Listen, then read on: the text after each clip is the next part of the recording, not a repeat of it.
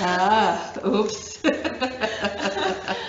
The last sound check I got in trouble for. So Oh, dear. Oh, my. Well, I hope you've learned a valuable I did lesson, learn a valuable lesson. Breathe.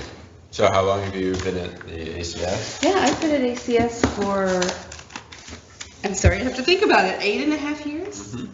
And prior to that, I was with John Wiley and Sons. I'm a Okay. chemist by training. Uh-huh. So I have my PhD from Duke, but immediately knew I don't think the lab is for me, so let's Okay. figure out what I can do in the rest of the world Mm-hmm. in a way that makes me happy and contributes. Okay, cool.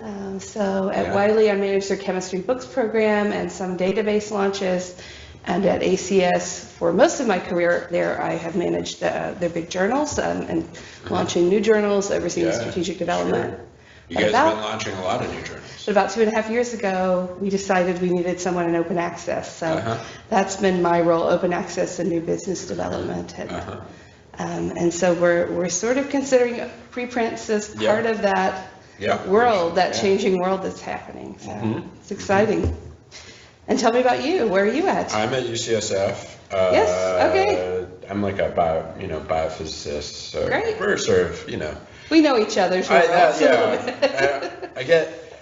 I get invited to ACS meetings Oh, good. occasionally, but they're like too overwhelming for me. We do have a lot of people who come, like between 13 and 16,000 Yeah, I know. people It's like too twice much. a year. So Yeah, I think I've been to two, Mhm. but now unless it's in San Francisco, which it is like every. it is actually in the spring Yeah, I next know. year. Yeah, but it is also like every 8 meetings or 6 We're or very 8 meetings smart. or We like something. San Francisco. But I was just like, it's just too. It's like too big for me. I don't know how the neuroscientists do it. Theirs is like once a year. It's like 30,000. I know. That's, well, I mean, and we've found sort of ways to deal with that, and that is Yeah. having some multidisciplinary Yeah. programming, but then also technical divisions that people can belong to and go to Yeah. their sessions. And, I would say still everyone struggles because you want to be at about 5 talks. Yeah, that's the trouble is like the FOMO Yeah. of the whole thing. Yep. Yeah. So Great. Well, Okay. we love San Francisco. Let's see. And I will be out I'm there actually again not- in Stanford. I'm not going to be there for that one. I was invited to Right. talk at it, but then I'm not going to be in San Francisco Okay. that week. So I'm trying to think be who in else. Chicago. Are you in Chicago? Okay. In March. Ugh. A grant that I have that Jessica's husband also has its annual meeting in March. Okay. The Searle. What is the Searle? It's like a young investigator award. Okay. But it comes out of a chemistry company.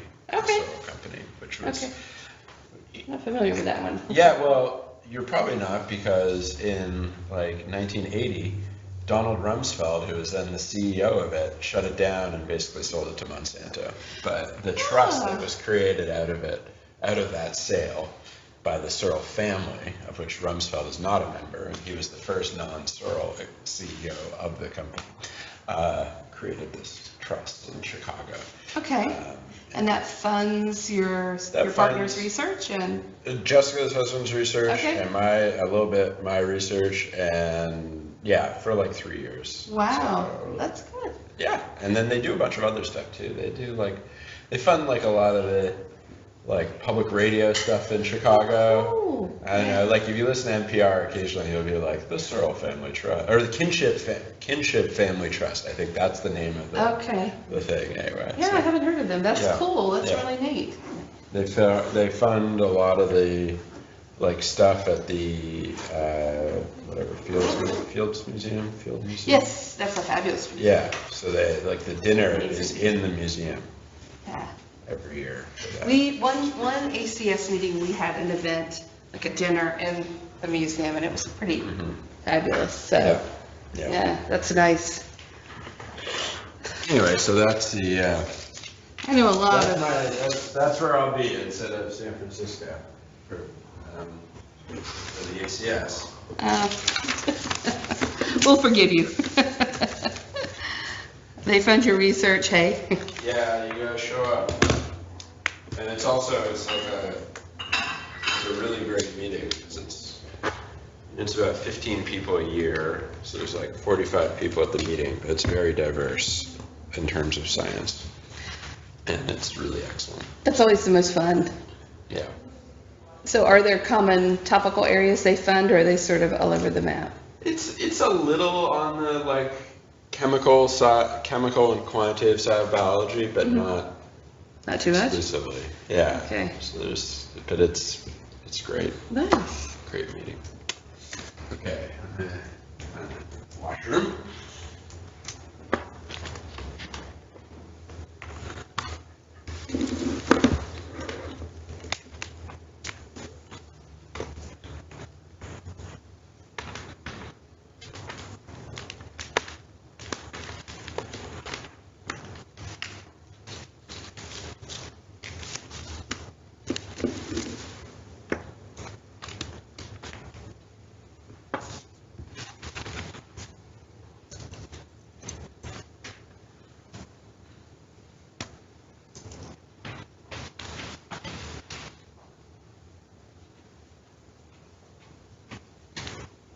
Did we give you enough conversation? Yes, I heard you loud and clear through the internet. So It was good to get to know him.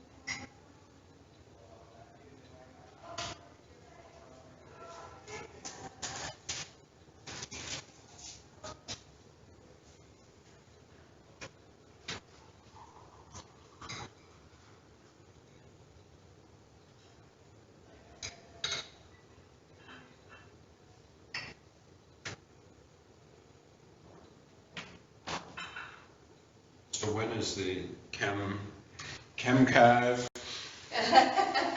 We're running out of abbreviation. We have not set a date yet. We made our announcement because we had a significant amount of research under our belt and our governance approval to proceed even if we didn't find partners. But we'd like to develop some partnerships with other chemical societies around the world and then jointly determine the launch date. And my best guess is that we're going to be spring of 2017 for an official launch because right now we really want the community to tell us what they need in a preprint server and how they'd like it to work, since there are now some options they can look at and think about, well, does that work for us, or what are our needs? Are the ACS journals that don't have sort of blanket friendly policies going to change their policies? Before we went to our governance back in July, we surveyed our all of our editors in chief, and 2/3 of those actually allow preprints now, much to our surprise, even though their policies didn't read that way. So that was an interesting conversation. Well, maybe you should make your policy read that way. And then 80% of the respondents said absolutely yes, regardless of what this is, I will support it. And the other 20% said, tell me more about it. I need to know more, and I need to talk to my community. So, so we kind of think with 80%, it's pretty much going to be a domino effect, and the others are going to, follow within a year. Correct me if I'm wrong. JAX is not. And I was responsible for JAX before I joined the open access program, and JAX does not, and it's unclear whether JAX will. They had originally scheduled to have an editorial advisory board meeting in September in Seville at UChems, but because of attendance issues, they're actually not. So we're trying to figure out when are we going to talk with their EAB and their editors. That's probably next. That's the big one. And absolutely, and we recognize that. So what's the number of articles published by ACS So journals we publish overall. 40,000 overall, and 3,000 of those are published in JAX. So less than 10%. It's not, but it's 10% it's, is, yeah. We only have like 50 journals, but yeah. Yeah, but It's that's not our huge. biggest journal, but Yeah. absolutely it is considered. It's not the biggest. It's not the What's the biggest. biggest? Journal of Physical Chemistry, which allows preprints. Yeah. But And that's got multiple. A, B, yeah, C, and yeah, letters. yeah. They all allow preprints, and now we're talking about close to 8 or 9,000 articles a year I for did that. not know that. And then ACS, Applied Materials and Interfaces, is now publishing more than 3,000. So we have a Really? couple of journals that really just shot off and became successful. So, Yeah, that's um, incredible. so yeah. JAX is sort of the traditional. JAX is, absolutely. And it was the kind of conversation where the editor was, well, I think ACS should do this. I think, chemistry should have a preprint server. I just need to talk to my community. So I think it's, kind of give us a year. We'll figure that out. Okay. But the ACS is very community driven. So our community actually determines when we should launch a new journal. We survey the community and they advise that. But they also elect or nominate editors. We have Right. community committees that nominate editors. And so we're very community driven. And I think it's fair that he just wants to talk to his community Sure. before he makes his big Yeah. change. What he But considers his to be a big community change. is. Oh, it's very diverse, yeah. And so maybe part of what he's doing also is waiting to see how the other journals in the community respond. yeah. So I think, we know we'll get there. The question is when. Yeah, and you guys don't publish on Cavante? No, we do not. That's Wiley VCH, and they also do not allow Yeah. preprints. Although have I think we snuck something in. Not a ton. Allow anything, but we had it up anyways. Yeah. Can I borrow Yeah, a yeah. moment? No, please don't let me interrupt you. Just wanted to thumb through these slides before. Yeah. Make sure I didn't put anything. I think these were the 6 points that went to The this. run. I found like a list of 8 points and 3 points and. Are we still being recorded? No, yes, we're still broadcasting. But, Ron, that big idiot. yeah.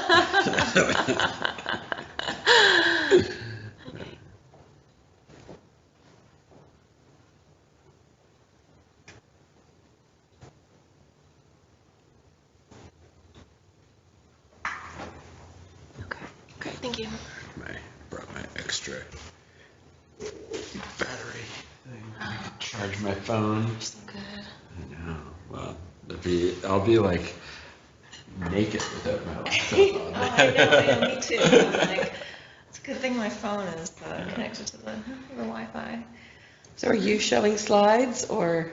Yes, Yeah, so Jamie has volunteered his laptop as like a presentation Yeah. Just I'm machine. letting it. Mine is over there handling the video conference. Okay. Yeah, so I think, yeah, I appreciate that. Thank you so No much. problem. You do feel naked without it when you're. No, but it's good, like I drew a line in my labs group meeting, like I really don't like people who bring their laptops and stuff. Try to, I know I don't pay as much attention at like a seminar when Oh, yeah. just like, Sometimes it's useful if you're in the middle of a conversation, you think, I don't know how that works, let me go look, and you can actually take Yeah. time to look and see yourself for a couple seconds. oh yeah, but then. Yeah. But you're right, people get distracted. Oh yeah, for sure. I recently started taking notes on paper instead of, Yes? and then transcribing them later, and I feel like it's amazing how much that, I guess doing anything twice probably contributes to memory. Yeah, but- I can't Yeah. read my own handwriting, so That's the problem. yeah, it's the one thing that qualifies me to be a medical doctor. I was so neat when I was a kid, I think it's because we wrote all the time. And then as I've gotten older, it is illegible. It becomes very much illegible. I'm the only one who can sort of interpret what I meant there. Yeah, my mom was an elementary school teacher, and yet still I never really like learned how to write properly.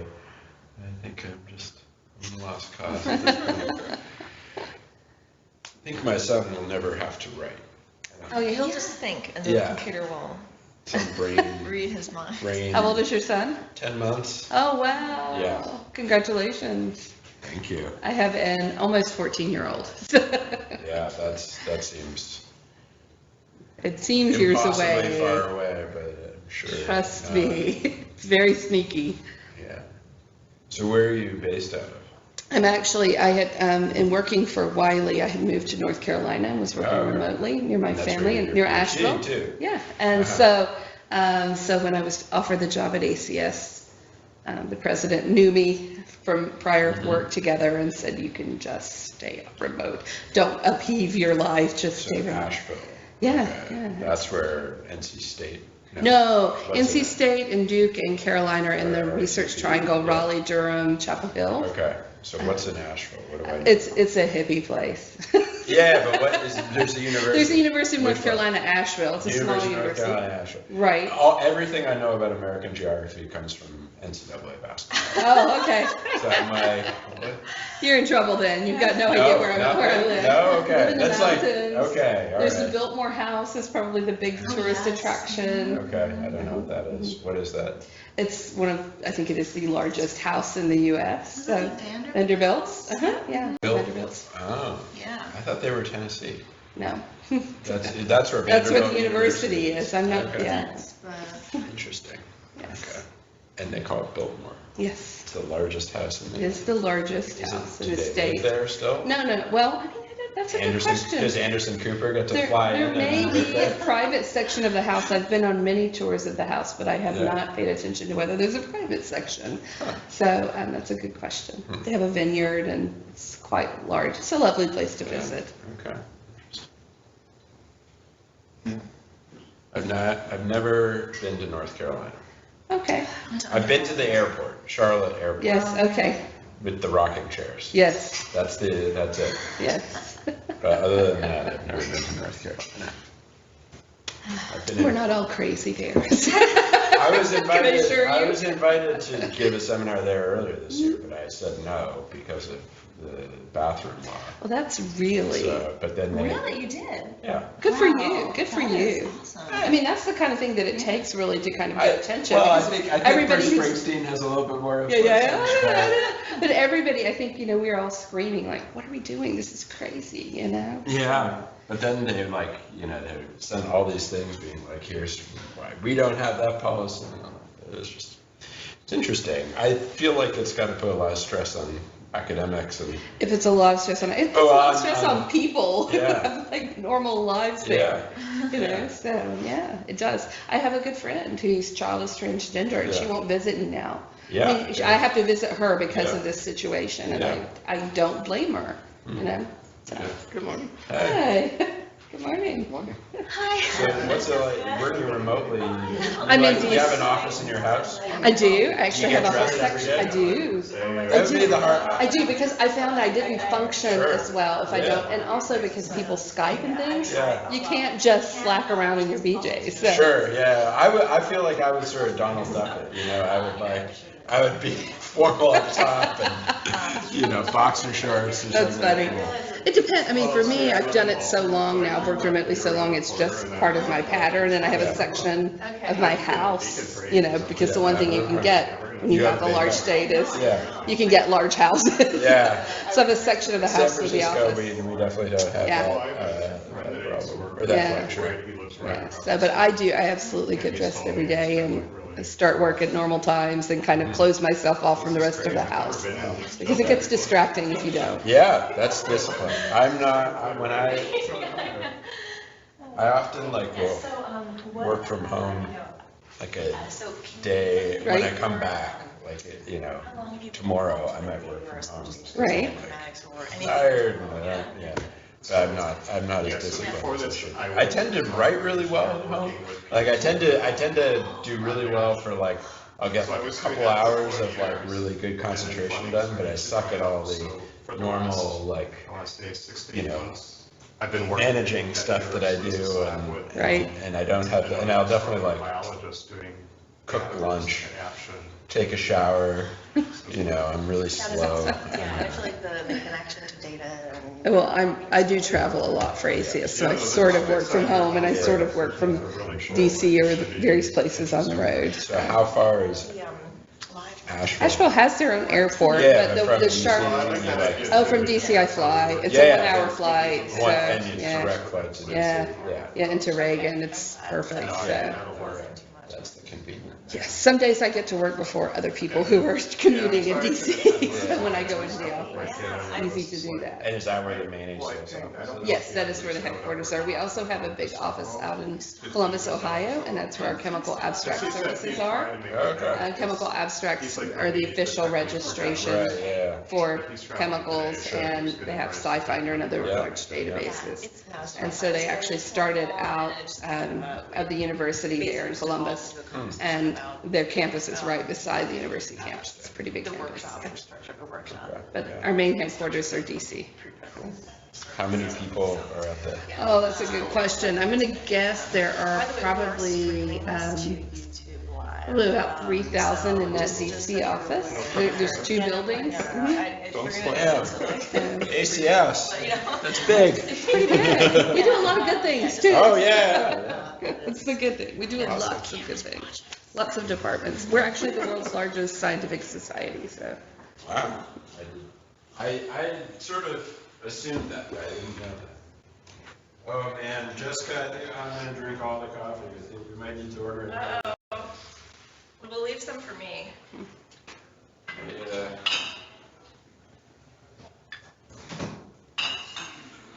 Even though I got my sort of 7.5, 8 hours, I'm still getting mine on coffee. Cheers there. You made it through the construction. I'll promise to do that all day. Hi, Mark. Good to see you again. Hi, how you doing? I'm well. Hi, Dal, it's Joe. Sorry I didn't connect. I'm on holiday. You were on holiday. Good for sorry. you. I That was just got the fabulous. email yesterday or something, so I thought, oh, well, No. we're here now. So. We'll be here. Nice to meet you. It's nice to meet you. Just,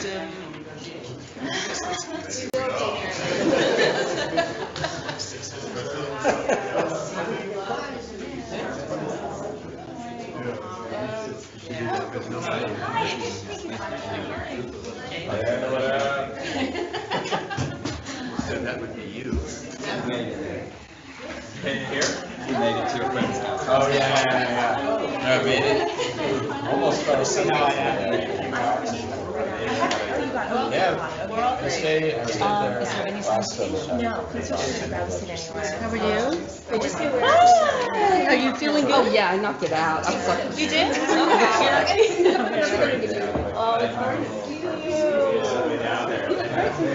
It's like 3 levels.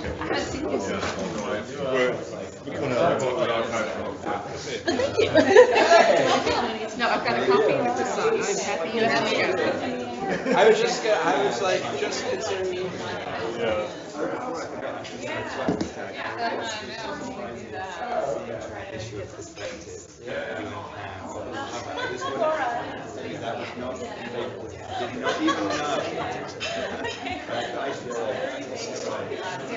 Henry Kissinger is gonna walk in.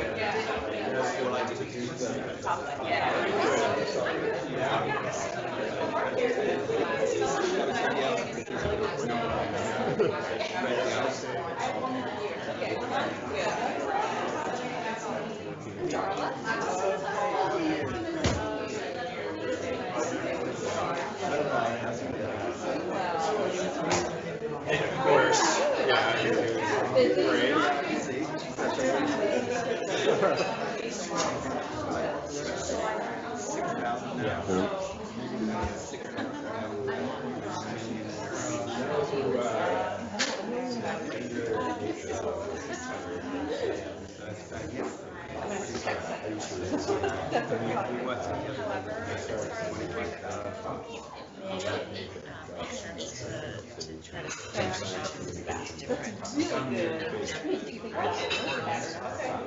I don't think it's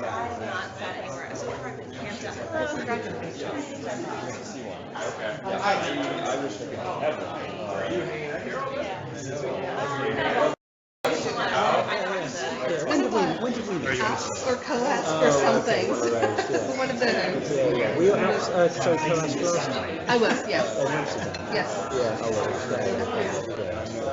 And the one before in Paris. Oh, and that one. Yes. Okay, yeah. Are you coming to this year? I am probably not coming to ALPS, but I'm going to be COASP. No, that's yeah, what of course, yes. that's what I mean. Yes, absolutely. Exactly. Right. Yeah, we had 50 people wanted to go from ACS. It was like, it's lovely, but we don't need 50 ACS people here. Might be a little bit overwhelming for the crowd. Yeah. So we do have a few. I'm coming and a few others.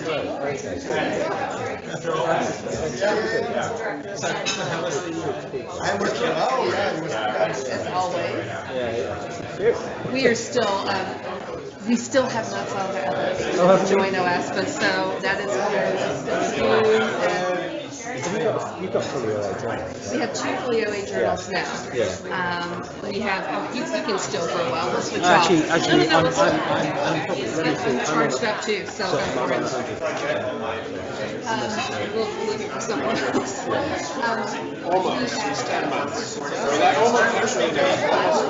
sponsor all Okay, yeah.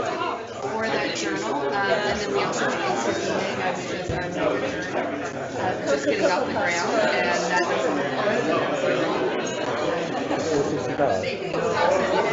it's not all CCI. Oh, okay. So we have our author choice license, and we worked with funders to make sure they were, we actually said that CCI had their NC versions. We worked with the funders to make sure they were okay, but then we also have an author choice via CCI, which is probably the truth. So we're not seeing a lot of uptake of CCI and CME, so we're kind of, what do we do there? We do have some authors who absolutely want it, and so it's that, what they do. You can't say no to that. But the community said want it, feel like Yeah, well, I suppose what are they afraid of? Yeah. And someone reuses their work, they do it all the time, and they know Okay. Yeah, well, I think there's probably some of it is just, here, we're trying to help. Exactly, absolutely. So yeah, we're working with them. But they are generally we are trying to, meet their needs as well. I don't know what that means for our WASPA application. all the research content is fully hosted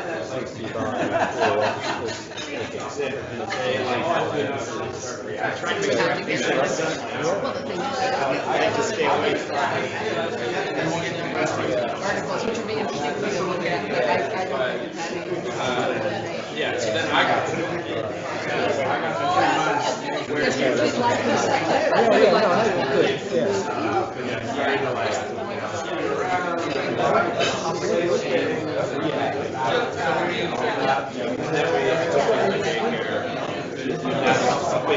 That's actually he really likes it. When I saw recently watching the installation, like, said it would be something a bit of a plastic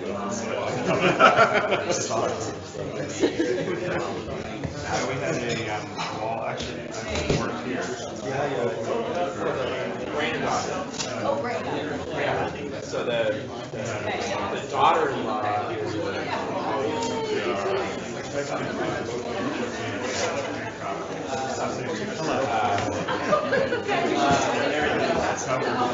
How are you?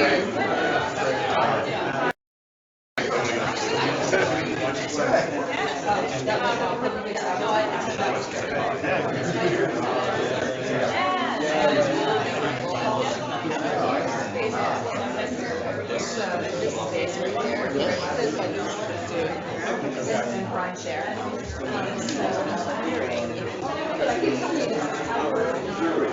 So I'm wondering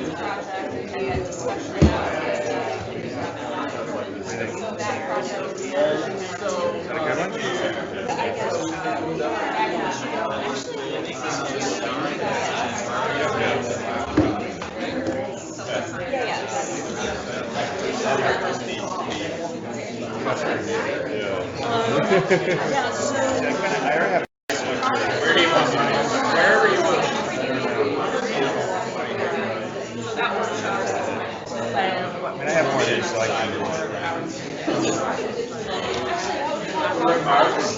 Yeah, no, I'm thinking well, where will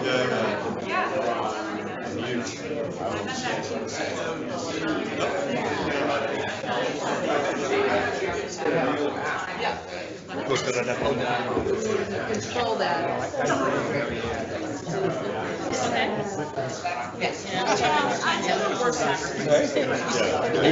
Well, I never sleep well. I'm a friend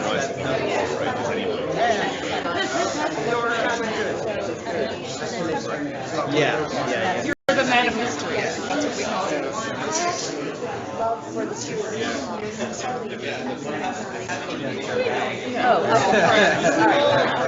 Why isn't that the full We've met. We have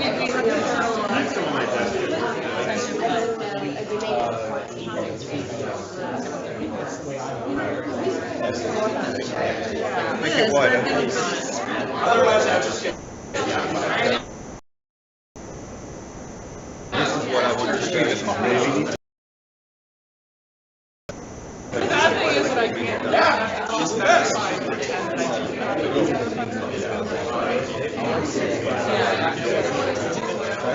This is one of my favorites. So, really cool. I have a role to take the whole idea that you should do it. I'm guessing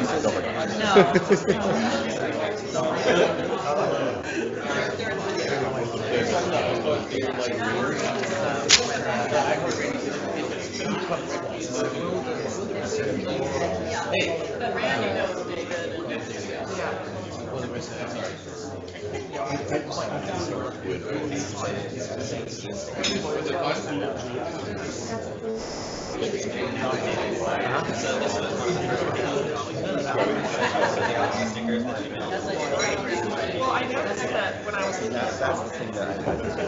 That's like my stickers are all work related.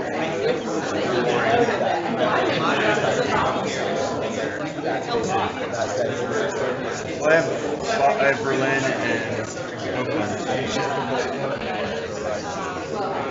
Yeah. Oh, I've seen this hoodie that you got. Somebody sent Stephanie. Yeah, she wore it the other day.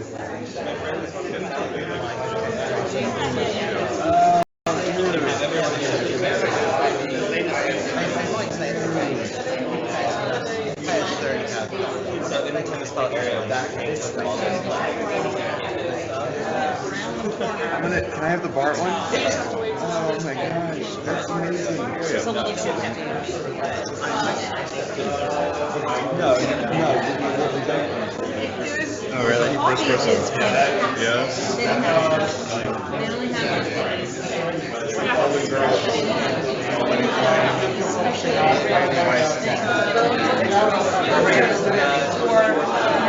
Just the right temperature. Organic, home ground, whatever, they'll probably roast them themselves, meat, whatever grades. They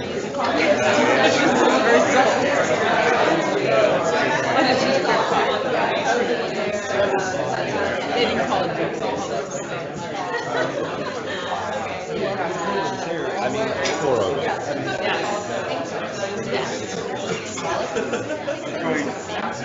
Can I cut it out? That'd be really right on the device for doing the Corona. So they might have named it off. I was going to put it here.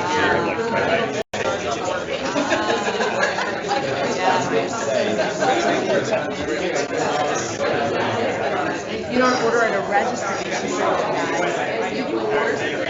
No, I went on and hope finding something for espresso. So he went with then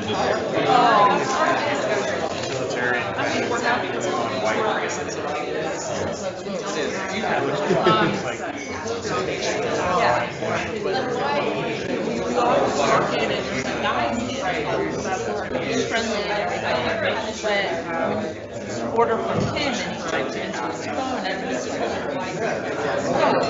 it really runs out the back and goes to the tutorial. I bought this sticker in my bag. Oh, you haven't done it? yeah, well, I don't know, maybe it's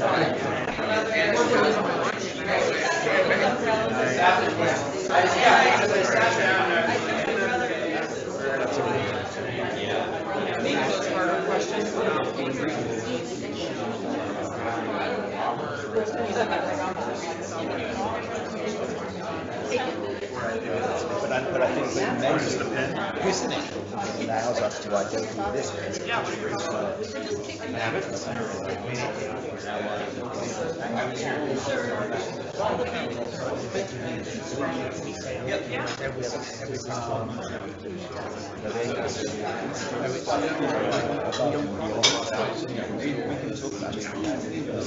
Brand identity. for the moment. That's right. Have a big empty like the airplane, you know, like. It's like, this is right. This is the middle seat between his middle seat. So my wife feels really unable to get the 2 seats through. She's trying to do lots of things. You can always take on the first discourage someone from taking the third city. But she doesn't. Thank you all so much for joining us today. I want to say welcome on behalf of ASAP Bio and give the floor immediately to Ron, who will say some remarks to give you an introduction. Great. Well, maybe I should introduce myself first. My name is Ron Vale. I'm a scientist at UCSF.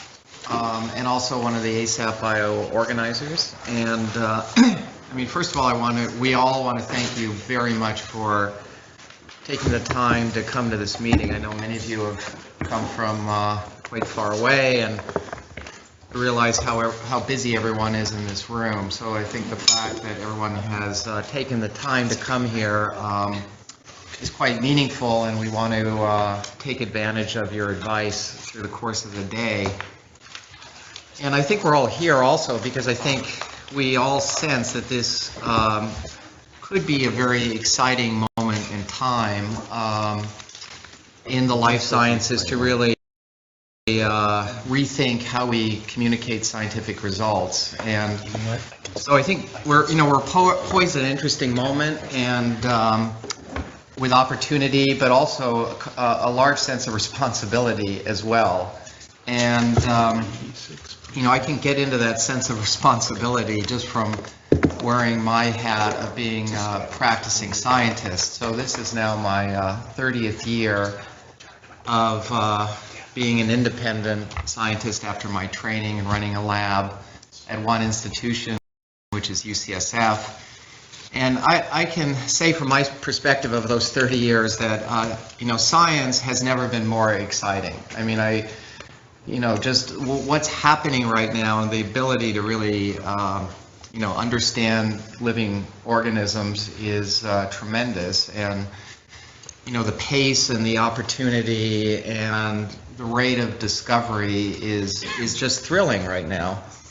And it would be nice if that was also matched by the thrill and joy of also communicating those results to one's colleagues in the profession, and also seeing one's work communicated in a way that's really helping the field and advance careers. But counterintuitively, even though communication on the planet has obviously advanced in tremendous ways over the past 30 years of my career, it's kind of ironic that to some ways, we've drifted into communication system that hasn't necessarily matched all the opportunities, in the sense that, you know, in many cases it's taking longer to publish scientific work than it used to.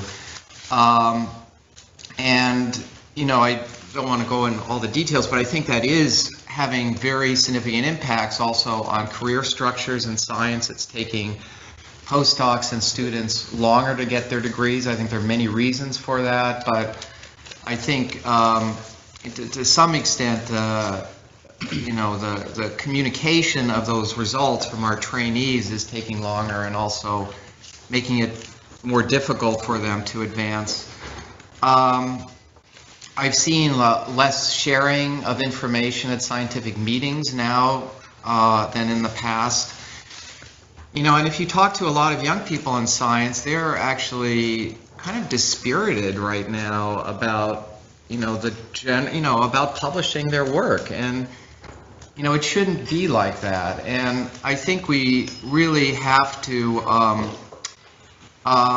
you know, look ahead to try to figure out not only how we can, you know, make science technically, experimentally go better, but we also have to do that in how we communicate those scientific results. And I think we, you know, young people are kind of looking to the community for leadership right now in terms of, you know, improving their career structures and, you know, creating a scientific communication system that is, you know, really going to be better than what it is right now. I mean, I should say, I'm not one of the people who thinks that the system is broken. I don't think that at all, but I think there are opportunities for making it better. And if that's the case, I think it's incumbent upon us as a community to execute that leadership and think through, you know, in a proactive way, how to make it better. So I would say, so ASAP Bio, let me just say a few words of how that got started. It's been moving very fast, very quickly, and it all really started from a lunchtime conversation on a lawn with myself and Jessica and another young scientist, Daniel Colin Ramos, in Cape Cod, literally like a year or 1 month ago, where we just started, you know, talking about these issues of science communication. That got extended then to Harold Varmus and also Jamie Fraser, who's over here. And of course, there are a lot of issues in science publication, and you know, and they're being tackled in many sectors. I know, you know, peer review, eLife is doing really interesting work on that. But we thought that, you know, in terms of something that could have big impact, as well as being feasible, because I think impact and feasibility is the Venn diagram that one has to look towards if one's really going to make progress, is that, you know, the form of direct scientist-to-scientist communication of work through the form of preprints may be, or what we are using the term preprints now, although I would view that as any kind of pre-review communication from one scientist to his or her scientific community, might be something that fit that Venn diagram between large-scale impact and feasibility, and may be poised at a right time to think about in the life sciences. And, you know, the reason is that, first of all, thanks to Archive, there's a 25-year track record of success. Frankly, we wouldn't be talking about this if there wasn't that 25-year experiment. There are, you know, already launched preprint servers in biology. It has the possibility of reaching the scale of Archive, of being very large-scale impact and low cost. And so, you know, many of the barriers to get it to work seem to be tractable. However, we wanted to test that idea to really kick the tires and to see, what the community would think about that. So that took the form of 2 meetings.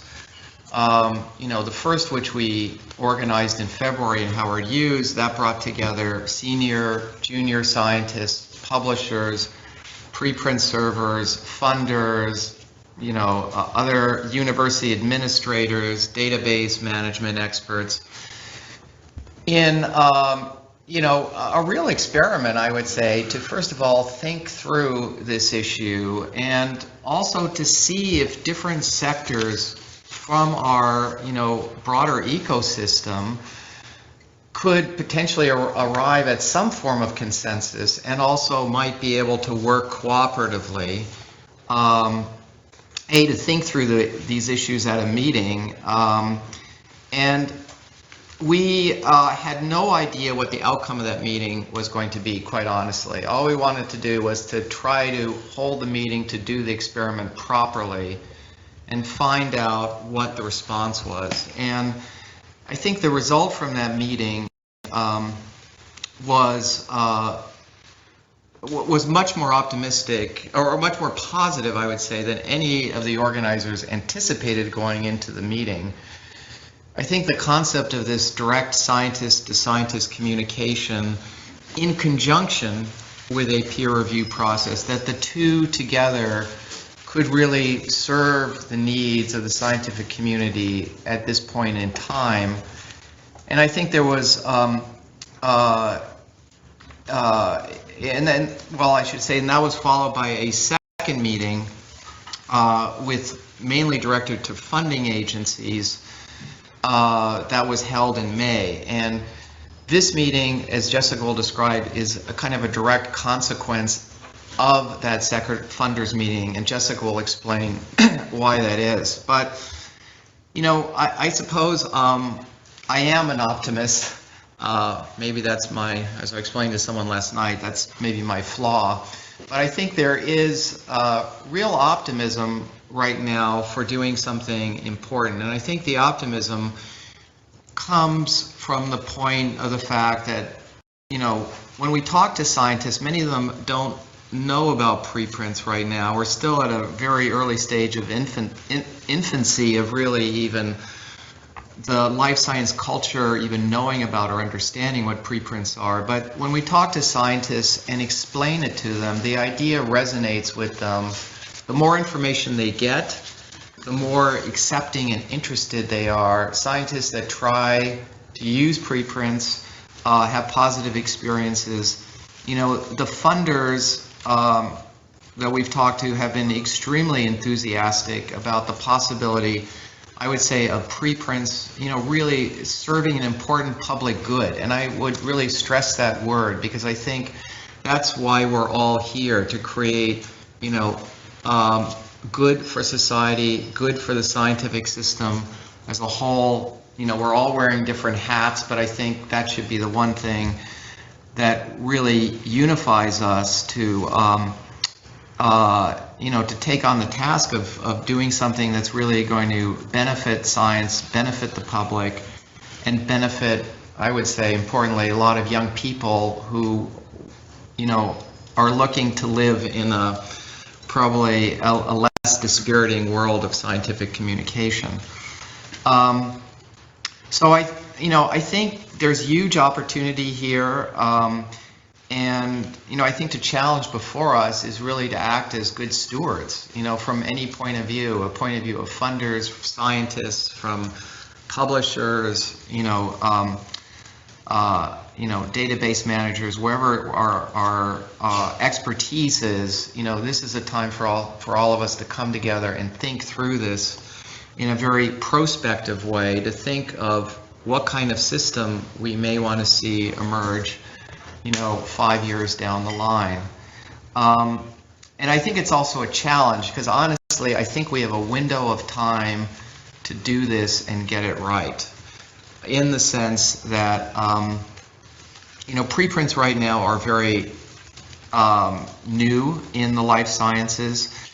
And as I said, I think from these meetings, there is interest, there's an opportunity, and my sense or intuition, just from knowing the scientific community, I think we probably have a 5-year window to try to get various pieces of this puzzle to work and to try to have this take hold in the life sciences.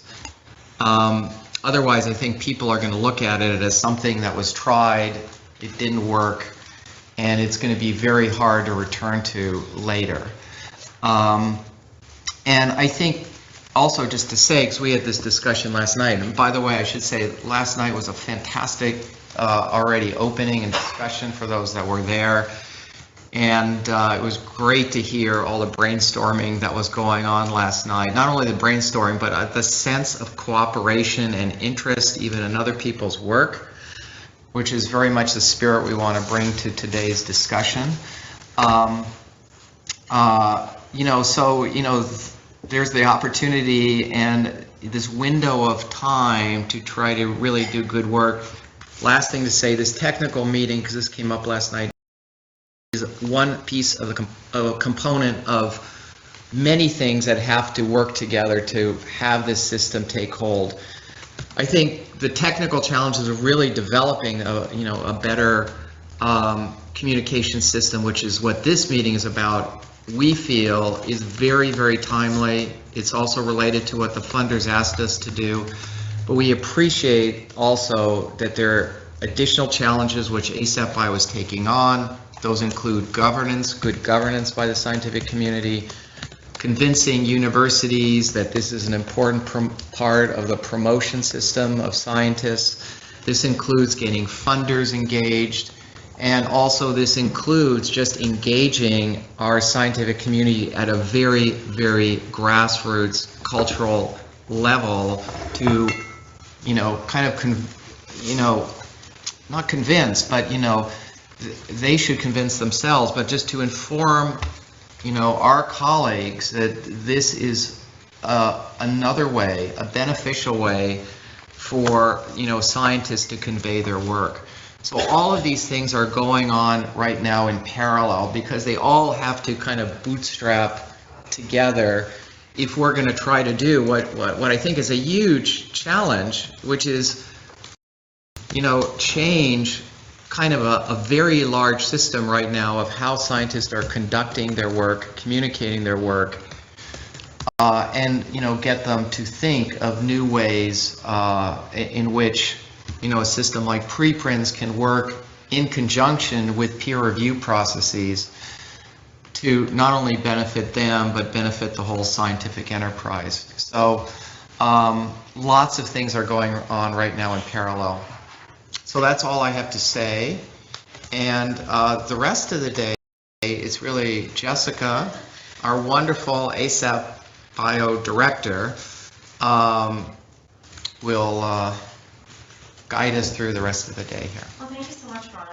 A very brief announcement. I just want to make everyone aware the Wi-Fi username is guest and the password is guests for anyone who may miss this important piece of information. And now it's my pleasure to introduce John Randall, who's the Senior Program Director and Advisor to the President, who will tell us a little bit about the work of the Academy in education. Sure, thank you very much, Ron and Jessica. I'm standing in the way of what is going to be a fascinating discussion, so I'll try to be brief, but I do appreciate this opportunity to both welcome all of you to the Academy and also to tell you a little bit about what this organization is and what it stands for. I think Ron has unwittingly, or perhaps wittingly, already highlighted a number of links between what you're doing today and some of our work in science and technology, particularly a project called the Public Face of Science that I'll tell you a little bit about. The American Academy of Arts and Sciences, for those of you who are not familiar with us, is a pretty old organization. We were founded in 1780 by John Adams and James Bowdoin and a number of other what they called scholar patriots in the midst of the Revolutionary War. We are in part an honorary membership society, so every year we elect about 200 individuals from across the country, actually really across the country, but also around the world, to lifetime membership in the Academy. And that's election by the peers. So our members, such as Ron, both nominate and vote for people who get elected to the American Academy. So we have about 5,400 members today. 600 of those are what we call foreign honorary members. They're drawn from all academic disciplines, arts and sciences, of course, but also from other professions, so from business, from public affairs, performing arts. We have a number of Hollywood types in our membership, which is always fun when they come to induction. So it's a very broad organization, and that diversity really is a benefit to us because in the other sort of half of our operation, we do public policy studies, and we do public policy studies not just in science and technology policy, which is the team that I lead, along with people like Allison Leaf, one of our policy fellows, but also in social policy and international security and humanities and the arts. We run the humanities indicators, which is the counterpart to the science and engineering indicators that the National Science Board puts out. So it's a very broad organization, and it means that sort of interdisciplinary study, cross-sector analyses like Ron was describing, are really at the core of what we do. We put out several reports a year. There's one example, one of our largest reports in recent years is called Restoring the Foundation. It came out 2 years ago and speaks to both, obviously, the need for sustained investment in science and technology research, particularly basic research, which is the focus of the report, but also things like government, university, industry collaborations, and the need for long-range planning in science technology. This report did not really get at the issues of publishing, but they are more relevant to this Public Face of Science initiative. This is a new project. We envision it as a 3-year project, but I'm sure it's going to go on for longer than that. We launched it earlier this year. It's a multifaceted project. I mean, the core of the project is to try to understand better what it is that what the factors are that underlie public support for scientific research. There's a lot of hand-wringing, I think, in the scientific community that trust in scientists and the products of their work is in decline. There's actually not that much evidence for that decline in trust, except for obviously issues, the hot-button issues you all know about, GMOs, evolution, climate change, and so forth. So one question is, are those controversial issues contagious? Are they going to contribute to a broader decline in public trust? But what we know, for example, is the scientific literacy, sort of understanding of science, is not really a major factor in public support for research. And so, but what we don't know is what are the major factors, and that's what we're trying to get in this study. But there are other components to the study as well, and a major one is this question of what we call sort of self-inflicted wounds, which is, I think, more of what you're getting at today. So that includes publishing practices. It includes ways in which science is portrayed through the media, through obviously by scientists through their own work and through direct outreach. And so a lot of the issues that you're tackling today get a lot of those questions, scientific fraud and retractions, the transparency and the ways that transparency could be boosted through things like preprints. Those are definitely issues that we're very interested in. There is a lot more information on that project at publicfaceofscience.org, so I encourage you to check out that project website. We also have a number of publications, not just from our science and technology work, but also from the other areas on the public publications table that's out by the entrance, so I encourage you to take any of those publications that you think might be of interest. So let me stop there, and thank you again all for coming, particularly for, it is a beautiful day, but you had to brave construction to get here, so we recognize that's not always easy. So thank you very much for being here, and I really look forward to hearing how this meeting goes. Thank you. And thank you to everyone at the Academy, including Allison, who's sitting over there as well, and Joni and Joe and the support who are helping us make this meeting happen today.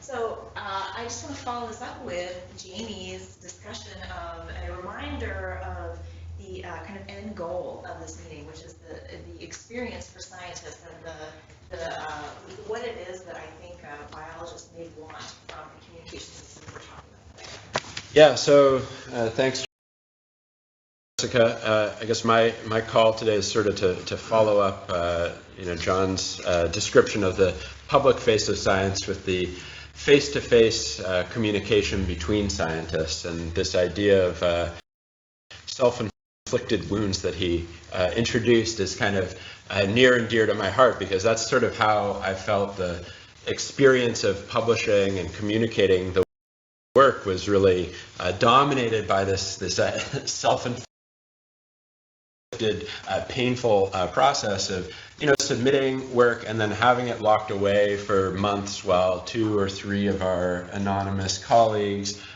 made, sometimes very helpful suggestions, sometimes, what we might consider petty suggestions. And it really was sapping, I think, a lot of the excitement about communication of results for junior scientists especially, and also creating a weird period of secrecy. I think Ron mentioned how people are kind of afraid to share results at meetings more and more. And a lot of that is because they don't want to jeopardize what's going on behind the scenes in this closed process. So when I started my lab at UCSF 5 years ago, and it's sort of maybe only in science that I'm considered a junior scientist still at that point, or at this point, that one of the goals that I had for my lab was to have a culture that was really open with our communication and really emphasize the joyful aspects of sharing our work with the community. And so, as preprints sort of gained momentum in the last 2 years, 2-3 years, we started taking part in that system, especially by posting our papers on bioRxiv. And it really caused a change in our internal lab culture for the positive. So I think the students in my lab and the postdoctoral fellows in my lab started to think about posting the preprint as the end goal, and it really raised the bar in our own lab as well. We didn't have that period of secrecy to have an intermediate product out there. What mattered for putting the work out there was our own standard. It was saying we're ready for the world to look at our research, comment on it, and we're excited to see what the community has to say. Now, most scientists have to be prepared for the fact that the community will say, this is really boring. No one's that interested in multi-temperature, multi-conformer crystallography or things like that, but it's important to have that opportunity. And a lot of the interactions that we've had around our preprints have been people coming up to us at meetings and saying, hey, I read that, let me take you aside and give you an informal review face-to-face or in the hallways at UCSF, rather than sort of a structured formal review the way we get through a traditional peer review process. So in addition to this sort of cultural aspect within the group, it's also had a huge effect on my career and the career of other junior scientists in the group in terms of work at this stage being included in grant applications and fellowship applications. My advancement through UCSF, for example, included on my CV all of our preprints that were submitted for publication.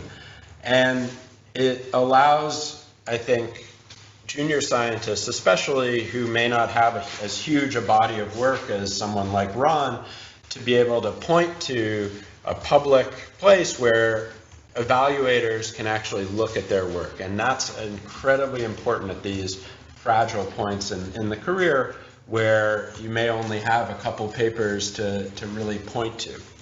So I think it can really, we can have a huge effect on careers, especially at that junior level, if we build a better system. So what might that system look like, and how can we take the momentum that's currently in the field of scientific communication and build on it and keep improving the system? As a practicing scientist, one of the huge benefits of the current preprint system is that it's incredibly simple to interact with. We can basically rely on a relatively painless process. There are very few self-inflicted wounds in posting a preprint, and know that our work is going to be accessible to a really broad community in a very rapid amount of time. So that speed and simplicity is really important to us. Right now, bioRxiv, for example, has really taken a tremendous lead in exchange between preprints and the rest of the science publishing ecosystem in terms of being able to send preprints directly to journals. We might like to see exchange work many different ways, for journals being able to have point of access be submitting a paper and then also sort of propagate it out to preprint servers, linking between different databases and data standards, or the standards will be really important for that. So there should be really a lot of emphasis on the way that scientific manuscripts and data can exchange in this ecosystem. And then finally, one of the most constant sources of feedback whenever we talk about this amongst other scientists is the aspect of discoverability. Right now there's a lot of confusion about where to look for preprints, how preprint versioning works, how preprints interact with published manuscripts, and there's a lot of misinformation out there.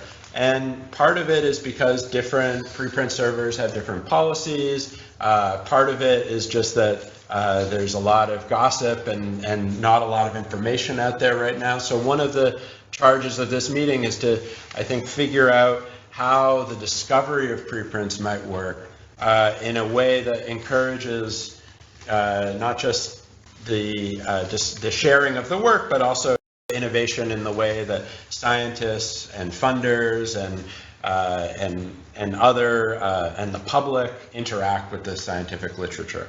So with that, I mean, that's my perspective as a working scientist. I'm happy to talk over coffee or in the sessions with everybody about our really wonderful experiences posting preprints. And I think that at the end of the day, we'll have made hopefully a lot of progress towards continuing the momentum of a joyful communication system that's open and rapid and transparent. And so with that, let's turn it over to Jessica and figure out the details of how this might actually work. Thanks, Jamie. So I have a few slides to show you, but also want to reserve a little bit of time so that we can quickly go around the room and hear some brief introductions from everyone before jumping into the breakout session. So, as Jamie told you, I think that there's so many elements to our kind of ideal preprint ecosystem. But I've outlined 6 here that we think are particularly important. First, this preprint system should be governed by the community, both working scientists and other stakeholders. Next, preprints should be stably preserved in perpetuity. And finally, in addition to that, we should also have greater discoverability and visibility for scientists, so that ideally scientists would know where to go to look for preprints, and they could get notifications for preprints pushed to them rather than merely having to visit a website to see them.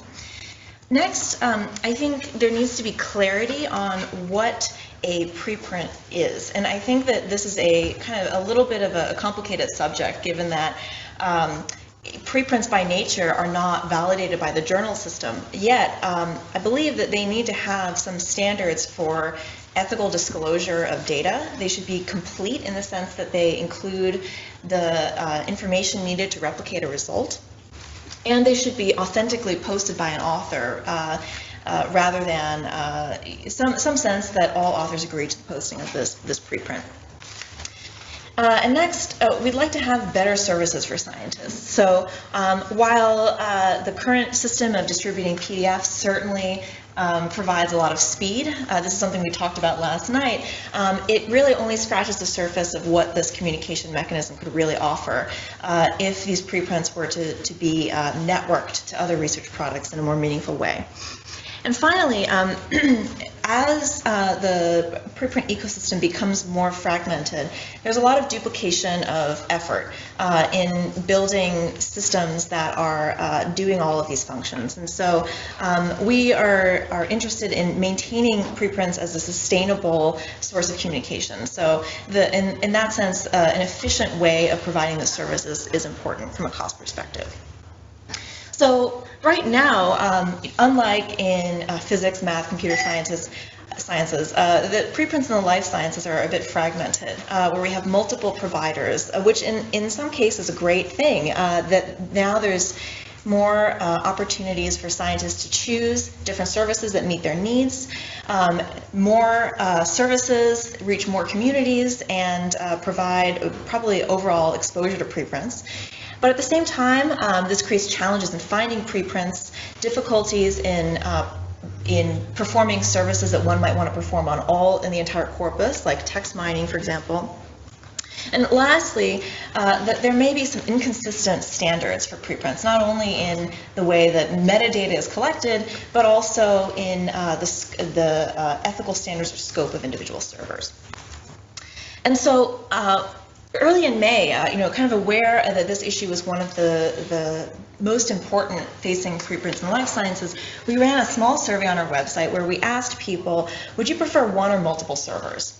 And the responses were mixed. This is available on our website. But I just want to highlight, it's impossible to read, I realize, but let me read it to you. So some said, we want, one server because we don't want this to be diluted. Others said centralization will lead to an abuse of power, or that competition is a good thing, or that a single point of failure is bad. And also that different scientific communities have different needs, and so it's good to have multiple servers providing that for different communities.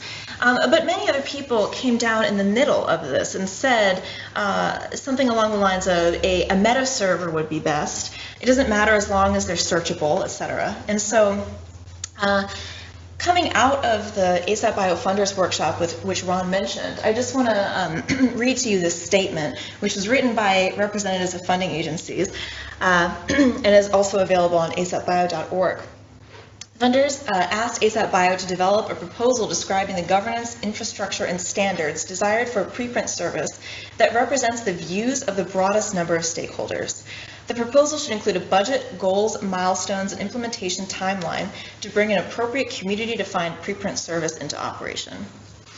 And so this call is what motivates us to ask you to join us today at this workshop, which is part of a greater progression towards a presentation to funders of several different iterations of a central service model. And so the overall goal of the meeting is to outline options for reasonable technical specifications for this central preprint or peer review publication service that we want to describe in an intelligent, informed, and yet not prescriptive RFI. So out of the workshop today, together with feedback on a preprint service model, which we are collecting on an ongoing basis, we would like to produce an open RFI for technical service providers that anyone can respond to for providing a service that can aggregate preprints. And we would like to present the results or the responses to this RFI together with a white paper produced by a governance task force, which we are assembling separately, to funders towards the end of the year. So what is the central service model? I think we've communicated this to you a little bit, but we've already gone through a few iterations. The first being that we initially envisioned something along a PubMed or PubMed Central-like axis, where this would be a search tool that people could use that would index either metadata or full text of preprints. And we also envisioned perhaps this in the more complete models could have a full text display or a submission directly. We received a lot of valuable feedback, which is also listed on the central service document on our website. But some of I think the three most important points are that models that do not have an open API and common licensing to enable reuse do not provide much benefit over the current state of affairs. And next, that centralizing submission and full text display, which are in the domain of existing servers, could divert traffic and attention away from them. And that is certainly not the kind of cooperative approach that we want to take toward assisting this ecosystem. And finally, that we had initially envisioned that content would be taken into the server with the central service with JATS. Yet through conversations with existing preprint servers, we learned that this document conversion process is costly and likely very impractical from the perspective of preprints. And so that brings us to the current model, which again is not particularly visible right now, but I will describe it in words briefly. Our concept is to currently, in this draft, to accept manuscripts to an intake server in the author's best format, and in the original manuscript file, which could then be converted through services or tools provided by the central service into a format like XML, HTML, or PDF, and then subjected to a uniform screening procedure that might involve author authentication, automated detection of plagiarism or non-scientific content, etc. And finally, that once accepted into this database, the full text would be sent back to the intake server for display. So scientists could search, like PubMed, search for preprints and visualize some metadata like the abstract, but that they would be redirected back to the intake server for display in most cases. However, all of the preprints would be available to anyone who wanted to use the API or download the entire corpus for use other than standard web display. And finally, the entire system would be overseen, of course, by a governance body, including stakeholders that include working scientists and others. So yes? You've twice said "and others." Who are these others? Who are the stakeholders other than the scientists? Yeah, I think that's a great question. I think, I don't have a great answer at the moment. I mean, funders, maybe, yeah.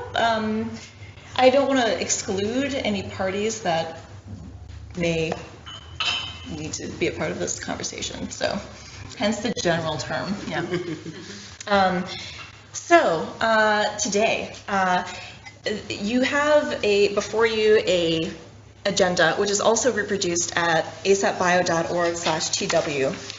And importantly, all of the breakout sessions are linked to Google Docs. And we request that all notes are kept in the Google Docs for the benefit of those who may be watching remotely, and also for the anyone who, for the general record keeping, and I think our own sanity in trying to collect all the notes afterwards. I think it will be very useful to have everything in one place. So ideally, if we can have multiple people in each breakout session contributing to this document, I think that would be very helpful. And you'll notice that the majority of the breakout sessions focus on potential implementations and how such a system could be implemented in the future. We are hoping to keep most of the breakout sessions focused on the creative implementations of technology and how different groups could be brought together. However, we also recognize that those of you in this room are some of the best equipped to comment on if this is a good idea in the first place and who should be implementing some of these technologies. And so there's a separate link at this web URL here at asapbio.org/TW called Meta Comments. And we request that any other comments about the scope of this central service or the structure of the central service be left there. And at the end of the day, at 4:15, there's a typo on the printed sheets, but at 4:15, we will come back to discuss this question of what is best for the scientific community and whether this service is shaped in the right way. There is some flexibility in the schedule, but I just want to make you all aware that this conversation will happen. So, a second reminder to please keep notes in the Google Docs rather than elsewhere. And thank you all so much for joining us today and lending us your expertise. Already last night, I enjoyed the conversation so much and learning from all of you, and I'm really looking forward to hearing your opinions and your expertise in this critical time for preprints in the life sciences. So I think that given that we have a few minutes before we get started on the first breakout session, I'd like to go around the room and just allow everyone to introduce themselves, maybe state their affiliation and what they hope to achieve with this meeting or the interest that they bring to this meeting. So I don't want to put you on the spot, but I'm going to put you on the spot. Okay. So, yeah. So I'm Richard Sever from Cold Spring Harbor Lab. Cold Spring Harbor is a molecular biology institute in Long Island. I'm assistant director of Cold Spring Harbor Press and co-founder of bioRxiv. And we founded bioRxiv really to do the same sort of thing that arXiv has been doing for physics and hard sciences. We've been at it for about 3 years and have something like 6,000 submissions now and about a million views per month. And so we're interested in making bioRxiv interact perfectly with the rest of the ecosystem. So that's why I'm here. I'm Louise Page. I'm publisher at PLOS.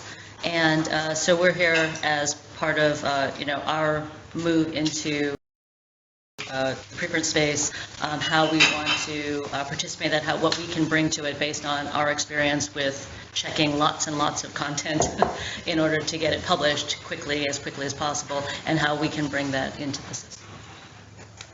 I'm Darla Henderson with the American Chemical Society, and I'm responsible for the last 2 years for strategic development and implementation of our open access programs. We announced a few weeks ago our intention to organize ChemArchive, a chemistry preprint server, and I'm here to listen and learn and hopefully contribute as we consider ways that we can help our chemistry community meet their needs and with respect to preprint communication. I'm Mark Patterson, Executive Director at eLife and previously at PLOS as well. eLife is an open access initiative launched by 3 funding agencies, Wellcome, Max Planck and Howard Hughes.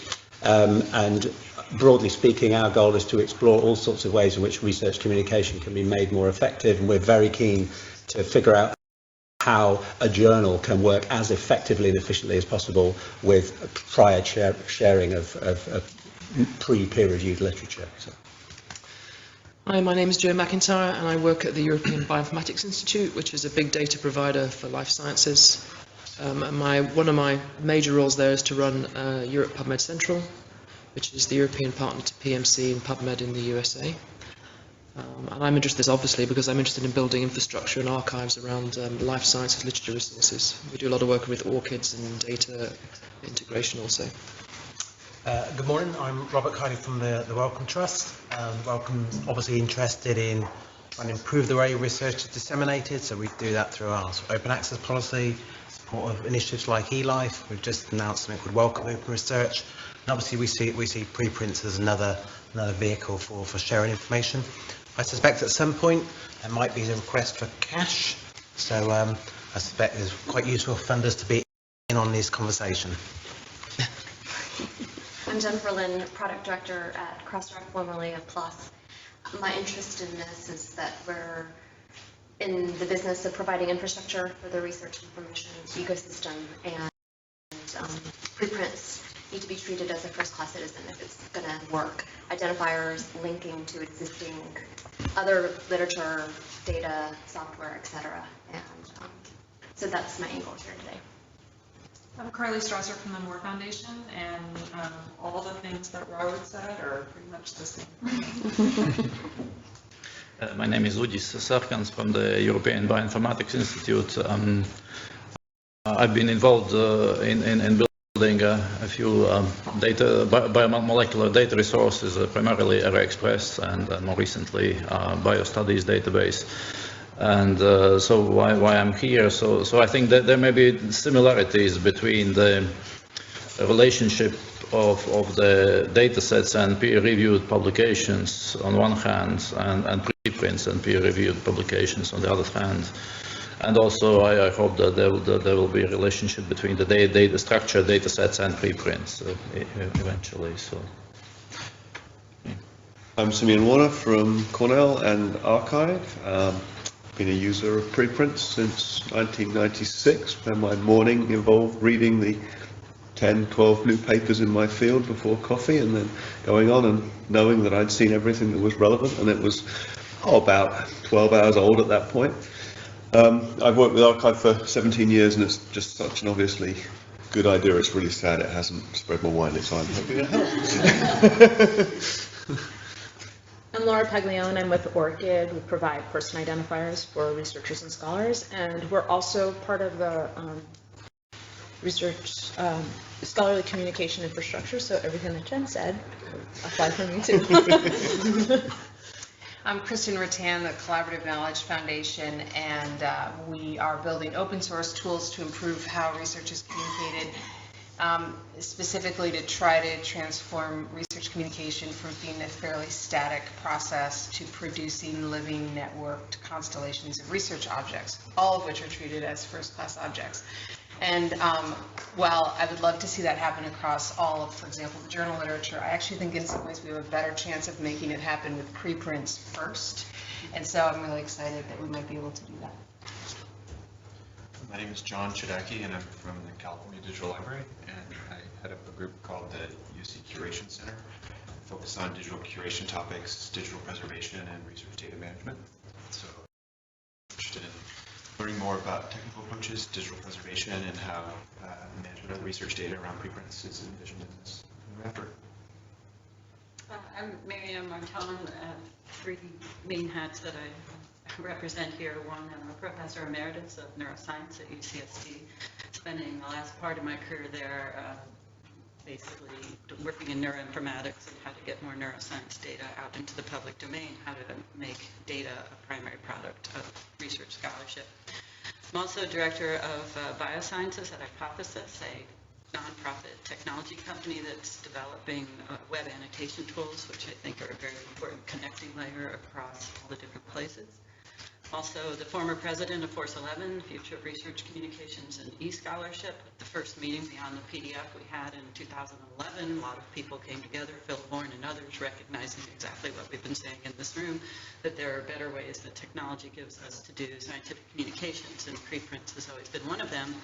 There was a very famous statement by Carol Goebbels, one of the founding members of Force 11, at the 2013 meeting, don't publish, release, the idea that one should be releasing one's products often into the public domain, that peer review can be layered on top of that, but that should not be the gatekeeper of how things get in. I think preprints is the most obvious place to start with that, and so my work in data citation, resource identification, everything else, I think that this is a really wonderful opportunity to implement that model and something that would have traction in the scientific community. My name is Dan Vallon. I work at Picshare, which is a cross-disciplinary data repository, and I'm interested in understanding some of the potential infrastructure requirements to better support our research community that we serve and publisher partners. And also see how research data fits into the preprint discussion as well. Hi, I'm Allison Leaf, and I'm a Science and Technology Policy Fellow here at the Academy, and I'm just really curious to hear more about this effort. Hi, I'm Lee Giles. I'm a computer scientist and professor at Pennsylvania State University. I was one of the co-founders of CiteSeer, now CiteSeer X.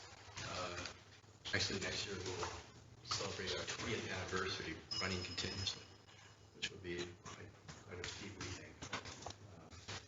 And we've been working at using AI and machine learning methods to extract information and knowledge from documents. We manage about 8 million documents right now, so we develop that.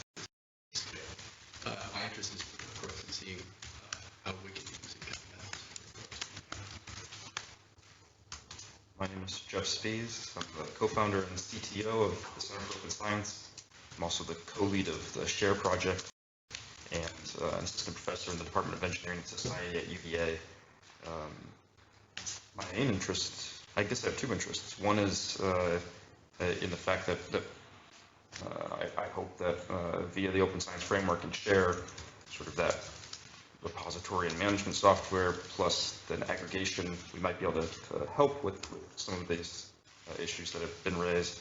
But also I think in building these things, there are still a few gaps that I would love to have collaborators on. And so I'm hoping that because there's so much expertise in the room, we can perhaps find those partners in this? Hi, I'm Bill McKinney. I'm a software developer at the medical school, and I'm currently working on a 3-year grant to extend Dataverse, which is a data repository, to accommodate large biomedical data sets. So like Figshare, I think, Dataverse could be part of the component system for this to link not only, publication data, but also research data. I'm Daniel Mietjen from the NIH. The NIH is a research institution, an infrastructure provider, and a funder. And so we have at least these 3 perspectives that all make us interested in research being communicated effectively. I'm personally a biophysicist, so I've always had this split of attention to preprints. One half of me was reading it every day for the physics, and the other half didn't know about it. And so I'm very glad that you're helping me relieve that stress. You've come here for stress relief. That's.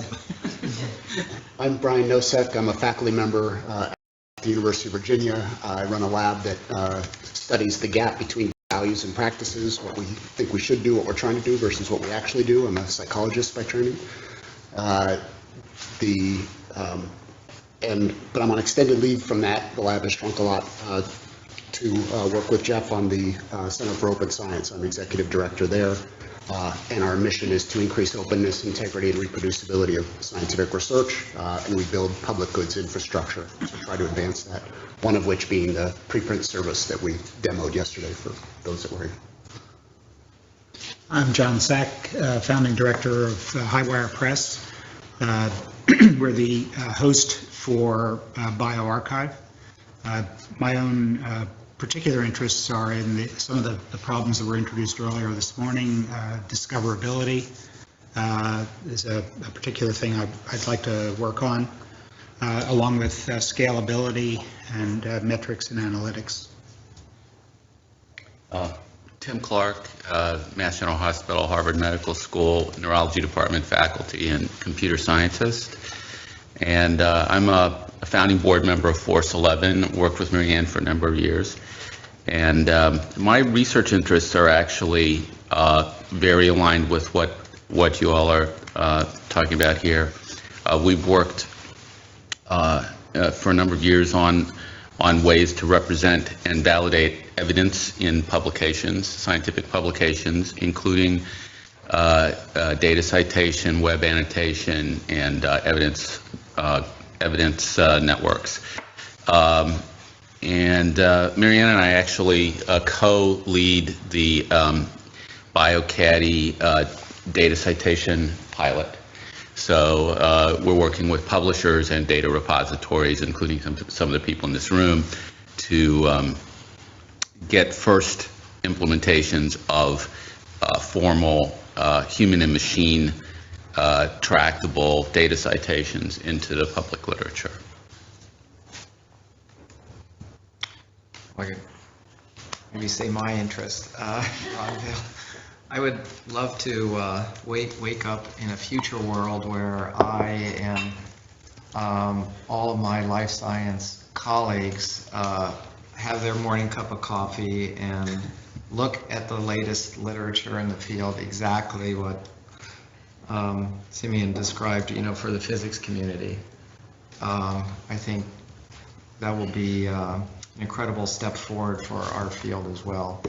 I also do want to say that one goal into getting to that vision, one outcome of this meeting is that the funders are going to play an extremely important role here, and our job is not to prescribe something as a result of this meeting, but to gather together good information that we can use to put forward to the funders this fall for them to potentially nucleate a consortium of which they are potentially interested right now.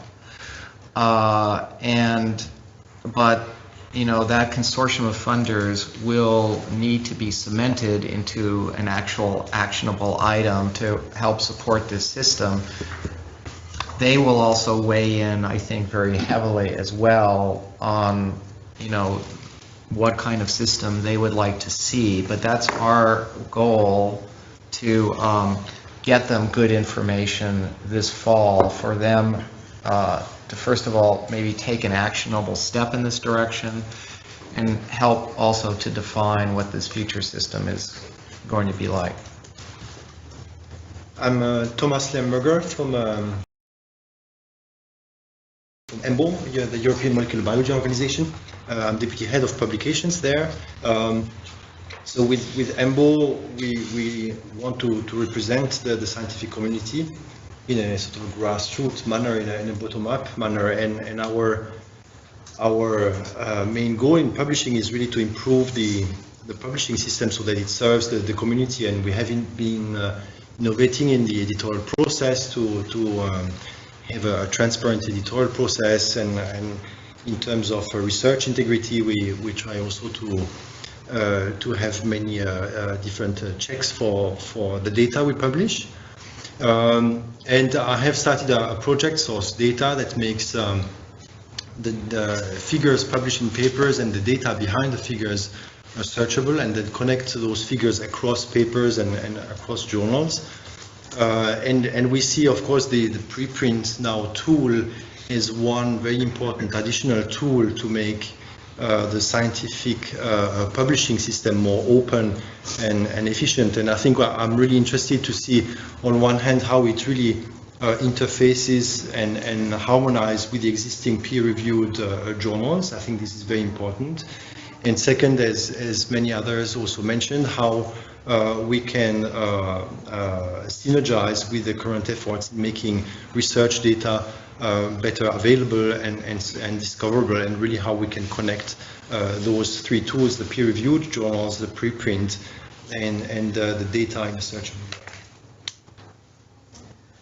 John Randall again. You already heard about my professional interests. I'll just add that both Allison and I are also life science PhDs, so we also have a personal interest in what you talk about today as well. Okay. Thank you so much for that great introduction. It is now, I think, a great time for us to break out into our two breakout groups. Group A will always be in the council room, and Group B will be in the boardroom, which is a small room on the hall here.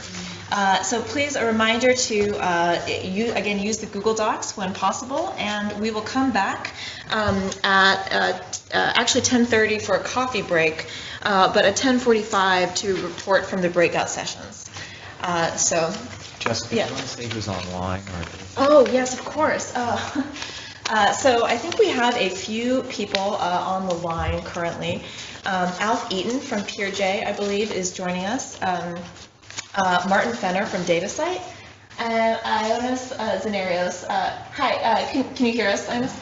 Yeah. Okay. You're muted, I believe. I believe you're muted. Now you hear me, right? Okay. Okay, great, thank you. And please, we're very much looking forward to hearing your contributions as well as those from everyone in the room. So see you back here at 10:45. Oh, yes, and Brian. Just on the streaming part, this room is live streamed on the internet, but that room isn't? That's correct. So if we want to insult the Eisen brothers, do it over there. Or here. Or here. Exactly, great. Thank you. So this is the council room?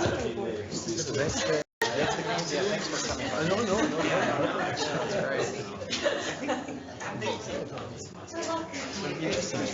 Yeah. All right. I think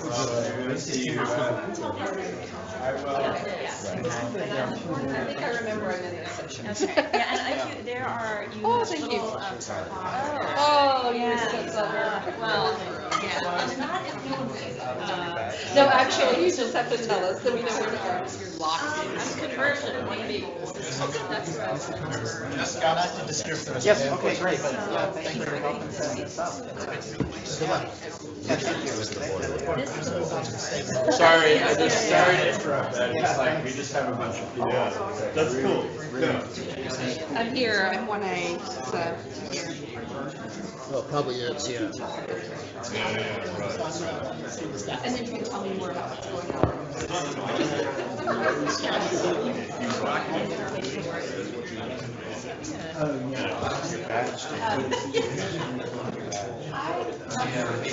Well, I have this other show when he shows fraction.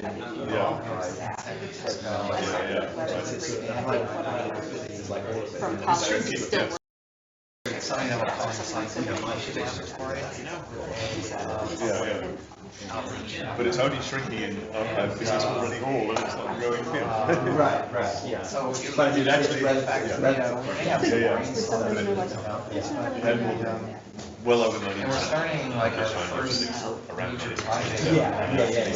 The really hard thing to explain there is you get all these rocks that do funny things and comes over and goes up in the So I was, you know, it's basically you get a really important point where you get enough space where you get that. Then it's it's something like central limit theory, but in a different way, you know. Super check. I had to wind back to when I did well. You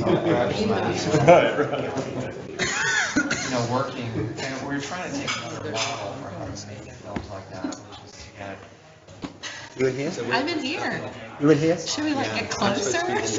Oh, are you? So that's why everybody's just vanishing.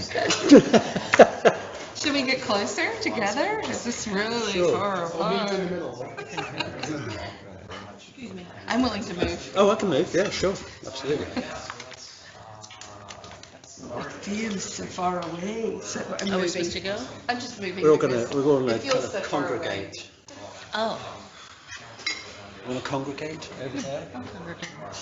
Your computer's sitting at places. So I have to find a place. Okay. Hello. Are you in this room? Nope, I'm in the other one. I just wanted to go Oh, I think I left.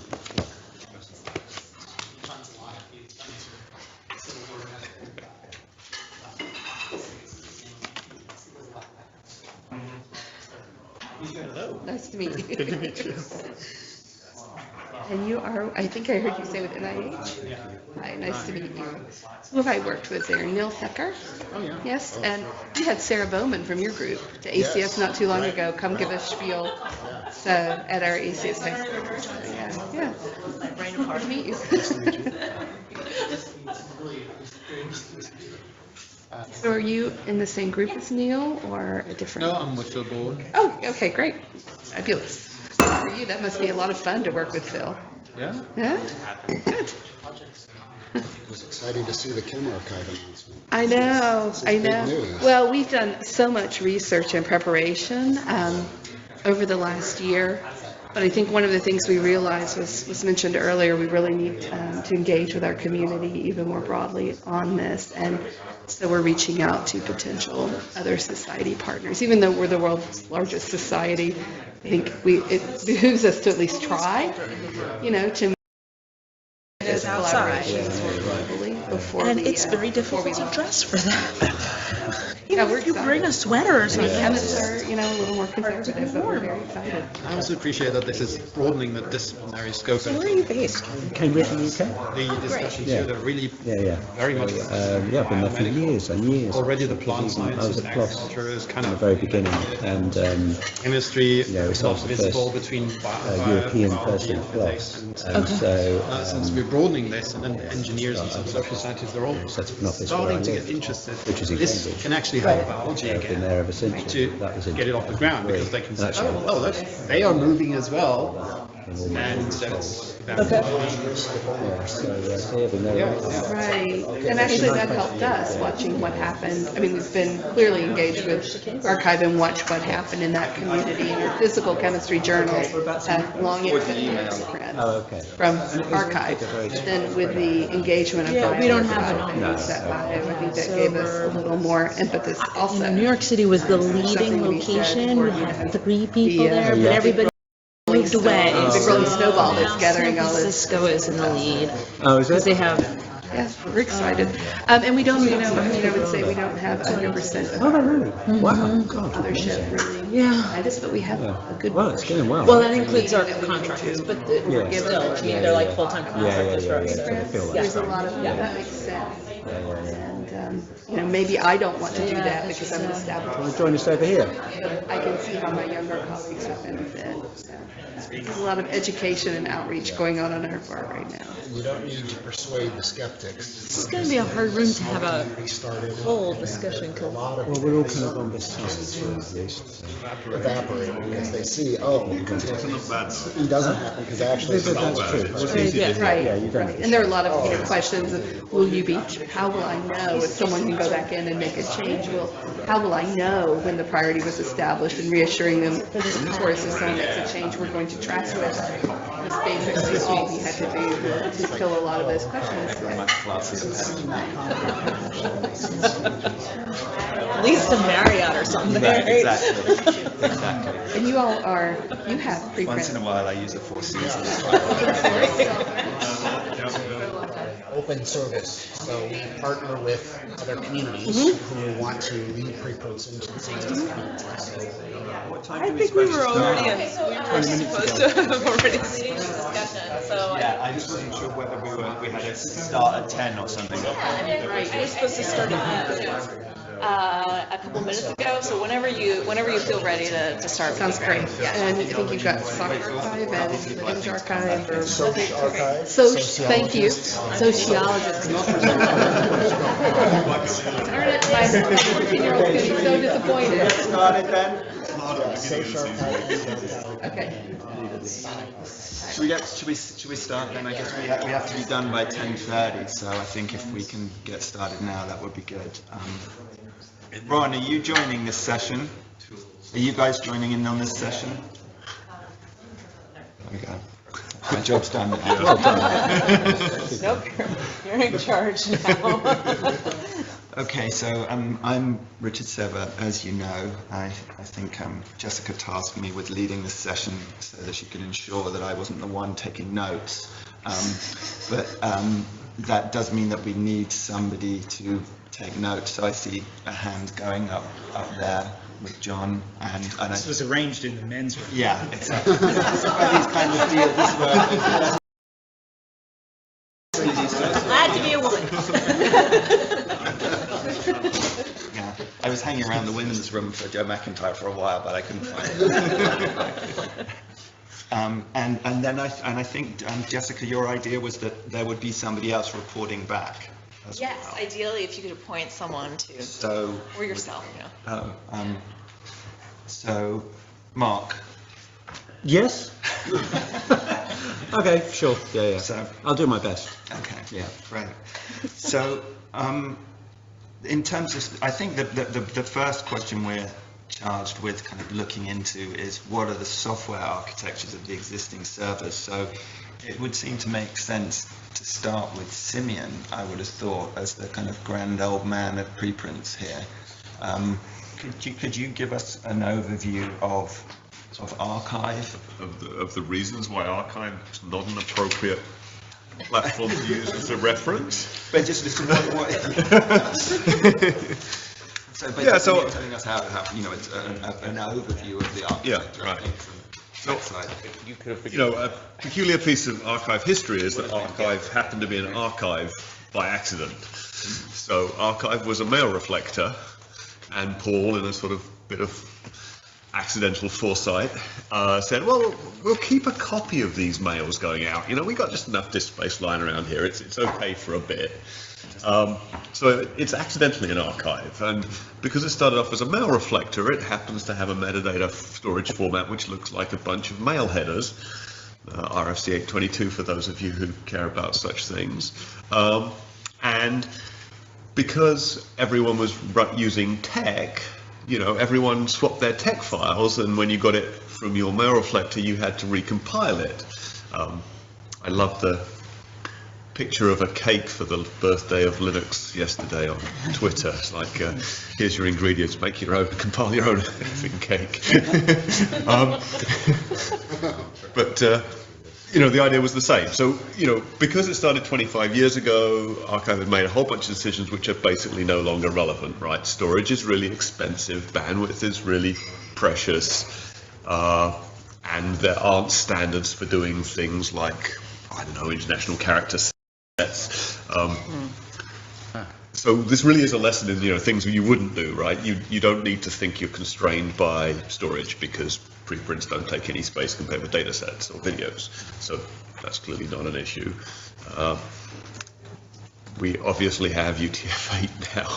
You wouldn't use anything that didn't support international characters. You might understand that there are places in the world where surnames or have multiple words and all those complications. So it's really a case of adopting best practices which span the whole community now, as opposed to, I really don't want to talk more about what Archive did, because, I think the scaling question actually is not a big issue, right? Because 200,000, the scaling question, 200,000 papers a year is not a lot of data. So essentially any modern architecture you choose will have the ability to scale to the needs of such a server. That's just not going to be a big issue. Well, you mean in terms of hosting? Or do you mean in checking all of that? Hosting, well, okay, you could do computation on them, which would take time, but the software. Got it. Yeah, I guess there are questions here about, what will scale. To me, the key thing is, what are the APIs and standards which allow this service to use the best in class in all the other things it needs and interoperate in the way that matters. Yeah. So that's where I would focus, and in terms of architectural choices, actually, I don't think those are the biggest issues. Yeah, no, I would agree. I mean, maybe that's a good step on for me to sort of say something about bioarchives architecture. I think, our view has always been that, the ability to scale and the stability was key. And so, that's why the hosting was in partnership with Highwire Press. For those of you who don't know what Highwire is, it was created out of Stanford University Library, and Stanford still has about a half share in it.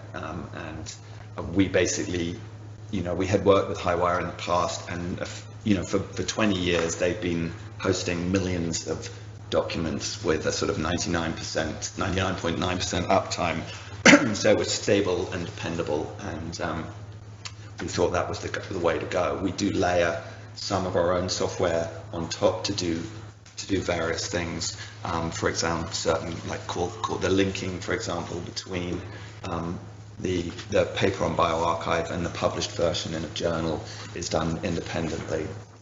But the real meat underneath is Highwire, and that was really because of they have an incredible track record of being able to they host Science, for example, and so that the load in terms of papers. And also I think another thing to be aware of is scaling the number of users is important. If you suddenly have a paper where you're going to get millions and millions of people looking at that paper, you need to be you need to be set up so that the whole thing doesn't crash and everybody get a blank page. So I think that's another part of the scaling, and that was another consideration that came into it. I don't know, John, if you would like to add anything at this point about So in thinking about the architecture of bioarchive, I'd say one of the distinctive characteristics is that we separate the ingest from the hosting, and each side of that has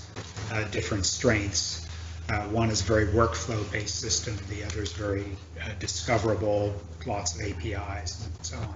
I think the separation lets us plug and play different things and scale each side for whatever is appropriate. You could get millions of views on one side, but probably not millions of papers on the other side.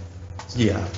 I mean, I think the other thing to add in that case is that the module that we use for the intake is similar to what a lot of journals use. So in many respects, that was a convenience, allowed us to get started easily, but it made it very easy for lots of authors to immediately use it. They could even use the same passwords for a lot of a lot of the same password they use for a lot of journals was very helpful. So it wasn't unfamiliar, and we could build in we could, because of Highwire's relationship with things like Crossref. I don't think we have Jennifer Lynn here, but Crossref, and knowing how ORCID interactions work, all these sorts of things we could immediately build in from the get-go, which was very easy. Yeah, I'd say from the other part, architecture is it's a funny word. There's a computer architecture, but there's also an information architecture, and the information architecture in bioRxiv is, I think, similar to the one in arXiv. That is, it's essentially date-based and subject-based. And maybe that's just obvious that, oh, well, that's of course how everything should be organized. But it wasn't entirely obvious, yeah, a few years ago, and maybe it was not at all obvious when arXiv started. Although I think a date-based browse was sort of fundamental to the, yeah, we certainly thought to the email concept. So with CiteSeer, I would agree totally with what you said. We have three systems. We have the production system is what you see when you come. So that's run separately. And then we have our ingestion system, which is sort of crawling out, updating. Then we actually have a research system that allows us to do research. And keeping the ingestion separate is extremely important. It makes it scale. And we can ingest about 20,000. We ingest about 20,000 documents a day.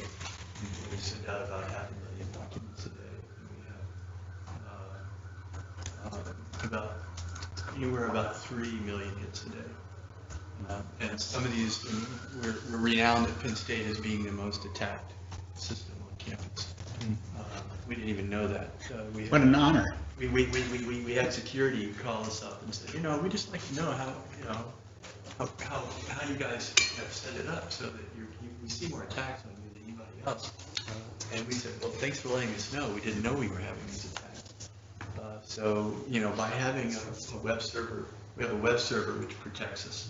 You have to go through that web server, and that gives us a lot of protection. And there are a lot of other protection facilities you can take advantage of. And our stack is, it's a Linux type stack. And everything's at the top. We actually recently went to a VM system, which I would encourage. I wouldn't encourage if it was a huge system. But for smaller, like Tim was saying, this is not a big system, so I think a VM would be very useful. Help actually in the management. And we've gone to VM. That's for our production system. So that's a query from that. Yeah, Tim. So I wonder if it would be useful to take a little bit of a step back, and I think it's important to realize sort of how, number one, how ambitious this idea is, and that what's going to happen if it succeeds is that we're taking a whole slice of science and prying away the sort of right to first receive and publish scientific communications from a lot of publishers, okay? And what that actually does is it creates a basis for doing a lot of layering and microservices and creating a sort of a whole new model of the ecosystem where the publishers still have a certain role, but a lot of the information management and a lot of the provision of services that could be layered on top of preprint servers can be opened up in a big way. So I mentioned that that Marianne and I co-lead an NIH-funded project on data citation. And one of the interesting problems and one of the sort of big socio-technical issues that came up in this project is just that you've got lots of different publishers that have their own information management systems and if you want to change anything, you've got to line them all up one at a time. Whereas if this is successful, what you will have is a situation where you can start layering services directly off of one kind of central meta service. And so I think really important to think about sort of microservices, cloud deployments, all the rest of that stuff in this context, and not the worst thing that you could do, I think, is to think about this monolithically or like this sort of standard NIH information sciences grant, where some big lab gets a grant and builds something, right? Shouldn't be like that. I'm aware that before we sort of go off on trajectory that there are other servers represented here, so I think they should have the same opportunity to speak as bioRxiv and bioRxiv has. I think somebody's on the line from Peer J. It's Alf Eaton. Are you calling in remotely? I thought. So I don't know if they're muted. I thought I wanted to give them an opportunity to. I'll see if I get Jessica to. Okay, well. Something to do with that over there. Hold that thought. Okay, well maybe in the meantime then we should go to Brian, because I mean you're. I'd like to at some point comment on Tim's. Since it's right in the floor. So one concept would be that if there are a network of servers that have preprints in them, that they would essentially, to be called a preprint server in this domain, you would have to respond to certain types of APIs. Sure, exactly. And that's just part of being credentialed. Yep.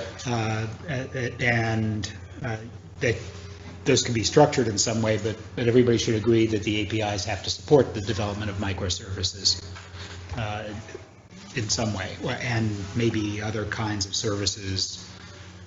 Trying to think of what the opposite of a microservice is. I guess it's a macro service, but I'm just thinking of things that would operate on the whole corpus versus things that would operate on individual items in. So I think I would agree completely, but can we just hold that thought, because I think that's the second issue that we should get onto, the issue of APIs, etc. But I wanted to give other people who have architecture a chance to speak before we get there.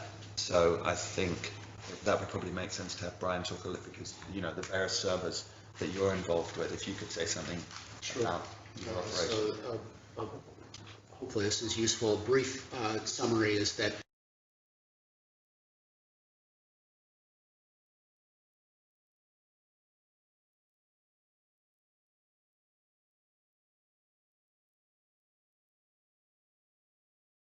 application framework that supports authentication, security, file storage, connection of other services together, and then the preprint interfaces or other kinds of interfaces are built on top of that and draw on those services. And because it's all open, anybody can build their own interface using those services or a portion of those services, and then bringing in their own that might come from other sources, like Tim's describing. And then we have what we showed yesterday is one interface, which is our initial release of a preprints interface, on which other organizations who want to run preprint services in their community can have a branded version of that service that they then run. That's coupled with the Share project in order to aggregate across multiple services so that you can discover whether the preprint is on PeerJ or on bioRxiv or nArchive or wherever it is. And the Share project is a partnership with the Association of Research Libraries. And that is an open data set of all research events, not just focused on preprints, but preprints is obviously a big part of it. And so what the preprint interface does is just has the pipeline for those services that offer preprints. And so you can search and discover on those from whatever service they are in a single place. And then once you find what you're looking for, it takes you then to that service. So it facilitates the discovery and then the actual interaction with bioRxiv or whatever service. So is that enough? Yeah, no, that's great. Did we? So I just restarted the call. I'm not sure if Alf is able to hear us right now, but I think on the video setting his video is not shared. So Alf, if you're able to share your video and audio, please do so. Okay. Sorry. Hello, hi, can you hear me now? Yeah. Hello? Yes, we can hear you. We can hear you. Hiya. Yeah, Give us a I'm little not, bit of an I'm not overview able of to. PHA preprints.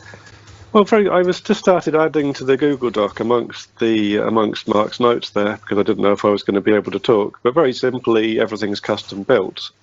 We built our own system for submissions and publishing, and it's all differently to bioRxiv and CiteSeer. Everything's all one system because we allow authors to submit and to comment and ask questions on the preprint and feedback, and there's a lot of scoring for people who contribute in the system, which is one advantage of having it all in one place. On the other hand, I can see the advantage of having things separate. We try and build everything in a way that follows the standards that you would expect for publishing things on the web. So any archiving service or crawling service that needs to fetch the preprints like locks or clocks is able to do so easily, and anybody else can come along and harvest from there. There's not too much else to say about it other than that. Well, I think probably at this point then maybe we should explore this notion of, I think that implicit in what you were saying about APIs was the notion that there will be a standard set of standards, for want of a better word, that any server that were to be considered should use it. One of the points that Jessica made in her document was, do these servers have existing APIs? Archive has an API, right?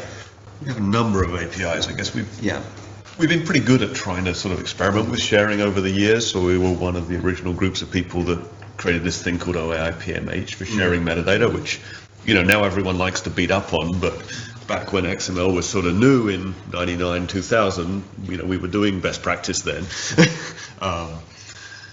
So you can just go and download all of Archive's metadata using a standard client, for example. That's a good thing. This needs to be moved forward to use more modern things now. Do you have any database APIs? No. Any what? What was the question? Database. Nothing straight into the database. Database APIs. No database APIs, and that's interesting. We have search APIs and things like that. Even though you apologize for being old and crusty, so 4 years prior I worked at DASH, which is Harvard's open access repository, and OAI PMH is still used constantly for all sorts of federations. So, I wouldn't apologize for it whatsoever. It's very something like that. Like if you're looking at an RFI, it would be nice to have a set of standard protocols, even for things like ingest that was mentioned earlier. What's your packaging framework? We have an API for ingest as well, actually, which is used by remote submission sites. So it's something that was developed in mainly UK called SWORD, which is also kind of a slightly funky protocol, but it's out there. It is funky. Again, DASH uses SWORD today. Yeah. So when you're a faculty member and you go to a quick submission form, it's using SWORD in the background. Yeah, right. So it's, I think it's also worth pointing out that APIs aren't the only solution to some of these issues. So bioRxiv transfers manuscripts to and from journals, and those transfers are done by FTP packages primarily because what you're communicating with there is the journal submission system. So the possibility to do that, you're dependent on the technology of all the submission systems that everybody uses, and they were not going to go and build brand new technology to allow them to communicate with bioRxiv. However, they all routinely send and receive files in other ways. So porting into that, we found we were able to get transfers to and from journals much more quickly because we weren't dependent on new technology being developed by third parties. So I think it's important to and when it comes to search, we should also bear in mind that web crawlers is another option. Google's a lot of the things that we talk about in terms of meta search, Google Scholar does already. I can't emphasize this strongly enough. When people say, where do I find preprints? There is an answer to that right now. It's Google Scholar, which indexes archive, bioRxiv, and PeerJ preprints. So, that somebody has an answer to that question. See, that's another standard that I would add to the list, right? So Highwire was instrumental in defining a set of meta tags that Google Scholar currently uses to do their harvesting. So when you're looking at RFI, it'd be like, would be great to have the Highwire meta tags in there. Would be great to have OAI PMH. And I'm still very interested in the ingest thing. Like, what is there a standard package now that people can use? I know Library of Congress has Bagot, but maybe publishers don't use that widely. So among publishers, I think there are two levels of standard. There's the package, which has a variety of things, almost discipline specific, but there are things like the basic files and then the supplemental files and disclosures and all sorts of, and now it can include peer review comments as well. So there's a package, and then there's what's inside the package, and there, at least among the publishing world, the standard is JATS for pretty much data and metadata that can be represented in a tag format. And my guess is as the established peer review systems and the new peer review systems out there are starting to exchange data more and more, probably. So you basically have a zip file, right? And then you have a manifest that describes the contents of the zip file, which may be very different than archive, which may be very different than, let's say, Adapont, who's not here. So this... Yeah, but I think the notion was getting that mapping to work between all this. So, for example, at the moment, when we send papers to PLOS, to editorial manager, and we send papers to eLife via eJournal Press, and those services were very happy with taking those. There was a little bit of mapping involved, but basically the notion that the common currency was JAX XML made it very difficult for anybody to say no, because they were already sending those packages to others. But JATS is not a package, right? Like, so if you're adding like a video supplement, that's not described within the JATS. So my question would be, like, in an RFI, how would you describe the ingest package, which is the zip file that has the manifest? It would be really cool if there was one package format that everyone could actually implement. Well, I think there's two different things that we're experiencing with PLOS. So we launched a manuscript system just in May. And so the idea is to say, okay, how would you do this in a modern way these days? The initial output is HTML5. So from the purposes of being able to go straight from a Word file or a PDF file into something that can be digested online very quickly, it's HTML5. But then there's conversion in the background that will pull out the data into a structured metadata. And so that package could be then used and reused. The important thing about preprints is that it needs to slot into the publishing cycle, so that there is a way, as Richard's saying, for their transfers to come in from other publishers, depending on, how we want to do this. Is it just authors, or is it publisher driven, or is it journal driven? And then also to export it so that it can be considered for peer review. If it's difficult, if it basically sits like a rock in the middle of the road and everybody has to drive around it, no one's going to be happy with that. So it has to fit within the streamline. And so yes, JATS is definitely an accepted format. HTML5 is a format that is becoming more accepted. Obviously there's XML still out there. So there are different ways of doing that and creating that package. But I think, yes, defining that standard so that what goes into the system, what can then be used for the quality check is important. So, how are we going to automate some of these checks? How many of these are really going to need eyeballs? And how do you make sure that is done in a timely way? Otherwise, again, you're going to have a rock in the stream, and everyone's going to go around it. So, so that's what we're trying to see is, when we throw lots of content against our manuscript system, what is it that can be done quickly, just like that, in an automated way? And then HTML5 will come out first. But then JATS will come out next after we do more of the content conversion. So even with HTML5, do you have a separate metadata file that describes metadata, or is that all within the HTML? We do both. Okay. Yeah, we do both. And it's a new system, so we're constantly developing on it to change it. So there's a whole collection of ingestion systems out there open source. There's 2 in Europe that we know of. There's one that we released. Alan Smatics Alexander released one. So these are open, but they are usually all PDF inputs. They take PDFs. They take everything out of PDFs. Yeah. So that's what our system. Sure. So ours is Word to HTML5, and it also will be open source. Yeah, so we go to XML. So and we don't, most of the time we don't do Word because computer science don't publish Word. I think that's a very important point in that the different communities have different practices. Exactly. I mean, I suspect that, Ron, you would find that very few of your colleagues wrote in anything other than Word, whereas probably, Simon, you would have found that very few of your colleagues wrote in Word. Yeah, we're still 95% tech. Yeah. Which is what our CompIO is tech mostly. And in some communities we've discovered, in chemistry, there's a tech crowd, and then over here is the Word crowd, and they seem to be different communities. Yeah. Yeah, I mean, one of the reasons that, when I sort of been predicting the demise of the PDF for decades, and each time kind of putting it forward another 5 years, is that that ultimately, I had somebody reply to me on Twitter, which was just stick with PDF, that's what we all want. And I think we kind of have to have that in the back of our minds. There probably will be a better portable document format at some point. I'll put it a different way.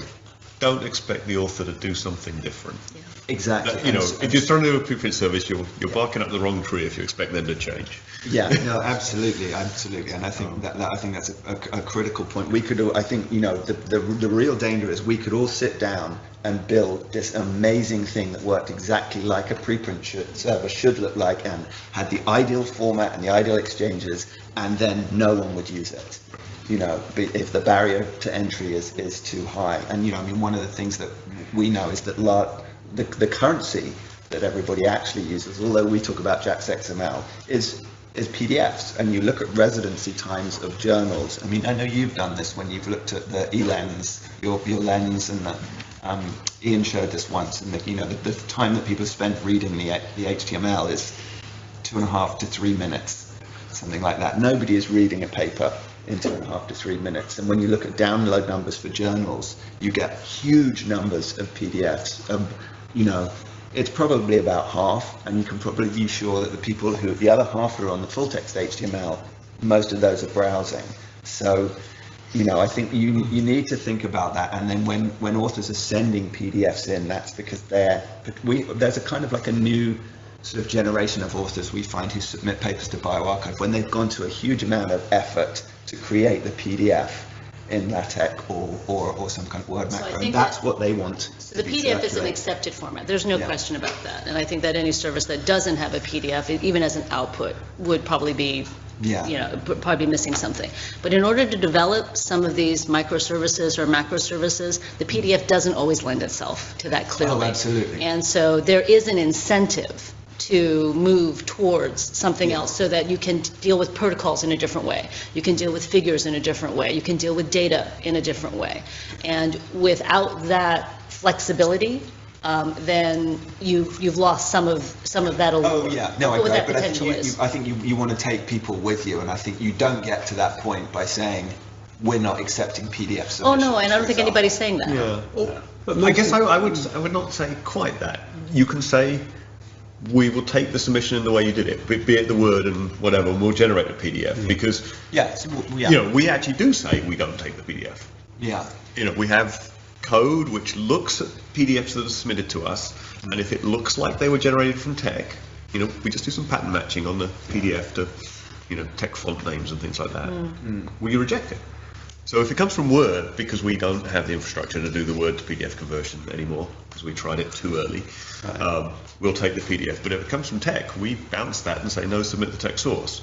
So, I would say for a new initiative, you should also do the same for Word and say you want the Word source, because conversion is now a doable thing, and it didn't used to be reliably. But one important point, we discussed about details, but I think, if we want to make the preprint work in the life sciences, I think it's very important that the preprints can be forwarded to to the journals in a very easy way. I think that's going to be a huge incentive. And you guys have pioneered the transfer between Benchpress and other tracking system. And it works, but it's not that easy. And if there is some piece of work that could be very useful for the community and make the things really work, in my opinion, it is really to make these different tracking systems talk to each other and agree on a same transfer format and packaging. I think that's a very concrete sort of goal. It will increase the circulation of papers across the preprint and the journals. It's and tricky. you output HTML5. I don't know any other tracking system that would ingest HTML5. You are We leaving. export. That's what we produce. Well, right, but that's one tracking system. It's one ingestion mechanism, and whatever ingestion mechanism will be used by whatever preprint server. I think it is very important that they can transfer to any other journal, so that these different ingestion mechanisms, I don't think we can plan a single one. There will be different one coexisting, 2 or 3, whatever. They have to talk to each other, and it's just beginning to be possible, but a vigorous effort to make that very easy, I think would be a very tangible outcome of these kind of things. Maybe that's an outcome of this, is that we recommend that, and those of us who supply those systems can coordinate that. And whatever we come up with has to recognize, okay, there's probably the common denominator, but the world is also moving forward at the same time. So just as you might start and say, okay, we all need to exchange JATs and PDFs, we also have to allow for more advanced things going on, because we know that there are going to be services layered on top, micro or macro. And also, I think, this is really getting bogged down in the detail, but it's important to make these communications work effectively, because one of the things we found with bioRxiv is the fact that you have this one-click submission from bioRxiv to a journal. People absolutely love it, but it does come. There are other things that you have to think about. So one of these, for example, is that routinely when somebody submits a paper to a journal, they'll submit, a set of source files, a set of image files, and then they'll have a bundle of stuff that's called supplementary information. Now, if you're a journal, then you have, as part of your editorial process, some analysis of that supplementary information, and you're deciding which of that supplementary information are basically files that are, movie files and that want to be published, and which are things like other papers that I'm halfway through writing, my cover letter, etc. A bunch of stuff that is labeled as supplementary information, but actually the author does not intend it to be displayed to anyone at all, and they make different decisions when they submit to a preprint server and to a journal about that. And so if you're sending things between, you need to have those things tagged correctly. I mean, one of the decisions that we made with bioRxiv is when somebody submits to a journal and takes the route from a journal to bioRxiv, we actually don't post any of their supplementary data. We say you have to come back and do this again, because lots of people could be putting in the supplementary data a bunch of confidential information that they assumed the journal would distribute appropriately, but wouldn't have thought, oh, all that stuff's going to go up on the preprint server. And as far as I understand, there's not actually any kind of mechanism for describing those different pieces of information. We have that. Yeah, So but there's no standard. There's no standard, but it can be part of the system and part of the workflow system. Oh yeah, no, so that's all that needs to get built in. Yeah. So I'm a bit confused because I think, we're talking a lot about the passage from the preprint server to the journal, and that's fine, that's important. But we're also talking, the vision for the central service is actually to aggregate content from a multitude of these preprint servers and actually create stuff, do stuff that happens to that, a bit like what Tim was saying, building services on top of this body of literature, regardless of what then happens. Obviously it's important what then happens to it, but I'm at a bit of a loss in terms of the questions that were posed here in terms of how practical is that. Clearly arXiv, is doing things differently from bioRxiv and probably Peerj preprints and probably Centre for Open Science as well. So how practical is this vision? Well, I mean, I wouldn't see somebody like Google Scholar. I don't think would complain about these things all being in different places. So no, but so Google Scholar exists, and that's great. But we're talking about, aren't we? We're talking about something other than Google Scholar. We're talking about potentially, right. Aggregating these preprints and putting services on top of them, displaying them potentially, or allowing others to display them in a full text format. So what is actually coming out? What are, the question here, one of the questions is, what can you get out of a preprint server? But I mean, Jessica's latest iteration of this was without full text display on the, at the... Right, but if you want to do right, okay, so but that's not necessarily, but you might want to enable others to do full text display, even if you're not doing it. If the content is now structured, in XML or whatever format, then a whole host of things become. But if you have a standard possible. API in the way we're talking about, then you can achieve that wherever it is. You don't. I mean, that can happen wherever. If every server has a standard API and all these agreed sets of metadata, then and that's all standardized. Then what we're talking about is we're reinforcing the need to have standards that everybody to be an approved server needs to have. May I? So I just feel like it would be helpful to clarify if we're simply talking about a metadata service, a core metadata service that then gives us sort of doc points or ports for other kinds of services that operate on the full text to access it, or if we're talking about supplementing that maybe with a highly scalable storage mechanism or set of storage mechanisms for the full text, right? I mean, ideally, you should kind of allow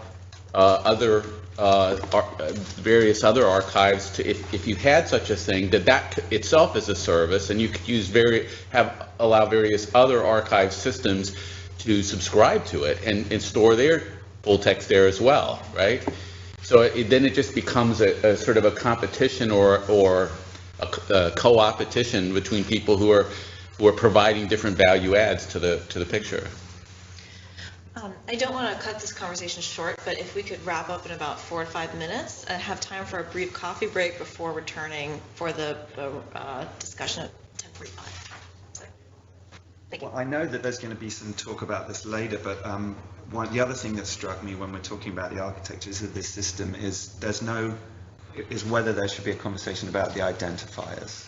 Oh yeah, sure. I mean, I know has to be. I know That's a later discussion. Well, I still don't understand how realistic is this. I mean, so like if currently Archive and BioArchive and PeerJ preprints don't have the same standard APIs. There is no standard, is there, or is there? I think OAI PMH might be the common standard. That's the most common way to harvest metadata at the moment. So it's pretty primitive. Actually, that's what we use too. I mean, that seems to me, in terms of kind of getting to where you want to go, that seems like an obvious step that everybody could do very quickly and could be a requirement. I can't see anybody objecting to that being a requirement, and so that you begin to build a set of standards like. Or at least there could be a I don't think conversation. OAI PMH is appropriate for what kinds of things we're talking about, building these micro. I mean, at least the last time I looked at it, it was not granular enough. Yeah. And the full text? What about the full text? I mean, so you can get metadata out. What are you getting out in terms of full text? But that goes back to a point that Jessica made in their introduction. There's a whole spectrum of opinions on the desirability of full text. That's a separate question. That we're talking about the practicality of it. Is it even possible?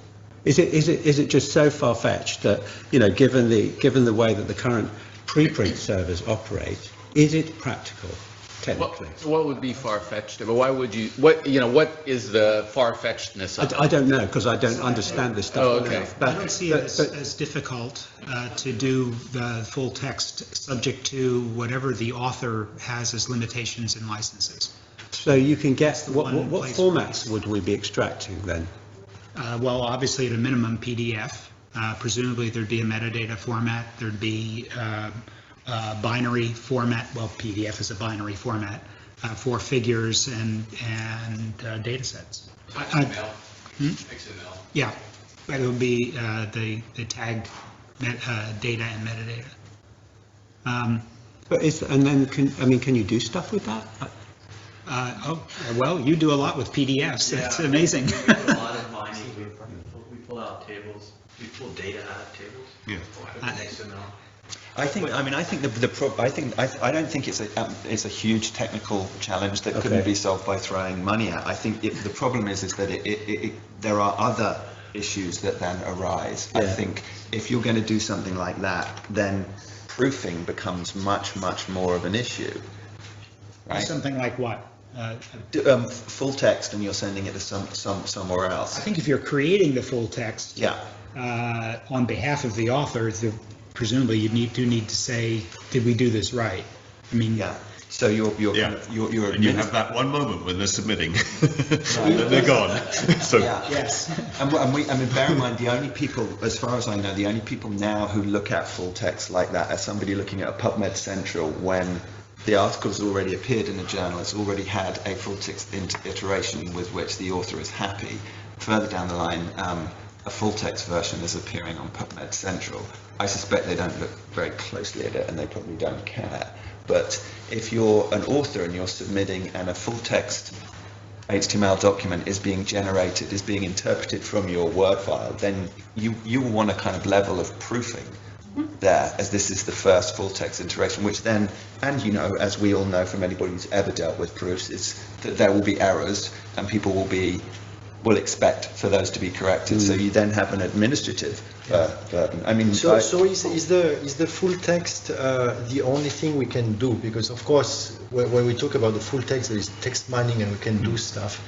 If we take the other way around, scientists... Well, you can do that anyway. Yeah, the scientists, when they write the paper and they upload them to tracking systems, usually they upload one document that contains the text and several documents that contains the figures and some tables.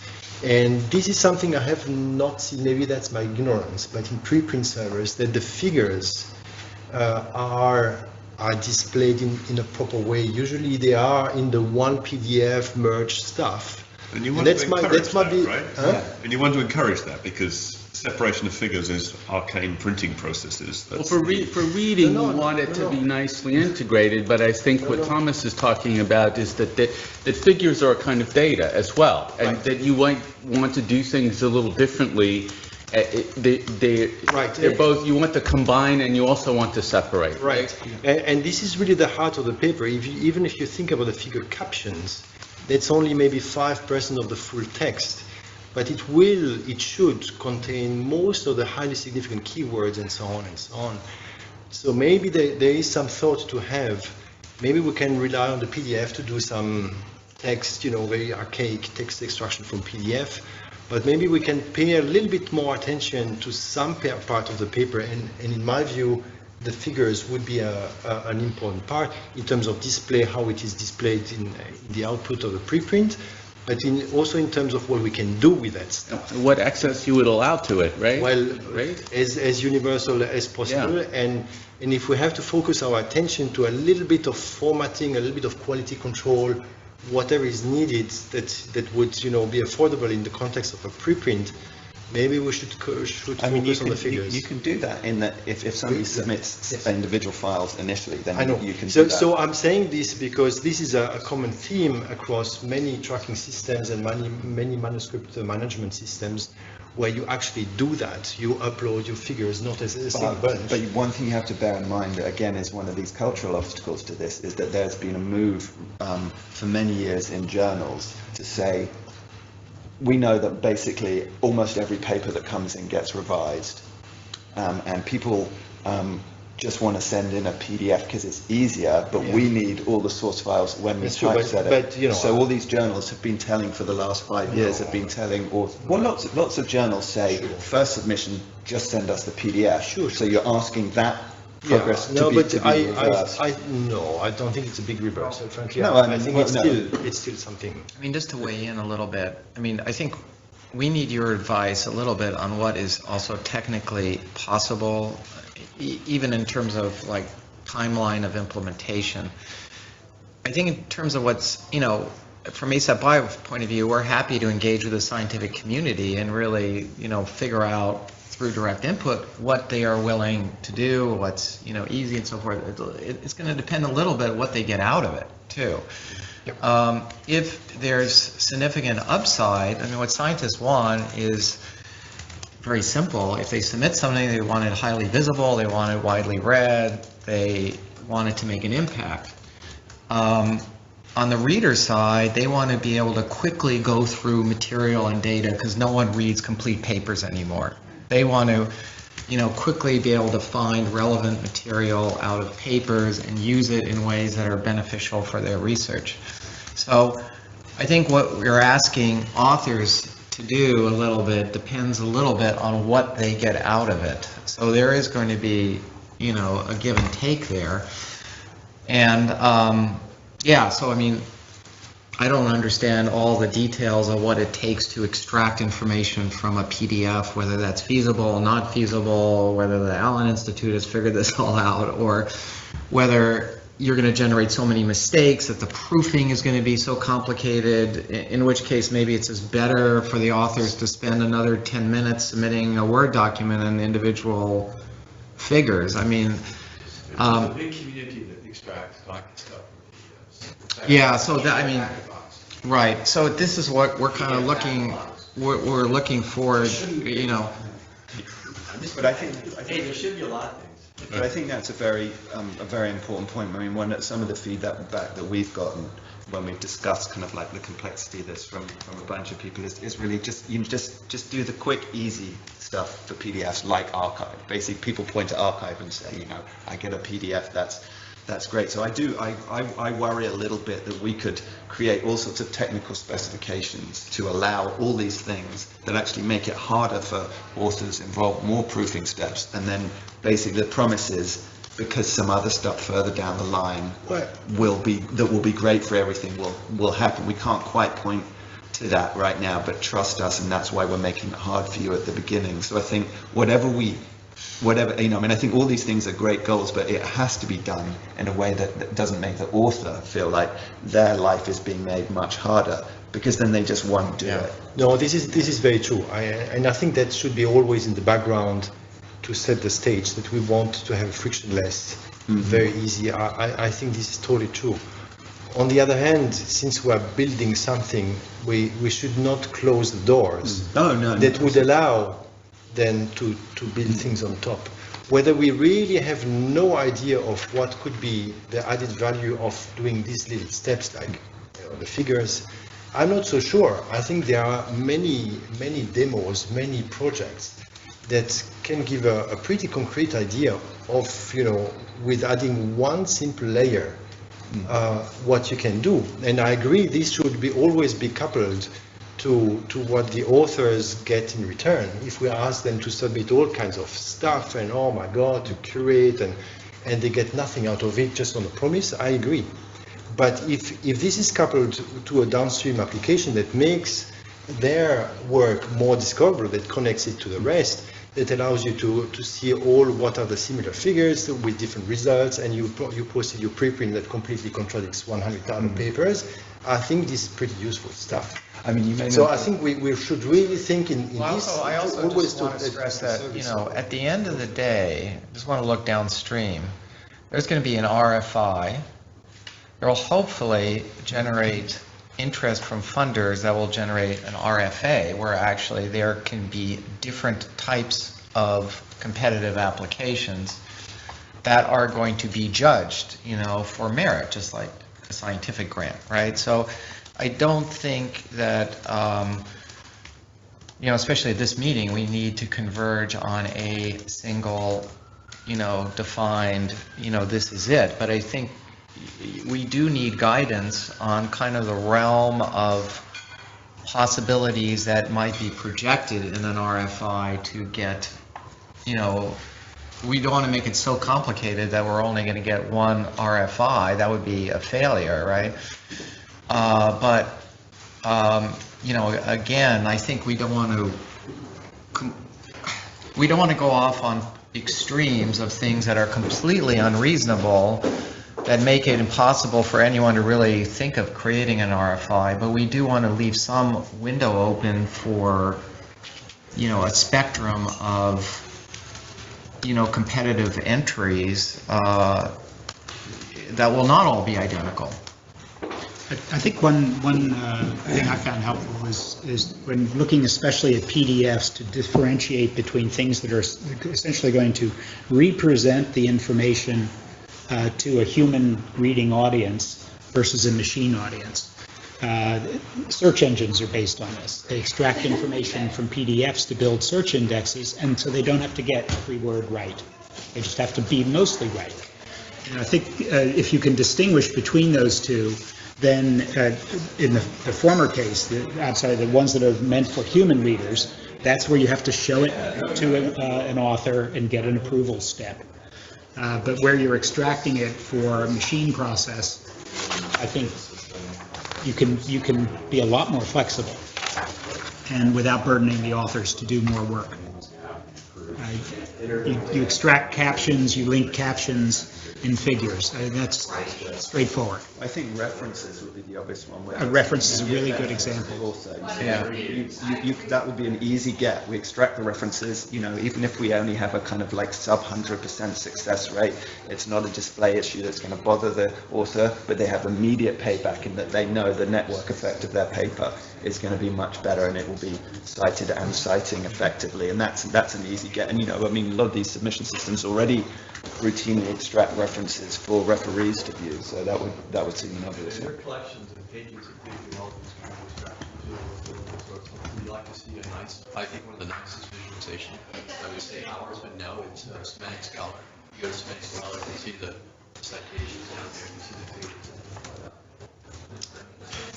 I think we are not the front end guys, we're more back end. So they've done some, I think, For those of you in this field, what is the percentage of software that's open source versus licensed? Just a rough guess. Well, I would say there's probably more open source right now, but the licensing software is going to continue. You can get some really nice licensed software that does this from Micro. And also Adobe we just got funded by Adobe to do some extraction from text, from figures and images, things that we've been doing. So there are people who are actually trying to do this. So I want to go back for just a second on this question of asking authors to do things, because what I heard I might be a little hazy on this, but what I heard at the outset of this whole meeting was something that is a little more than what I associate with preprint servers, that there would be some certain standards, like would authors be required to represent the resources they use in a certain way and things like that, right? And I think that actually you have to consider that because this is where publishing is starting to go, right? But at the same time, it's a burden on the authors. So I think one thing to think about might be, how do you pair these additional requirements with some benefit that you offer to the author that corresponds to these, right? Do you give them special badges or whatever, so that they're... Well, I think the special badges, for example, let's just take one case example. You require an ORCID number. Yep. That's a burden. I mean, it takes some time to get that. On the other hand, it may buy benefit because your university is going to use your preprint in your promotion.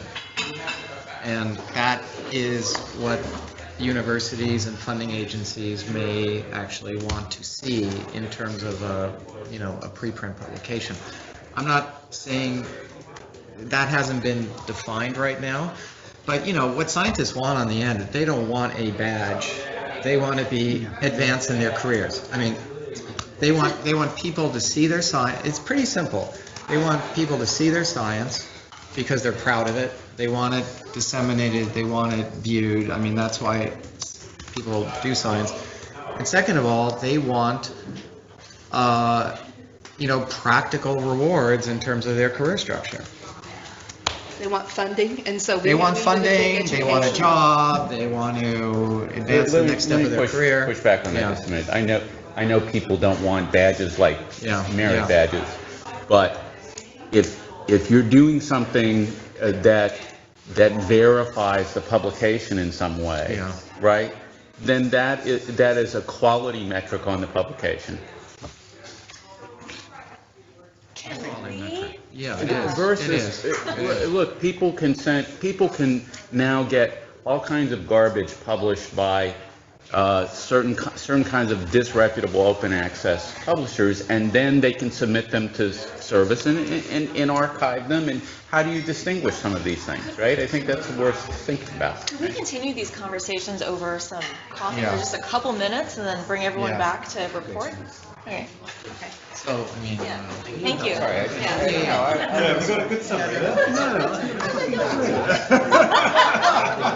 You got the short story. Please, man.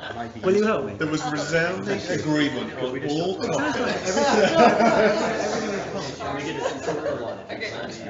I think the biggest problem is that there's not clear understanding of what the priorities are. Oh, absolutely. You know, are we trying What to are we speak doing? communication open? If we create something, what should the governance structure? One or two we had higher priority. And, I think the job of that governance structure is not going to be set by per se, but at the end of the day, what we want to do is make a recommendation, whether we just to the funding agencies. That not only will there be this RFI, Well, I think the change is open up some going to have a huge impact on opportunities for funding. adoption of this. So But there'll be an accompanying that is slightly more governance. That's what community means that the scientific community itself will have some say in these issues, like what you raised. And so if we do establish some kind of framework control, what is it? Does it necessarily include scientific? What are scientists getting? So if something comes out, I guess I noticed that it will blow up. Yeah. And Whereas about it's cell basically phone time travel and wormholes for archives. Yeah. They get So that And universities. Running through these notes. They are to feel like system that is adopted. this is a valuable communication system for them in terms of Yeah, how they well, make activity of community understanding of what press needs, right? not to replace journals, but So almost. victories, everyone. do they want to see some, elements of quality control or ethical assurances or things like that? Which some of them may be just a checkbox, as simple as that, Did you sign the ethical statement or whatever? Or I talked to my authors and they agree to authorship on this book. Yeah. Of course, we're not going to check that, but, But you said it. But you said it and you've attested to it. Right. Yeah. I mean, those are things that journals do now, and the archive services don't really do. They So don't. you're But a lot of providing people- some kind of a service, which is seen as valuable, but you're asking. I'm just saying that the rewards, that there has to be incentives for everything. Why were you talking about it? Well, right now, that is the That's biggest so barrier for life because it sciences. seems like you can have a PDF, Yeah. text extraction from that, it's like a straightforward kind of thing, right? The reason why the part of the number But I didn't understand the whole thing about. is that, it's a very, as you know, a very extremely harsh environment right now. Scientists are trying to evaluate, what do I get out of this? Yeah. What are the returns? Right. I mean, and how is this really impacting, my chance of, Becoming famous and getting promoted or surviving.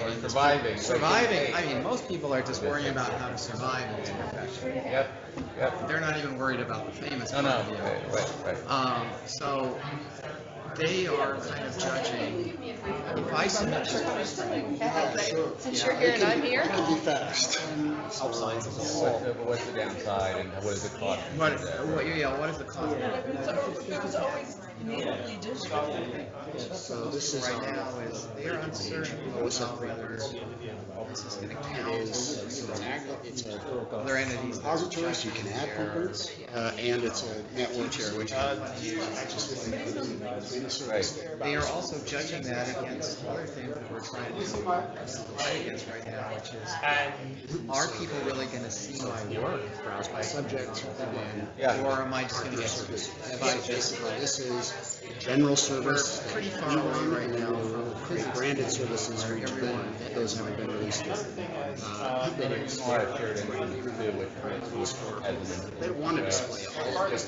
They're really well, just the visibility thing. It's Well, I don't even preprint service all the time, and the reason is actually against just restrictions because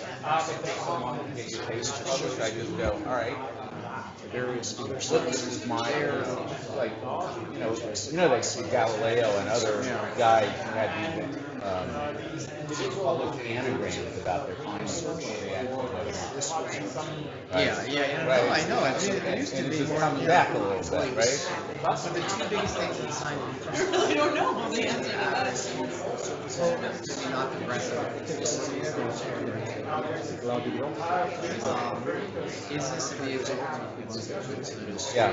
It's 180. I'm not justifying it for 180. No, you have to understand where people are coming from, otherwise they won't go with you. And then the second major concern is this just a vehicle for this one, archive has a But it hasn't to do where good arguments.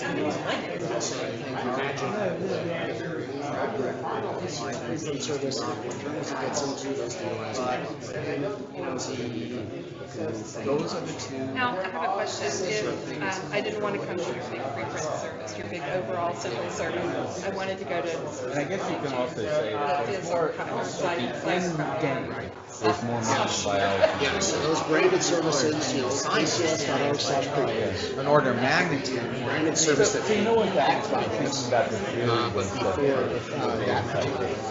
So social.org will be where. Yeah. All right, so we're doing this pilot to get If they want to go to another service, they PTO on reproducibility. We're doing this pilot to get a lot of journals involved in doing formal data citation. What is the submission? That's where you're going next, I see. I'll show you submission. So it is Publicly find the data set is archived over and there's formal APIs on how to model this and so forth, or at least formal metadata, right? Right, okay, yeah, my program has a big Support that, and I go, oh, well, but of course, this is a requirement and a burden. Old Word doc, 1999. Right? So maybe that's something that only. But nonetheless, I will make it a free case when I get the Oh, but I've cited my data to give like an extra. That's what got me thinking about this. No, I think the incentive thing is like,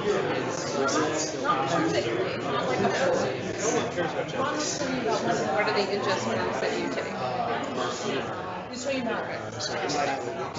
read it. Right.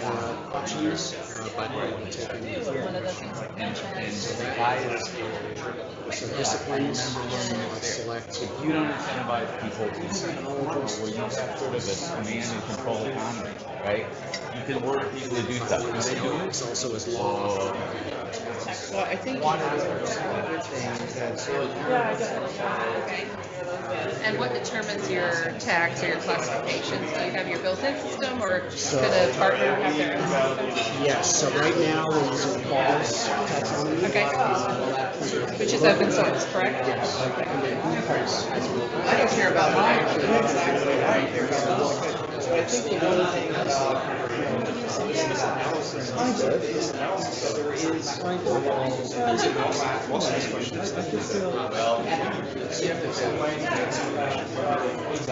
For what?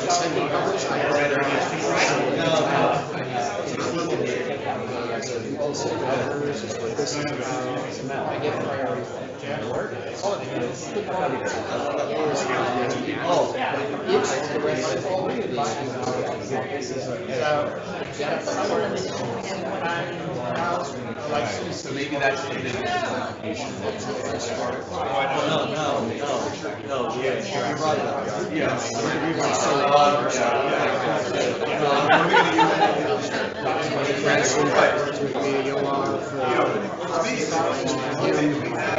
Arrange the opposite order.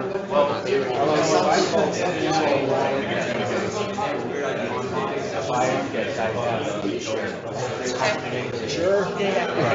You don't have to do that. Okay. So, and then there is that.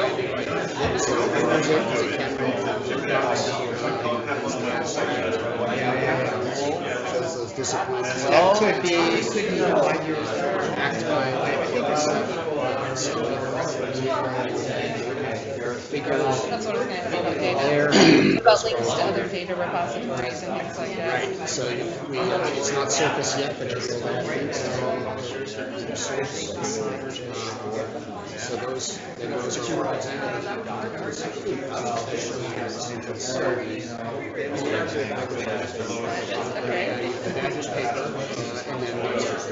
Versions of it. Do you save a version of each one? It's all version. So you can And go back time and see the series and version all of history. that, Yes. So there, figure for that journal. There's the deal.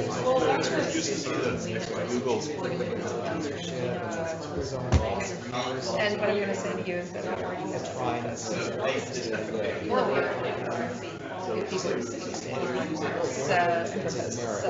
I would be interested. Nobody ordered them for you. No, I get it. And I think should have something or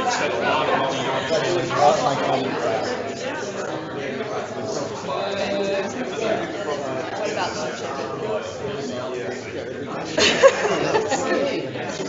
yeah, because that's a big thing for us.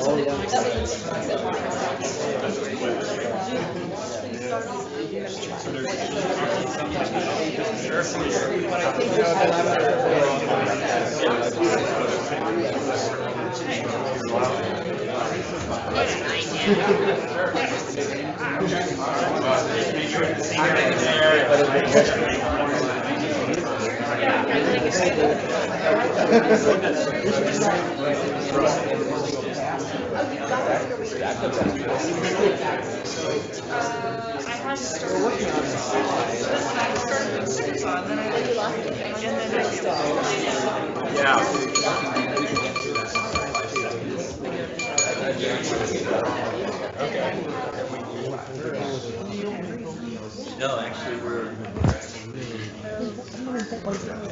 So thank you, everyone, for what I understand was a very productive and lively discussion in both rooms during our first breakout session. Before we move on to reports from the breakout session, I want to make an important announcement about transport. If you need transit in any direction after the meeting at 5 o'clock, if you could see the front desk during a break, the Checker Cab Company is actually bold enough to drive into the driveway, and so those cabs can be arranged on your behalf. So maybe during lunch or after the session, just take a moment to sign up for transit. Okay, thank you. Maybe we can move along with the report from the discussion in this room on existing footprint, metadata, et cetera. Okay, I was assigned this job, so and I'm going to need help from some of my co-participants as well to sort of summarise. So we began with a discussion of architecture. So we followed the sort of the agenda that we were given. So we talked about, sort of compared and contrasted the architecture from archive, which are very much evolved, 20 years ago with some very interesting kind of sort of starting points, very different then from the picture that emerges from, say, Piaget preprints or bioRxiv or OSF or CiteSeer. So, everything was quite different, and there's a lot of detailed information that's been added to the Google Doc. So I don't think there's any particular value in comparing and contrasting that any further. But the point seemed to be that when it came to actually what you could get out of these systems in terms of, the information that then might go into a central service, is that APIs exist. They're not always the same. You're not always going to get exactly the same kind of information from those APIs. So there's certainly room to help with the kind of making these things more consistent and more usable. And in the same way with the standards in relation to the metadata that you're then, the information that you're extracting using those APIs as well. So there's definitely room for sort of conversations and coordinations amongst the sources of those of that information, and that's potentially an action, or whatever that could come out of this. So then, okay, so you can get metadata and all that stuff, and that's fine. You can also get full text in the form of PDF, presumably, and there are, we touched on this a little bit, there are all sorts of services that can then be applied to that, to those files to generate a certain amount of information from that, not necessarily beautifully structured XML at this point, but certain types of information at least, which gets you somewhere. We talked about the importance of the interaction between these various services and then the downstream journals that people would want to submit to, and how, maybe APIs are kind of useful in that context, but it's not just APIs. And so bioRxiv, for example, uses FTP as a mechanism to get from the preprint servers to the journals. Not sure how, exactly how optimized that is at this point. So there's probably a lot of work that could be done to improve that. But I think, one thing we did keep coming back to, and I think it's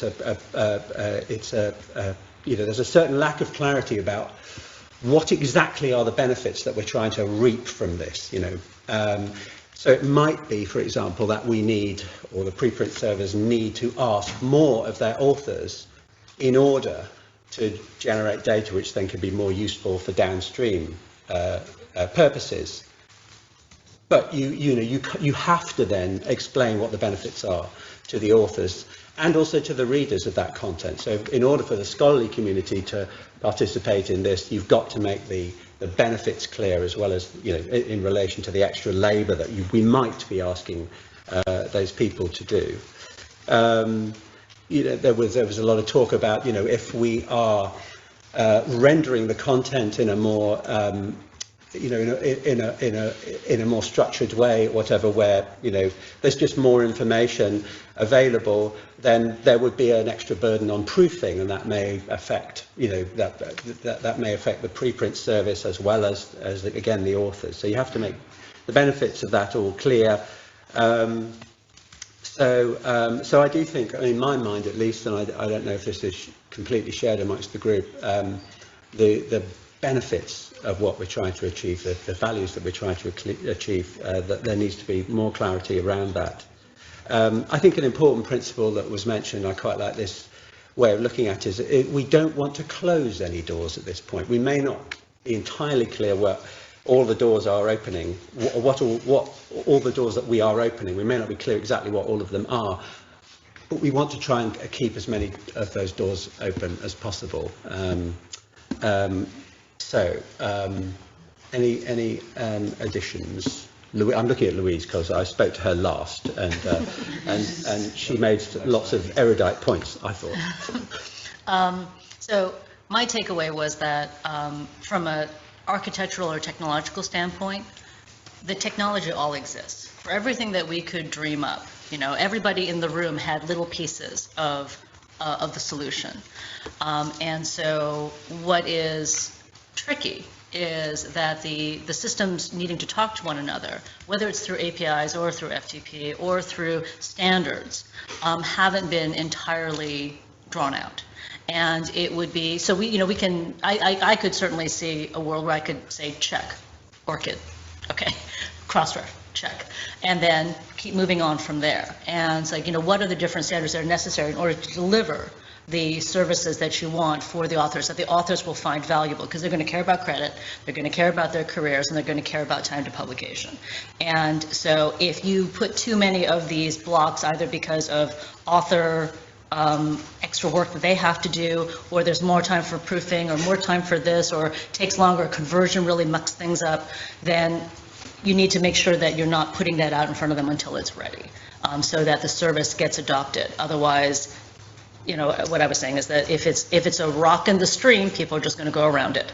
And so if it slows things down and it goes against the principles of what preprints are meant to do in terms of sharing data, reproducibility, time to publication, all the things that are really important, as well as trustworthiness, then that we'll shoot ourselves in the foot. So some of those standards, I think, really need to be understood so that we can all participate in them in a way that is cost effective, that it doesn't add a lot of cost to our publishing programs in order to participate, and then is also a service to the authors.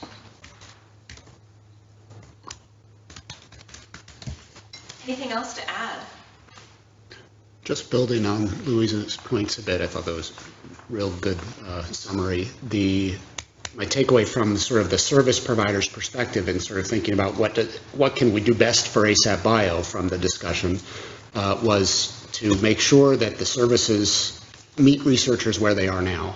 Right? The real challenge in the community is just adoption concepts, getting involved and wanting to do preprints.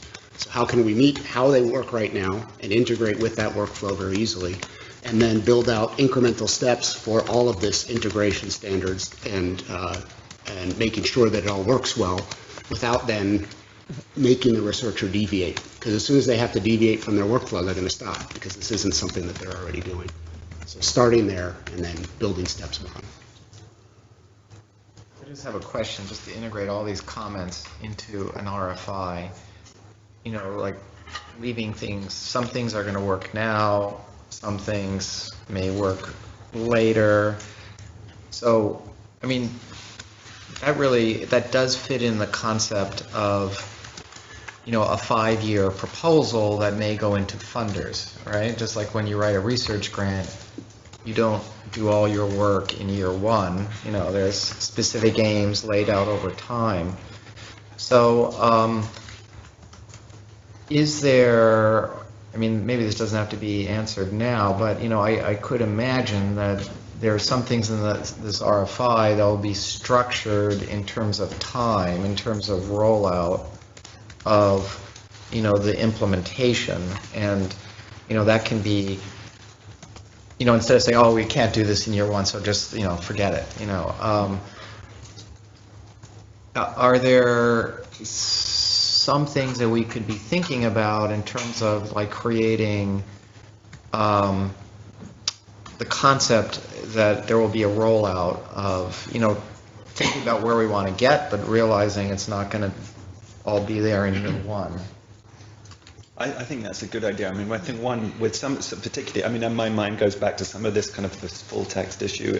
There's some aspects that remind me of sort of 15, 20 years ago when there was lots of people who had back content in paper form, and this was all digitized. And there were some people who went in very early and spent hundreds and hundreds of thousands of dollars to digitize things. And then there were some people who waited like 5 years, and it cost, you will know the numbers, John, and it was like orders of magnitude cheaper. And you thought that was a real waste of money. If you'd waited 5 years, you could have got in and there could have been a much better, quicker solution. So I think, the incremental steps is really the way. I think there's some very easy gets which can be done right away.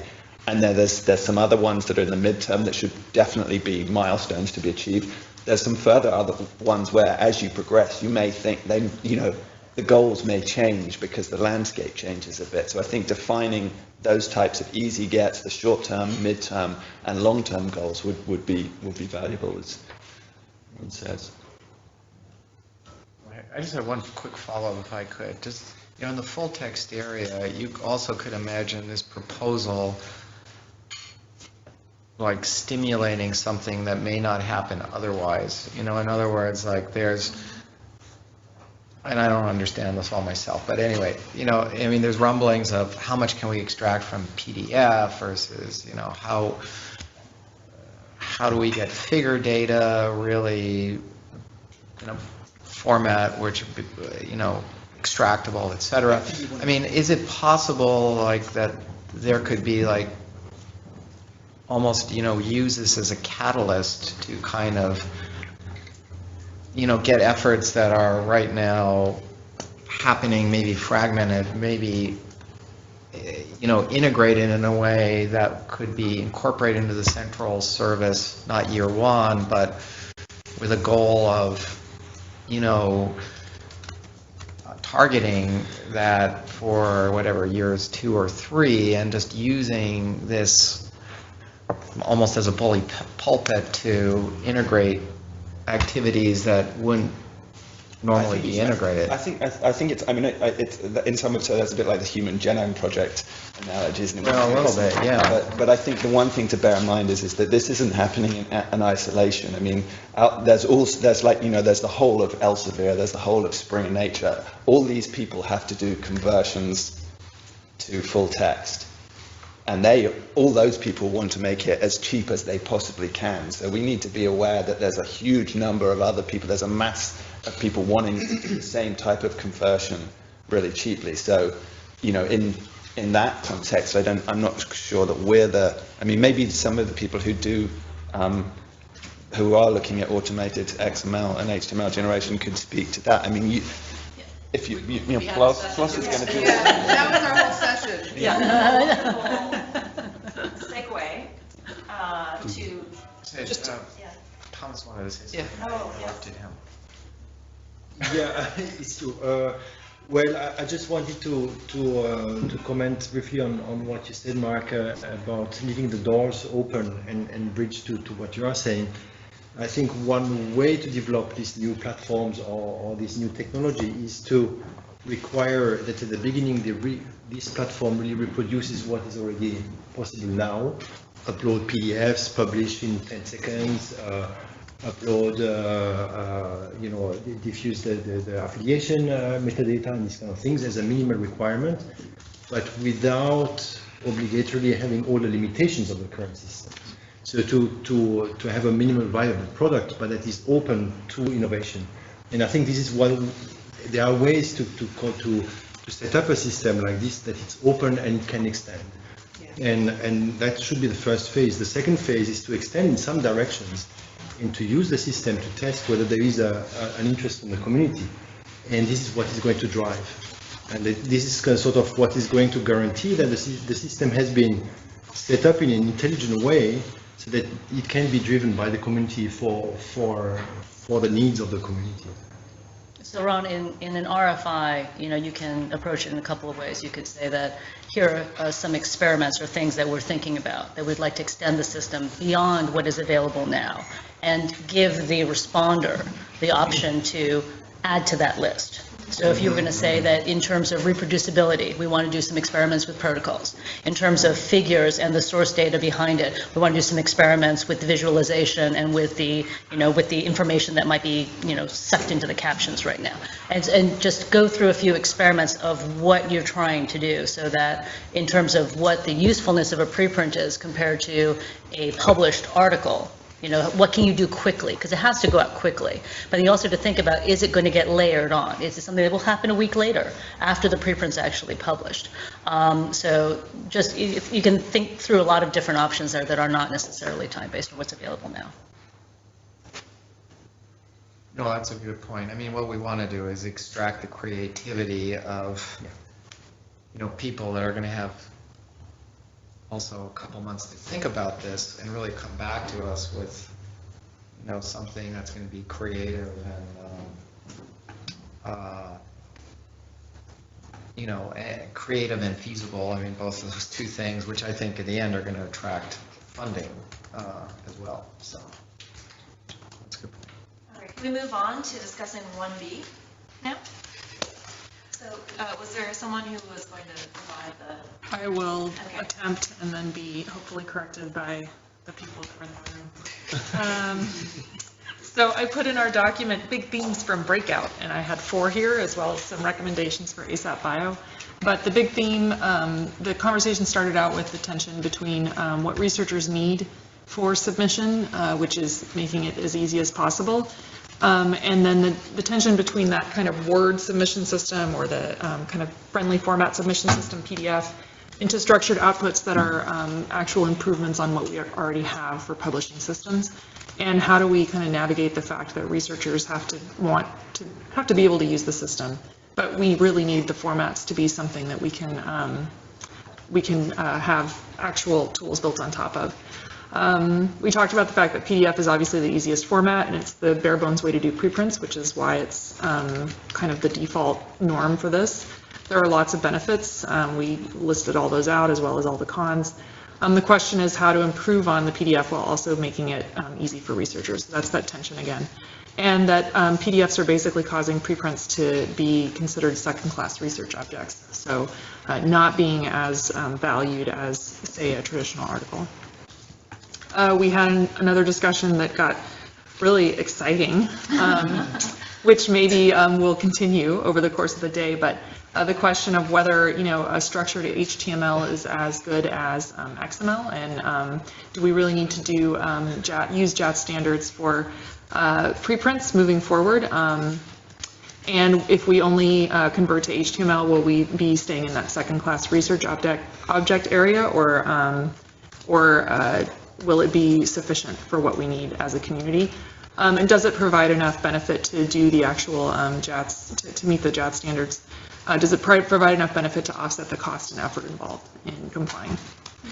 And then questions about whether the existing converters that are out there do what we really need, and the idea was that they probably don't, and how can we make this conversion from traditional researcher formats to something that's usable by new systems and make it cheap and easy.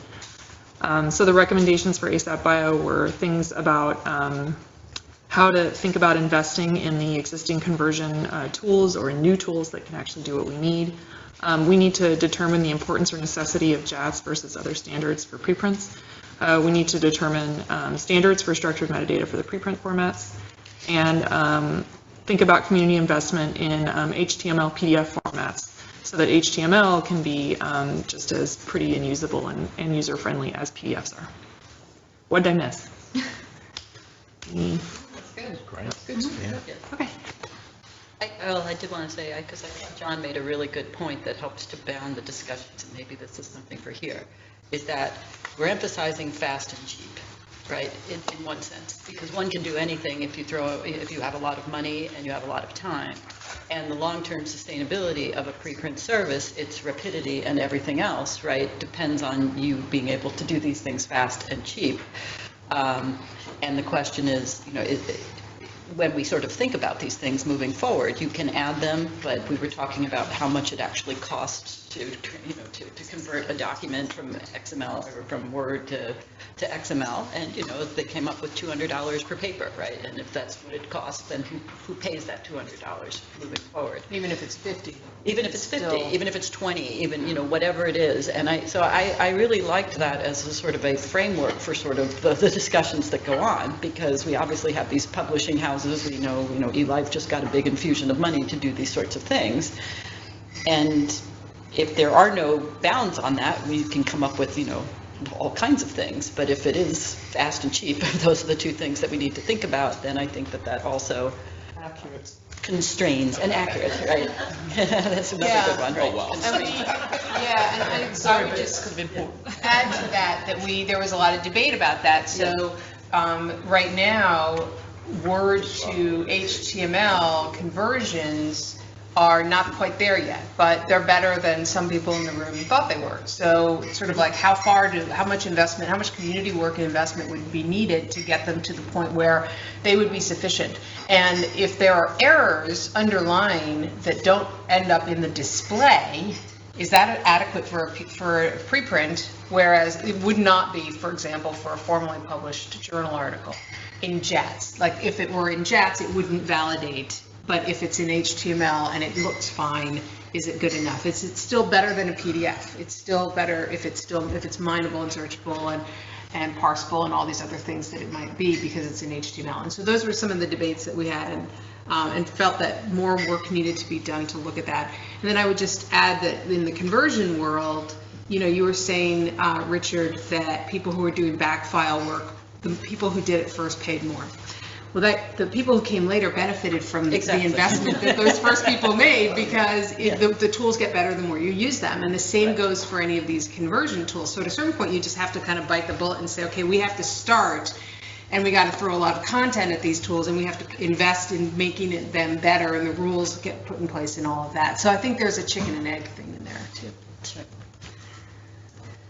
We also, I think, at the coffee table had a discussion, I think it was with Joe and us, which was, we are talking about, in many cases, some things that are the most difficult represent a very small percentage of the articles that are submitted, and that the most common things, most common headers, most common things actually are probably not a challenge. Right. And could be handled differently than deep math equations or some of the things that cause these conversions to really choke. So I think that's another way in terms of what can we do now versus later, is we can handle the 80%, 70%, whatever it is, and not worry about the others, use an alternative for that, but then move forward. I had a question that ties those 2 points together. Mm-hmm. John Sack brought up an interesting issue in our conversation, where he said, it depending on what you're going to be using the full text, the tag for, is that an issue? Like, you could generate, if you generate tags which full text, tag text, which is has errors in, but they're basically display errors. If you're using it, if your aim to do it is for TDM, then it doesn't matter. Maybe you don't display the full text.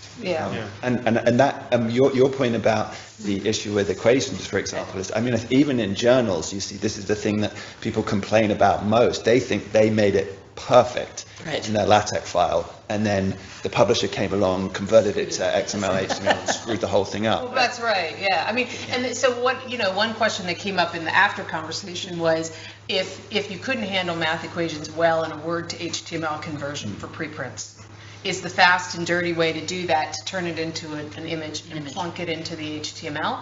Is that adequate? It's, again, you still have a document that in theory is superior to a PDF, but this one piece of it isn't. And so those are the questions that I think, preprint servers have to come in and talk about. What is a level that they're comfortable with? Do you bother displaying, so the question I'm asking is, given that, do you bother displaying the full text HTML? If you say that HTML is there for mining and machine reading, well, you could go either way. The version is the author-generated one. That's right. You could go either way. And I think that it really depends on whether the quality gets to a point where the conversion is automated and people are comfortable with it. Right. And the question of what is the benefit of converting to HTML at all is in text and data mining being certainly a key one, but there were other benefits, discoverability, et cetera. And also, once it's in a more structured format, are there other transformations, checks, plagiarism checking, things that you could be doing on them that would be harder to do with a PDF?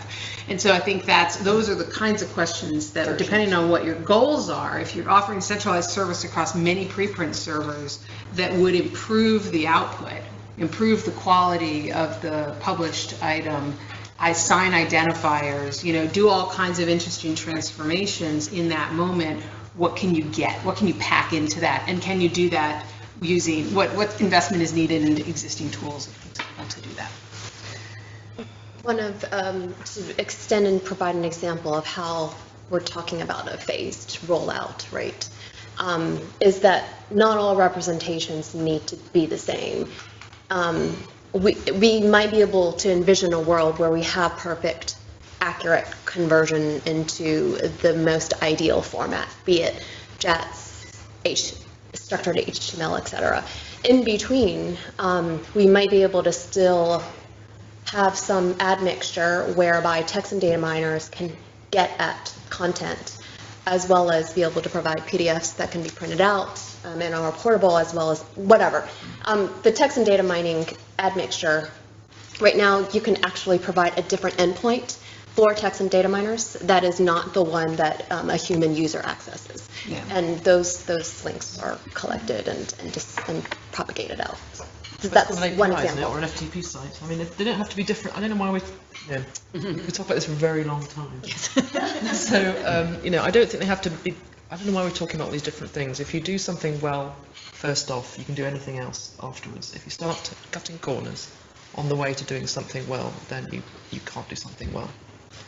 So I agree we don't want to over-engineer things, and I agree about phasing things in. But there's no reason why we need all these different formats to support different uses. You can do it all with one. And that is why the JATS model has actually worked and is used in millions and millions of documents, because it works.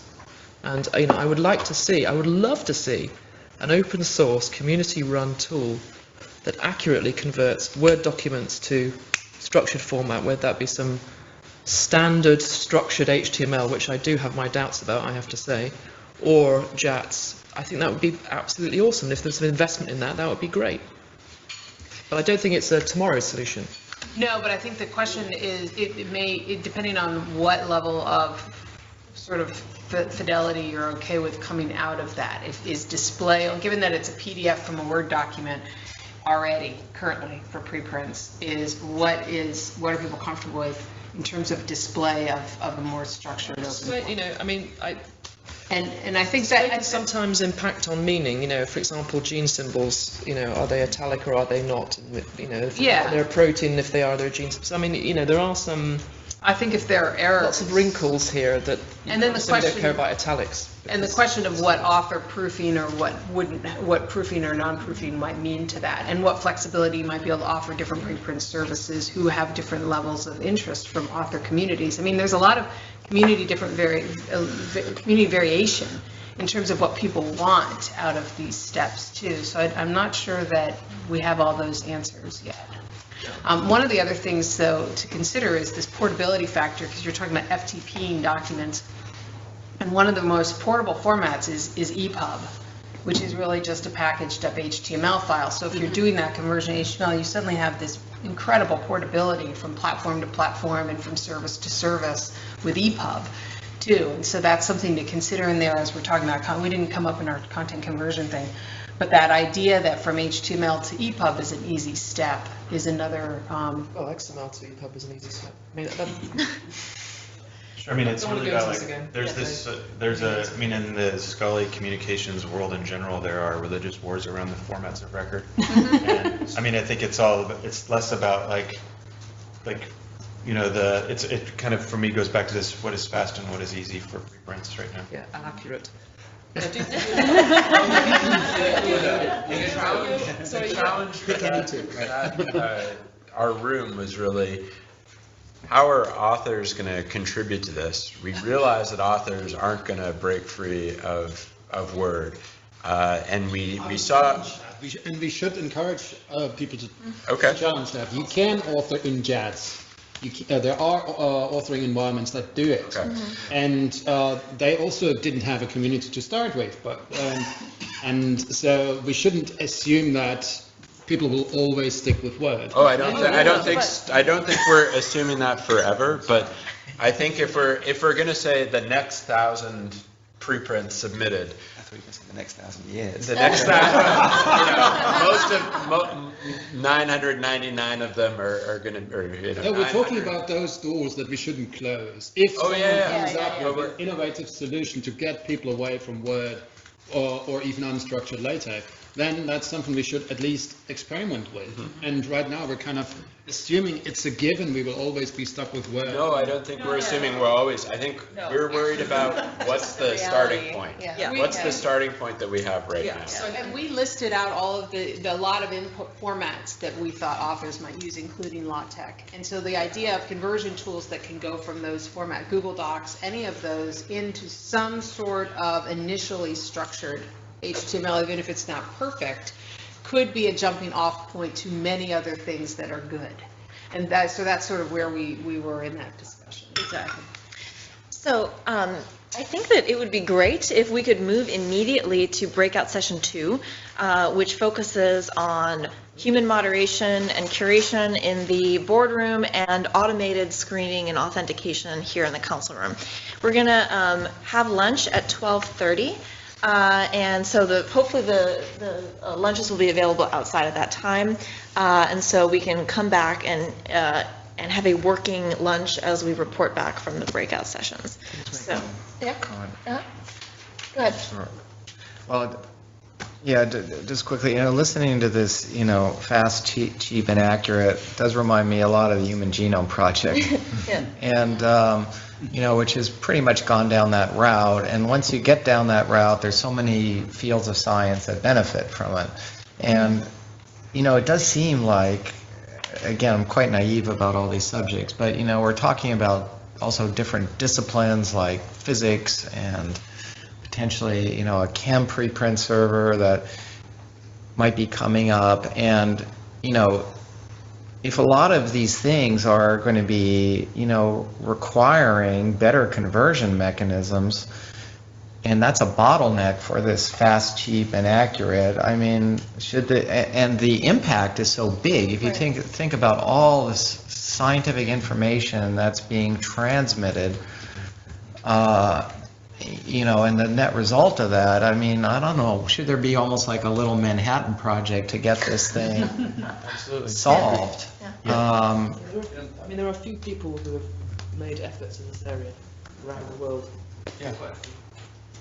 Around the table. Yeah. Around the table. Well, I mean, should it all, the thing about the Manhattan Project is they all came together in Just did it. rather than, okay, let's get this thing solved on a short time scale rather than have 20 projects that are all kind of, going on a 10-year time scale and just try to get this thing solved. And, maybe it would be that, okay, we need to get this central service up and going, and there will be some kind of structure provider or whatever, but, I mean, how would you even orchestrate, a parallel Manhattan Project on the conversion that may or may not be even the central service provider, but will be just solving this problem for that provider as well as maybe for archive and maybe for Chem Archive or whatever. Yeah. So I'll put a small stake in the ground here that I don't believe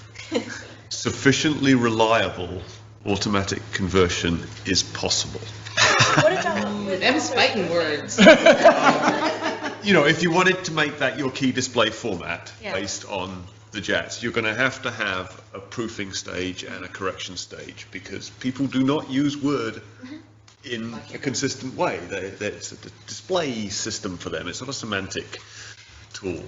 So, yeah, while this might be a great tool to develop, don't believe it's the silver bullet that suddenly makes your ingest pipeline 100% automatically and not, require checking. Joe's talking about. Yeah. To get your italics and your upper and lowercase right for all gene names.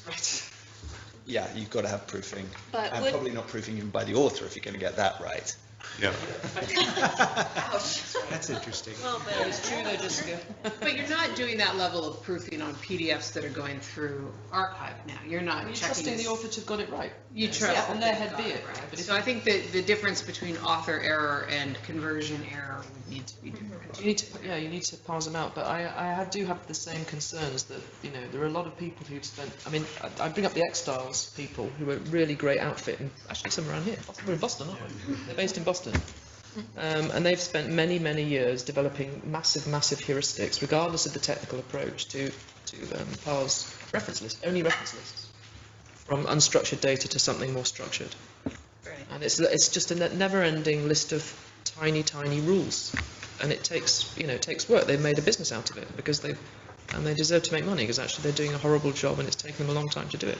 They've done a great job. And this is why, bear in mind that, going back to the point about lots of people doing this already, we're not in a vacuum here. PubMed Central pay DCL $50 a manuscript to do this, and 80% of those manuscripts kind of work okay, 20% of them don't. So there's a huge amount of manual input that goes in to make sure that that HTML is correct, and if you spoke to any publisher, who, again, all of those millions of documents, they're all converting from Word, and they all use compositors in India, and because it's cheaper. If there were a cheaper way of doing it, they would do it. Elsevier would be doing it.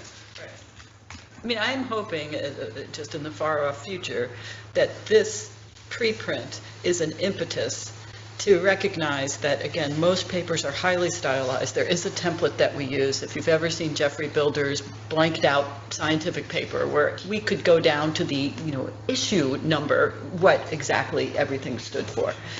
And that once one starts to author, and finally at the Society for Neuroscience in the transportable peer review, heard one of the major scientists go, the whole way we do this is just ridiculous. We shouldn't be formatting for individual journals. We should just submit it someplace, right, and then let them take care of it. And, I wrote a blog many years ago, The Tyranny of Formatting. If researchers realized how much time and effort they waste, right, trying to get things look right, only to have it sort of ripped apart once it gets put into the journal submission system, you would say this is ridiculous. So I think always keeping in mind that there was another great statement at one of the Beyond the PDFs where a publisher said, look, journal, if we want to keep the journal system, versus, okay, but right now, this is what we have to do because all of these things do exist. And, we know that formatting is the bane of every data system. It's the bane of everything because it gets conflated with what the things are that we actually care about. But to the researcher right now, they're kind of one and the same, and we have to separate that. But I think keeping the aspirational piece of where this could go over here but right now this is what we're going to do is really clear. Yeah, and I think giving up on that. We need to move, everyone who's in 2B, Yes. come with me now. Thanks, Jamie. Sorry to cut the conversation.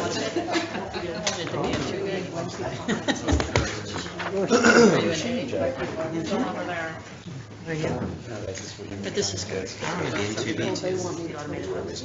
You're always in here. I don't know. Yeah, what room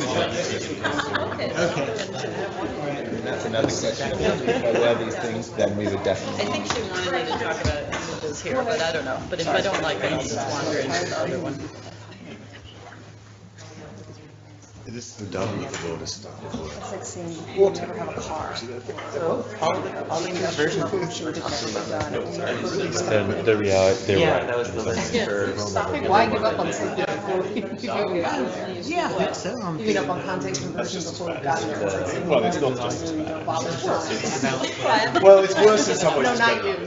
There was a lot of discussion around the table, like, well, exactly. I mean, we have that. It's inscrutable in certain format. We don't even see the stuff. Which is not what we want.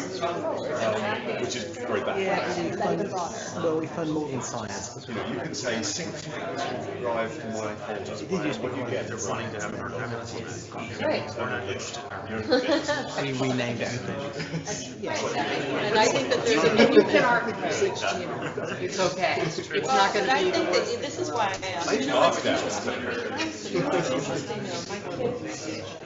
So my daughter is 5 years older than my son. Right.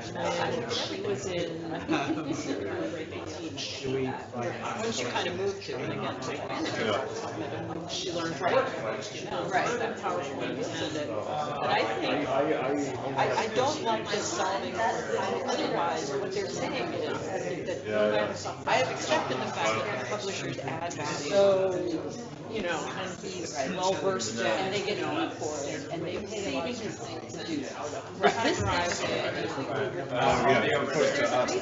I've always anything. The company that gave us search that actually works provided me with an environment where I can't find anything. Isn't that fun? And it's so, my folder, does that make a copy of the paper? Does that move for everybody? Or is it only just putting it in someplace for me? I think it's all by reference, yeah. Yeah, it's weird, isn't it? I mean, they've changed the language to say add it to my drive. Yeah. Seems like it makes a reference to it, but I do feel anxious every time I'm like, Yeah. I want to move it to this folder. Am I moving it for everyone? Yeah. By doing that, you share it with other people. Okay. The author may not catch that. If you do it regularly, it doesn't matter what you're submitting, it doesn't matter what you always here. This is always here. That's This is right. always here. This is always here. So maybe Yes. 5 years or so from now, then we'll have the big all singing and dancing. Okay, you're here, great. Actually, sorry. But I wonder if And yes, most of the people do. while this is, while And if they everybody's get waiting for this feedback to come out, which has all this funder support and so forth, all these other services will be disempowered. They'll realize, oh, if I just do header one, I won't get that error message. Another approach might be And identify. there are so many ways to and it's just sort of say that this is not something. The thing is, that the bug though is like great value. Yeah, well, we know what we've done. That would fund different projects in this area that could be incrementally added. So the problem is that I agree. If they can adapt them or not, that's their problem. including just like monkey file, there's something upset about. So it's gonna be something. And the thing is, how many systems, We should just suggest perfection that okay, built because we can't make it 100%. Yeah, like perfect as we wish it. why did you know? But I, in listening to this movie, it's really quite clear. And the other dimension is Near the old system. If we want, basically to me, the conversion to PDF with some reasonable management, on the web. we can do that right now. In fact, we are doing it. It's So yeah, it's difficult to know what to Yeah. with Twitter and so one has to I don't think try things and see what catches them. Am I supposed to be making this? I don't have ever actually on whether you're effective to do this or not, but is that, I don't remember, so. Okay, okay, so. Yeah, I'm fine. Okay, you are? Okay, Yeah. great, thank you very much. Let me go find the Google Doc. Okay. He goes, yeah, that's exactly. Okay. What if you thought about an incentive? Okay, I'm gonna just, make some dinging noises, that's, okay. Oh, they wouldn't scale. Well, okay, so. I know. Hello, everyone! Yeah.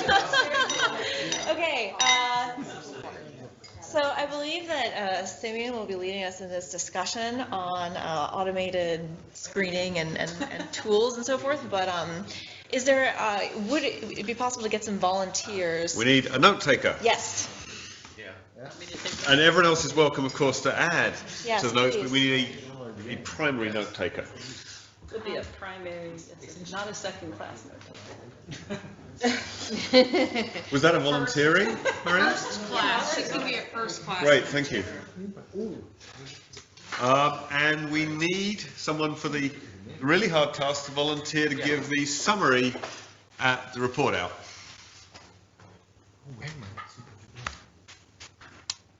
Silence is deafening.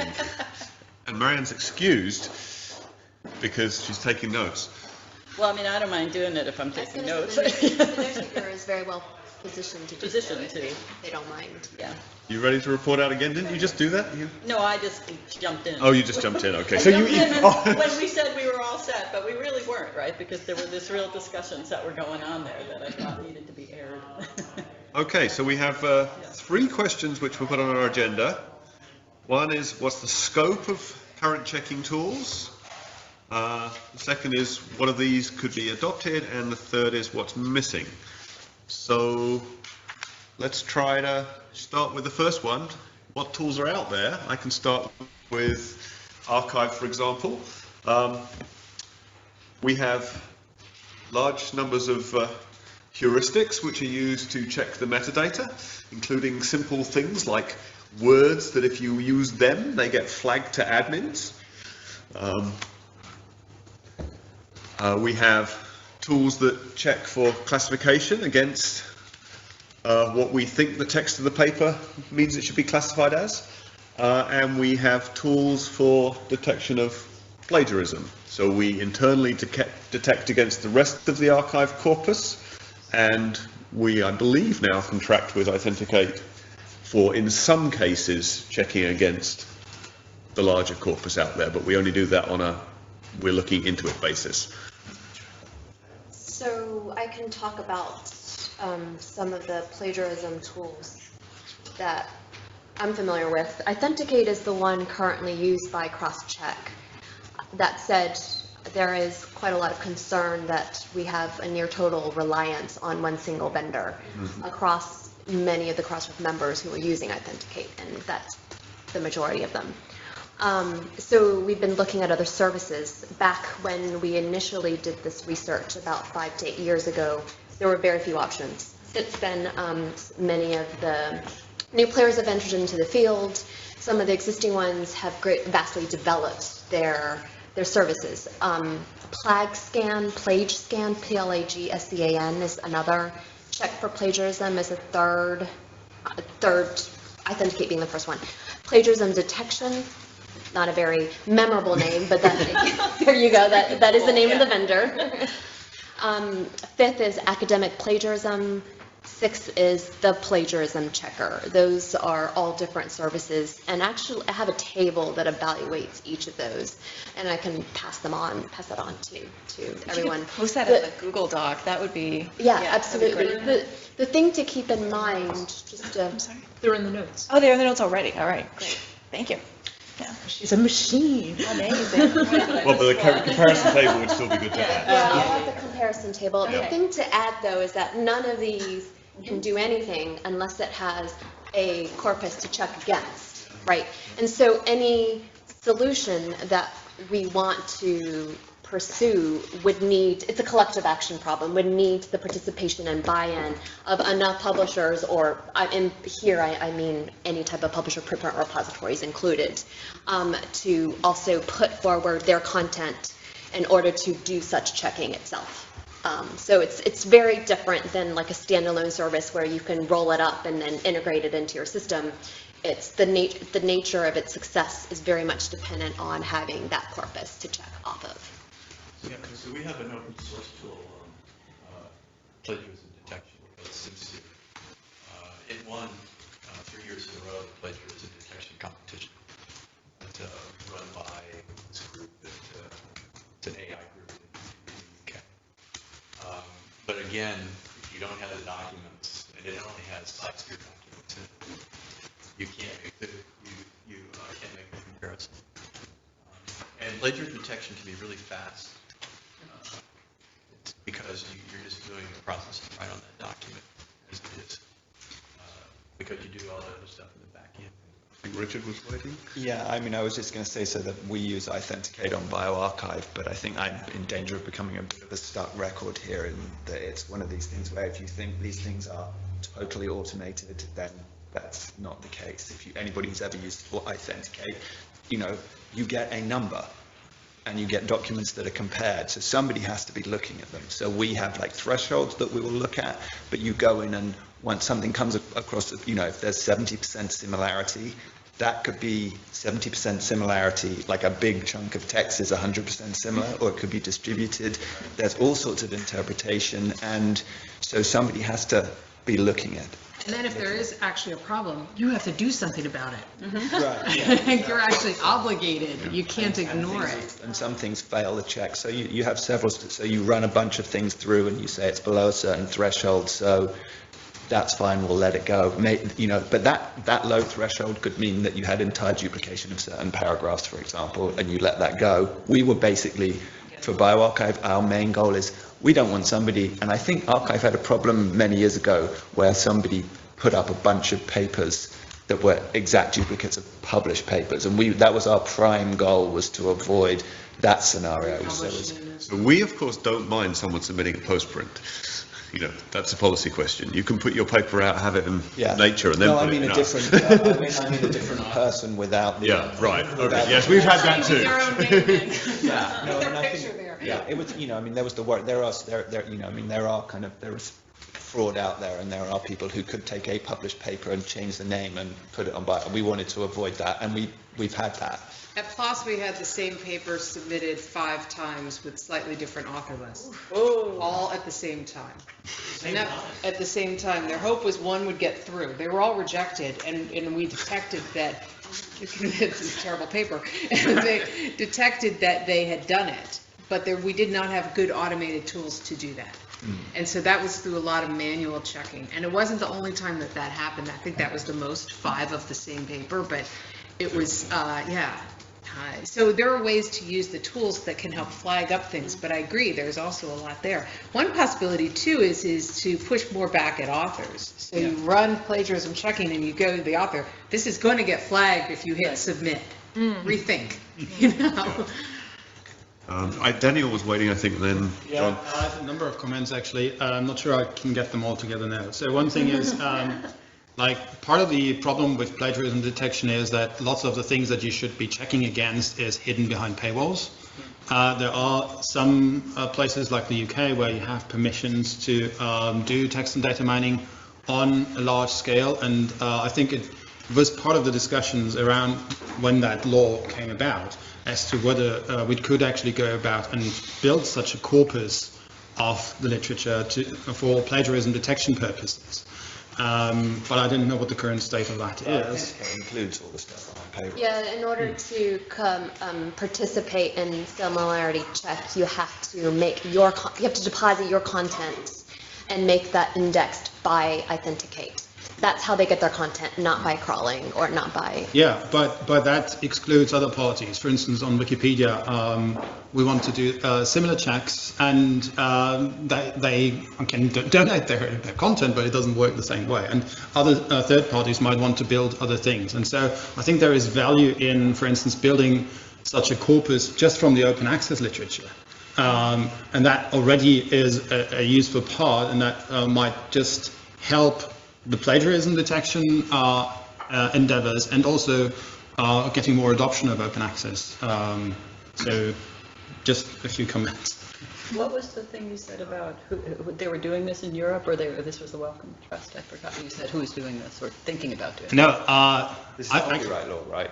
the thing is, when that law about allowing text and data mining in the UK came around, or in that period, it was discussed. I think it was discussed in blogs or somewhere that we could build such a corpus. It could help with plagiarism detection, but I have no idea what the current state of that is. I would imagine Content might know something about it. Well, in the US, there's the Google book search cases with defined non-consumptive use. Yeah, it's in the US, it's fine under fair use. Yeah, it's allowed under fair use as a non-consumptive, as long as you're not reading and digesting the information, but using it for algorithms, it's covered under fair use. So you could use that for plagiarism? You could, yes. But there is no corpus. I'm agreeing with Daniel. If there was one, we could use it in the US. It's still a fractured, But there's nothing legally stopping us from creating one Not in the US, no. But this is back to kind of like things that SAP Bio specifically can do. What publisher would not want to participate in an initiative that limited the chance that their content was being plagiarized? I think publishers that don't want to have to do those checks. I mean, so you just said it adds work. No, but you might not want to do the checks, but you know, what is, if I were a publisher and I had content behind a paywall, I would presumably not want other people plagiarizing it. Mm-hmm. So isn't there an incentive for ACP Bio to lobby to say, you know, whatever your paywall scenario is, this stuff has to be put somewhere where plagiarism detection can occur for your benefit as well. But that's why they're using the Crossref. I mean, right. They are doing that just through They're their just own doing it through society. Crossref. And I think people are just scared to place their content anywhere for any purpose. I think the same reasons that they hesitate with text and data mining, the same reasons back in the day people didn't want their content indexed in ISI Web of Science. They didn't want abstracts to be given out. Yeah. You know, they were afraid of content leakage, even with just abstracts. Do you think that's changing? I mean, it changed for a while, but I also have heard even some of the publishers that are most, associated with paywalls are recognizing that locking up content is a losing proposition. But they still do. I mean, there's still a lot of concerns about all of the articles posted on academia.edu and Mendeley and things like that. You still hear publishers rumbling. We're sort of sidling off on a different direction. Right. One, it's probably obvious, but if we put if we use preprints as a corpus, then of course most published papers, if we're successful with preprints, will be 100% plagiarized from a preprint. So do all these services let you select? If you're a publisher of a journal, you could say, no, do not look in a preprint service? You'd have to. You'd also have to check the author list, so I think author authentication is important in that case. But, you would want to make sure that it was presented as the same paper, and if we do the preprints correctly, where the versioning and feed forward are properly documented, then presumably that would be a check, where someone says, yes, you have declared that this is a version of this paper. Of this. Well, one, I think So it is plagiarized by you. Well, self-plagiarizing actually is what most plagiarism is. People copy and paste from their own papers. Yeah. We did an analysis of that at And our PLOS. slide decks too, right? Yes, of course. We did an analysis of that at PLOS, and self-plagiarism was by far the most common thing. And of course, PLOS didn't care. They're like, well, it's CC BY, you can self-plagiarize all you want. You're attributing it to yourself in theory. But I think that that question of what we talked about, metadata standards for preprints, and a metadata, part of that needs to be some sort of stamp that says this is a preprint. Yeah. And not final version. And that whole versioning question has to get attached. But even then, there has to be, this is still in the preprint status right up until the line. And so that if you were doing those sorts of automated checks, you would know. That'll be inherent in the DOI, so Crossref would be able to tell you based on the DOI. Hopefully, yeah.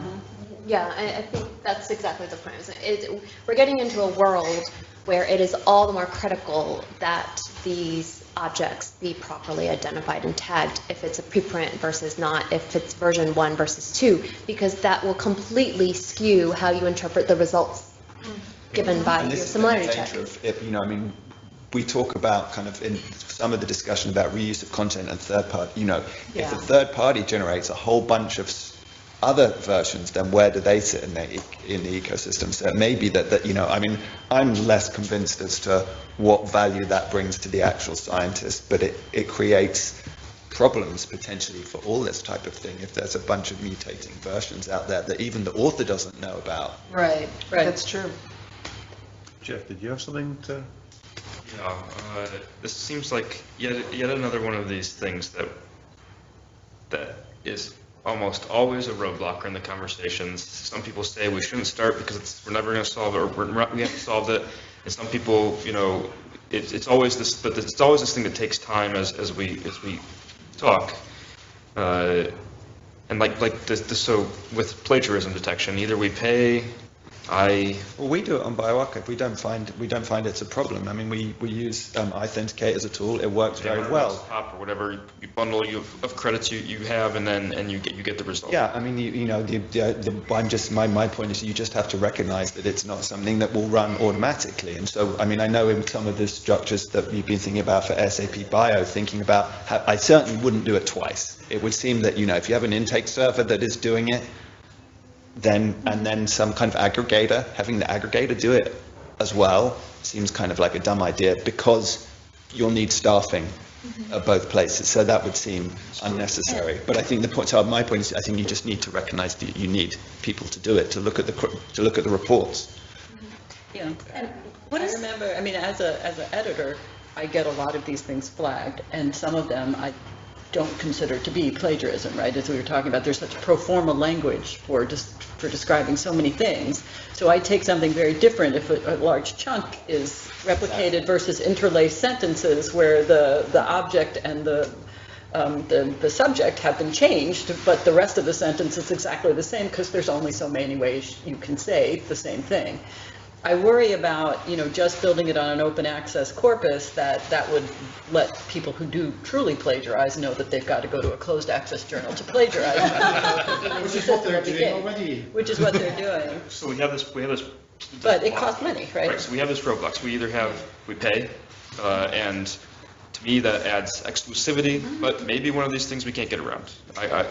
And what is the order of magnitude of cost that we're talking about here for this? Just look up the credits on iAuthenticate, and it's Okay. $100 for one credit, and you might get a deal when you buy more credits. Is that right? It's about No, the way that it works. per submission, 25,000 words. That's what it said on the website. I don't know. I just Similarity looked. Check I don't know. is a service that is run by Crossref.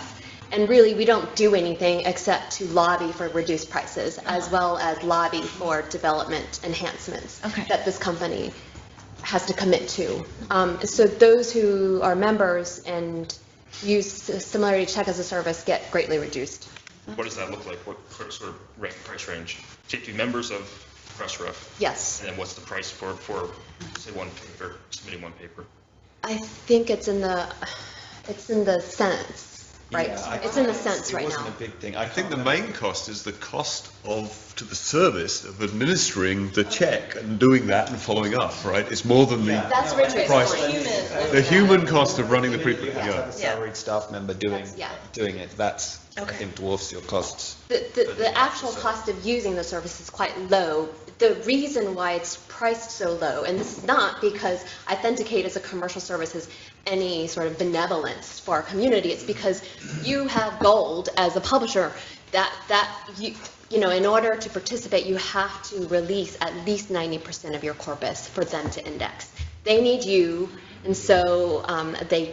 So it's they down to price the it. cents, though. Yeah. Okay. So then this is more of a human problem of how to solve the time issue, it seems. Because we can spend, there are technological ways, I think, to deal with this corpus problem. That there's techniques that groups in the music industry have used. They're different than what we currently use for plagiarism detection, but they have solved it in some ways in Shazam. If anybody has Shazam on their phone, that is plagiarism detection. And they have techniques to do that without actually holding on to the information. But if this is then a time problem, then this is then, do we invoke the community? Do we take a crowdsource approach? Just listening to Marianne's description of you know, how as an editor she looks at the results of this, is it possible that machine learning could be applied that would essentially read the results from these tools and say, okay, this is a pattern you don't need to care about. That's a pattern you should care about. It's really a question of recall rate and precision. So if we would, my experience with plagiarism as an editor is that it's fairly rare. Yeah. Actually. At least in our journals, it is actually not really a problem. And those cases that are a problem are a big problem. And so with the scoring system of Authenticate, it's fairly easy to detect automatically if you want the big problems. And then there is a gray zone that needs interpretation and do I accept this as self-plagiarism and so on, where there is some kind of editorial subjectivity that goes in. Maybe these are cases where we could just let them slip in, in the first instance. And have the community flag them. And then there are the false negatives, and the false negatives. So we can probably also live with them if there is some kind of social commenting saying, "Hey, you guys copied my paper. You should be taken down." And this seems to, for the order of magnitude of the problems we see in practice, at least in our journals, that would be sufficient. But of course, preprint would be larger, so I don't know. No, I agree completely, and that's, the threshold that we set for preprint is completely different from what you would set for journals, and the local as the global threshold for a paper is very different. And and this will speak to many of the points we're going to cover here. Is it's a preprint, so there's versioning, there's commenting, there's feedback before it's formally published. So the opportunity to have the community spot these things is huge. But Gives people something to do. We are, of course, rapidly running through our time. Can we maybe put plagiarism to one side? Right, and deal with other things. And talk about other things. So, I'd like to follow up on your comment about classification. Seemed to me to be really important because if this is successful at the scale that Archive is successful, then your description of looking over a list of new things in your field over morning coffee. How do you make that work at a very large scale? It depends on your classification, I assume. Right, you've got to have a bite-sized chunk for every reader. In my experience, right now in bioRxiv, I rely on the classification scheme to tell me what I need to look at. And I do the same in PLOS One. And it works in bioRxiv, and it doesn't work in PLOS One for me. And the reason I'm sure is scale. I mean, PLOS One, it's just like I can't even get through it with my morning coffee. There's so much. Whereas bioRxiv, it's 1 or 2 items a day. So I would really like to understand what we could do there, because it seems to me that relying on authors is a starting place, but it's not going to be adequate at a good scale. I wonder if this topic could also be addressed in group 4A, which is search tools, which I think you make the great point that there's some screening that could go on and so forth. But I'm wondering also about, in terms of not just topic screening, but screening out content that is clearly out of scope, content that is not a scientific manuscript, and what tools are available for that. Also content that's not life science. Yes, yeah. So just to follow up a little bit Yeah. on the other one, while you might say that search and discovery is the place for topics, if you have an alerting system, you have a critical time path for getting the classification good enough. And if you are going to have users relying on alerting based on topics, you've got to have those topics worked out by the time that alert happens. So that's a big constraint for archive, and there could be other choices in the production of a system which might make that differently important. But it also happens that classification is pretty good at spotting garbage, because people who write garbage don't write it so it looks like an article in the appropriate field. You might use a joke that they use all the right words in the wrong order, but actually we're just using a bag of words, so we're not sensitive to order, and they still aren't using the right words. So that is one of our screening tools for things that are not appropriate. Classification is actually a screening tool. If the classification doesn't make any sense to our classifier, that's worth a human looking at it, and that's a very valuable tool. See, one thing that's fascinating about hearing this is you learned that over time, right? So you had all this content coming through, you're seeing all these things happening, and you realize, wow, some anomalies in classification are actually an indicator for garbage. Right. And I would love to see us thinking of what kind of a system would enable us to have a learning mechanism. So as we're pulling content through, we're breaking open the container, we're classifying it, maybe we're doing plagiarism checks, maybe we're doing other technical checks, maybe reports are being surfaced. We're learning, and we're able to say, wow, okay, if we could just put this extra step in here, we might be able to do, be faster or more efficient or lower cost or better or something else. And I think that also different preprint services for different fields or different communities will want to dial up and dial down a lot of these things. So having some flexibility as to which steps get applied for bioRxiv versus SocArchive versus some other archive or what have you. Maybe someone will come up with a new name, I don't know. So we published a paper a couple of years ago using machine learning methods for classifying and differentiating between academic papers and non-academic papers. Yeah. It's a tool we use because we have web crawlers out there crawling. We have to try to classify things. And the machine learning methods significantly improved our performance. Before we weren't using machine learning methods, we were just using regexes. And we found that we still have one problem though, and that is we sometimes think a resume is a full paper. And the reason for that is resumes do have some kind of like an abstract thing. Oh, yeah. And they have citations. So that is probably our lack.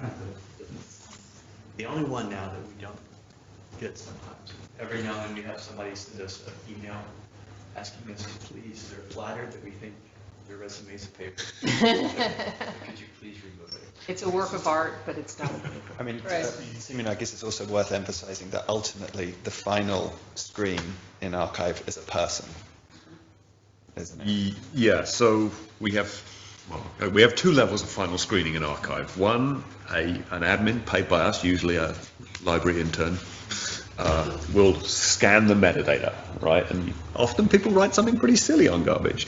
And hopefully our moderators, volunteer academics out there, will look at them, but that's not 100% reliable. We don't always have coverage. They go on holiday.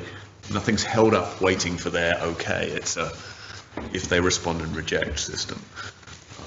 I don't know what other projects are doing. We took the moderator side from what you do, and we do that. But I think our feeling was that the kinds of analysis wouldn't pick up the stuff in biology, and actually the things we I have a feeling that a lot of things that we kick out are stuff that might pass the screen, because the problem, it's a kind of like it's an undergrad essay or something, or it's something that kind of resembles a paper, but it's like, I mean, I've said this time and time again to people, it's like, I can't remember if it's Justice Roberts, the Supreme Court Justice, you know, asked to define pornography, you can't, but you know it when you see it. Mm-hmm. And so that's kind of like being our criterion for papers, and that basically we could try and do this, but it just seems like pretty much you can spend, actually Paul Ginsburg has a word for this, it's the kind of like the 2-minute view or something. You can basically look at it and you can, that's a paper, I know it's a paper. And any academic in their field can basically, in 30 seconds, decide whether something's a paper.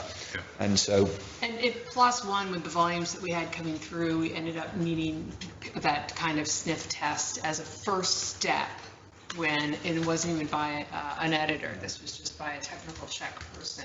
Could at least screen some things out. But we learned from what we were throwing out. We did a rejection analysis and learned that there were some patterns to papers that were had a very high rejection rates. Yeah. Certain patterns that you can pull out. And so I think, again, it's maybe not necessarily feeling 100% confident that no human curation is needed, but being able to get better and better at flagging when it's the best use of someone's time to have eyeballs. Right. So could you save these from a machine learning standpoint? We're always training. We need negative examples. So that would be, so you would want all our rejects. Yeah, what are the rejects? That's what we had to do. We had to pull all those rejects and then do an analysis. You know, we used What we would do is train our algorithms to do it. That's right. All of this sounds like a challenge to lead. There are telltale signs. There's kind of like, email address doesn't have .edu. That doesn't mean that it's going to be nonsense, but it just means the probability that this is nonsense just doubles. Well, we had when we wanted to do, we fantasized about automated checks all the time. It's sad but true. But if the .com was in the title, as in, say, McDonald's, it was about McDonald's Happy Meals being good for kids, and it was authored by people at McDonald's.com. Wow. We want an automated test check for something like that, where it's really affiliation is a street address only. So it does sound like this lends itself to challenges and other kinds of things to, that even if the community might want to take a fairly loose approach at first, doing the first round checks, but that when you start to develop these large training sets and things, then people can start to develop more and more around it, that we might get better as long as all this stuff is open. Which are completely out of scope though. Are we saying that a preprint would never try and do image manipulation testing to see whether the image has been manipulated? I'm going to draw a stake in the ground, like I'm going to say you can't do that. I'm going to say that's not possible right now. When you look at the people who, when you look at JCB do it, you guys do it, Nature, lots of people who work in cell biology do it, and the way they do it, it's somebody looking at the settings in Photoshop, and everybody, at least I've spoken to, who talks about it, says that's the only way to get the stuff. There are some tools around there, but they don't seem to be anywhere near that. So I think maybe that, my view is that that's kind of like right now that's a losing proposition from the get-go, but maybe that's a thing where, because it's a preprint, that's when you really do get, we talk about the thing with things like PubPeer, that's after publication.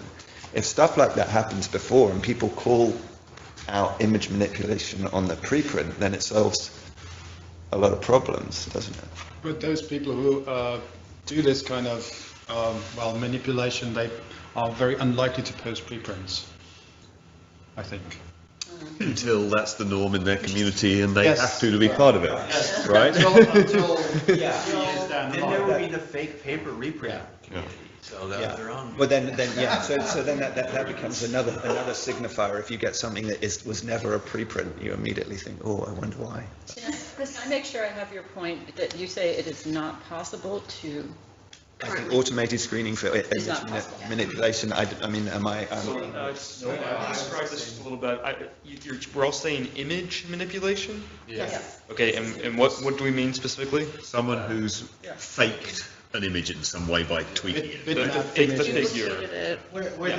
Like the Obokata paper, okay? Right. I think there is an entire gradation of manipulation of data from beautification to overt fabrication. But I would tend to support Richard's view that at the moment that is a process that would be extremely difficult or impossible to automate. But again, this doesn't mean that in 5 years it will be like this. Yeah, and I guess if we do something with preprints, again, that this might be a golden opportunity to expose those data in a way such that in 5 years the best people can actually automate it. Yeah, without asking now. We could again train the machines on those manipulated things. Well, but I guess my question is you've already got a corpus of kind of like hundreds of millions of images out there in already in full text HTML in journals. You could start there and then apply it to preprints when you're done. I'm not sure. It doesn't seem that preprints are the place to start with this. I think that's probably right, but I would say that what's interesting is the idea that you're creating an environment into which you could plug such a thing when it's ready. And I think you there's don't have also- to know today what those checks and balances are. You need an environment that you can put checks and balances in and dial them up or down for different And communities. there's also a scaling issue here. When you first start a preprint service, you have a low submission rate. Yeah. It makes sense to do more things manually than you will when you have a high submission rate some years later, right? Right, and I think- also the scaling problem also applies to the potential problems. Right. So I think it was raised earlier that the number of issues that have arose in smaller journals are very, very rare. The thing about working on PLOS One is that we got an egregious amount of problems. Yeah. Those weren't exposed because obviously there's no forum for doing so, but any problem that has ever existed is more than likely seen itself in PLOS One. So if we're talking about scale in a future world where it is the norm to post preprints, these are real problems that we'll have to hit eventually. Also, the amount of, and the kind of, not to be blunt about it, the kind of salaries that you're there involved in is much higher because, if you look at what journals do with these sorts of things, you have an admin who looks at it, and then you have to have an editorial consultation. I mean, you will have done this, Thomas, and all journals know this. It's not cut and dried, and you have to go and find a scientist who knows the field and says, well, that's the control. Is that the kind of is that just a kind of a weird blob in the kind of the molecular weights lane that doesn't mean anything? They have to go to the editor who says, well, this is important. It's this lane. It's this band. This actually means something. And so the admin cost of addressing it is a whole nother level than So we can't do this at the moment. What about ethical checks? Can that be automated, or is that again humans? Because I'm trying to think, how do we keep the cost down? And I'm worried that there's quite a few things going. Well, we can't do that. We can't do that. Well, I think, again, some people would want greater ethical checks than others, right? You probably have more ethical checks in place than you because there are We more do it by maybe. routing papers differently. I think the issue with ethical checks is, again, that is very hard to. It's very hard to. So I can give you an example where if you have. So there's issues of gain of function studies in things like influenza that you would worry about weaponizing flu, for example. That's human. Somebody puts up a paper that says HIV doesn't cause AIDS. And it goes through your screen. It's fine. Things like that. We track those to MDs. Well, also, but you have human subject data and other things Right, so that then you maybe get to- physics may not have. Yeah. So but human. We essentially don't have ethical checks. Moderator spots something weird. Yeah. Right. They notice it, but we don't know. Well, I don't think any planets or stars are going to die if your astrophysics paper hasn't had an ethical check. We also haven't had people trying to say how to build a bomb, But I think sometimes the problem with checks is that there's a bunch of stuff you have to do, and you have to take that on trust from the authors. So what happens if you're a journalist? You get a signed form saying, I have obtained patient consent for all the studies that show this. Now, and that involves obtaining a signature, etc., etc. Our feeling was that type of thing is not going to scale. You basically have a button which says, all my ethics are right. But the one thing that we have decided not to do is images of patients, because we actually have a journal which has case studies and has lots of images of patients, and you need all sorts of checks and balances to deal with that, and we felt that was never going to scale to preprints. So what happens if we have something that comes in the first screen and it looks like an image of a patient, then it goes back to the author and we say, you send us a version without the patient image.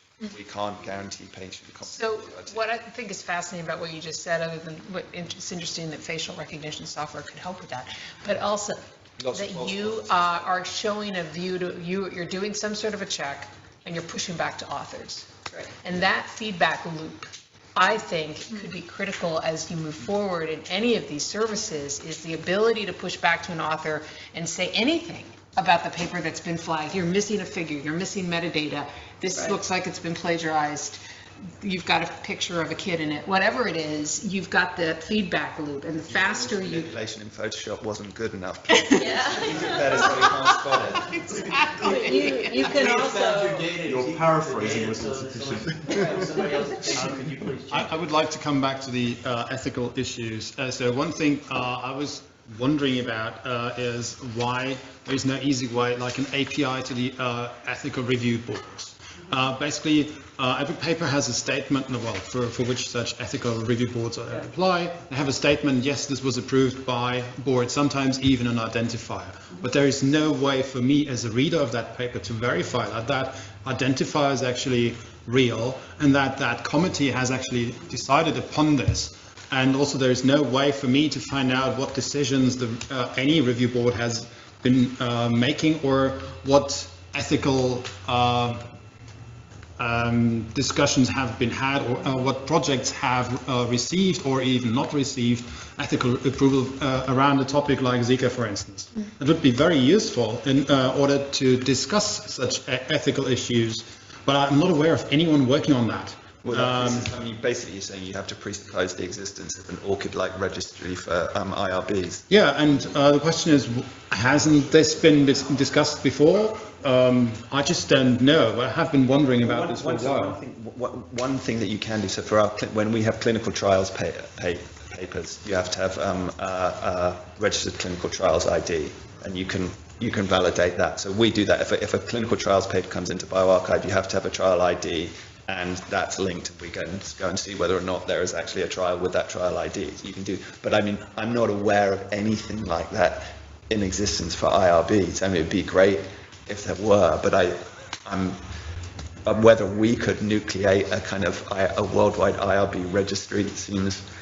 And it might be interesting too to see if behavior changed if you forced people to have their ORCID in there. So, you know. I was hoping we could move on to the topic of Yes, authorship in the last few moments. Well, I'm just wondering if it improves the sense of responsibility people might have if they know it's tied back to their, quote, social security number for Simple research. statements of this stuff, we know that checking a box to say I did or I did not do this improve efficacy rates dramatically. Right. So Archive, for example, has traditionally just required a plausible looking email address to get going. You know, now we're trying to link those to ORCID. If we were reinventing it now, you would have to have an ORCID, at least as a submitter. We probably still would not be requiring an ID for every author, because that requires a bunch of development to have a workflow that isn't a huge impediment. I don't know what other people want to say. Well, so we have an option to add ORCID. I think we would very much like to move towards it being mandatory. I think our feeling was that, you know, it's back to kind of putting barriers in the way of people when ORCID is a very new thing, getting people to adopt that. We didn't want to slow adoption of bioRxiv. Our hope is that, you know, we could get to a point where, I mean, and I think, Embo, you have mandatory ORCID submissions. Once that becomes... First and last. Yeah. We mandatory for the last, Right. which for the first, there's a gray zone. So you can see that moving at different paces, and I think it's a question of not whether, but when we get there. I just want to also say that, you know, in addition to this technical thing that we're creating, we are thinking, and I think the funders are very keen on this, concerned about this, creating a governance body that really is representative of the scientific community. And like probably, I mean, we are going to be creating this, not the governance body, but a recommendation to funders of what that governance structure might look like. So I think these issues are probably like ORCID number, whether that, you know, that will be part of the proposal to the funders is going to be taken up by that governance, by that task force as well.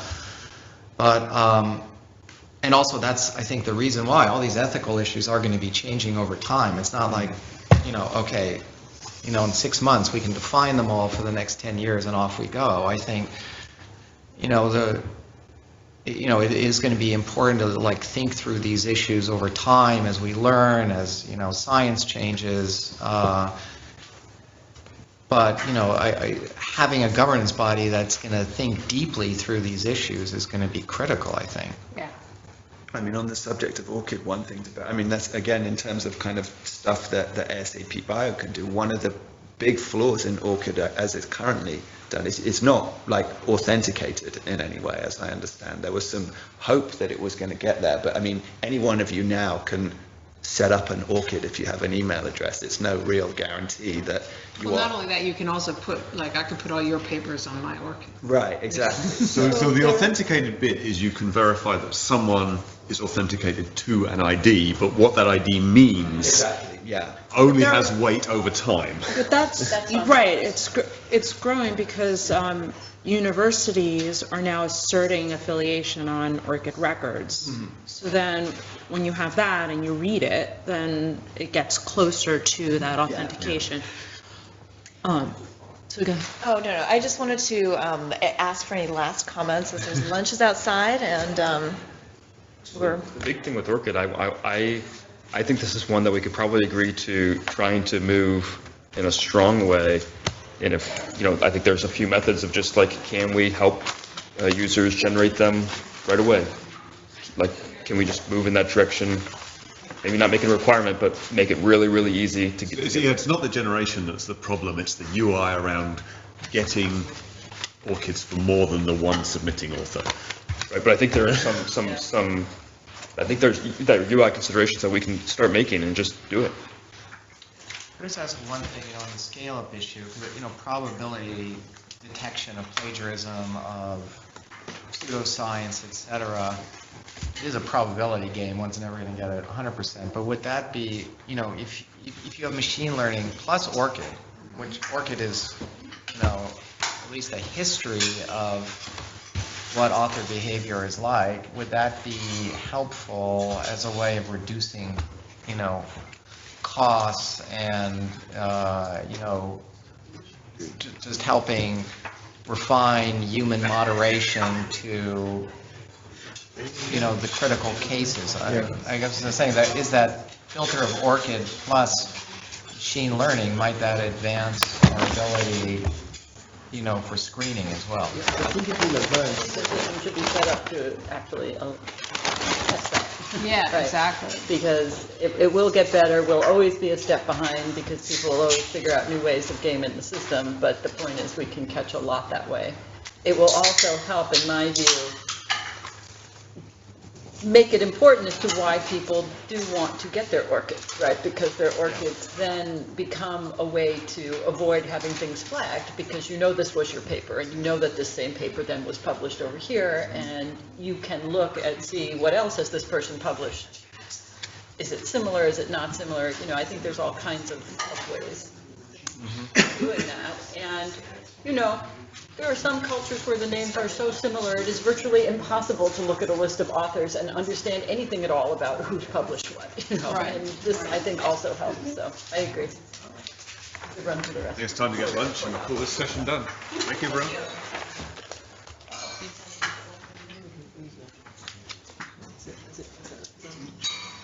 No. Good sandwich. Oh, good. Yeah. Huh?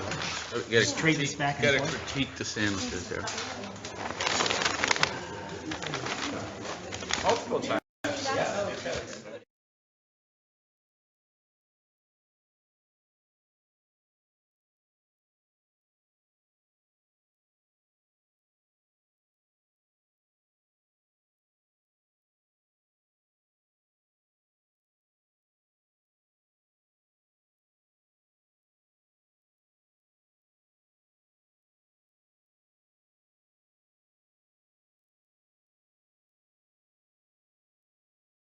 The ones, So it hasn't been that different. No, I mean, The journal, and these are things that get the millions of hits a day. So and some it's of quite the, scalable. like, you know, probably peer, the timing of the peer review has been. Well, this is going on. More or less it's virtual. On the rapid side, not so Are we really just talking about Formulating. Talk to people. things you might like? Figure out if you believe what they're telling you. Oh, yeah, and I've reviewed what I heard. We use a lot of people. Yeah. Just meetings. I'm sure. So we need Yeah. That definitely wants. basic. Or just the task force, which is not realistic. Yeah. And definitely want to make it.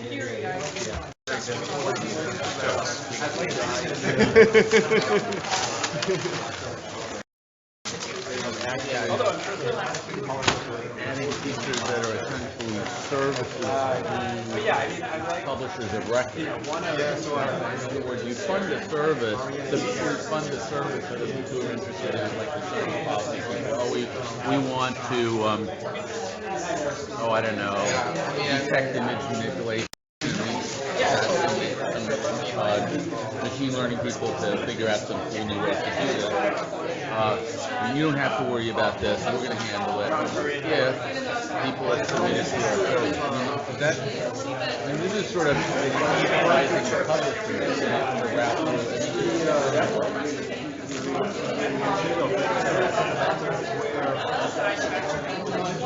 To have the publishers. I've had to do, and it's really embarrassing. But, you know. No, to have the science policy people like NIH fund the service. And then offer it. So that's part of the issue. This has been through quote-unquote bioarchive image manipulation. This has been through plagiarism detection, blah, blah, blah, blah, blah. And then you stack up these different verifications. However you want to count that.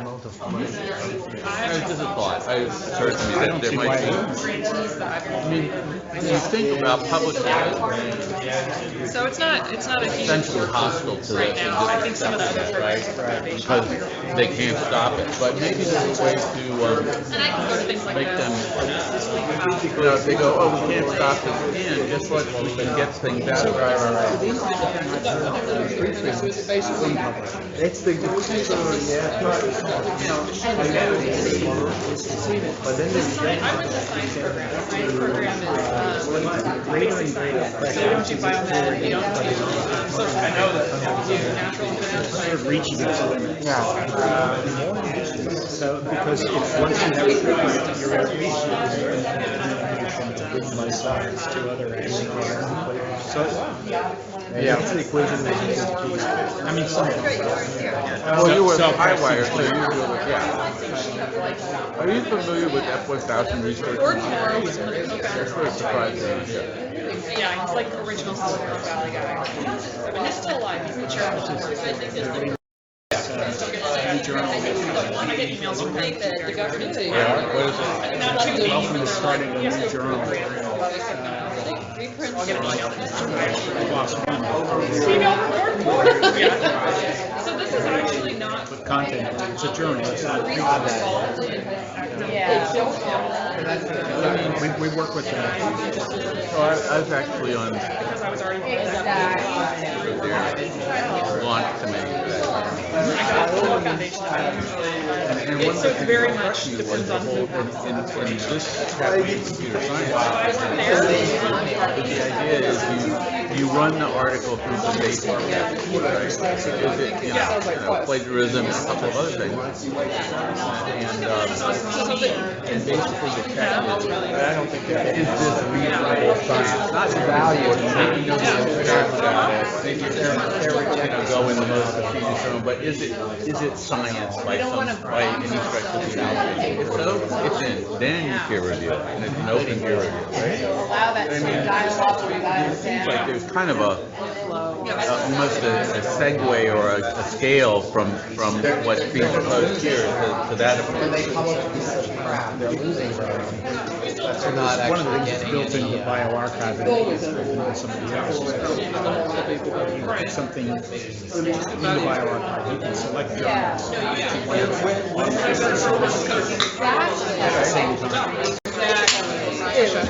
Oh, Tricia, yes. We're planning the service to work in Well, process you can say, oh, and by the way, put this in bioarchive. Yeah, exactly. You're reinventing publishing.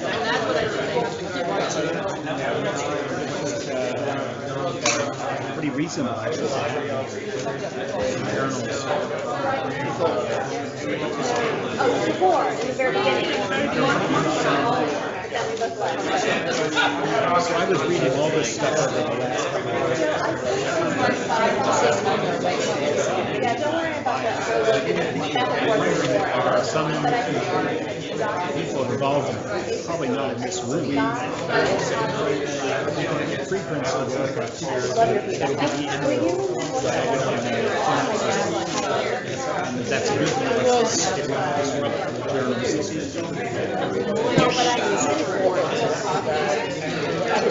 I don't know why.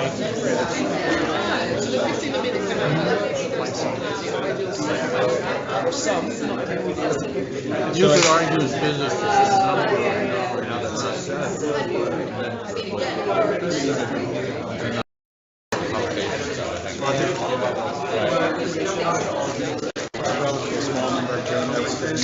You could argue that. Just a few publishers.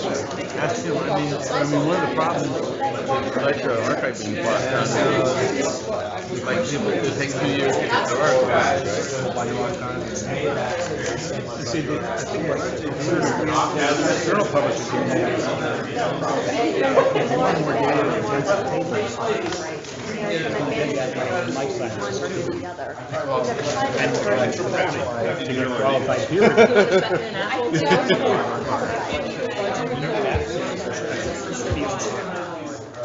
more and more specialized. So it takes some of the pressure off.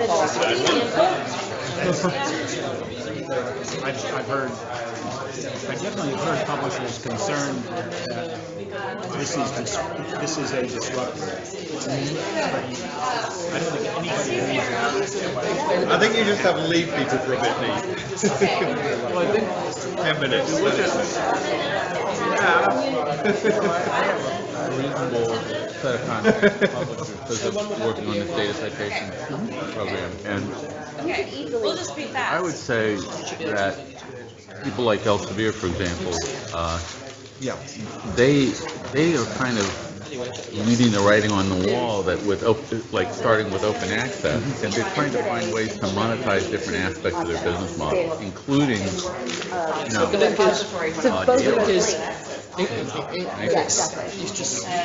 you make a rule or not. they're trying to figure out ways to pay disaggregate the different things that they do in their business from just providing Yeah, if they're doing that, that kind of indicates that Hour and a half. it all probably started with a petition against their law, right? But really, I think really tipped it over. Yeah, no, fair enough.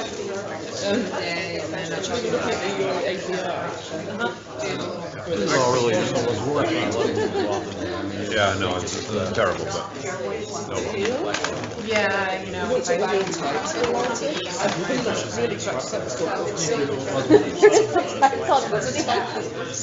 You get out in Silicon Oh, Valley is that across your data? several a week.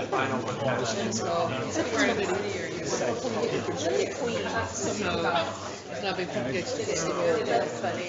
Or infrastructural services. Yeah. There's retractions, corrections, and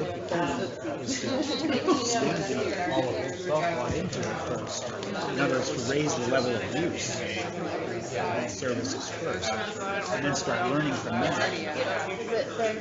feel like, okay, we're imagining I'm anxious to hear who how the, good it could be in 5 years. because I always seemed like I felt like you Only 6,000. slightly more clear. No, I mean, Maybe there's another part, non-technical About a million, 100,000. Incentivization is really important. About 110,000 a year. I'll tell you something that really struck me. I don't think I realized that until that's where I got confused about. I would say Harvard Medical School is one of the, Yeah, there's a good amount of mass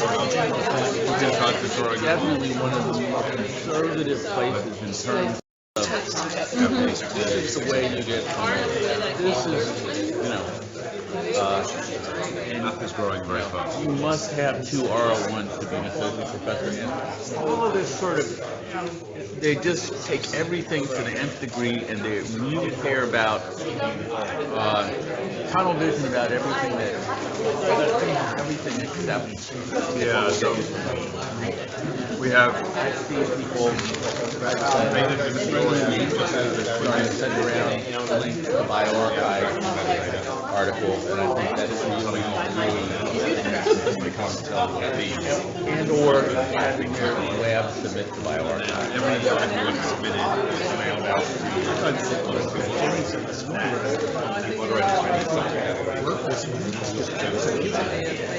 and our hope is that they at least look at the abstract. They're suspicious, they can access it. Sort of a statement. Mostly they won't.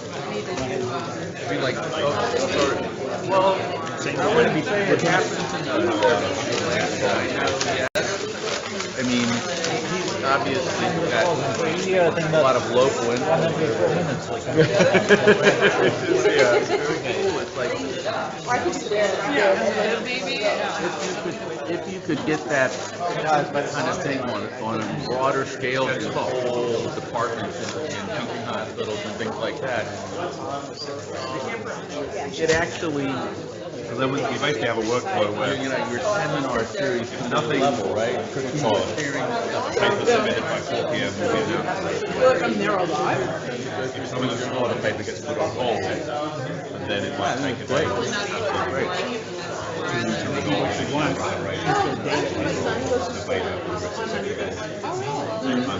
Maybe. Questions about Maybe so. authorship or plagiarism, it might take a little longer. My son is at Trinity School, which actually just moved to. Do you run Highwire Press? Were you a founder and then now you're not? Certainly. Sure, of course, as you would. Yeah. If I'm going to hold I was on the subway. This kind of stuff. questions like plagiarism. So we did that about 5 years ago. Notices of plagiarism. So Highwire actually.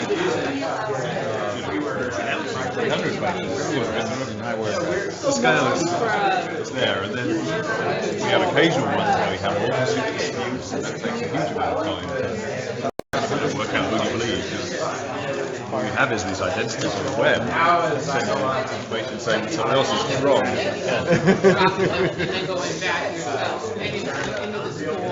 Do you get involved in any of this sort of stuff? Building data repository. We have a 20 I send to There school. are other complexities. Approaches to publishing journals.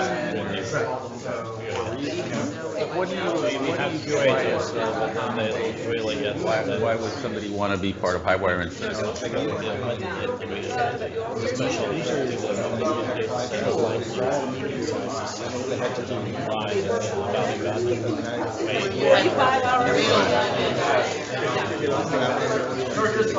We don't really Do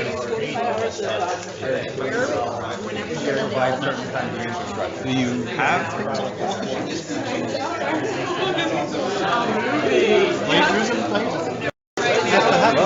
Plagiarism actually, maybe that's not something that we come up here? It will sometimes. We recently have cases where, professor, so the paper is submitted, the professor emails us saying, this was my student, they didn't have the right to submit that paper. I can imagine that would happen with data, right? This was our secret data, we won't share this, please take it down, and you have to decide what to do.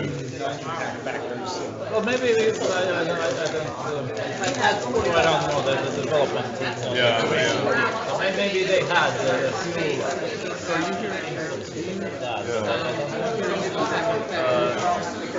From anybody about well, you guys, I mean, But now, my daughter's 17, she's like the age of real parents. So we have about 4 staff on the admin side. I can almost send them off. Have 3 meetings They do now, yeah. Fundraising and things like that. So they would have people. So what's the average size of a data set?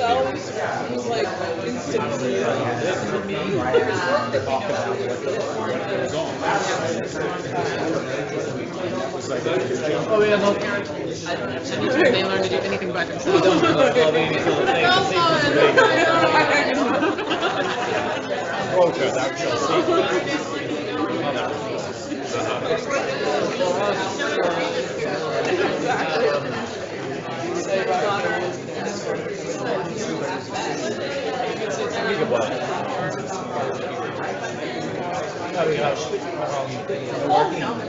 From her cell phone to the telephone.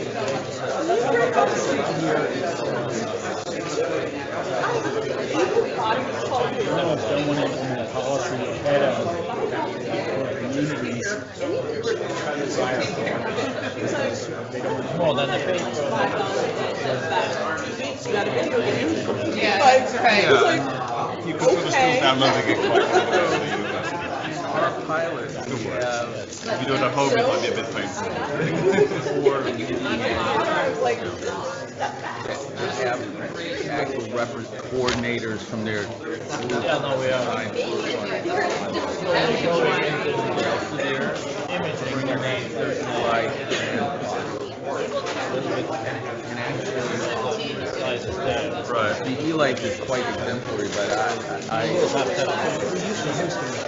so far we have a few data sets that we have acquired via the. Always the leader. Right, yeah.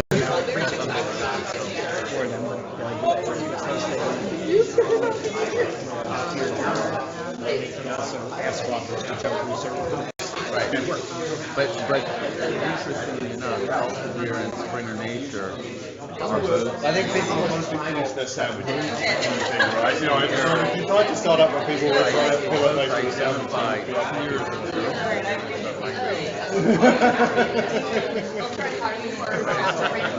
so when I say we, I mean really is No data, more data. that we organize platform for. We putting out a roadmap for data set publishing. Excuse me, everyone.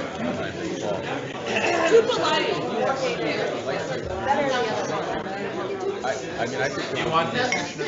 Hey, everybody, listen to Jessica. If we proceed with reports, I know everyone is still eating a little bit. We could start working on the reports from breakout session 2. That would be great. And we're going to try to shave a little bit of time off of the afternoon breakout sessions, which were originally scheduled for an hour, but maybe we'll try to do them in 45 minutes or so each, so that we have enough time to discuss in the last session of the day the additional feedback on the scope of a essential service and so forth. So I really want to make sure that we have enough time to get feedback on that. And so let's begin now with session 2A, which I guess is the session. I think it's Marianne. Oh, we're 2A? But if you want to Very copious notes, but we started with what tools are out there, and we had a survey of people who are in publishing and in archive, and Jennifer actually has done a nice comparison of some of the 5 major tools or 6 major tools that are used currently, and she posted that into our notes document. But Authenticate is one of the most common ones that is used. The concerns that were raised by some was because it is the primary thing that is used, it's tending to dominate the field, and that is perceived as being something dangerous, or plagiarism checks. It's also interesting, though, that none of these plagiarism checks really can work if they don't have a corpus, and the sum total corpus of all of biomedicine has not yet been assembled to check these things against. And so there's been some discussions about how or whether that can be accomplished. Authenticate's model is that if you are part of Authenticate and use the service, you have to make 90% of your corpus available, and that's the way that they're sort of assembling it. But there was this understanding that one sort of needed this, and there might be an opportunity there to insist. As we understand it in the United States, there's really nothing stopping from somebody from assembling it. Somebody just needs to do it. But we had a lot of really, talks about how the system could be engineered so that plagiarism checks were sort of part of it. However, nobody thinks that these things right now work automatically without any human intervention. That is, even when something is flagged, generally humans need to follow up for what the reasons are that this was flagged. And so the more of these things that we put in, the more administrative oversight is going to be necessary. And how do we balance this need to be sort of fast and rapid, which is the whole reason that we're here, right, as opposed to layering on lots and lots of administration. So we talked not just about general plagiarism checks, but we talked about things like image authentication and author authentication and ethical considerations, right? Do people put in the right IRB approvals? Do people put in the right animal approvals? There's a great opportunity there, as Daniel pointed out, to be able to automate some of these things, right? If there was a national service or international service that had IRB approvals, for example, you would be able to do these things automatically. But it's the same with the image checks and everything else. Right now, these things, again, do require a lot of human intervention. And so the system itself, ASAP Bio, has to decide how much of this they want to put in versus letting everything in and then letting the crowd take care of it. But one thing also that kept percolating up, and I think this is a really good point, is that machine learning and other things are getting better, and that if one has access to training data and other things, a lot of these things can be automated. And ASAP Bio should, in fact, make sure that it is constructed in a way that really encourages and allows this sort of learning to take place. And so that over time, we learn how the system is gamed and we can automatically put the checks in there. I think Jennifer was the one who made a point which I thought was very good, and we heard from Embo, whose first name I don't know because I have to put that in there, that right now the question is how often do these things happen, how big a problem is this? But Jennifer pointed out that these problems, as you scale, if this becomes the place where people put their stuff, then the problems will scale as well. They'll come with them, right? So even though it may be a small problem right now, that can be policed by individuals in a community as it grows larger and larger. And I think John made this point as well. As it goes larger and larger, the problems get larger and larger and hard for individual humans to sort of adjudicate. So that was another reason why, again, sort of laying it out early to make sure that we can take the best advantage of author authentication through an ORCID or machine learning algorithms to start to spot some of these things would be really important. Kristen, I think, also again made the point that if one tries to sort of that in some subdomains of biomedicine, the ethical problems, for example, of being able to identify patients, having patient data, bioRxiv pointed out that the one thing they don't let in is pictures of patients, and there's software out there that one can use to sort of flag those type of things. that there's probably a very minimal set that one would need to put in overall, but some areas in biomedicine might have stricter requirements, and that's another argument for pushing flexibility out to the different communities to put in what is needed and building a sort of a pluggable system where things can be added as they are developed, but also where different communities who might have much more reason to be concerned about inappropriate information getting out there could in fact put in that type of oversight, but that you wouldn't require it of everybody. So there's a lot of notes there, but I think those were kind of the high level things. Is that the automated tools are there right now. They're not completely automated. Human beings are required. We have every reason to assume that they will get better, and we can actually work in ASAP Bio to make sure that they have the data to get better. But that I think we always have to keep in mind that the rapidity of publication is going to require that one dial back on a lot of pre-review and pre-authentication that requires human beings. Anybody else? Good job. Yeah.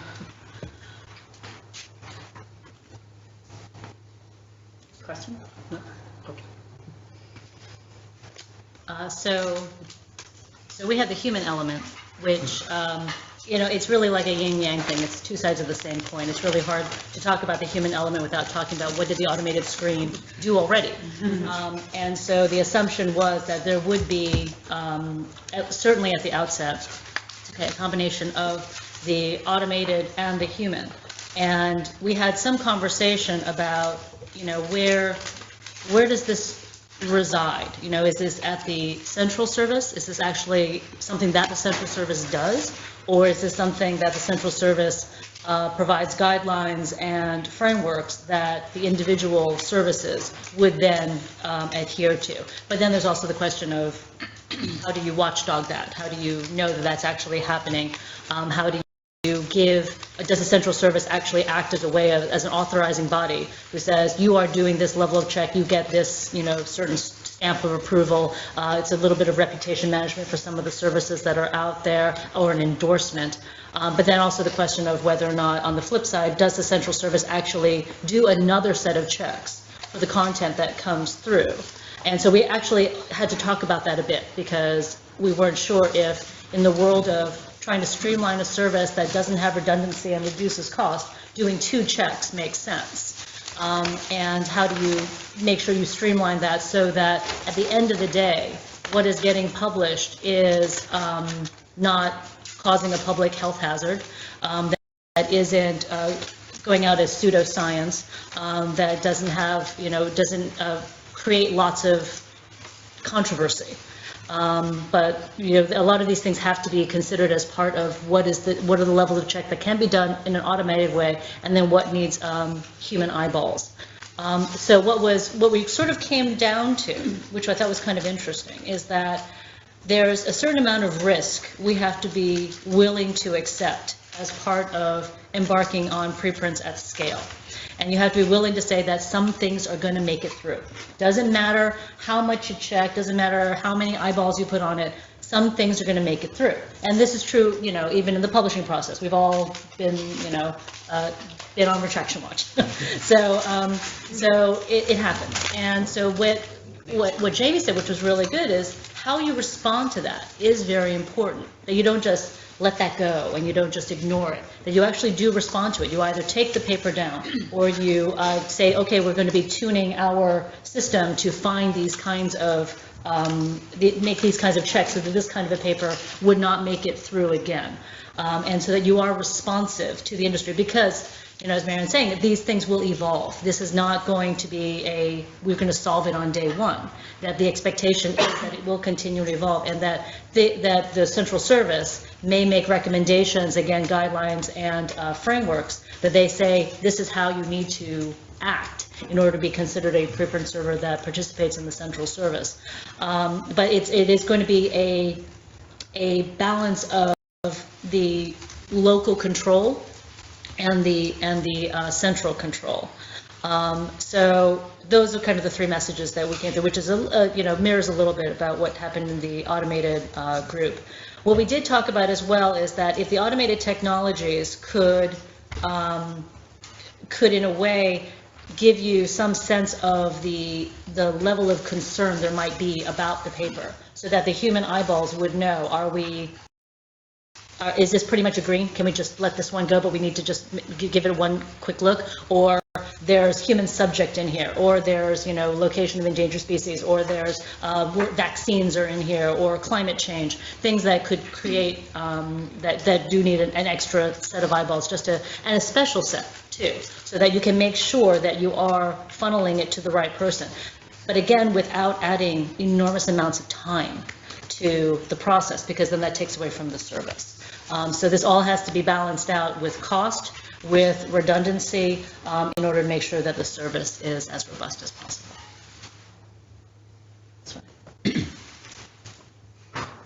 I thought it's interesting to think about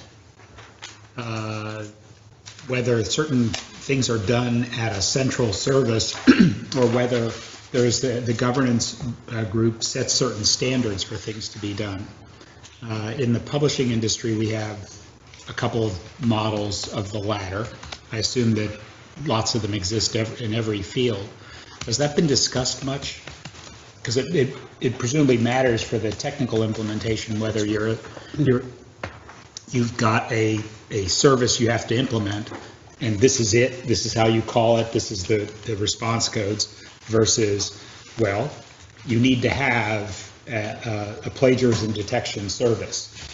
And has that been discussed much? It sounds very much like the kind of thing that one does with an application for Medline or PubMed Central, where you fulfill a set of technical requirements, which is basically having decent JATS XML, and then another series of editorial requirements. I'm not saying they would be remotely comparable, but you submit a bunch of files to a PubMed Central group or the Medline selection committee, and they go through a series of checks. And I went through one just recently with one of with a clinical journal that we have, and there was a lot of to and fro about issues of patient confidentiality. So you could imagine that a central service would do something similar. There would be a bunch of kind of technical standards and a demonstration of the screening process. And I mean, you wouldn't set examples, but there is a precedent for this with PubMed. Certainly. It's about what the aims of the central service are, really, because there's two different things to decide on, right? Content and tools. And for both of those, you could have the central service be agnostic, right? So Crossref doesn't take any responsibility for the content of the research articles that it indexes. That's not its role. It's totally agnostic to the content. It just provides a way to get to the service. Whereas another standards body for journal publishing has an interest in the content. You have to meet these principles of how you do peer review in order to be certified by us as an agency as saying this is actually a scientific journal in some way. Those are very two different roles in which they're playing in the content. And the same applies for tools in exactly as you describe it, right? The central service could be agnostic to tools. Use whatever you want. We'll just help surface it. Or, no, these are the tools. You have to use these things in order to post it. And there's just... the tools have to meet these standards. Right, yeah, so it could be principle-based on tools. The two things I'm thinking of in scholarly publishing, there's Counter, which has a set of requirements, and there's an audit process. For archival repositories, the library world has a set of requirements that something has to meet in order to be called an archive. Yeah.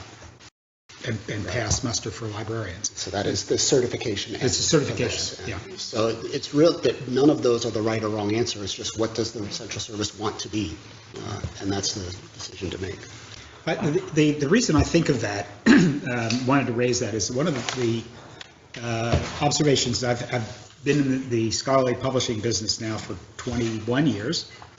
And it struck me that one of the mistakes the industry made early on was to standardize too rapidly and cut off innovation. And let's see, there's nobody from Counter here.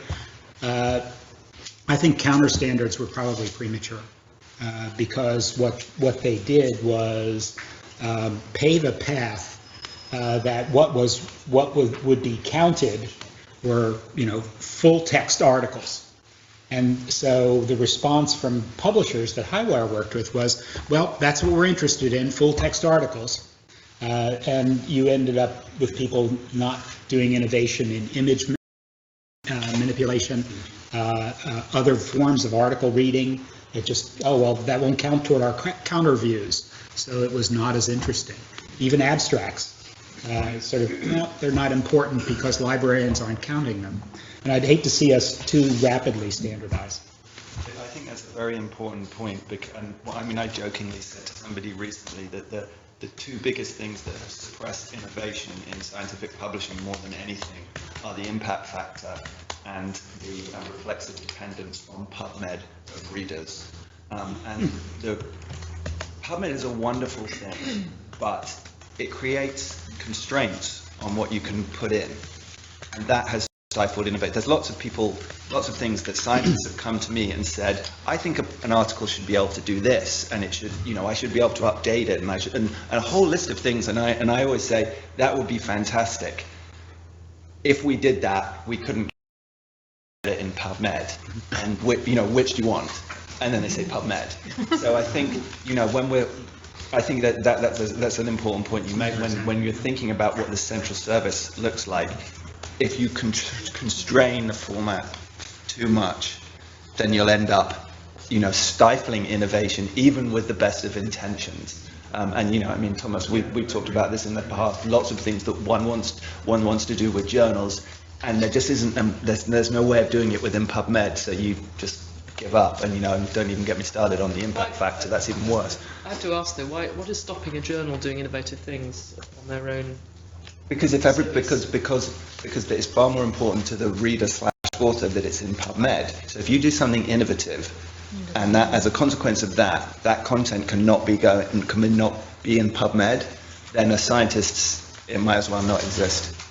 Basically for anybody over 35, that's the case. For somebody under 35, then they're less bothered because they use Google Scholar. But I mean, so addenda, for example, I mean, the major revisions to a document are errata, corrigenda, which are all classified as an errata. Things like retractions are a retraction, that's it. So any partial changes to documents have to be an erratum or a retraction. This is just one example. I think that's it's a really good example actually of something that the preprint service constellation could approach, because obviously I'm going to talk about versions in a little while, but the one thing that I think is completely ridiculous in general is our errata corrigendum approach to different versions of articles. Oh, absolutely. Why on earth aren't articles What a wonderful transition to breakout. Good idea. Yeah, excellent. Any last comments? Okay, in that case, then let's go immediately. Maybe just very brief, we can come back to this at the very end. I mean, I think a critical thing here, the governance body is something that should dynamically evaluate things like ethical standards over time, because this is going to be a moving system, and I think, what are the standards for, ethics, or what gets into the central service is probably something that should be actively considered by the governance body. But I do want to return, maybe at the very end of the day, this issue, I think that was brought up, is, should there be a duplication of effort at, the intake server level, which is going to be costly for intake servers. It may be good in the sense that it's a barrier for entry. It means like not everyone can be an intake server. On the other hand, it is adding also cost at that level that potentially a central service can invest in machine learning, in FTE, an FTE or two through a funded agency for human moderation in ways that would relieve burden from an intake server and more closely connect, the ethical standards created by the governance body with the central service in a tight-knit network, so that, it's not a policing force having to go and do site visits for every server to see how well they're doing and give them, like a quality control health certificate every year. So, I mean, they're two very different models, but maybe we could return, I don't want to divert, but we could return to that in the end of, what is in the province of what the central service does, and how would that benefit, the community, and also to be of interest to intake servers as well. But anyway, let's go on.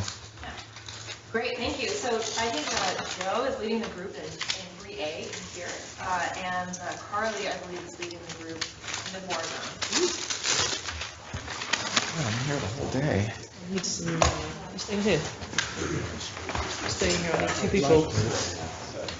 But you're not. Then I got really interested. Going next door. I knew we were buddies.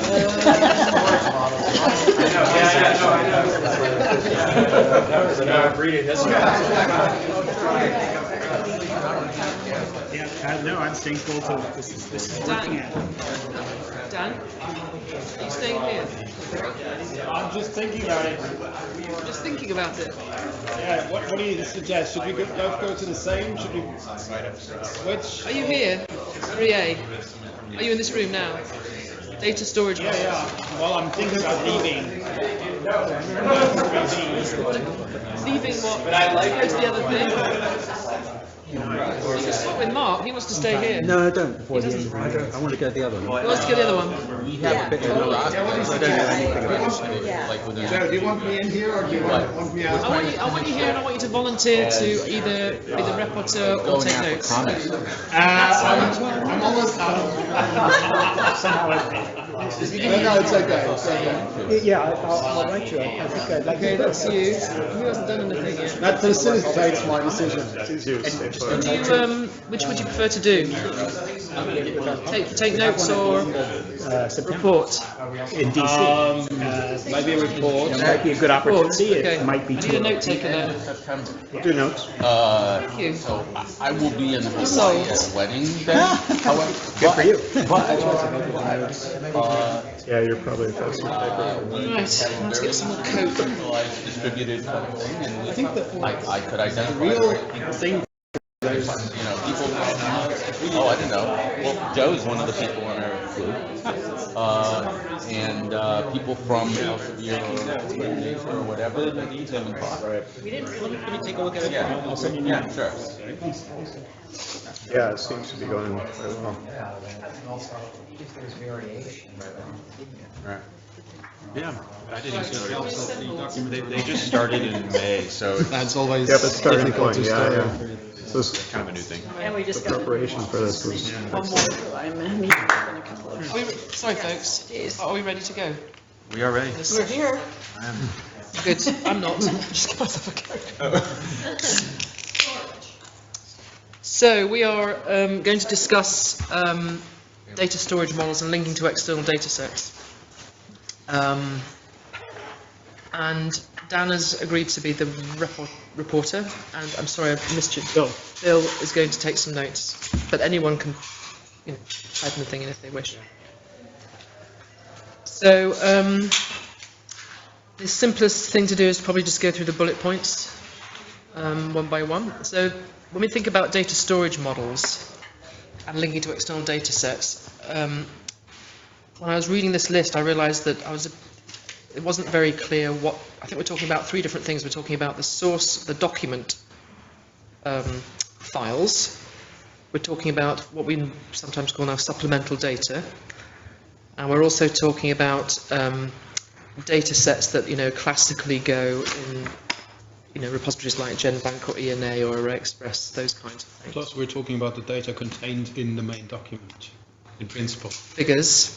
Yeah, well, or even just the data, like tables, or even things like the 5 millimeter that are being mentioned in that line of text. So is that a storage issue? Data model issue, in principle. So it's basically a fourth kind of issue. And Okay, so there's the data in the narrative. Yeah. There's the data associated with the narrative, which might be physically different files, like figures and supplemental. And then there's data that's being referred to that's pre-existing in, PDB or something like that. Okay. Or even unpublished. Is only going to be published once the paper is out. But it has to be, something that's something that can be linked to, right? Right. Right. There's the OAI part too, right? I mean, Who put it in, when it was put it in, who has access? I mean, do you want to put that in there too, as part of the data? Well, the metadata? That's actually the data citation kind of discussion that we're having there. So the main point from that perspective is typically you just have an identifier for a data set and some very basic elements of a citation like authors. And then that data set has to have a landing page, which then can provide all the rest of the information. So that's exactly what we do in Dataverse. So you have a DOI, and you can extract metadata through DataCite using that DOI. The DOI takes you to the landing page, and from there you get more information. So probably very similar with Figshare. Exactly the same. Yeah. So it's simple information, you put it in. So talking about files and links. Yeah. Right. So, I mean, I think that over the course of many hard-fought years for people who are in the data business, right, that data sets belong in a data repository when there's one available, and thanks to Figshare, Dryad, and Dataverse, there's almost always one that are available. So there's a distinction between the way people think of supplemental material versus here's my actual data set, and sometimes data sets are supplemental material.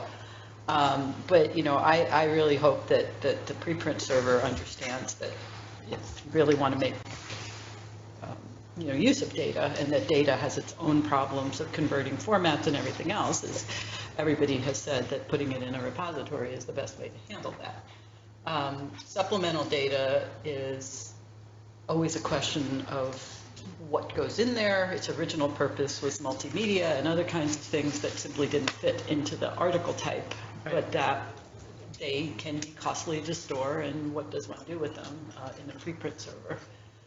And then the data inside the paper, how you represent that to make it usable is another question. But the kind of simple, I'm depositing my data in a repository, is there any reason why that shouldn't be part of a preprint service?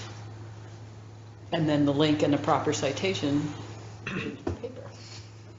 So you're saying preprints for data publications?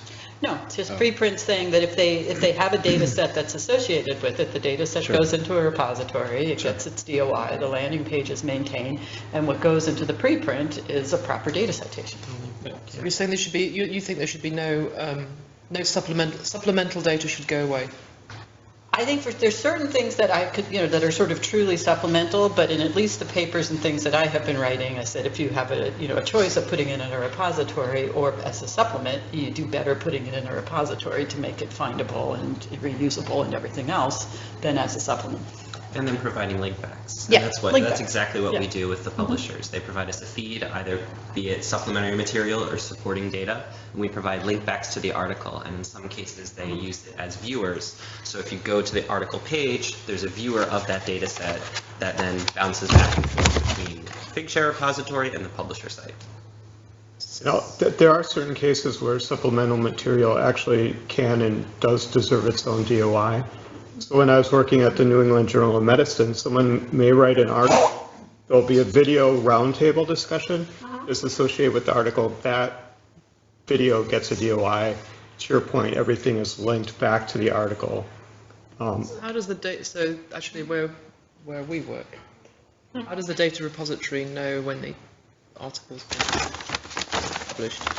Well, the preprint is published right away, right? So, I mean, basically. How does the data repository know that something's it's been cited there?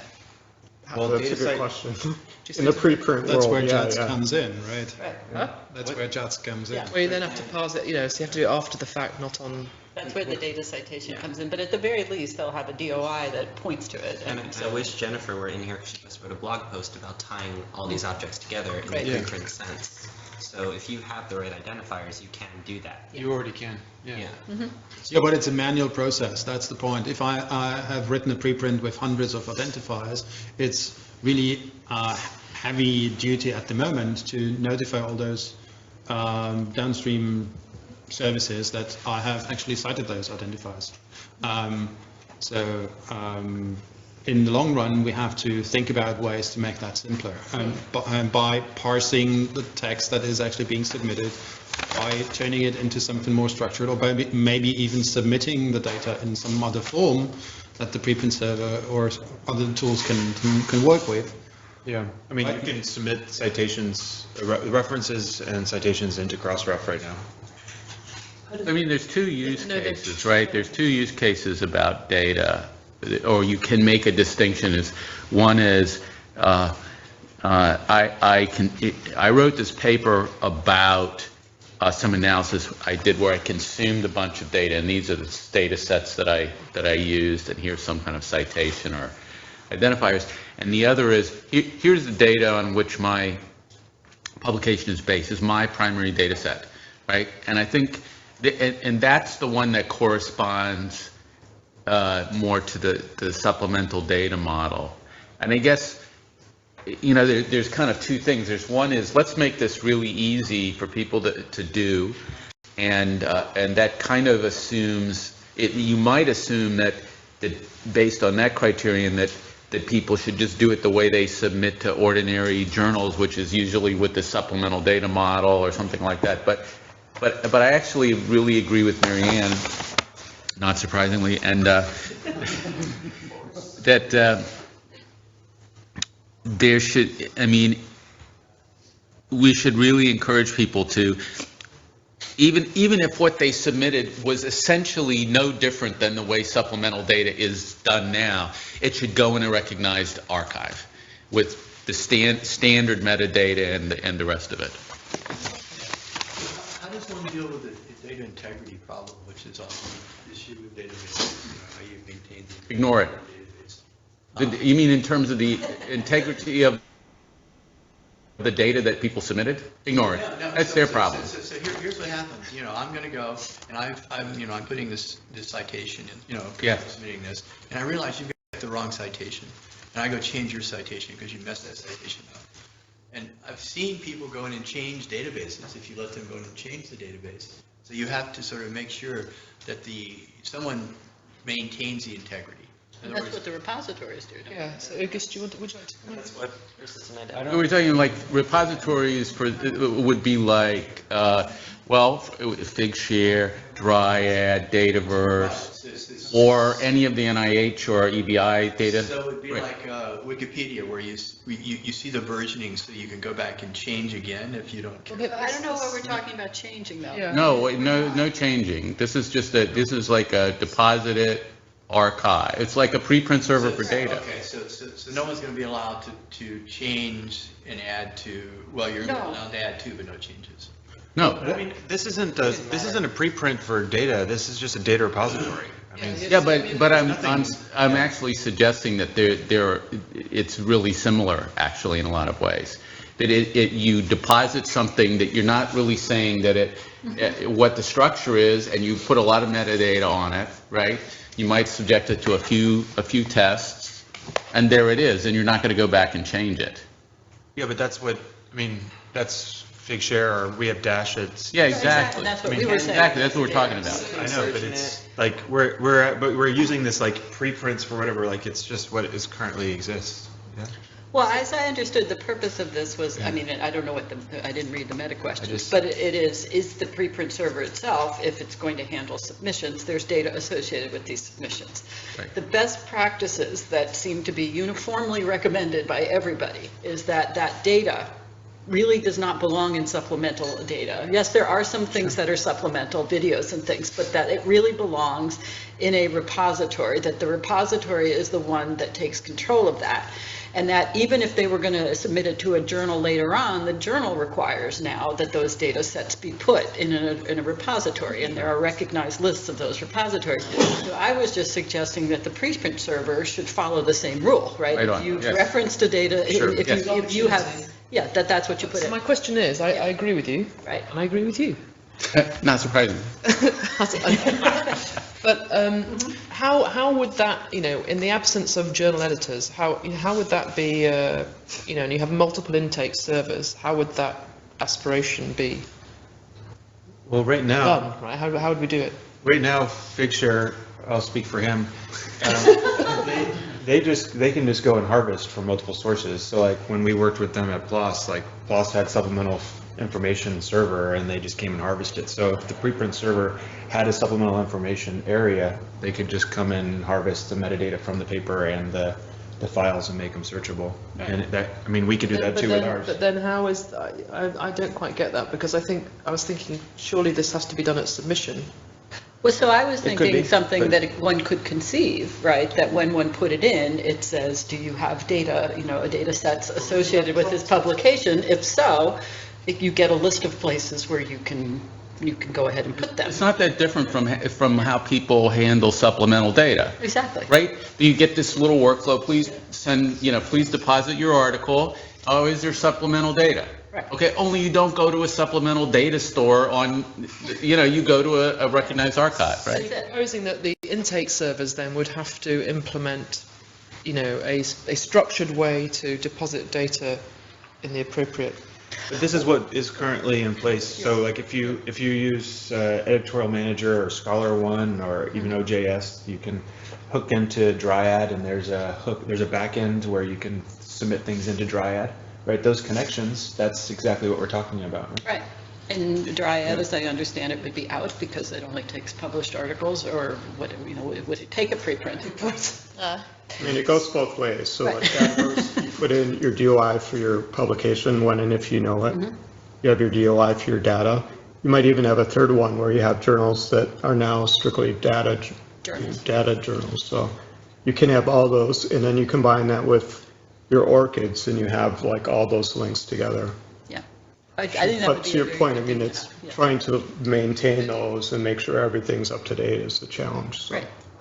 Yeah, so we're saying that we think it's a good idea. It's a good idea to put data in a data. Obviously, if it's sequence data, it goes in GenBank ENA. Yeah. There are places where that already exist that have good structured data resources. And then if it's supplemental data, there are a number of options that could be an example of an integration is Dryad, although they only deal with published articles at the moment. But So we're suggesting that there would be some. You can pre-register it. Doesn't do embargoes on. They do embargoes.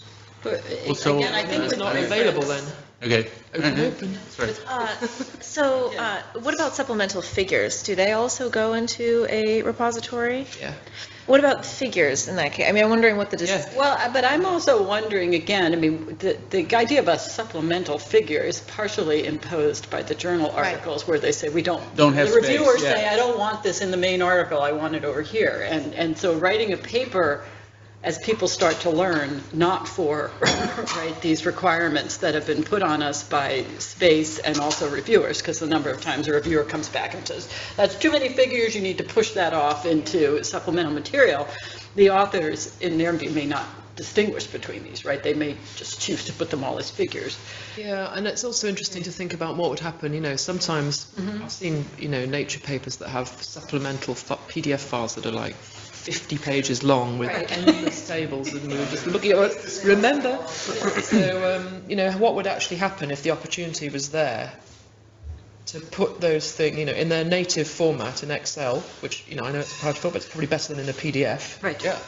In a bundled set of files, perhaps in a database like, Dryad or Figshare or BioStudies or one of these places.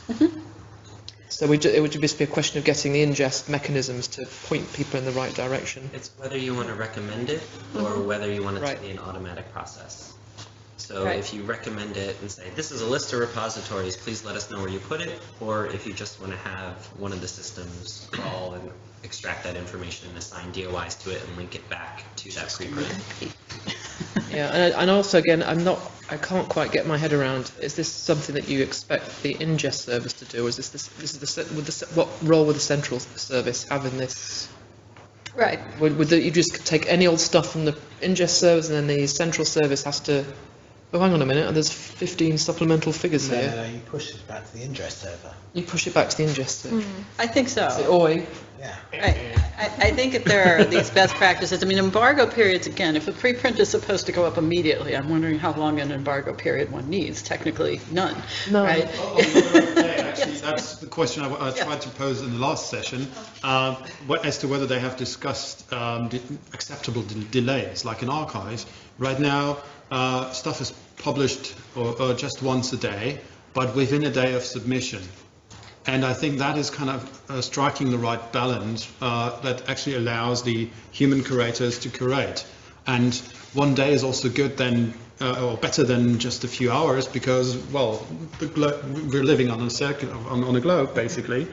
And so we can cover different time zones and all of that. So one day actually seems to be kind of still acceptable, but more than that, probably not. So that kind of addresses the embargo thing. And also there is the possibility to pre-register stuff with Dryad and others, so that it can already receive a DOI or other sorts of identifiers, which then go live once the ping comes from the original publication or preprint. Well, that's how it works in Dataverse. When you first create your data set as a researcher, it's in unpublished mode.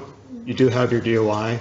When you as a researcher or a lab indicate that it's published, then that becomes public. So there is like a built-in embargo kind of status. And I'm sure there's similar stuff. Yeah, and I think we should really kind of leverage such mechanisms much more. And I think that also allows people to get a properly formatted data citation, which then they can put in their papers as well, even as a different version. Like Crossref that will notify of, event notification. Exactly. That's why I think it's the best case where you have DOIs for things like data and important supplemental material, because if it goes to a central server, then it becomes an easy thing to do if you want to extract data from DataCite in that case. If you don't, you don't, but it's a simple matter. It's not rocket science. So I guess our recommendation is that the central service, or whatever it is, not handle these data sets themselves, which also then... So in other words, I think we should be explicit. Not stored. No supplemental data. Yeah, they're not stored. So what does then a preprint consist of then? Like a Word file or an XML file? Or is it like basically one file? The images, the tables, the things that one normally puts inside a paper. And these are all separate files? Well, this is what I think I don't know how it is that right now with a PDF, right, you bundle everything up and you wrap it up. I think everybody agrees that perhaps in the future it would be more like a journal submission system where you typically submit your figures separately and you do things separately. But there was a point made in our early session about conversion, right? That how readable something is depends on that people very much object to figures being at the end of a paper and not inserted in the middle of the paper. And so there are these issues that will have to be sort of thought through. But that figures are handled as a separate citable object, I think, and tables more as data than pictures of data, right? It would be desirable in the long term. So you make a distinction between things that are embedded in the narrative. Yes. And things that are not, except that physically those things that are embedded in the narrative are actually separate files. So they could also go to should they also go to, there's some like beautiful images, right? They're high resolution, terabyte size data. What about living figures? Like Figshare does that, right? I thought that was such original. But you could also, but you could make a, I mean, it's a little different, right? Because the stuff that is supposed to be embedded in the narrative, you could have a default place to put them, like Figshare, and you could just strip them out, or you could handle them in one stream, whereas there's sort of multiple choice things for where you put big data files. Right. And I think that people want to be able to upload high-resolution images as opposed to the little tiny figures that are in papers.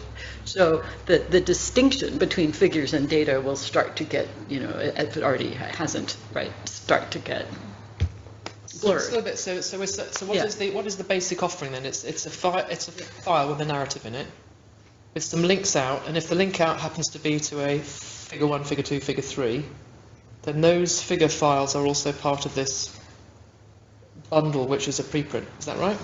And then if they were... So don't you want a PDF too? Yeah, you want to make a PDF, yeah. I mean, Well, what is this? What is I think one thing I'm getting concerned about was the... We started off saying it's got to be quick and easy. And what we're effectively going to end up building is a publisher journal manuscript submission system. And then they're still going to faff around and try and send it off to Nature and sell.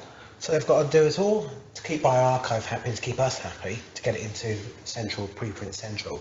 And then a day later, they've got to repeat the whole episode again to get it into a journal. They get rejected, and they've got to do it So I think, I just wonder whether we're putting the barrier Too too much. high. Unless we decide that the USP for this thing, we completely rethink, and what we end up building is a submission system, which can go anywhere. We build it, and you just... I am not for that, right? Well, the other way to do it is to, package all the files that aren't the .doc file or the .xml file or whatever into a container, like whatever, Figshare, BioStudies. Right. And then you cite the lot, and then the things that you want to display in your nice PDF, you put it there, right? And then things you don't. So if you want 4 figures displayed and not the other 20 in your data set, then there's no problem. And you can always cite all of it. One thing that we did once that it might be interesting here is we built an archive for the Harvard Stem Cell Institute, the data archive for them. And why should I put my data in this archive, right? I'm a researcher. And one of the things that we gave them as kind of a clickbait to do that is that we automatically submitted, they would say, where else does this have to go? And we automatically submitted to the NIH database like GEO and things like that. Interesting. I mean, that could help, right? Yeah. Exactly. Helps in other domains as well, like taxonomy. If you have to register the name of the species that you've just described, it has to go to Zoobank, for instance, and they have APIs, and this works all much better if you have it already in one structured form, and there's no need to redo it. And that's again one of those things that can be timed, because the name cannot be used in an official database before the paper has been published, and so there is this negotiation and brief kind of embargo period, and then suddenly once the paper or preprint is out, it all kicks in. And I think with more and more mandates for data sharing, this kind of thing is going to become more and more common, even for things like MRI or whatever. And so we should anticipate more usage of that. And then we have a strong incentive actually for the authors to go through the system this way. Saves them trouble. You should be able to save them headaches instead of impose headaches. Yeah. So that's a tricky thing. So there's a lot of federal agencies now that are going to have to implement the open access policy at a federal level. And I do know that there are a couple of professors here at Harvard who basically tried to get a grant to have one submission system such that your paper could go to the Department of Energy and then could go to this other thing. And it's very similar to what we're talking about. Who were they, by the way? Stuart Cheever. Oh, yeah, naturally. Okay, sure. Okay, so how much time have we got left? I think we have like 15 minutes. Okay, can I just then take a little bit of time? We come back to this. There's a couple of points that we haven't actually addressed yet, which is about what software exists to support storage, licensing, commercial products versus open source, and APIs. How does one do an API? So, someone's with a strong opinion. I actually have a comment on partly the previous part, but it hasn't been mentioned yet, like the software and potentially other kinds of things like descriptions of raw materials or things like that, which often goes into supplementary files still. Right. And also, what about living figures? We haven't really discussed that. That's somewhere in between. It's you mean something as like data behind the figure, or do you mean? Yeah. Right now, I basically, if in an image, a figure in a paper or in a preprint has been generated by way of software, then that software should be made available.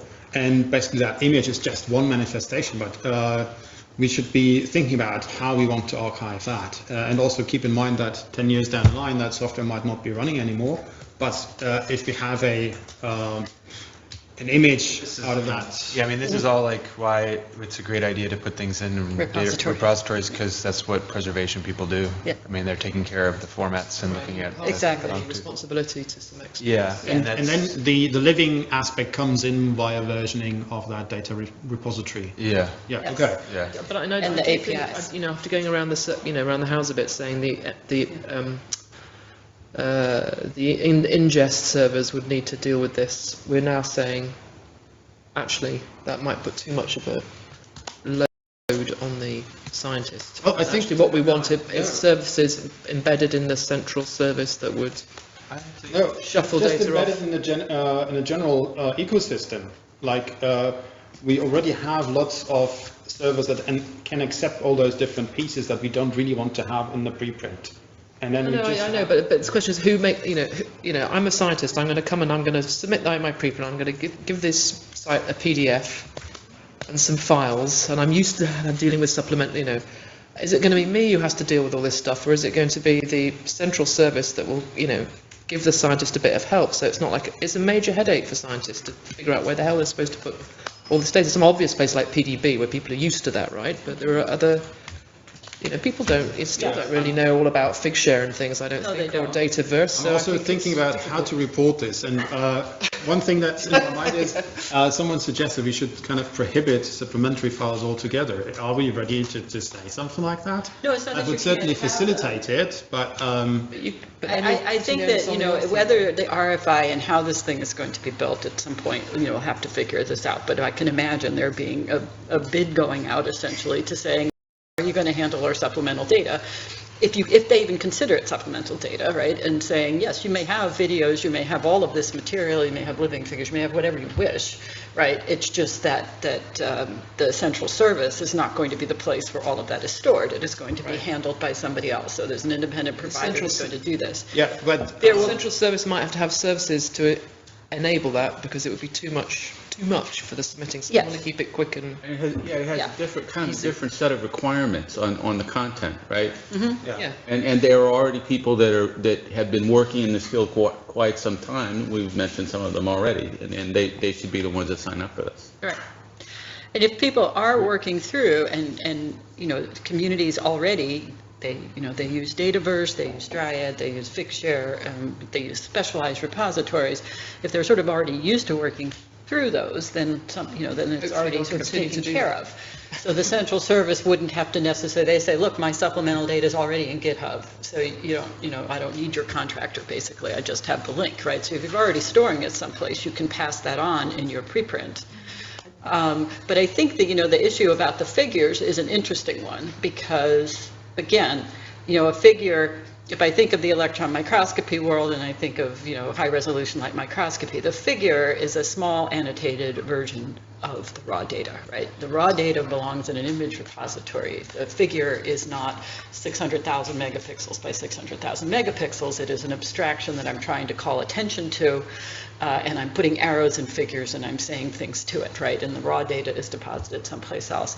And I think it would be nice if the preprint service, again, always encouraged that the raw data behind which you were, making your claims was available. The links then between those two things become really important. We don't have that nailed yet, but it can be. I don't think it's out of reach. My question was actually more specific. So Yeah. I get the feeling we have agreement that whatever could be interpreted as data should go to some appropriate data repository. Yes.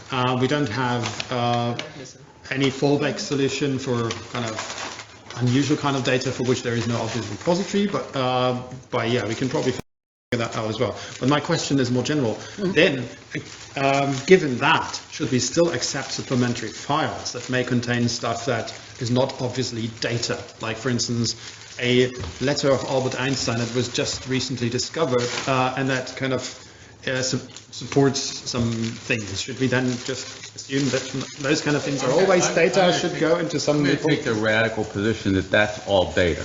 Yeah, I would agree, and that would facilitate the preprint server. That's why I'm insisting on this point. Well, I think if we say no supplementary files, I think actually without, I think there is a risk here without journal editors to help facilitate this, because they, there's a lot of journals editors that spend quite a lot of time doing this at the moment. That, if we just said something like, right, no supplemental data at all, then it would just get lost, and that's worse than having files, right?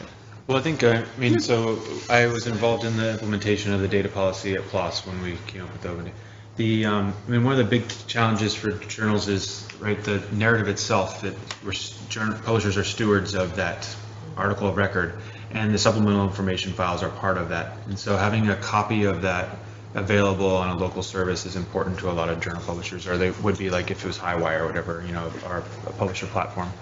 And so I think, a copy of that is something that, at least one copy of those files is something that journals want to keep. But I think that in a lot of times is just on some hard drive somewhere, as for archival purposes.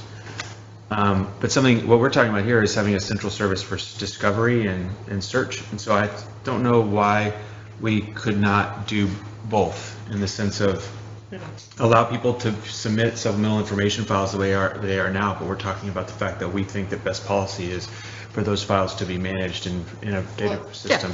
And so we usher those over, and we make sure that that's happening, but that's more of a... Right, so you can do that after the fact. Yeah. Exactly. You can bundle these up and put them somewhere on the author's behalf, and my fear is that if you say, right, no supplemental files at all, and if the alternative is to do this all yourself as a submitting author, then you're not going to do it because it's a pain in the arse. You don't have to do it because I can get my preprint DOI anyway. You can do so you don't want that situation. You can do what PLOS does now and say data availability, where does your data live? Provide DOIs here, and then have recommendations on where to store your data. And there are tons of lists out there curated by libraries. I'm sorry, but I don't. Maybe you could tell us. Are you going to go and read a list on where to store your data, or are you just going to submit a? The idea of sort of being a hub and dispatching it, so you have it one or two places, and then No, I think we can be very flexible about this, in the sense that if again, if you're already working through, because this is your data set and you've already got it stored someplace, you provide the link to where it's stored. If you want to put a lot of supplementary material, it's not that we're not saying you can't have supplemental material, it's just that it's handled as data and it's put in the appropriate place, as John says. But there, I feel it's up to ASAP Bio Central Service how they want to handle it. I could very well, again, see that they have a provider who's agreed for whatever amount of money that they're going to suck this all in and store it.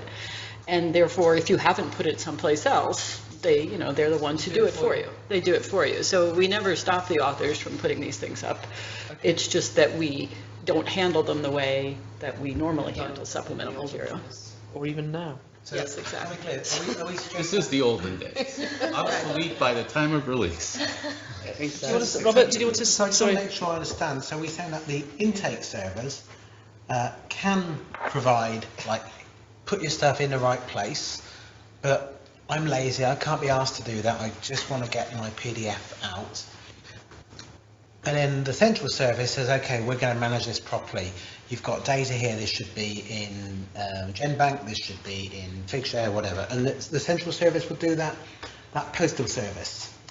It will sort out the best place for that data and store it. Well, I don't think I was quite imagining that at this point. I mean, one would like it to be, right? One would like something to sniff it and say, well, this is a PDB file, so I'll suck it into a PDB. Ideally you want to have a Dropbox, which is very clever and could just do it. But I think that the way that we handle it now is, as Dan was saying about PLOS, right? PLOS says you have the data availability. Where is your data? Where did you put it? And if you said, well, I've deposited in Dryad, you say, okay, great, put your DOI in here and we'll take care of citing it and taking care of the citation. But if it doesn't fit anywhere, or it falls in this gray area between what people... lazy to put it anywhere. Well, it's laziness, but it's also, I don't know of too many researchers, and I'm sure you all jump on me on this, right? But if I have 6 petabytes of data, I don't put it in as supplemental material, right? I mean, I put in a spreadsheet, I put in a video, I put in something that I consider supplemental to the written record, but I treat my raw data as something different, and I handle that differently. Yeah. And it's perfectly, I think, fine for a journal. So even that was one of the big arguments against supplemental data or for putting things in repositories, was they said, if you're going to upload it here, it can only be, 50 megabytes, right? You can't put in one of these gargantuan data sets here. It doesn't belong here. So I'm just thinking that people will still have these other things that they might want to put in, the video roundtable, whatever else that they have. And if they haven't gone to Figshare or someplace already, and ASAP Bio has a provider that handles it, you would just upload it as supplemental data, it would suck it in, and it would manage it appropriately, making sure that the formats are appropriate and that people can read it and all the stuff that repositories do. Does the central service then delete delete the files? You wanted to say something, sorry. I think that's too much in the What I details. see as the key in what Marianne is saying is that it's researcher focused. Let the researcher do what they want to do. Right. And the service should support that. And it doesn't change the incentives, it doesn't impose this is how you have to do it. It makes it easy to do the things that we think are good. It's good to share data. The service is going to make it easy. Whether they do that is all external to that. The incentives that are driving their behavior, the requirements of the funding agency or wherever else it is. But the service doesn't need to impose any other expectations. So the center of that is the data availability statement and declaring where your data set is. I was going to say, link, I mean, I don't know about, Make it true. I don't know about data availability statements, but certainly links to where the data are. Yeah, right. You have the link. But however they appear, you know, that's the. So actually, how does that? Really quickly, because I think we haven't really addressed some of the questions here, which was how does this? What does this then mean for the bulk data offering of the central service, right? Bulk data offering? Well, if I'm a text and data miner, it means I want to text mine and data mine. Image miner. Huh? Image miner. Image miner.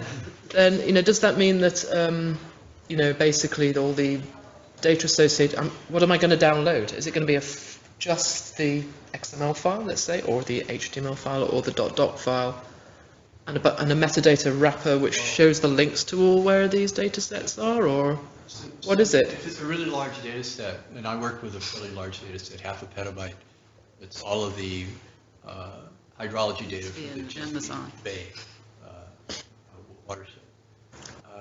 You don't download that. No. No. You then tell them, here's the APIs that allow you to come in and do certain things with it. So there, I think you tell them how to operate on that data, because they're not going to be able to download it. Yeah. And then you have to tell them how to get access. But again, I think that's probably the data repository. If we're saying this, the question I'm asking is how does a bulk user know where the data is? Well, but I think It's associated with a narrative file. Well, I mean, we have our data tag in our references and things, but even now, right? If I have my data in a repository and my narrative over here, when I text mine or I mine it, I'm not mining the stuff that's over here. I have to go get that separately. Right. But I think the idea that one puts these things in clouds and allow people to sort of put their algorithms there instead of this downloading and doing it locally, since it's the NIH Data Commons, right? Is that you ought to have a place where the computation can come to you instead of the other way around. So I think that is something that ASAP Bio needs to think about. And I think, if the commons and other things sort of take off, then we will have satisfied some of those things for biomedical data, right? Because the data will be in a place you can get to it, and it'll have the metadata wrappers and things on top of it. But I still think that those things are separated from this narrative, that the narrative is also a very compact form where figures and other things are embedded into it, because you are telling a story and you are providing this sort of support for that story, and that thing itself still is intact for people to mine just like we do already, even as full resolution data, raw data, and other things, as it is linked to it strongly, because that's the way we think that it should work, right? They shouldn't get separated, they should be together. But that the narrative still has its own purpose, right? I mean, and we want to be able to... Or purpose. Yes, and we want to be able to read those things and look at those things, so the figure should not be over here, so that when I'm reading over here, I can't see it. I mean, I still think we have to satisfy that piece. I just have a question. Yeah, I mean, I completely agree, and I'm wondering, is this new service going to be a Crossref member? Because, I mean, a lot of this stuff... Yeah. I mean, we could just put all of that information into their text and data mining. Right, because I mean, where I was going was that if the submitted document does not contain links, and then the central service does something on the author's behalf, then you have a wrapper essentially to point to this stuff. And you can just put it. Crossref can handle that. Yeah, Crossref has a registry for what are all the links to all of your stuff. But I guess but does that and then you get to this? Well, you have to have all the ingest servers deposit it with Crossref, and well, I mean, you deposit. Now do you have a different record? And well, you would have it just through the I mean, that's true. But I mean, I also think going back to the DataCite Crossref relationship, mapping, I mean, we should just be relying on that a lot more than we were talking about. You know, like if you submit something in, giving the publication DOI, allow DataCite and Crossref be the ones where people are finding the Right, as long as the data sets. In fact, this sort of highlights something that I think is important, is when we're thinking of a central service, actually that's wrong. This is a set of services that can be provided by different players in the ecosystem. Well, that I think cuts back to the discussion we were having earlier. Yep. Because I think most of us, I myself feel, to recreate, NCBI and NLM, that's an enormous cost, when what their budget is, right? To maintain a lot of this infrastructure, to maintain Yeah, don't want to do it. people, right? So if you're not going to have $500 million as your budget, right, then when what... As desirable as that might be. Yeah, as desirable it might be, then we're really talking about a lighter weight thing that I think is going to have to rely on stuff that's out there already. Rapporteur, have you got all that? Yeah. We didn't. Just very poor chairing. We didn't talk about licenses and things, but I think we didn't talk about licensing. We didn't talk about like the data formats we're going to use to represent references, for instance, citations, all of these kind of things. Perhaps you should then say what we didn't discuss. Yeah, well, I have like 17 lines of notes. And we have the notes the more complete notes in the document. So I think we should be kind of okay.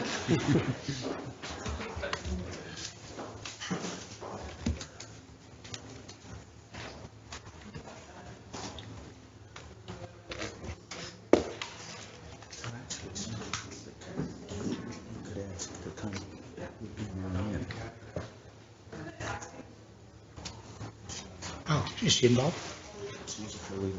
Oh, great.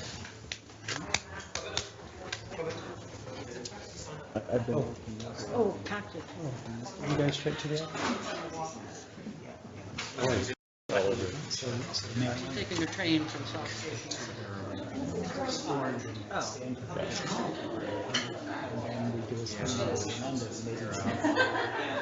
Maybe so. Maybe so.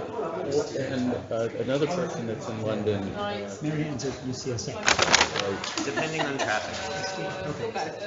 Another person that's in London, actually, that's really good. Actually, them is Amy. There's a she's their data citation coordinator. I wonder if I can get on the podcast. And all that stuff, and but yes, Joe is. Even if So Joe is on our team. Are you on the Excel?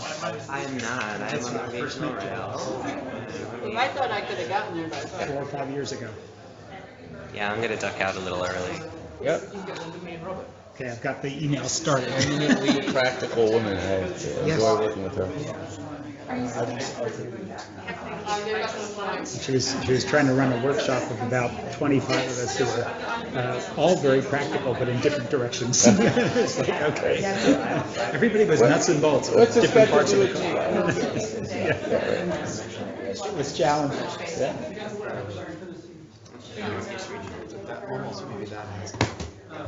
Which is not okay, but it's pretty clear. It's like, wow, there's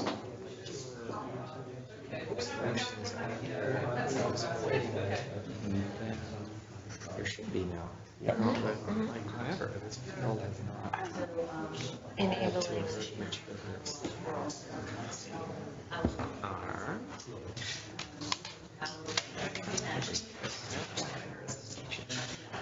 Oh, 3 miles, right? 32 minutes by train, or 15 minutes. Or 20 minute drive. I think a lot of this will be dependent on traffic. 20-minute drive. Around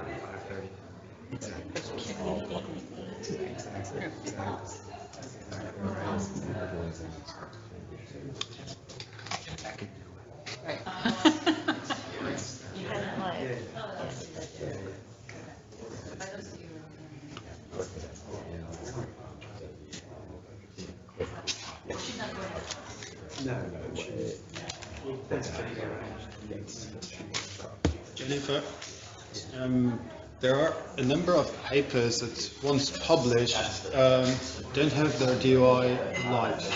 And some journals even have that systematically. I think someone on your end is working on that, but I'm wondering what the state of that is. Like PNAS is a good example. Whenever a paper comes out in PNAS, it takes like half a day at least until the DOI kicks in. So we're trying to address this with, there are sometimes lags in DOI processing. Well, first off, when are they depositing the metadata is one question. And then at that point, there may be a lag. If the journal is publishing and they're not registering the content until later, we ask the publisher, then we need to go back to the publisher to ask them to deposit. One of the things we will be launching is early content registration. So basically, as soon as you accept the paper, deposit your content. And we create a landing page that will automatically resolve to the final publication. Go to HTML. The landing page may contain a minimum amount of metadata to expose it. It's up to the publisher how much they want to expose. I know there's fears of spoofing and all of these things that researchers are concerned about, but that's one of the things that will be a problem. But when you see instances of it, let me know, and then I can dig in deeper. Is it the publisher not registering the content early enough, or is it a lag in our system? I can send you actually loads of them because this is spidering lots of things and then trying to pull this into Wikidata. We have like hundreds of cases per day. So give me some examples. It might be that the publisher is not talking to us, right? Or it might be our system. Okay, I'll make a collection. Okay, great. Never pass muster more formal. Yeah, so you could do that if you have the author in the process. It's much better if you have an author. And I think authors instant preview. Yeah, that's what we do with Archive, right? We process the tag and we say, check this. In fact, you have to sign it. You have to press a button to say, I checked it. You don't have to check it. So at that point, if you choose to have done a job, you can flag up and say, did you need help? Or did you need to leave your figure capture? Yeah, whether you get enough input. Well, I think it depends, but I think.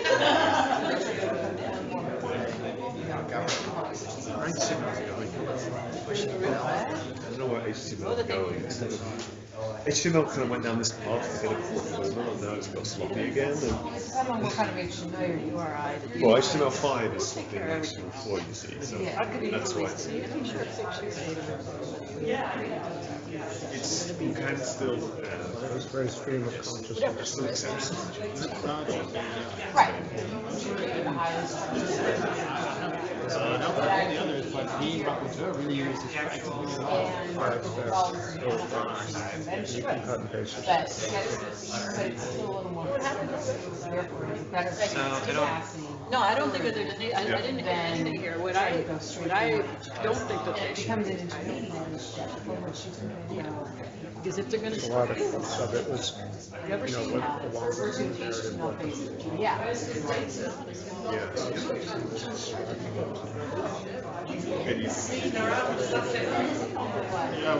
You know, as your legal Frank was just saying. I'm saying from there. This is really interesting topic. Right, but why did you ongoing conversation?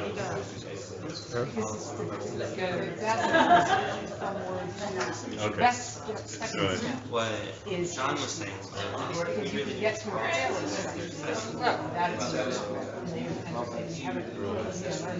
But then you have the potential of new errors when you go to these other formats, whereas if you went straight to a stricter format, you could then render with 100% fidelity in HTML and other things. Yeah,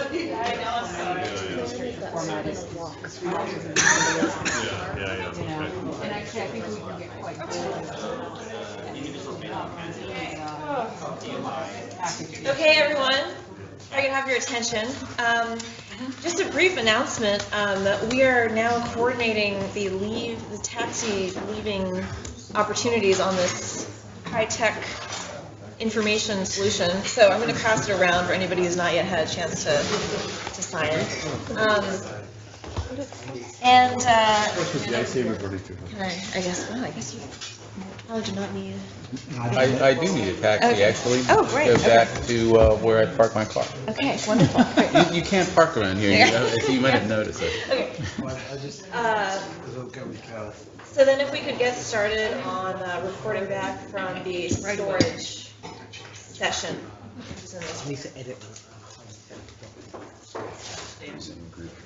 That was Joe and Yeah. Daniel. Yeah. Oh, that's my pen. Okay.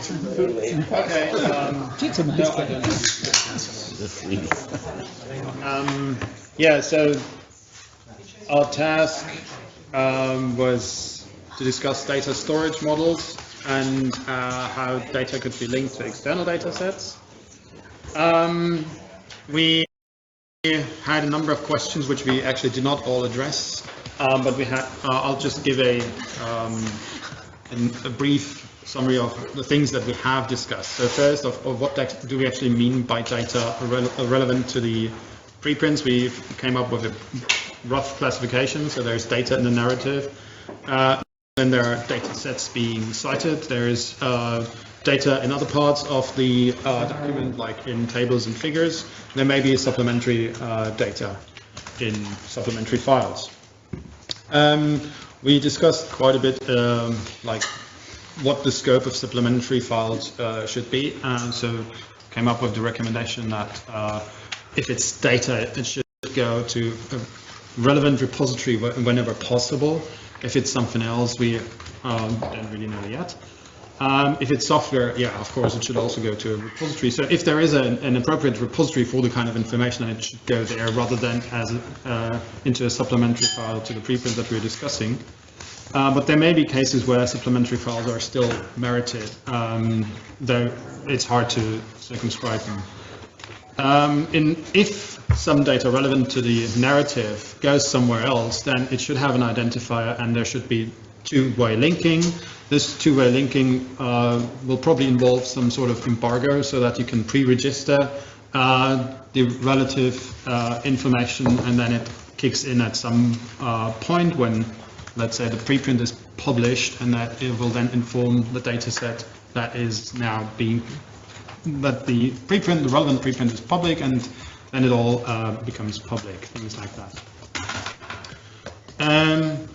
Then we also talked about the workflows of the people who are submitting, because we really want to use preprints to facilitate the sharing of information. We don't really want to overburden the researchers. So we made a pause and thought about, okay, we should really be careful not to basically design a full-fledged publisher submission system. On the and we could think about ways how this server architecture that we're discussing could actually take away some of the burdens from authors. So in more and more disciplines, there are requirements for data sharing. So certain kinds of data sets are actually expected to go into certain places. And if we could use that preprint server model to share those data sets with those appropriate repositories, when the researcher submits just to one place, to that preprint server, that could actually be an incentive for authors to use that platform. Then, yeah. APIs, yeah, we were talking about different aspects of APIs. Also, the size of the data set that we're discussing may play a role. And yeah, finally, let me see. Oh yeah, we discussed questions as to whether the preprint server should actually, for instance, become a Crossref member at some point, and what the implications would be. And I think, and yes, we should always encourage data citation, like proper data citation. There is a Force 11 working group on that. Data citation principles have been around for a while, and so if data that is relevant to the narrative that we're discussing here is cited, then it should follow those principles. And that would also mean, for instance, that it would have the cited data would have a certain permanent identifier, which would then lead to a certain landing page that would then detail many other things about the data set and that may not go into a citation. I think I should stop here. And anybody wants to add something?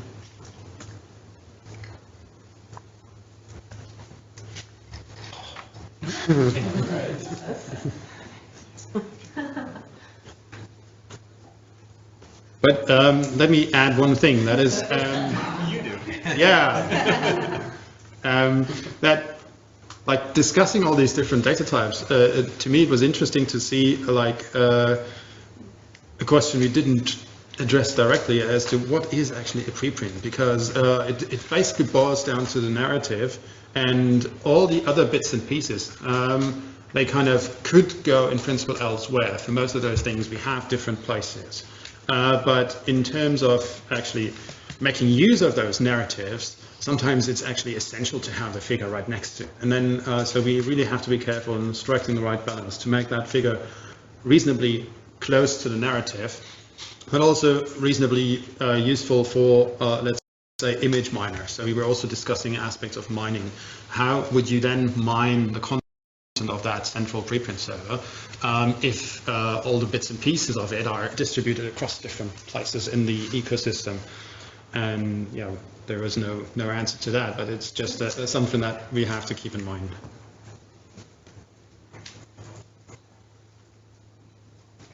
Any other comments on this topic? Okay. Session 2B. All right, very good. 3B, excuse me. Excellent. Our group has one word for you, Crossref. And Crossref is definitely seen as holding a central role for assigning and linking identifiers. Our working group shared a common preference around DOIs being assigned as the identifier and for registering that DOI with Crossref, which we learned was not always something that was done. DOIs exist without being registered through Crossref.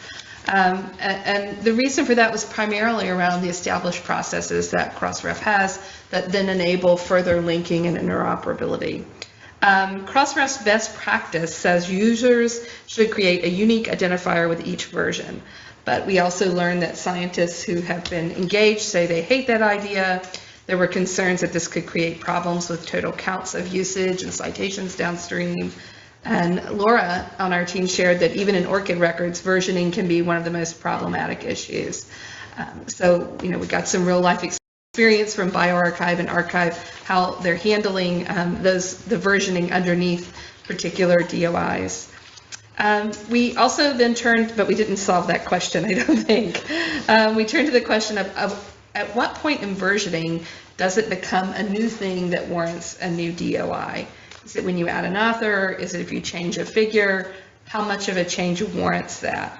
And you know, given the scientific pushback on creating a new version for each single change, we recognize the need to develop standards around versioning. And we acknowledge that those standards may in fact be domain dependent, but that ASAP Bio could provide several approved solutions and the communities would then adopt those solutions for their own needs. This also gives us the opportunity possibly to engage with an ISO committee or a small working group around ASAP Bio and Crossref. We also recognize the need to address cultural and citation behavior needs through engaging with ALA, Chicago Manual, and I would also say any of the citation managers like EndNote, Mendeley, et cetera. Then we had a series of more thoughts around versioning, which I'm going to share. I'm not sure that they're well organized, but they are important. There was a feeling that we wanted to say publishers and preprint servers should work together to link their versions, and we recognize that Crossref has a role to play there. And you know, certainly there are rules in place that would allow that to happen. Creating new versions can be a burden on a preprint server. Everything can have to go through the entire system again. It can feed into alerting, so we learned that sometimes people are gaming the system to get more alerts by tweaking different things. So we want to be aware of that. And in practice, we learned that arXiv and bioRxiv actually have different levels of handling depending on the versioning. Preprint rules determine the linking between the preprint and the final published article. And linking through Crossref service will enable us then to expose those connections. But the preprint it needs to then display the link even if it's been exposed to it, and the journal article also. I have two more key points. One was a side note about how valuable it would be for preprint servers to have a box that says what I've done differently since the last version, kind of like a release note in a software world. And the author would then say, this is what changed, right? And the other one is that there is an identified need to develop and drive best practices with respect to citing preprint servers in journals. And there is a wide variety of behaviors amongst different journal communities. Some journals encourage that citation, others discourage citation of preprints. So some sort of best practice development would be really useful. And what did I miss? There were lots of other discussions, but in terms of this topic, I have There was the one that was off topic that we spent half the time on, which I thought, since that hasn't, I don't think that's come up, and it isn't supposed to, I didn't spot it on the agenda. The topic is you walked in the room to talk about whether there was in fact a central store versus a distributed store that had a central index. And we spent, I don't know, at least 10 minutes on that, and there was definitely strong experience from Share about how this worked in their context. I think it's an important thing to talk about at some point. Could I ask a question about this notion that scientists do not want a separate identifier for each version? I find that very surprising. Yeah, do you want to speak to that, actually? Well, You came up with that, and I had a different, and I had a different. I thought the principle that you said, Jenny, was that whatever you had, you wanted it to get you to the latest version by default. Or if you're on the old version, it needs to be very explicit that you're on the old version. And you need to be able, if you're on the latest version, you need to be able to get to other ones. Exactly. If you need to. Yeah. But it has to automatically handle it. Yeah. And I think, so what I was hearing is the concern was if there were 10 versions out there, how would you ever know which was the latest? And as long as the system takes care of that for you, maybe it didn't matter. No, I mean, so I think it's important that you have versioning and you have sort of perpetuity of all the versions, and that it's facile to navigate between them. And whenever you're on one, you're pointed to the most recent one. So it says, so we have a thing that says, there is a newer version, here's a link to it. And if you go to the DOI link, you're always taken to the latest version. The decision that we made, which we could change, but the decision we made at launch after discussion with people is that people were like, I don't want a DOI for every different version. I want versioning, but I would like a DOI that takes me, it's more overarching. So we have different URIs for each version, but we have a DOI for the paper, which has the multiple. And that was kind of the experience that we got. And I was trying to remember, I'd heard somebody doing something similar, not with preprints, where they've got the same feedback that the versions are important, but the idea of having multiple different DOIs for tiny incremental changes to a. Well, I think the major counterindication was Orchid's comment that that's a problem. But I think in Orchid. I think that was more to do with the journal version. No, I don't think so. It was if you were having Orchid maintain your list of publications and you had 12 DOIs for the same paper, you were going to have a mess in your. Oh right. Oh, I see what you mean. Yeah. So that would that was also identity that I think this is where it always runs into trouble, is that if you give a different unique identifier to everything, but these clearly are linked to each other. And as I understand it, best practices and identifiers are not supposed to have any, information in them. But putting the version number in there just seems like a very logical thing to me, because it is the same paper, but you're saying it's a different version of that paper. Yeah. Otherwise, something has to keep track that these 10 things all point to something else, which is an identifier, right? It basically says this is a different, this is So, I mean, this is how it happens in life science big data databases. Exactly. There's a sort of root number. Yes. And, you know, .1, .2, .3, D1, 2, .4. 3, 4, exactly. That's how F1000 research do it. Yeah. They have dynamic versioning. And in archive, our feedback has been the scientific advisory board mostly wants people to use the unversioned identifier. So if you use the unversioned, then you get the You latest. get the latest, but you can refer really to need a to. version one. Yeah. Yeah, you know, for example, if you want to make a statement like, there was a radical change in the opinion between version 2 and version 3, that might be useful to cite the individual ones. Faculty of 1000 does something like this. I'm not saying it's good or it's bad, but I'm saying they have a pretty sophisticated model for generating DOIs of versions. So someone puts the original paper up there, reviewers comment on it, they incorporate comments, gets another DOI at some point in time in the workflow, F1000 puts it into PubMed, and it becomes the DOI for that particular version. But you can always go back to the original manuscript.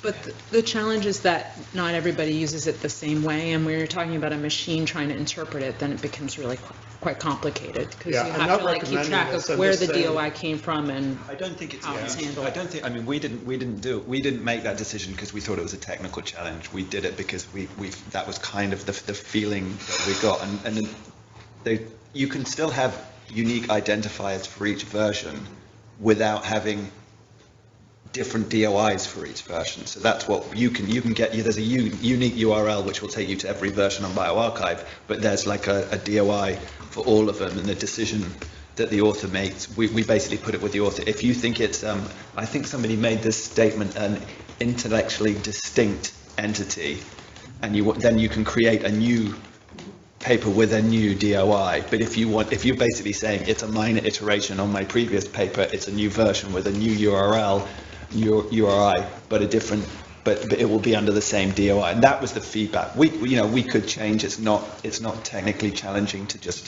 have incremental. I tend to agree with that approach. I'm just saying, if you want to see an example of someone who took it to the nth degree, then they're the people who look at. Yeah. I'd like to come back to that change summary idea. That's something I have personally been waiting for a long time, and I'm wishing for this both as a reader of version documents and also as a reviewer, for instance.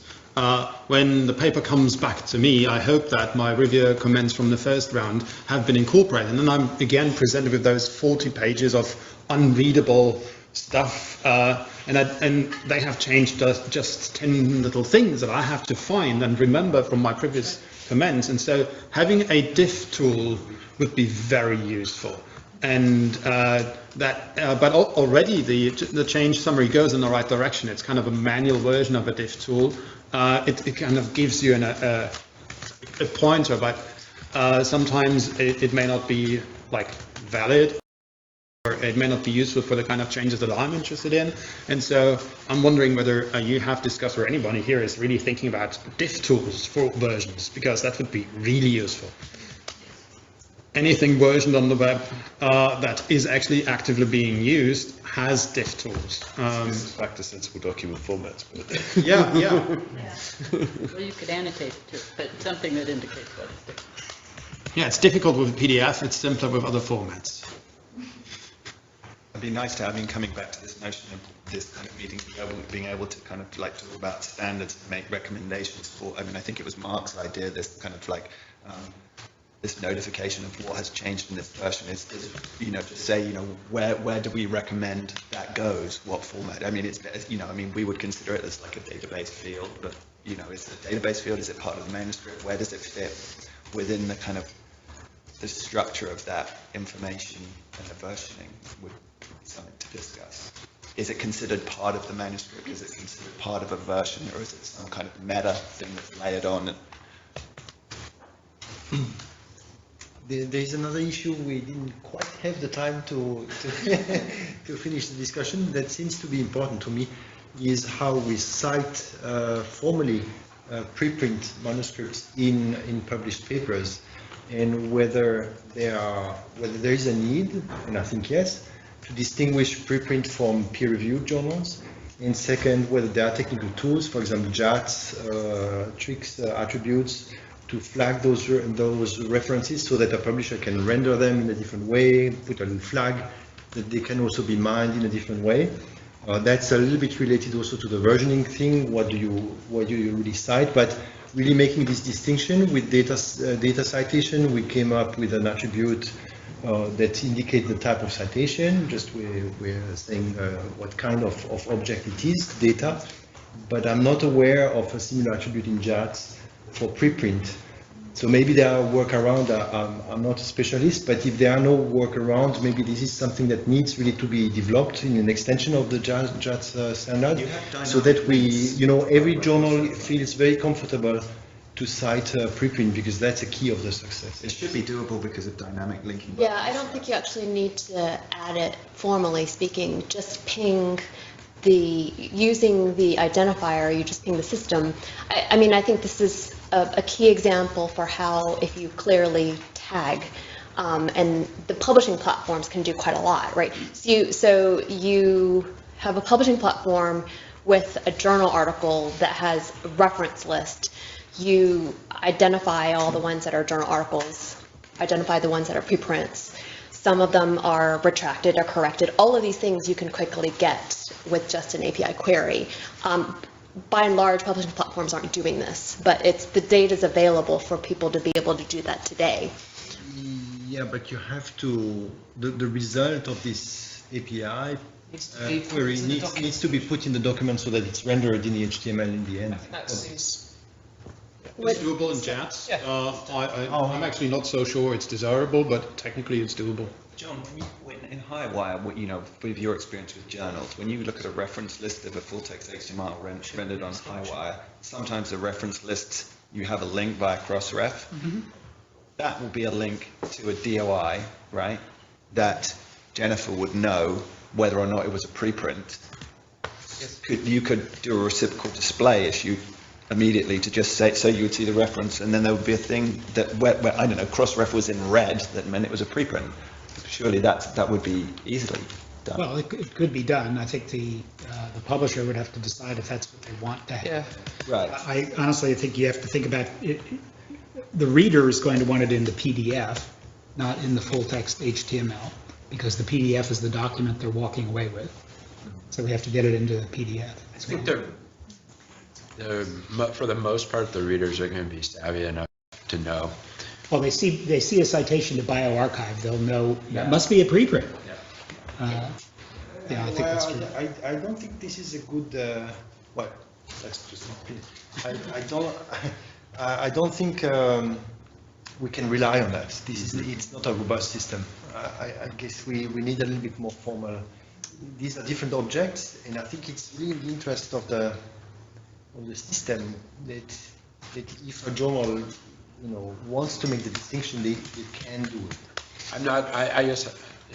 I'm not sure that they're different objects in a way that matters for this use case. Well, a difference between a peer-reviewed paper and a non-peer-reviewed paper should be fundamental. But there are lots of things that are published in journals that are peer-reviewed as well. It is true, but I don't think that as a community we should undermine peer review. No, well, I do want to say, so we don't get too much off topic, we, on a parallel thread, including with EMBO, will be invited to this, and I talked to Mark about this, we are kind of setting up a discussion really to try to clarify relationships and policies between scientists, preprints, and peer-reviewed literature in a way that, I think for a lot of these things, just clarification goes an enormous way in terms of understanding how to use the system to the maximal benefit, really, both for the scientists and elements of the system. So I think overall, right now, I think there's good, you said buy-in from journals that, preprints and peer review really can work synergistically together. But there are a few nuances, to really how to think this through in ways that are, maybe we can get more uniformity also across different journals. in ways that it doesn't become a confusing environment to navigate for the scientists. So we are, over the next few months, going to try to, again, like catalyze that conversation and, you know, potentially develop a quote-unquote recommended policy that, you know, maybe a way of, you know, just creating clarity and uniformity across journals and servers, etc. I just think, you know, since the topic here are the technical things, we should just think of little tools, little things that are very easy to do, so that everyone can then evolve the policy they really need. So let me try to understand the ask here to publishers. Is it that you're going to be asking them for some consistent way across journals to link to the preprints on the publication page? Well, that's one issue. I mean, there are a few issues that I have for discussion, including versioning. You know, when can you submit a new version of your manuscript? I mean, that, for various reasons, may be slightly differently viewed in the life sciences from the physics community right now. And I mean, I would say that is probably the biggest issue from the scientific community that's not that clear right now. What do you mean by that, Ron? Well, I mean, like, okay, so I submit my first preprint, okay, that's fine. But, you know, and again, I don't want to get stuck on this subject because it's off topic, but I've now submitted to a journal. The journal has now executed an activity of peer review, which is a, you know, a journal-based service. Of course, that journal hasn't committed to me to publish that work either. So, you know, we haven't engaged in a formal commitment to, you know, see it through all the way to publication. But they have provided a service. So, you know, there is some discussion as we've, you know, been, you know, understanding from some journals about, okay, if I want to submit another version of that paper and I've received peer review, is that a point where I can submit another version of my my preprint at a time where I have got some feedback from the journal, but I haven't received a commitment from that journal to publish? So there's some diversity of opinion of that needs to be worked out. I mean, that's quote unquote the culture, not the technicality of versioning, but more like what is the relationship between scientists, you know, and journal in that pathway. And even some of the journals that have been dealing with the physics community for many years are not completely clear on how to handle that issue for the life sciences right now. How do they handle it for physics? Well, I think that one of the differences with, I don't know, we could discuss this, but one of the things we've heard is that physics does not have PubMed Central, and that creates a fundamental difference, you know, in the sense that, I mean, I think in physics you can submit your final version to arXiv in many cases. Yeah. And in the case of life sciences, there is PubMed Central for that function. So that is, most journals will consider that, you know, you can submit to PubMed Central, but we don't want that on the preprint server. So, but then there's the ambiguity of, you know, up till what point can I submit a version? So anyway, that's just something else that needs to be thought through. Can I ask ORCID a question? I mean, what, in terms of all these versions and so forth, is there a recommendation from ORCID in terms of what would make this? Everybody did it the same way. Right, okay. At least a similar way. So they are I can tell you for sure that the individuals hate it. They want it all grouped together. It's the same intellectual body of work from their perspective, and they want the preprints grouped with the final version. They just want one item on their ORCID record and one item attached to their ORCID ID. Yeah. They like that they're all there, but they want them all kind of grouped together. So this would probably be solved by if people are using Crossref by following Crossref's guidelines very carefully, right, and having it all linked, because then it would be one way and it could all be unraveled. Well, it would be that, but then on your end, you would need to display them as Right, one, which might then collapse into individual. I think it's a UI. Yeah, we issue. have to just understand, it has to be handled slightly differently from other type of series, like if it's done, like we need to know what was the kind of grouping mechanism for them. So, I mean, it sounds like that's handled, but. Same would be true for data. I think for data to their rockets, it's Yes. going to be a very similar issue. Yeah, it came up because actually Figshare, I believe, has multiple versions, handles versioning, and we're getting different versions which we're handling as separate objects because they have separate DOIs. So they're different, they're separate things. Google's pretty good at managing to put them all together. If you put a search for something that has 5 versions of bioRxiv and then it's published in Nature, if you do a Google Scholar search on it, it comes up with one entry and the first one you get is Nature, and then It is pretty amazing. it's It even manages to group meeting abstracts with the final published paper, I found. Yeah, it's pretty incredible. part of the meetings, those sorts of things. It's not impossible to do, you just need a mature product like Google that's been around for very long periods of time, not like 4 years. So, I mean, I remember in the past when when I was taught to write a paper, if you presented an abstract, you used to always have a little statement at the very end of the introduction that you say, this work has been presented in abstract form. And a lot of journals at some point said you can't use abstracts except in that case, right? If it was something that you presented that was that work, you would say, I presented this in abstract, and you would list it in the reference list. I think we can do that here, right, with preprints, right? This has been published in preprint form, that there is a version of record that has gone out there that goes into PubMed Central and what have you.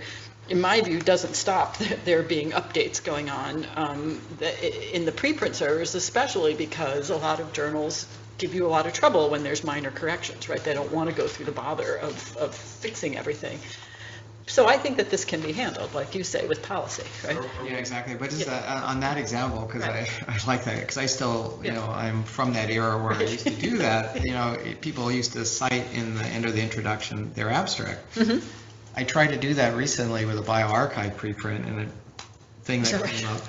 And boy, that triggered all kinds of stuff. So I tried to put, I just said, this was published in an earlier as a preprint, and wanted to cite it. So I threw it out there just to see what would happen. And they go, we've never, we don't know how to deal with this. And so then I thought, let's put this in the acknowledgement. And I go, that's kind of a strange place. It's not really an acknowledgement. So I think things are maturing. So even things that were common policy, 30 years ago, actually made it easier to cite the continuity of earlier work, have been kind of lost in modern times. But I think some of that is really. Actually, I think just discussion, clarification, engaging different members of the ecosystem to talk to one another and figure out something that is just a common sense solution, which I think is the encouraging thing. I mean, even I wonder if we have this little governance task force, even like getting together with ORCID and Crossref, just to really think through issues of what is a version and maybe try to define, some kind of policy of what kind of body of work really should stick together, as one referenced item, whether that could be useful. I'm a little bit worried that the interests may not be aligned with the preprint community and the closed access journals, and that it is not in their interest to link to a free open version of the document. And so is this going to get in the way of the ideals of good metadata that link to proper versions or not? It has this. Let's start with the ones that will. Yeah, exactly. I think I am a little concerned that Physics have a lot of trouble with that. I mean, at Archive we've accepted that no journal links back to Archive. Right. But we don't think that's a reason not for us to not link forward. Exactly. Right? I think I was going to. I was going to say, the subversive part of me says, be careful not to build a system that's too tied to the current way. Yes. It would be really nice to have a preprint server that happened to work with an overlay journal on that, where the last version on that, quotes, preprint server is the final one and only version with a separate authority saying it's been reviewed under some criteria or something. We see some overlay journals on archive now. And by the way, if we were talking about software, there would be a section called version history, right?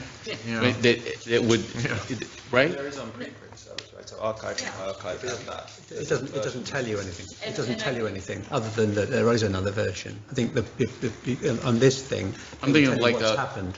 I'm thinking of like, what's happened and where where the versions are, right? Yeah, but that there were other versions. Again, we had a proud history of that because a lot of our abstracts were not really peer reviewed, right? In biology, you submit them to meetings, they get accepted. And so they're not like conference papers in the computational sciences where they're kind of peer-reviewed activities on their own. So we always had a history of saying, yes, I presented this all over the place until we stopped presenting new work, right, at conferences when we already had the paper published by the time we put it out there.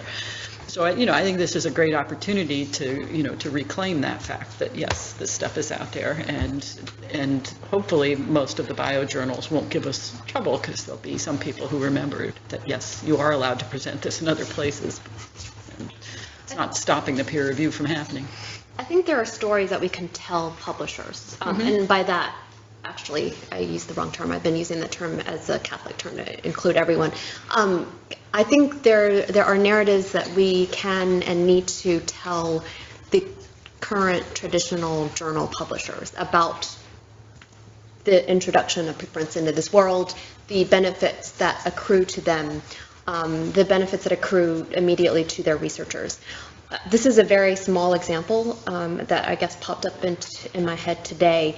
If journal article publishers start asking at the point of submission, was there a preprint associated with your current submission, they could immediately pull the metadata of that particular preprint and populate the submission system, thereby no longer necessitating the completion of those redundant fields except for any updates or changes that need to be made by the author. So simple things like this. There's a larger story we need to tell. There are small benefits, material benefits that we need to attach to that larger story. I think that is a wonderful segue again.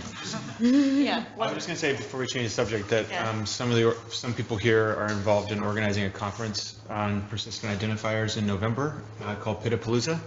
So it's a festival of identifiers. Yeah. So Crossref, Orchid, DataCite, and California Digital Library are organizing it. It's in November in Iceland. And this is exactly the kind of very it's exactly the kind of conversations that we're trying to have about the challenges and the stories and the successes and failures around persistent identifiers. So that's my plug. Great. Thank you. If anyone else needs to sign up, please do so now. And I'm going to leave this right here for the moment. And we now have the very last breakout session. So here in the council room, search and bibliometrics tools with Jennifer Lynn coordinating that. And then in group 4, the boardroom, we have group 4B, which is sort of enabling access by various parties.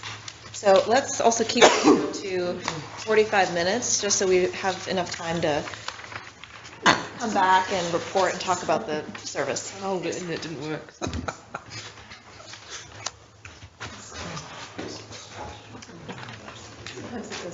You try. In rights for like the hotel. Yeah. It won't go to waste, right?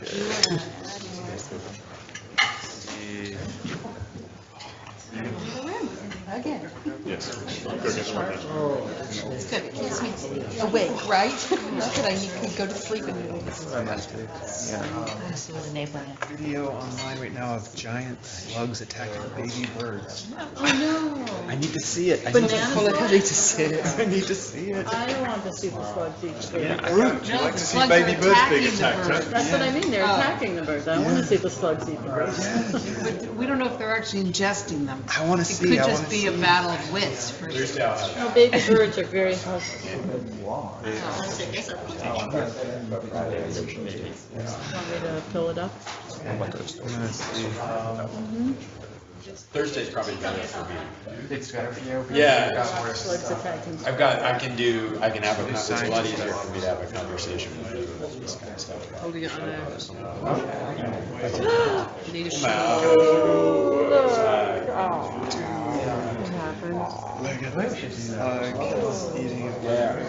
This afternoon. Help this baby. About the research. Very slowly, though. I It would be know. doing it very slowly. They're helpless. A banana slug. Yes, those Santa Cruz fishes, banana slugs. It is. They can beat up baby birds. Monster slugs. Who hasn't taken notes yet? I took notes already. Dan, can you do that? Who hasn't done the report out? What? Oh, I was raising to take notes. But what's up? John, you're going to do the report out. No, I've already done it. No, you haven't. She knows too what you've done and what you did, liar. I'm in the other room. Oh yeah, I'm not supposed to be here. Nice, nice. No, seriously, I was supposed to go to the other room. No, you're not. Yeah, I am. No, you're not. You're in the sun. Okay. Yeah, we should I'll take notes. figure out how to put it together. At least we can share some knowledge, but you guys have it. And take good notes because I'm reporting out.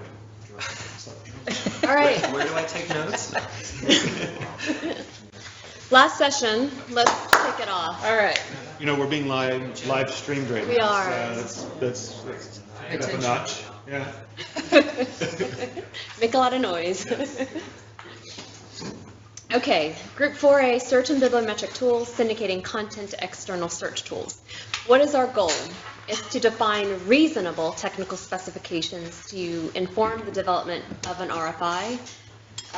Though this has already been done. So for this group, what tools exist as used by existing preprint servers? Are open source indexing tools like Elasticsearch suitable? How might metrics be aggregated across different versions of the same preprint? And how can content be discoverable by other search engines and databases? We have Dan, who will be recording, and John, who will be reporting.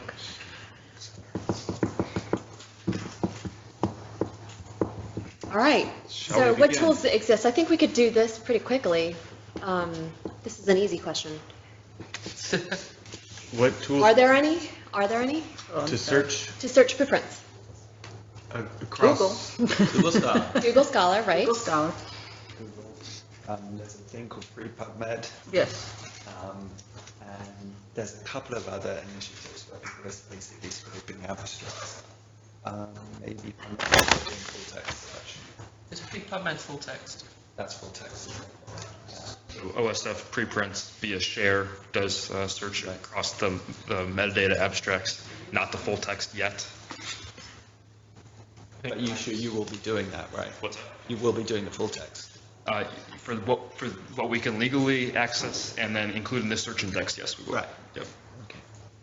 I think Microsoft Academic Search also searches. So, I mean, are we differentiating between things that are specific for preprints and things that are more... I mean, Google Scholar obviously does a lot more than just preprints, right? And share does more than Share does more. Just we have them labeled by category, by type. Right. And Google, obviously, as well as Google Scholar. Yeah, right. Well, yeah, we could go Bing, we could go, we could go down the list. Sightseer also searches across. Sightseer, yeah.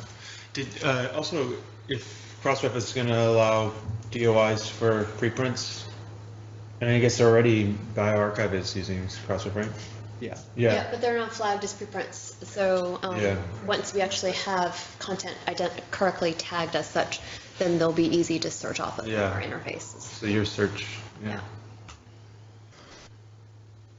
Anything else? Actually, I see something called Search Bio Preprint, which looks like comes out of an academic group. Yeah, that's good. I think the other thing that's going to happen is also there's push services. There are a lot of, there's this kind of next generation of alert services, and people, I think, are planning to include preprints of those. I don't know how far they are along, but there's things like PubChase, SciReader, and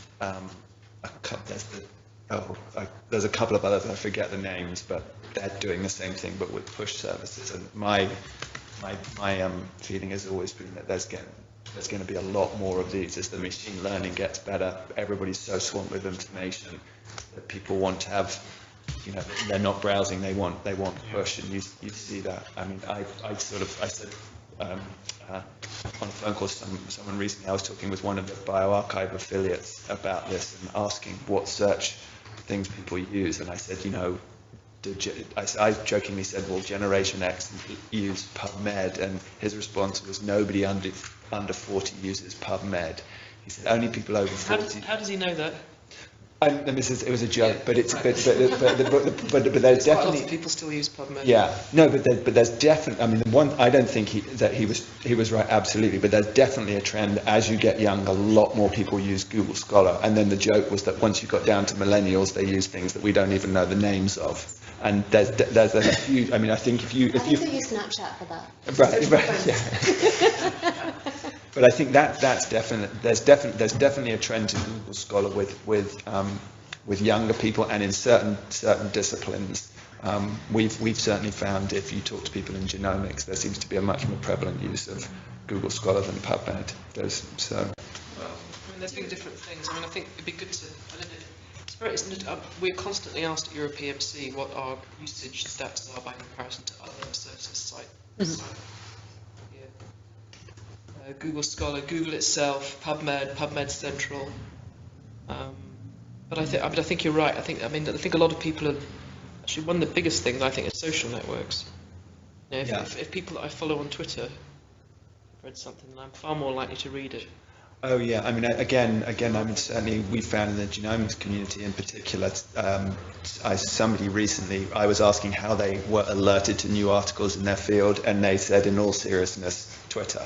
And I think for certain fields, you can now you probably couldn't have said that 5 years ago, but for certain fields, if you're a cell biologist, that's, you'll miss everything. But for certain fields, you definitely can get it through Twitter. So the wisdom of the crowd is getting you there. This is where one of SHARE's goals is really to be collecting information from anywhere we don't consider whether it's a first-class object or not. We just take information throughout the life cycle. And so what we're hoping is that because this is a free open data set, because the data is available, and right now the data is so messy that it takes really a business to clean it up, not counting then the actually innovative tool that you're trying to develop, but we're hoping that once we get this enhanced through the processes that we're doing, other people will create new search and discovery tools because the data is finally available in a form that is good enough to do these things. So hopefully we will see an explosion of search and discovery. Yeah, I think in the very near future. And my suspicion has always been with preprints that people will have a slightly narrower focus. There's clearly a situation where there's certain things that you will happily read as a published version. Your filters get at different stages of the process, and so if it's something that you absolutely really work on, you want to know every paper in that area, and you want to know as soon as possible. But if it's something, if you drift further and further away from your field of interest, then you're maybe happy to let some peer reviewing and other forms of kind of filter act for you. So I think that's another key thing, is not to expect that people would use the same search terms for a preprint server that they would use on PubMed. If I was thinking, Ron might be a good person to ask this. I can imagine there's certain articles that you would read that were in, say, Journal of Cell Biology, where you would read more broadly than a preprint, and then maybe even more broadly if it were in something like Cell. And I think that's something to be aware of is the kind of the refining of search that people will want for preprints may be very different than what they've wanted. So would it, I'll ask the group in case they know for sure, and I think I know the answer, but for creating basically a search index, if I were to go to, say, bioRxiv and download I don't know, you said 70% are full copyright or not CC licensed, or some large percent would not CC licensed, they're all rights reserved. No, they're not all rights. No, I mean the majority. There's a whole spectrum. About 20% are CC BY, then more are CC BY and C. Okay. And this speaks to one of the points that somebody else made earlier, that I think there's this kind of notion that people may be willing to let people make derivatives of something once they themselves have drawn a line under it. Whereas when they feel that they themselves have not finished it, they may not want to. I don't know. That's kind of like. What's the default that you offer? CC BY?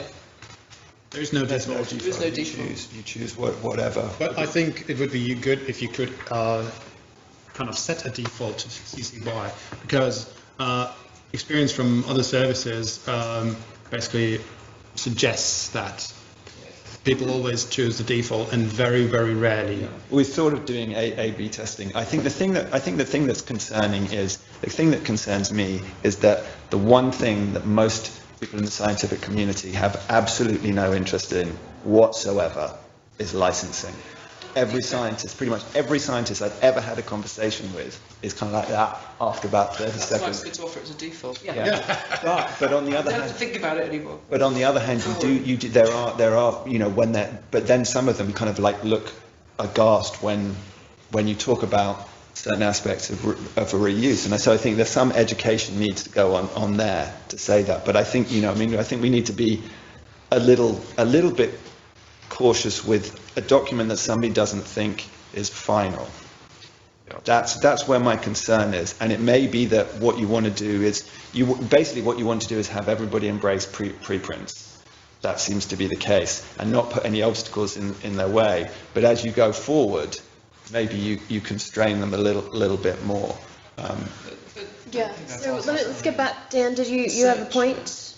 Oh no, we do CC by default. Oh, okay. CC0 for data sets, and very rarely do people change it. It's actually the publishers who feed us content that change it. On this, though, there is a little bit of liability. If we believe that the user doesn't understand what they're doing, and I would say it's for licensing, that sort of death look comes from also a non-understanding about licensing. And I think if you ask any researcher about it, they probably have a minimal understanding of it. It is sort of a liability to then give them something that they will select and not understand. So I think it's a combination, good defaults plus a little bit of education. Just bear in mind, you can't have CC BY as default, because you couldn't have CC BY universally, because then that's incorrect licensing for every federal government paper. Any work of the federal government is public domain, so it can't be CC BY because there's no copyright in the first place. It's CC0? No, CC0 is something that you as a copyright holder can release into the public domain.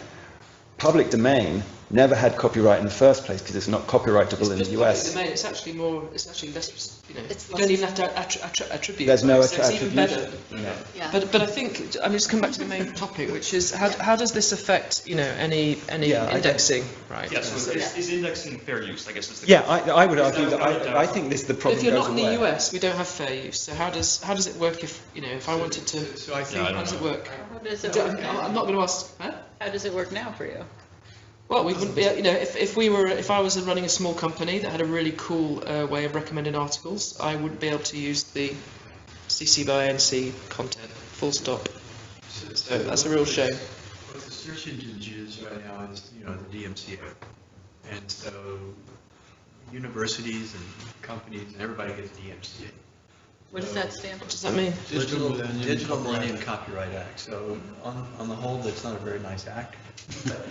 But there is a provision, I think it's 504, or it's 505.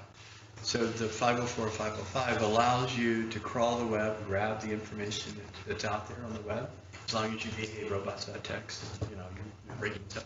You can index that, and then it's the responsibility of the copyright owner to notify you that information is on the web and give you a direct link to it.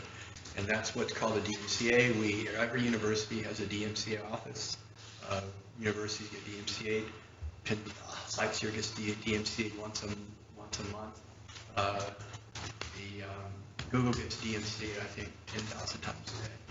So it's the way, at least it works. So I mean, even past that, this puts the burden on the copyright holder to go after that, after you to remove that. But is it just legally in my fair use? I want to link to bioRxiv. Yeah. I want to link to that paper. I have every intention of shuffling eyes over to that website. We have an explicit, so bioRxiv had, because some people don't understand it and there's some concern about other countries. I mean, our notion has always been it's based in the US, so it's under US law, it's fair use. And I always think that fair use is the best thing to invoke for text and data mining because it means you can do everything. So I could take that paper, index it, Yeah. have that, not share the data, but just have it in my search index to better find that paper in my service. So we have an explicit statement as well as to say explicitly to let authors know that whatever license they choose, text and data mining is allowed.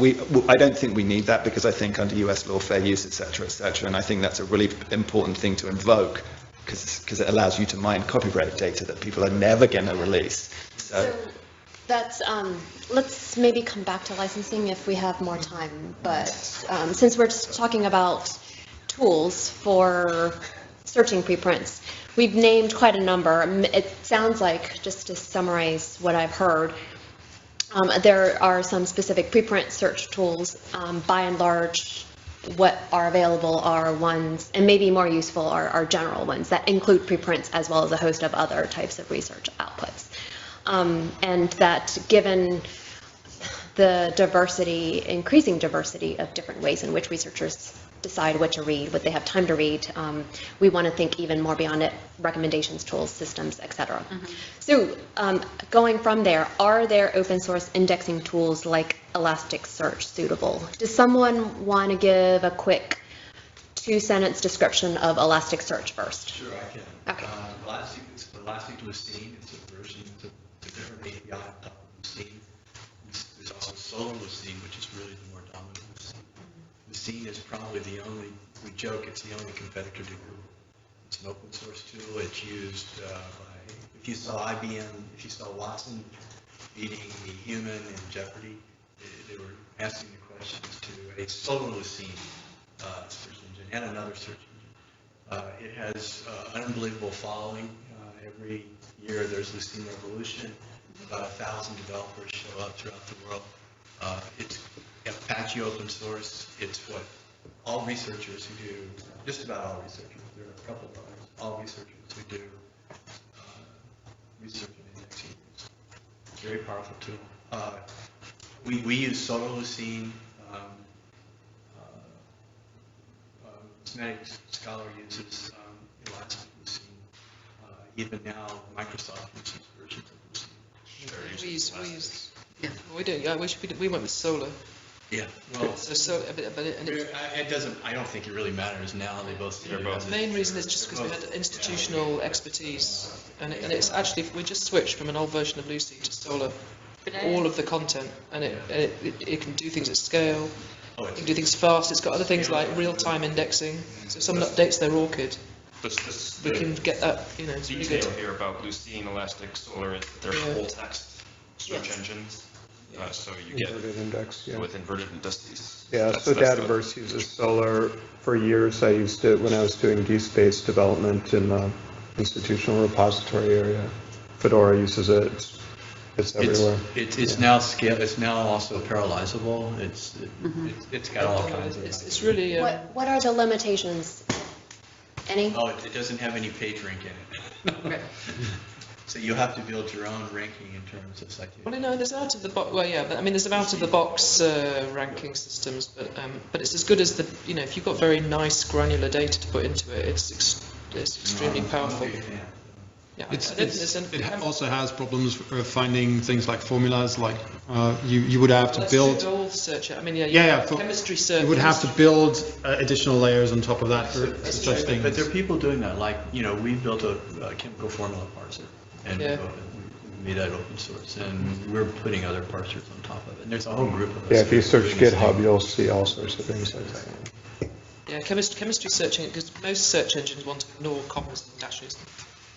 And chemistry wants to keep them all. So, right. It's a good challenge. Any more limitations that we want to note? It's just text, so search should certainly go further, like image search, video search, audio search, whatever, 3D search. These kind of things are rather unexplored, certainly in scholarly contexts, but they're coming. Yeah. And so is somewhat, when you say they're coming, do you mean that it's part of some completely separate from Solr? No, it's because the web as a whole is moving more towards making those things available, and so the more we have of that stuff, the more there is a desire to actually search through it, and so people are working on doing these kind of things, but not in scholarly context typically. I really like the way Google does its image clustering. I love the way that you search for certain. I can't remember how you do it. You click on some link, I think, and it clusters all the images that are similar together. So if you're particularly interested in schematics, you want some schematic for teachers. Yeah. You get all the schematics. I really like that. Ron, where is image analysis in cell biology in terms? I mean, one of the things that the grand goal of things like this has been able to say, find every fibroblast or find every pseudopod in an image. I know that people are doing a lot more in image analysis of like fluorescence microscopy, etc. Are there any kind of where's the kind of cutting edge there? Can you see that being applied on a greater scale? Yeah, I don't think that's year one of this program. No, I mean, I think that's the kind of exciting thing that one could, look forward to, that if you, had images that you can mine, and there's a enormous amount of information there. I mean, just to look for all images that have microtubules and neurons, so.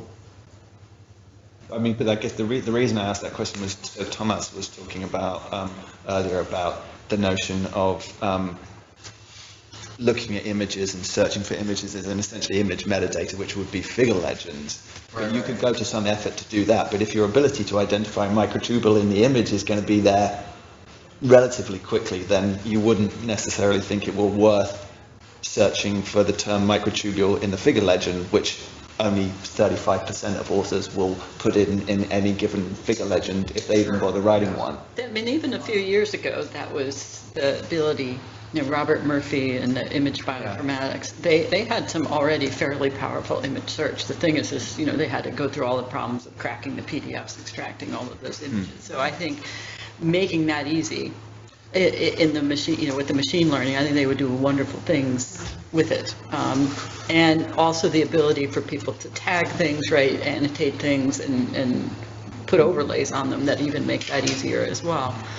So you're going to see text and bringing text from images and indexing that pretty soon, probably next year. So one of the things that if you want to see it working right now, go to Microsoft and you put an image in. Yeah. And they have an API that allows you to do it. And there are a lot of companies and researchers who are starting to release those tools. One of the things that this discussion sort of brings to mind is, we're talking about things that are quote unquote coming soon and in development, and we have to prepare for is that actually what this project could really produce is a gigantic sandbox for computer scientists to develop these things, and that it ought to be part of the look ahead of this project, right?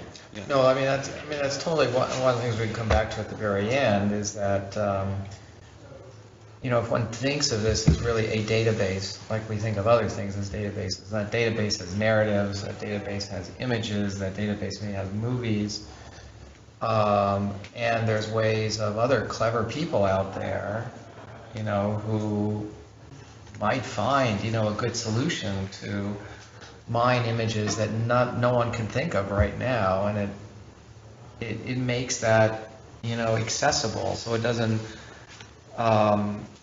you know, it does allow for that opportunity for, you know, innovation based upon that data in ways that we, you know, can't predict right now. And that's why I asked the question in terms of that, because some of those things are easy gets from the preprint side, and some of them are harder. So, you know, we had this conversation about when, you know, Simeon said we're never going to be able to generate full text HTML to an acceptable level, et cetera, and we could have that conversation and when that's going to happen. But on the other hand, we could say, but just simply having everybody dump all their images in a database in the course of submission is something that can be done right now, and then you can like have at them. That doesn't require having all sorts of other features that don't exist. You can do that right now, and maybe nobody can actually do any analysis of those images right now, but they're there for them to do it. It's a different question from saying, let's spend a lot of time trying to develop, you know, sort of automated XML conversion or other things that we've talked about. There are some things that the preprint server could do immediately without, you know, with very little effort. I entirely agree with you, but I do think that, you know, we come back to licensing here, and then, you know, if it's just a bunch of files, then how do you know what the license is? And I also think, you know, a little bit of care on the metadata for those images, and you could assume that the metadata is the narrative of the article. That's fine with me, as long as, you know, figure legends are clearly marked and so on. So I don't think it's quite about just dumping a bunch of files on some server, but the point is taken that it wouldn't be a whole lot of effort to do something that would be... Yeah. I mean, it goes back to the whole data repository thing, doesn't it? Yeah. Yeah. I mean, the simple thing here is what we talk about with Share, at least, is in terms of openness, there's sort of three side effects that we don't usually think about. One is inclusivity. Now, different people, perhaps less privileged people, can do things that they couldn't do before because the data is open. Meta-scholarship. We haven't had any data sets to actually conduct meta-scholarship, so meta-scholarship is like a brand new thing. People are collecting their own data to actually do any meta-science at this point. But this will allow for meta-scholarship at a whole different level. And then innovation. These should be databases that these students use to create new great products rather than waiting for publishers to sell us some tool that may or may not work for our purposes. But that's the only point of innovation right now. So these three side effects of openness, of preprints, I think are this is why I'm so motivated to see this happen. Yes. 15 more minutes for this. Okay, that's a very good note. Why don't we move on to the next? Just one more limitation. So if ontologically enabled search is needed, meaning if you search for cancer, then you also get leukemia hits, then you need something more than just pure Solr. There is something called BioSolr initiative that addresses this. Yeah, I thought Elasticsearch also handled that a little bit better, but I'm not sure. Yeah, because that's a big problem that we've had in our search engine. Right. I was also thought of accessibility issues. I know that's not the same, but I mean, we're talking about all day like systems where there's just PDFs up on a file store somewhere, but I mean, are we making sure as we're ingesting that the files are readable and if there's screen readers and other accessibility concerns? This is a good point that is often thought of retrospectively that needs to be thought of. 508 compliance, is it 508? I'm sorry, could you say that one more time? Yeah. So there's just best practice of making things accessibility, thinking of accessibility issues up front when you're designing systems. There's also laws, and there's 501, there's 508 compliance that's required for federal documentation systems. But basically, it's just if a screen reader can't read something, then it can't be ingested by people with visual disabilities. But it's also just kind of thinking about a website that's mobile optimized for different screen sizes. It's not just about a cell phone, it's about the different types of screens people are using with disabilities. So there's a lot of design considerations. And in people with not service good to do net. anything about that if they're not rendering any content. It's one thing I keep forgetting, right? It goes back to the ingest because the central service is right currently under the assumption that it won't render content. Maybe abstracts. But it could put some requirements in the types of PDFs it would take. So I think so. It's a good point. You know, It's what you're right to bring it up. Yeah. I don't know the technical details of it, but one of the things that so bioRxiv uses a system called BenchPress that Highwire also uses for journals to get content in, and that there's various checks in the generation of a PDF, and this always infuriates authors in that they submit a PDF and they're like, I can't understand why my PDF is going under conversion to another PDF, but I think some of those checks are to establish that what is displayed as a PDF that everybody will be able to read. I don't know if Simeon will know more about. So I mean, and also these types of practices, I was thinking about it because they also help, they create text out of images and these types of things as best practices for PDFs. Also helps with search because you're creating text to search. Right. So it's kind of all wrapped up in good design practices. Yeah. And there is an organization called Benetech that has open source tools that are about helping convert images. It's probably the back end that BenchPress is using. Yeah. You know, that's probably an organization you could bring in and talk to about. I mean, I think they developed it originally because they needed to have that technology to guarantee that whatever PDF or Word file the author submitted for a journal, a referee would be able to read. Definitely. Wherever they were. And Okay, so, sorry, I'm going to cut this off. We're going to move to metrics. How might metrics be aggregated across different versions of the same preprint? It's a slightly different topic, so shift your. I talked about the identifier. I mean, that's one of the reasons to have an identifier that points to all of them so that they can be added together, right?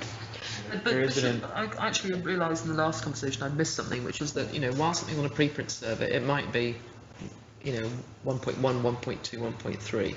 Right. And it goes off to some journal, does some peer review, gets published, and now suddenly it's on in a completely different system, the completely different DOI, which is the problem about mashing it all together. So should the metrics about that work be mashed together, or should you separate the preprint one from the published paper? Well, I think not. That's what I would want. Does it matter? If I want to be able to cite, if I'm sort of rapidly, iterating my research and sharing it with people and so forth, don't I want, if somebody reads my preprint and they want to cite me, they should be able to, right? And then the citation counts should go forward if it gets published properly, right? I mean, that's what we would hope. Google Scholar does that. It sums them. And I think, if you talk to any researcher, they'll say that's the only number we they want a number for the number of times they want the somebody's highest number. I want the highest number, It's usually the cumulative. And that's one reason why researchers use Google Scholar rather Whatever than Google Web of Science, because the numbers are double. Yeah. So I won't go on my metrics, bully pulpit, but I mean, I think that there are a lot of critiques about how current metrics are being used, the non-transparency of them. There's so many different ways in which we could replicate the ills of metrics in this new world, and I think probably we don't want to do this. We could list them all on this document. Maybe we don't need to. How do you guys want to move forward? I mean, I think I agree. There's a huge amount of thinking and work on metrics and alternative metrics, and This is a good start. We haven't heard of many services that share metrics because this is a monetization point. So thinking about new open services, having an API for metrics would be a grand thing, and so that way they can be aggregated. Share would love to aggregate, would love to take in metrics. Like we have fields for metrics, and just almost no services are willing to give that because that's their part of their bread and butter. There is interest by publishers to share usage stats. We know that Figshare already does this. Certain publishers expose it, such as PLOS, and Crossref will be launching a campaign to tell the story about how it will be beneficial to the entire community to share these usage stats through the event data service. Yeah, Jeff continues saying that all we need to do is talk to Crossref and help help basically get in on this campaign and have it turned on. It's all there, it's all ready to go. Publishers just need to know that people want it. We talked about Counter before. One of the things was sharing. I mean, I think it's very good that you want to add them, but one of the problems that the journals always had with PubMed was that the PubMed usage was not counter compliant. So you were getting two numbers, one of which had a bunch of bots stripped out, and the other one we didn't really know. And so it was the idea, it was back to the point I made earlier that, if somebody's saying I've got 3 apples and 2 oranges, and somebody else is saying I've got 1 apple and 6 oranges, and who's got more, you don't know. And so I think that's, if you're going to start aggregating things, that's an issue. In PubMed's defense, I think some of the Counter's really good guidelines. Yeah. And obviously one should strip bots out of usage stats, but I looked at those, with respect to European scene, and I don't think we get as many hits as PubMed. I know we don't, but we still get quite a lot. And I think it's, if we're ambitious with this preprint search system, then we would expect lots and lots. You're already getting a million requests a month or something. No, and I'm not singling out PubMed. I'm just saying, if you look at like Google Analytics numbers, you look at internal counter numbers, you look at PubMed, you look at EuroPubMed, you get different numbers, and the idea but I think you have to. I think you have to accept. I think everyone's got very obsessed with numbers. What you have to just take it as an advisory almost, because tomorrow there's another. Him over there. He's going to invent some bot, or come crawling our site, and come across from different IPs, make it extremely difficult to track. And we cannot differentiate those things sometimes from real users. Yeah. It's only when they start doing really dumb things you start to understand that actually this is a dumb bot, even though it's coming from all these APIs. IPs, So it's the value of Counter advisory. When it is practiced is that an entire cohort all apply that same rule, which then normalizes the counts. So it all depends on what you want to use the numbers for, right? And it does beg the question, now that we brought up Counter, is the preprint community interested in applying Counter rules to preprint usage? That's not currently under the code of practice, as I understand. If it is something, then bringing in Counter, it would be the direction to go in. If not, then no. But So it's sort of sad that Simeon's not here because Archive has rejected metrics completely. They don't display any. And take a position. They have taken a position on it. Yes. So maybe there's 3 things. 1, metrics. 2, Counter or not, and then 3, metrics at all. Yeah. One of the things that happened when we started bioRxiv was talking to a bunch of people. There are a bunch of people who were very keen, former physicists moving into biology, and a lot of them were like, we love archive, we need an archive for biology, so we're okay, that's great. And then we were kind of like, so what, and how should we, there was various things that we knew we would immediately do differently. And there were a couple of things they were like, yeah, it's got to have metrics, it's got to have commenting, which is kind of interesting. And maybe we had, we had sampling bias there. I don't know, but it was kind of interesting. And there's quite a lot of chat about it. People go, whether anybody other than the author actually goes and checks their metrics, I don't know. But people seem to be genuinely interested in it, and we know from things like the ref that there's a general obsession with metrics, and we shouldn't fuel it. But actually, your colleague said that he's not interested at all in metrics. If you don't offer it, somebody else will offer it. It's fine that somebody else would. Jamie, yeah. Well, it is an important point. It's just like, okay, how do you, judge quality? At the end of the day, we want to kind of reward and advance good science, which is a hard thing. And if you go to YouTube, look at things that get the most metrics, they're pictures of kittens playing and things like that. So that's not necessarily the highest quality. Monster slugs eating baby birds. Yeah, that's what's happening today. I think this is also just something that. I guess I would not be too obsessed with metrics either, because in a way, there is a large sector of the biology community that is really trying to get away from that. Obviously, you've created a lot of metrics right now that are very controversial about whether they're serving, the public good of science. whatever, Reuters impact factor, something like that. So substituting that with, a total hit count is questionable whether that's going to be the best identifier of great science. A, because you can game it, or B, it may not be really meaningful, in terms of But I think it's impact in the field. But I think this is going to be, the whole question of how the scientific community evaluates itself in terms of good quality science, I think is going to be something that is going to be evolving over the next several years. I think that's also something that, probably again is something where innovation can be useful if there is, an open, database where people can access preprints.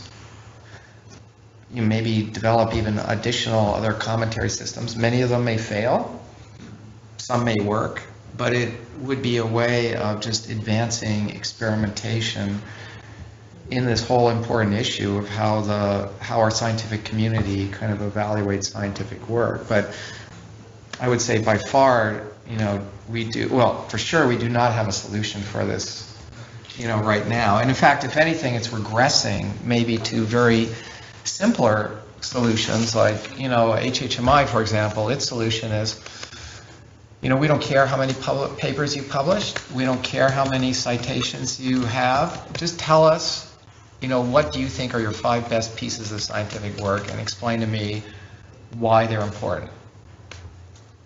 That's how they. These are much better ways of doing Yeah. it. We know that, but there's always going to be the human desire to quickly evaluate something. And so this is why we go to metrics. You want a number. And everyone who ever has, I'm a quantitative psychologist, which is a behavioral statistician. So anybody who has ever put a threshold, like, well, what is an impactful number of citation? Anyone who's ever made that comment always regrets making that comment because it means nothing. But so this is where we either go with there's no metrics, or I think we put all the metrics on the table and let model builders and innovators sort of over time develop the best techniques. I think you can make them available if people want them. I don't think you need to blazon them over the top of every article. And I also, I think you're absolutely right, but there are another data point. So it allows somebody who has somebody making a claim that I have a paper in an Impact 25 journal, allows somebody else who's like not published in it to say, well, when they're confronting somebody and kind of hiring, say, well, but I had X citations of my paper and X downloads, and this is another data point. And I think all metrics, I think all metrics also, because this is measuring reward and what have you, but we also, we pointed out, as scientists, will look at things and oftentimes we'll say, oh, well, look, there's 50 other people citing this, not because, oh, wow, there's 50 people, but gee, I would like to know what they have to say, right? And it's the same with alt metrics. I find alt metrics in the little donut very useful, especially when I come across a paper of something I don't know about. The very first thing I do is I go and I see what the discussions are around that paper, and you see people saying, hey, this is nonsense, or there's a counterpoint here. So all of those things are now brought to my attention so I can understand the work better. So I think that these metrics, never mind how people abuse them or don't for making it a proxy for something, they do start to reflect the discussions, the network around that thing, and I think it's important to provide that information to people. So, let's also remember, I think, to your point, Marianne, that metrics may not necessarily be exclusively used for evaluation at promotion, for hiring decisions, for tenure promotion. It could be ingested into discovery engines, right? And be used search results. Ranking. Search results, exactly. And having those numbers to be able to then combine with other factors such as keywords and so forth may then give rise to better search systems, which is, I think, the reason why it's in that point is in this session. If this group is going to make statements, it'd be good to, I think, make a statement like you made. Say, there's going to be metrics collected. We still recommend that tenure committees evaluate the actual science in the top 5 papers that are out there. So I think that these things can come with recommendation, education about what they are and what they aren't.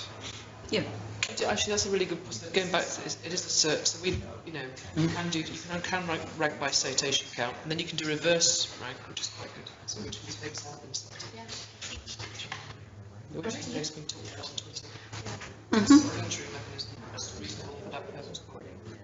Yep. So Dan and John, you have everything you need? One more. How can content be discoverable via other search engines and databases? I think we kind of got to that question in our very first brainstorm, right, when we talked about. Yep. Can I ask a question about that, though? Just to throw a buzzword out, has anybody thought about, or do you guys use schema.org? Share does. Share tries to take what we can from schema.org. So we have our base class is creative works. That's schema.org. Our users are people at schema.org. We will, if the community thinks these are things that we should try to push back to schema.org, we'll do that. There's a project called BioSchema, right? So. Schema? Bio. So it's extensions to schema.org based on requirements of biological sciences and discovery, right? So just to be aware of that. Okay, important for discoverability in Google. So if we could be ready to report back at 3:45, which is about 10 minutes. Yeah, it is connected. Not Yeah, sorry. That gives me enough time to rehearse. Working on it, but it can't, that BioCAD is part of that discussion. Okay. It's an ontology. Would you like to rehearse in front of some? Yeah, what's related to ontologies, yeah. It's Who? BioSchema, it's Elixir. Elixir, it's an Elixir project, that's right. But BioCADdy's doing some of that for Yes, their data sets. it is, but through Susanna Sansone and blah, blah, blah. Right, exactly. Google needs to find them. Yes, Google needs to find them. Quite detailed. Yes. Schema need to write other engines. BioSchema might be Little too low level, but that's okay. just a bit. Just be aware. Something in between would be good. Yeah. I only looked at schema QC. You guys can talk to each other directly. Oh, no, no one to hold me back. Walk around.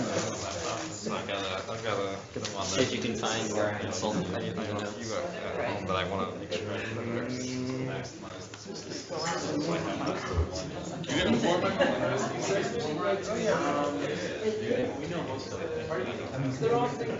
I was talking about Benintech, or Benintech, I don't know how you pronounce it.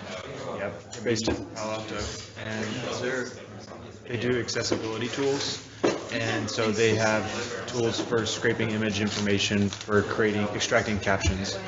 I don't think they're the world's renowned image manipulation organization, but I was bringing it up in the terms of accessibility. Yeah. They're trying to use technology.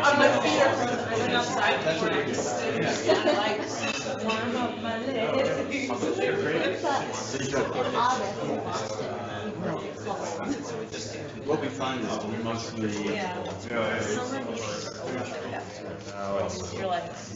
we've been publishing really having a I almost thought our announcement was Who's not open source?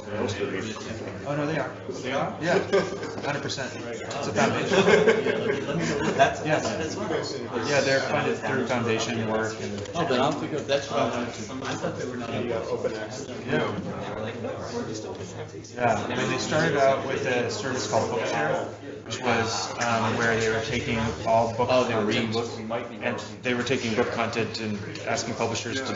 Part of the Disability Act, the ADA, I'm very much aware. was to make all the books accessible. So they were aggregating stuff for publishers and making them available to anybody who was registered. I guess they started making as well. So I guess the feel like Yeah, so it's interesting. One of the things we added shortly before I left was that little thing there. We were. Previously, we were public. We just had a policy where every month faculty members would get detailed analytics through an email that we got through various discussions. We decided to open at least that part of it. Yeah. Cool trend lines, nice, I like that. Yeah, it's kind of cute. Yeah. Yeah. It's me. The CC by, you'd be happy. Nobody. Only when you get sued. Does it be decided in court? You made the arrangements.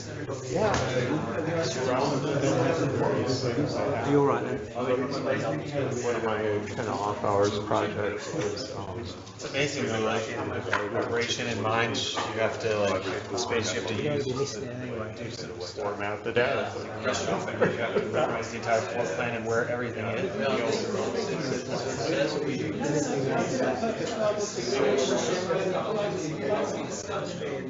Yeah, with Activate, so I just so I have a point of contact with us. There's a lot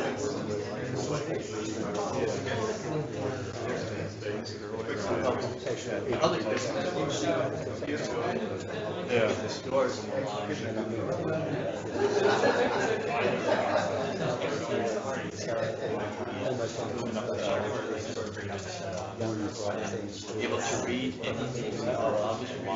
I still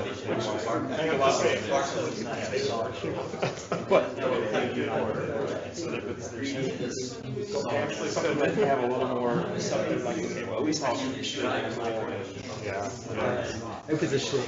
Yeah, some of the stuff is crusty. Yeah, that's interesting. Yeah, what we actually been around about 3, 4, 5. Before that, I was working all the really cool. first part.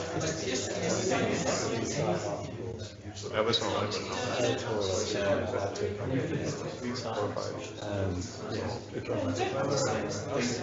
Ideally, we would like to have one that actually reproduces at least 1 or 2, and then we've only got one thing.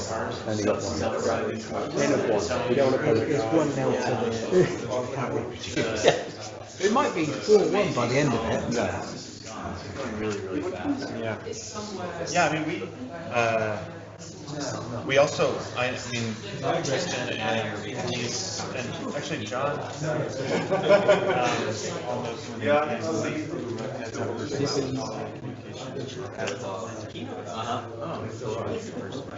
I might bug you. Yeah, because we're always comparing different methods with ours. Every time someone told me when we talked about what this proposal is, I would go to it. We were assuming Try. text reading and imaging. Field is called text and while. Where's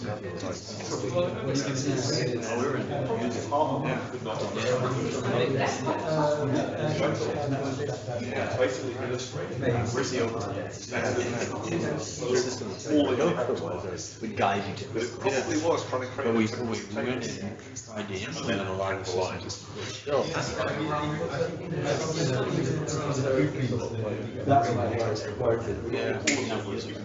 So what we did is we put all their systems together and made a really decent system.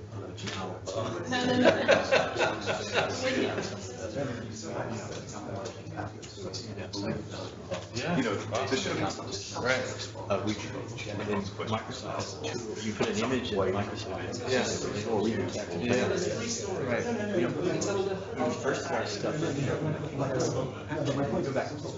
it showed you, hey, let me show you what we do. Yeah. So we learned not to put our best stuff in there because they train. Yeah, right. Which is sort of what we want to do is we want to train on it too. And the best methods as far as are based on default, which means their computation is pretty nasty. So you can't, those have to be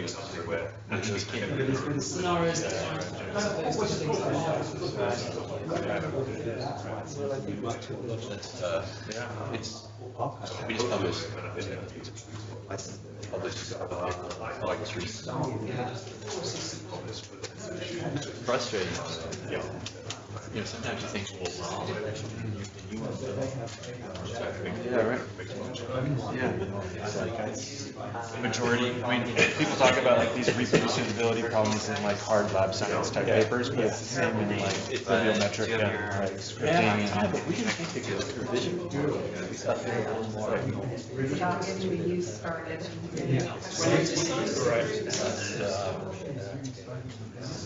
That's what I would call it.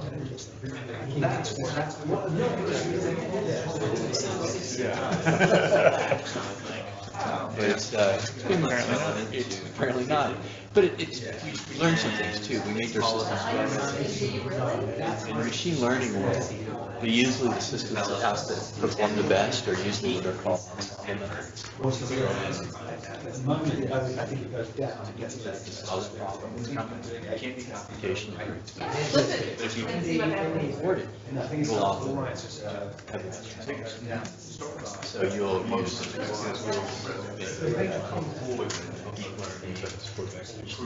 Yeah. Well, I think, they all work differently. Yeah. So, usually, whether you can afford their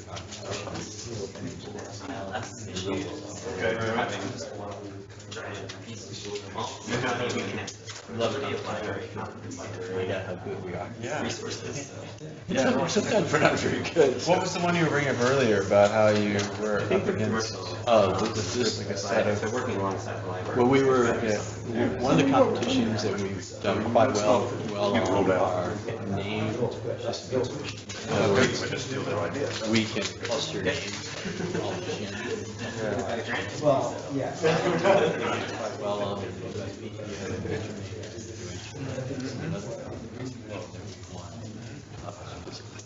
We were talking about that project. I know about it. Yeah. They do patent search and stuff like that. You do. I think they have a need for actually. We should talk to them because if I remember correctly, they don't do the names. Yeah, they don't. Patent search. You've already tested it out. I mean, it seems really good. Well, we tested out on their competition. Yeah. Competition very how well they do. Sleeping like we did now.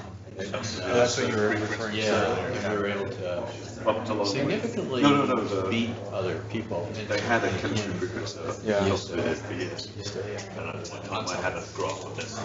All these tools to find them, but which can be expensive. In this case, it's a competition. Archive submission. We were surprised at how well. We were able to. I think it's because we just knew how to do it.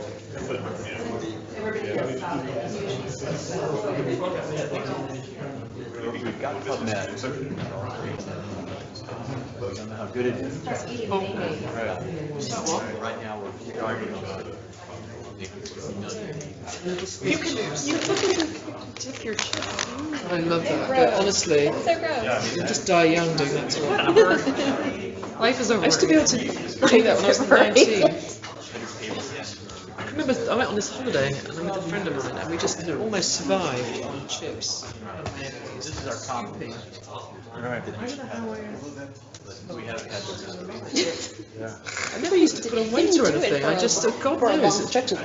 No, I can't. It must have just been like a couple of weeks on the crisp and mayo diet. And beer. One of the biggest problems Hungry. author search. Because nobody uses now, but ask what's in there. So much better. So you should like. Yes, I know. Also, just reading the slide, I really enjoyed it. Yes. Like, a little bit of contact with the earth. It's like Jane So we have, you can do it. We allowed it in the search, but it was just based on strings. I'm suffering from sleep deprivation, so sunlight really helps. So our system, the way it works is that. Just from the jet lag? Yeah, for some reason, I'm coming from the West Coast, you'd think I would have slept in this morning. I woke up at like 8:45 and I couldn't go back to sleep. It's the worst. It is, because I also couldn't go to sleep last night, so I didn't really fall asleep until 1 in the morning. So that's just like, That's what. it is. It's like some sort of weird reverse jet lag thing. See your emo band. I hate this.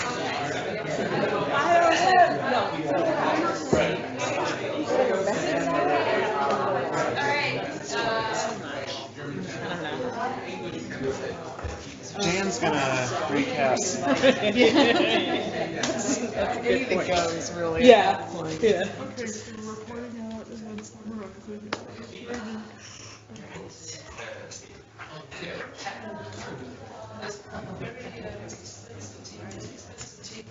No, I think that. La la la la. That's my favorite song. I'm rehearsing Do for some my arpeggios. 4A. Do we have a reporter from session 4A? Actually, was just rehearsing. Okay, great. Okay, we were the Search and Bibliometrics Tools group, and we had a set of questions that were outlined, and we actually let them structure the conversation. We just went through them one by one, kind of. The first question was around, are there search tools, existing search tools for preprints? And the answer was yes. And we went through and we listed them. They're here in the doc. And I think the conversation turned into search isn't, there's the idea of domain-specific search versus cross-preprint search, or preprints as part of a larger just bibliometric or kind of literature search. And there was, we went into discussions of kind of what approaches exist and what would be good next steps. And we went into a discussion around rights and the reliance on CC BY or CC0 or public domain, or how rights really cause issues when you're talking about doing a across the board search, especially when you're doing full text. Which got us into a discussion about the different types of laws that govern indexing, the different jurisdictions. But in general, for that topic, we said search is happening now, not as good as it could, had some ideas about how we could facilitate better search. Okay. So, anybody want to add anything? Okay. Then the next question was about open source indexing tools like Elasticsearch. We just had a rundown around Lucene and different types of flavors of Lucene. Elastic is one of them, Solr is another. The teams that have most experience with it felt both are appropriate. We started talking about the edge cases around search that are not that aren't just out of the box or good fits, and that was more around image search or chemical compositions or kind of more domain-specific issues, and those are things that would need to be explored. This then brought up the topic of accessibility issues, thinking through how we should be making sure we have text representations of everything so that it can be indexable, but also thinking of designing websites and searches and representation of the narrative in ways that is accessible to screen readers, not just because it's good practice, but also for compliance issues. That was kind of for that topic around search. Does anybody have anything else to add? And then the last big subject we talked about was metrics. and we kind of got stuck in the, like, are metrics good or bad kind of discussion. Yes. But we had, we did talk a little bit about counter and what does counter usage stats for page views and downloads means in a preprints world. Talked about how would you aggregate metrics, or would you want to aggregate metrics across the different versions of preprint? And would those then carry over to a published article? I think we like the idea of having things roll up into a single kind of collection of metrics for that one unit, research unit. But there was a varying opinions about whether or not that should be exposed on the website, because it kind of, it's the wrong incentives that we're wanting to set in this space. There was some discussion about new alternative ways of measuring impact and reach. But really it was more just kind of a discussion about whether or not we would want to promote metrics. There was then a discussion about the availability of open data sources for metrics around this community. Like, where do you find the place to share your metrics? You know, everybody has usage stuff, and so we talked about share, and we talked about the Crossref event data as two possible things. Anything else? Metrics related?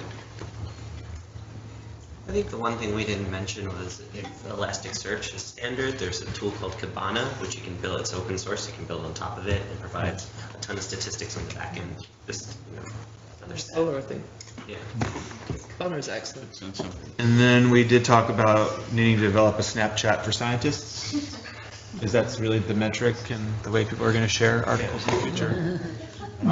Actually does that. Berlin's a nice place. Yeah. Come to the Berlin. It's already there. It said if impact factor, that's what we want to know.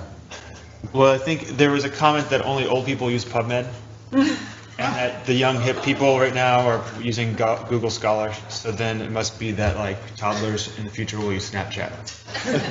So we need to get ahead of the curve.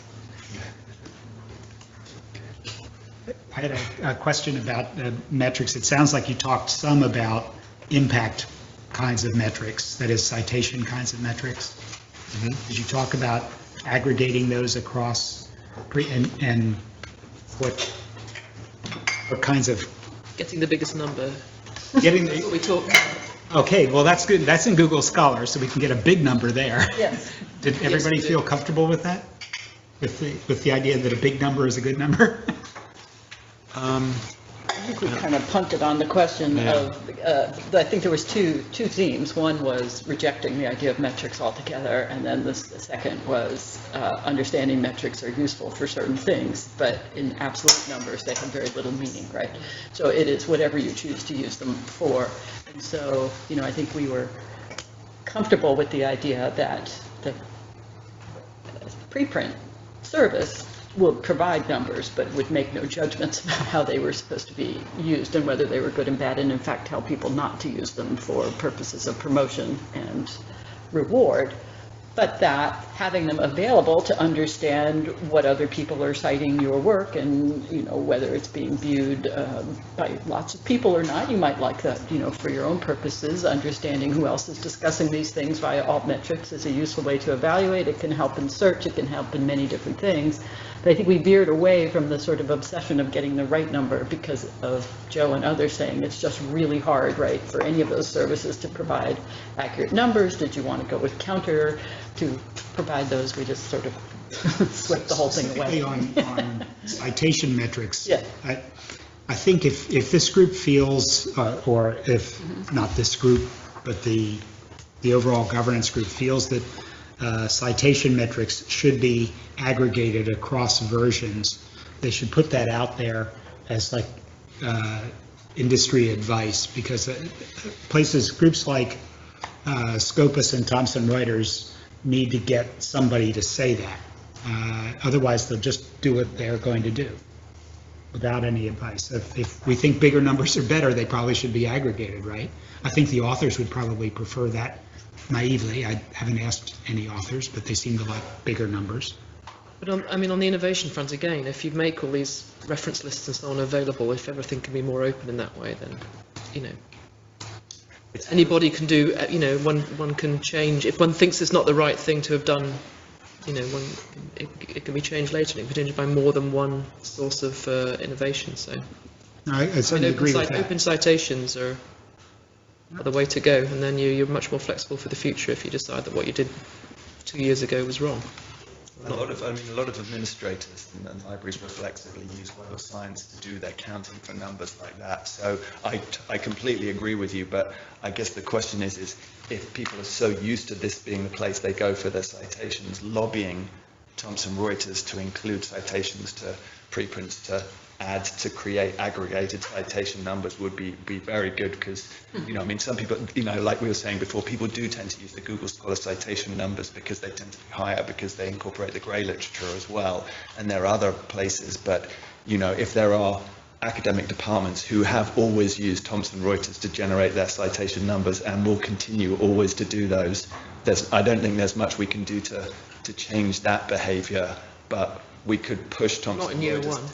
Sorry? Not in year one. No. But what is the feasibility? Thomson Reuters have a vetting process for what they consider a citable item, which is probably going to be very different.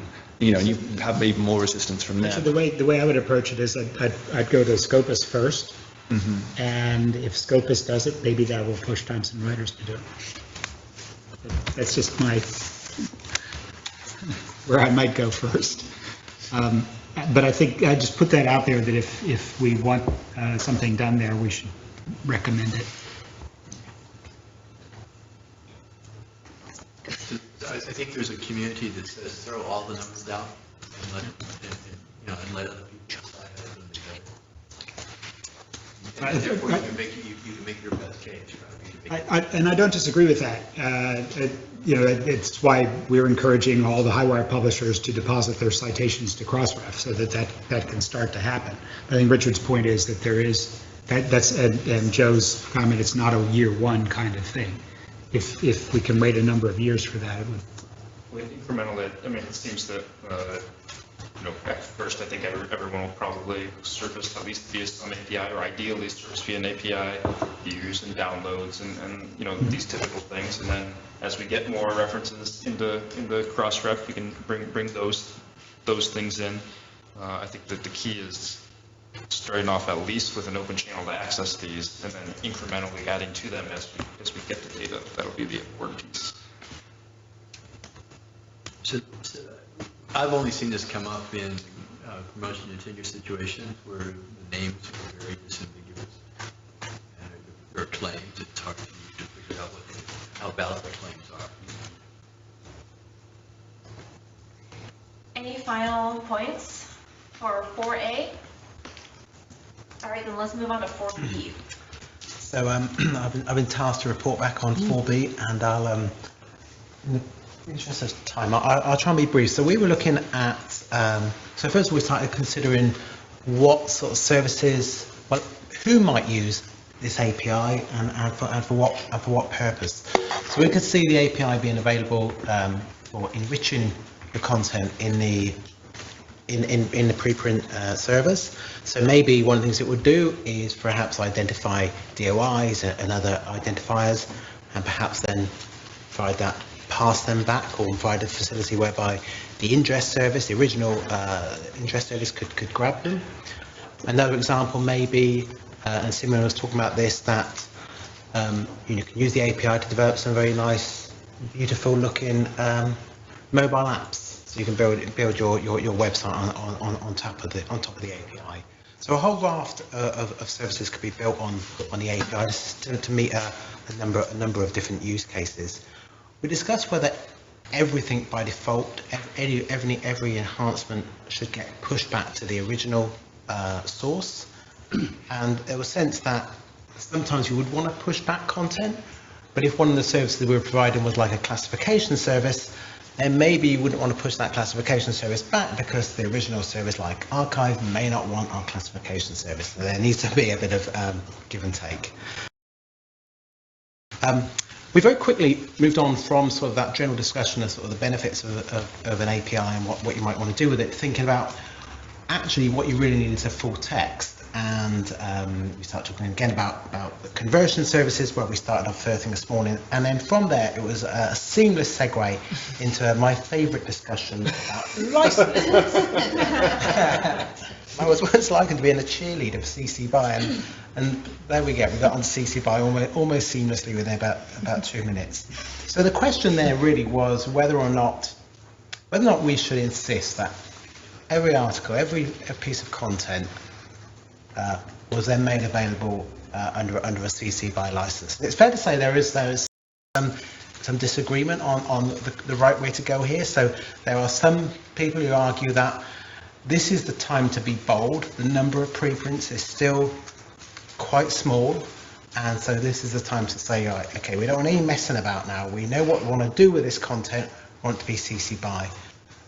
On the other hand, there is a nervousness that if we insist on that, this fledgling, this little plant was growing, maybe we just destroy it with this. So I have a view on this, but I think it's fair to say that there was... What is it, Robert? I'll let you work that out. The other thing we talked about, which sort of was related, obviously, was the question about how, what you really need is content. Okay, we all go around this, and at the moment we talked about services in which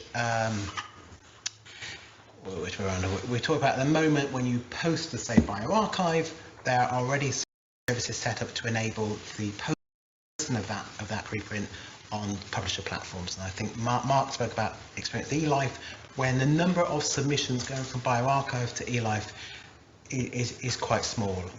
So we could flip the model, or really to try and get some real volume into the system by sort of setting what's the default or an expectation that when you submit to Elsevier or to PLOS or to whoever, the default is that, would you like us to push this to a preprint server? And maybe it wouldn't opt in, maybe you'd have to opt in rather than opt out, but we could start to see some scale if we started to do that. To go back to the license thing, one suggestion from Brian was, rather than sort of mandate CC BY, was maybe you strongly encourage. So you give a choice of licenses and you put on it highly recommended or strongly recommended. So you sort of direct people to the right answer, even if they don't know what's right for them. And then after licenses, we start talking about about journals, and I say this idea that being able to move content both ways. There are practical concerns, again, about how we shift content, and the only sort of foolproof method seems to be sort of FTP. So maybe that's a limiting factor. But ultimately, we thought that one of the things what we're going to try and do is persuade researchers to embrace this, and maybe there was some way of arguing, or perhaps better so demonstrating, that those who do publish preprints maybe get their articles published faster, because the preprint service is adding value. It's doing eventually it's doing the full text conversion, but even in the first instance it may just be doing some DOI, dereferencing and things like that. So if we could somehow demonstrate that publishing on a preprint server actually speeds up the final publication of your paper, that may increase uptake. I think that's where I've stopped. So I will ask my esteemed colleagues to correct me and to actually say what we did discuss. I have a comment on the licensing. That surprises me.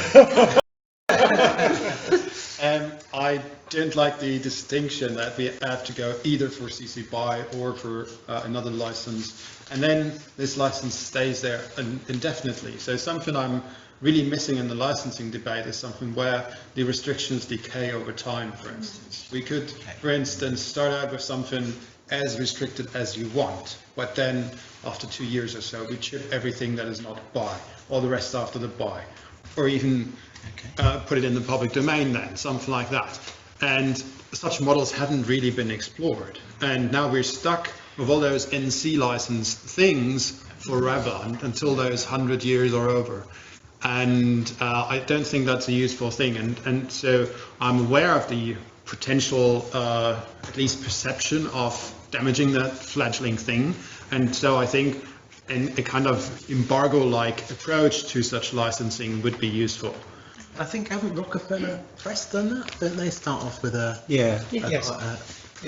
You do that as well. Yeah, I think, do you do EMBO as well after 6 months? What does it go to? It becomes less No, we would like in a way to do that for EMBO Journal because it becomes free after 12 months. Yeah. The entire content, but it's an entire... Yeah. I mean, several people have used that as a green open access strategy for very selective journals to kind of, want you to have your cake and eat it. What's the license? It's the license changes. I know. What does it change to? Oh, what does it change to? I think it changes from... I think it's to an NC, but I could look. Yeah. Just see. We also have an embargoed open access option that allows for a more restrictive publishing under commercial terms initially, but at a much lower rate, others can purchase an open access option from the choice of licenses that we have, whichever license they choose. It goes into effect after 12 months, and that we were able to do at a much lower price. It may not match exactly with full OA immediately with CC BY, but it's something that our authors have, in fact, started to uptake and appreciate because it's a much lower priced open access option. So it goes from the more restrictive to the open access depending on the license choice. So one of the concerns that was expressed was that by choosing CC BY when you submit to a preprint archive, that might jeopardize your chances of getting published by a very highly selective journal that's not open access with a single name title.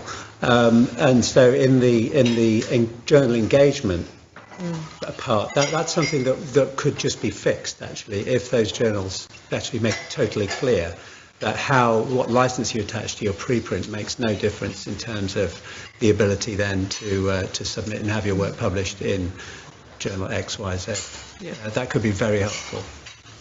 Yeah, that would be, that's what I'm also trying to think. Just, if you explain to me as a practicing scientist, if I publish CC BY, what are, because that's what a lot of scientists are concerned of, what are potential bad things that could happen to me? Well, there's, I think the answer to that is there's however many hundreds of thousands of articles that have been published CC BY, how many bad things have actually happened. I mean, there's a couple I'm aware of. The biggest problem is that they still keep including Google Maps or something. There's what? They still keep including Google Maps because the scientists don't know much about it. Right. The reviewers don't notice it, and that's kind of a potential problem or a source of money for the lawyers. But that's kind of the biggest problem. Right. But one bad thing potentially is that some journal may say you can't submit here. Well, right, in this case, yeah. So it's really the issue mainly of access to journal that may be the biggest barrier right now. And okay. The theoretical worry is that if a third party could sell it as published, and then someone like Cells could turn around to you and say, we're not going to consider your paper because this has now been formally published. So, so I'm just drilling down on that scenario because that sounds like a terrorist scenario. Like, so the question is like, how likely is that really going to be in a practical sense of actually happening? So it seems relatively unlikely, and but there have been incidents where people have bulk upload these to Amazon and then sold people's papers for like $50. Yeah. Yes. My point of view is if the person is willing to pay $50, perhaps that person that tried selling the free thing should get their dollars. But in the end, the reaction to this was actually pulling it from an open place, and the author ended up selling his on Amazon for $1 to try to. This has a very strong emotional reaction, and I wonder, because there are these intuitions about how this stuff works, the non-commercial piece, how big of a deal it actually is, which I don't think it's a big deal at all. Even CC BY has some problems with this related to data mining. It actually causes a few issues with data mining. And so, I wonder if there does need to be an education campaign around this before, and then the discussion occurs once we have a real understanding of what is the realistic outcome of this. Is someone really going to start selling this such that they overwhelm, I don't know, the market for your research that no one ever finds the open? I just don't. I can't even verbalize. The one or two or three instances that we all know about are extremely short-lived. I mean, I guess, you know, where are the multimillionaires? And even where are the ongoing efforts? There aren't any. So. Yeah, and even the CC BY piece, you know, plagiarism is still a thing. You cannot legally plagiarize anybody, regardless if it's a CC BY or CC 0 license.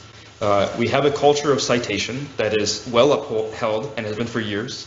So really, even the buy clause doesn't buy a lot for our community. Right. But if it does actually stifle data mining and these other things that we know are going to be critical for innovation, maybe we do need a campaign to say, maybe CC0 is the right way. I don't know the details about the data mining piece, and we're actually with ARL going to be organizing a group of attorneys to debate this and then sort of listen to them. But I think that's an important point, because I think the thing to really focus on is what are you really trying to achieve, and get away from the discussion of the license. You know, that can happen. I like the idea of a kind of like a half-life of a certain thing. You know, I think there's myriad possibilities there, but I think again back to the easy gets, the really important thing here is that there should be no obstacle to text and data mining. So you know, I think that's true on archive, it's true on bioarchive, that, you know, when we're completely kind of agnostic about it, you can choose any license you want. Archive have 3 different ones. But the point is, whatever license you choose, you are explicitly consenting to text and data mining, because that's the really important thing that nobody wants a barrier to. And we would argue, I was just talking with Joe, we would argue that in the US that's covered under fair use, but we kind of like do a belt and braces thing. So we say, by the way, you're explicitly consenting to text and data mining. So, I mean, that would seem to... But I think the issue is not the first person, the first entity that mines it. It's the second and third down the line, and that's where the CC BY gets you into trouble. So, I think that separating, again, what are we afraid of? Well, we certainly don't want authors who publish preprints to be penalized with the journals, right? That somehow somebody says, I'm sorry, you can't publish this anyplace else, because we know that will be a problem for adoption. So that one definitely needs to be handled. This,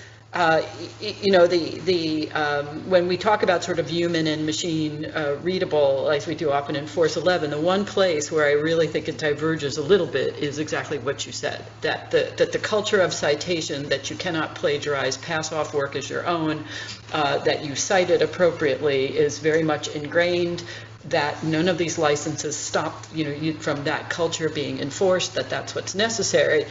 But as I have understood it, I did a little research on this in the last few days, the idea that you've taken something, you've turned it into another product, and you want to be free to reuse that for something else and somebody to build upon your work, that's where the BY starts to cause a legal problem, because there's a legal framework for understanding how that works.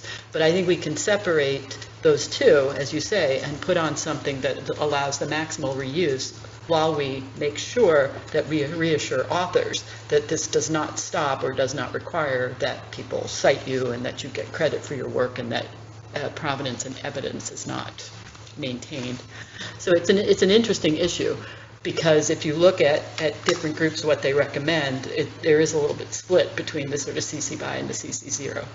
And the degree to which there's a lack of understanding, both in the research community and even the library community, who really seek to understand this, it's massive. This is one of these things that share, as we've done this tour of universities, tour of libraries, meet with the community. This is one of the things that we have one of the consistent things we have learned is the degree to which this stuff just isn't understood. Just massive differences in beliefs about what these things mean and what they don't.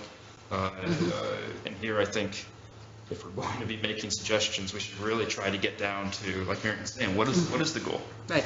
And then work from there, because the understanding is really broken right now.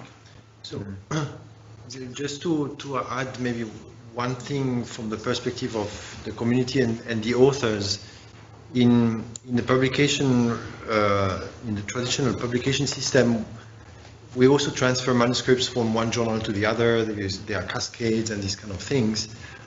And one principle we came up while doing that is that the authors should stay in control before publication.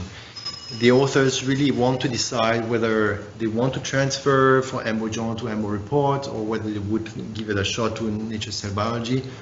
We should not call the shots for them. And this is a point I think that is quite sensitive with most of the authors, not everybody. And there, if we see preprint servers as a pre-publication platform, there might be an issue where the authors may feel they are losing control.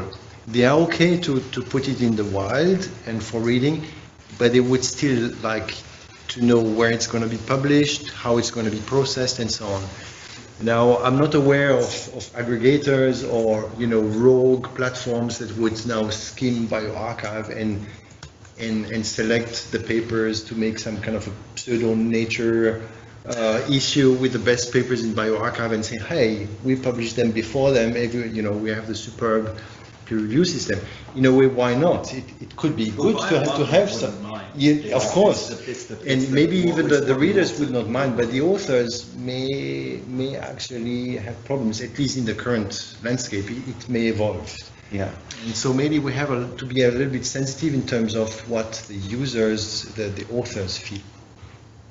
Absolutely. I'm realizing that we're at about 4:15, and hope that we can move toward discussions of final thoughts about this meeting, and perhaps put them in relation to the question of, is the current draft of the central service model that's being proposed practical? Is it good for the research enterprise? Is it good for scientists? And what aspects of it are you excited about? And what are you excited about in terms of moving preprints forward for the life sciences?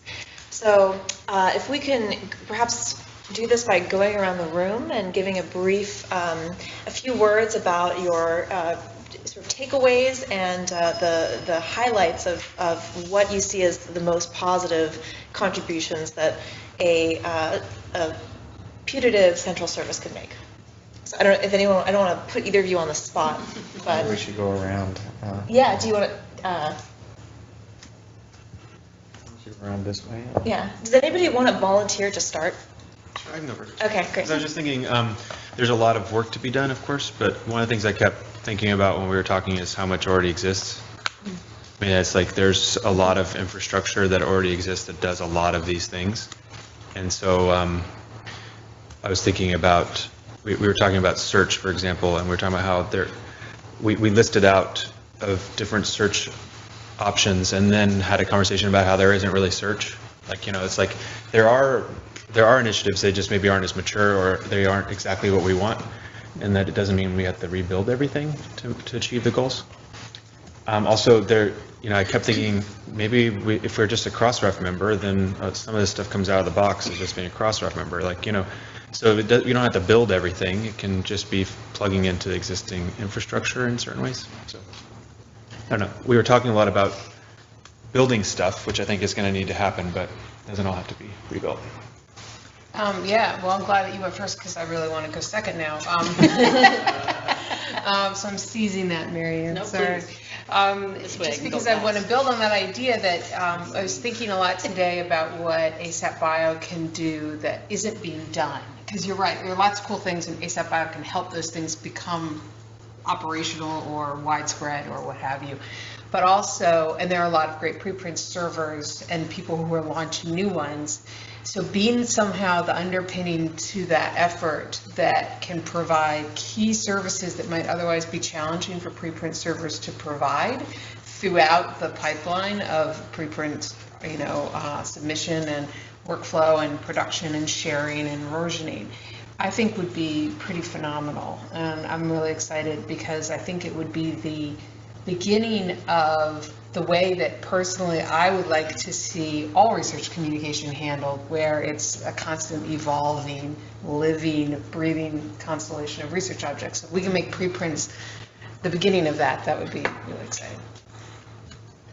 Yeah, I think for me, I'm most excited about the approach that this is taking to kind of involve a broad array of people from different viewpoints to have this discussion. And I like the applicability more broadly, even beyond sort of the immediate things that ASAP Bio are involved in. So I'm glad I came, and I learned a lot about what we have to do, so what ORCID has to do. So. Well, I'm generally excited about the broader use of preprints, not just bio, it's like we've got chemistry here as well, which, I didn't really expect to see motion in chemistry in the near future, and I think that's very exciting, especially my wife's a chemist. I think for this effort, one of the things I'm still left with after the day is the need to understand what the priority is. Is adoption the key at the expense of purity? Or are elements of reform important enough to accept slower adoption in order to bring them along as part of the process? Like most of these things, it's mostly not a technology problem. How do we move this forward? How do we move the community forward? How do you not cannibalize existing efforts by creating new ones and things like that? But excited.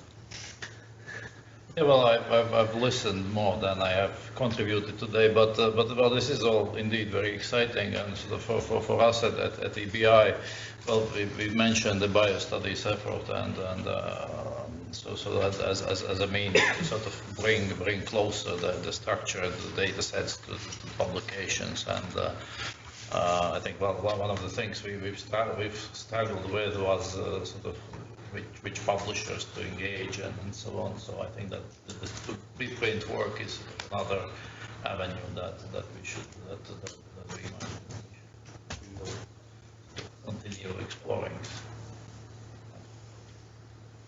I am really pleased with the people that came and the discussions that happened, and I really hope that whatever amazing summary comes out of this gets read by a lot of people, because certainly preprints are all the rage right now in nerd circles, and that's great, but I think that some of the comments that have been made, which is there's already a lot out there, and it's important for us to take advantage of that, as well as connecting with each other and making sure that we're not reinventing wheels or making mistakes just because we're not knowledgeable about what's out there. So I'm really, really happy that you were all here and were able to contribute. Very positive in what we have been able to discuss and get through in the course of today. This is definitely a nice surprise. It sounds like we have a number of tensions that we're working through. Those tensions are difficult to solve, so I don't know whether or not we will resolve them, nor do they necessarily need to be. But the ones that come to the forefront of my mind is timing. From an implementation perspective, what do we plan to do now versus what can we plan for 5 years down the road? Effort is a second tension. There's shared infrastructure to minimize redundancies versus keeping it open for multiple players to innovate and build off of. The third big tension, it's content licenses. There are researcher needs and fears and versus that of community needs, reusability needs. So those are the three that I feel like let's keep on struggling through those in the larger landscape of it all. So I think it continues to be some really good work, and kudos to Ron and Jessica. I suppose going back to the actual model, I suppose I personally still have a couple of concerns around the idea of it being a dark archive. So I would, perhaps still need to be completely persuaded that you wouldn't ever want to expose the content directly on this website. It seems to me you're backing off to the other ones. I suppose the other thing concerns, and again, no surprise here to Ron or Jessica here, is I thought there'd always be a need for the central one to also have the facility to do deposition. So I suppose I would still like to explore whether those are just my mad ideas or whether there's any legs. those thoughts. But I think, I think good progress has been made, and yeah, I'm sure we'll look forward to seeing what happens next. So I'm very excited about all the expertise that could be brought to bear on this, actually, and all the different strengths that different players might have. I do share this sort of confusion, actually, over why the central service would not display full text, especially if it's, it's doing all these conversions, it's spending all this money, or maybe no money at all, apparently, doing these conversions and also doing some screening, and why that just gets punted back to either the intake servers or is available via an API, right? So someone else could come and do that, but the central service or services cannot. So I find that a bit at odds with, sort of enabling others, but not being able to reuse oneself.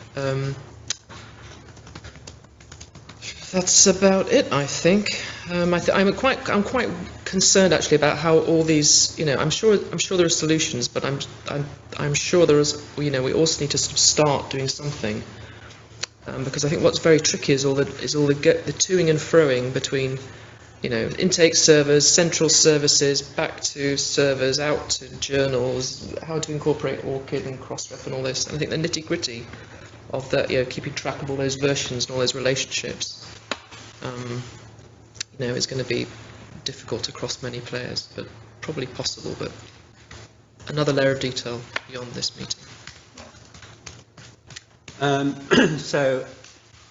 I think it's great to see the kind of sense of momentum building up around this idea of preprints, and there seems a lot of common ground amongst a group of very different people with different backgrounds. So I think that's very positive. Definitely, I won't reiterate it, but there are also questions in my mind about this business of display and why the content, if this work is being done on the content to add the value to it and so on, why that has to be displayed somewhere in order to demonstrate the value of it.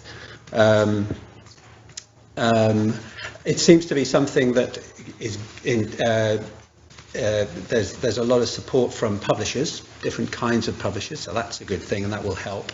And there's definitely work that can be done amongst that community of people to facilitate this and to really help build that momentum. So I think there's some really good actions that can be taken, but just sort of reiterate the point, I think it's really important that whatever is done here is not constrained by the way publishing currently works, because I see this as being a potentially transformative, potentially even disruptive effort, which could just really help science. Good. Well, first I want to thank and credit ASAP Bio for being one of the drivers for ACS's decision to launch ChemArchive. This is certainly a field we've been watching for a very long time with arXiv, and we're eager to see the success of bioRxiv. But ASAP Bio, I think, brought that cultural aspect and conversation to a different level for us, and gave us a little more defense when we went to talk to our own community, and a story to tell as we were explaining why preprints were becoming more important and could be potentially valuable to our community. For me, it's been a great first experience finding out there were others facing these challenging issues, and ways that we could collaborate together to jointly leverage our knowledge and experience. And today we talked technology, but we also talked a lot of cultural issues, which I do have concerns about. And so it's great to hear the shared experiences and start to develop areas around ways we might advance those issues as well. So I won't repeat what everybody else has said, because I agree with everything that's been said before me. So I'm just going to highlight a couple of things.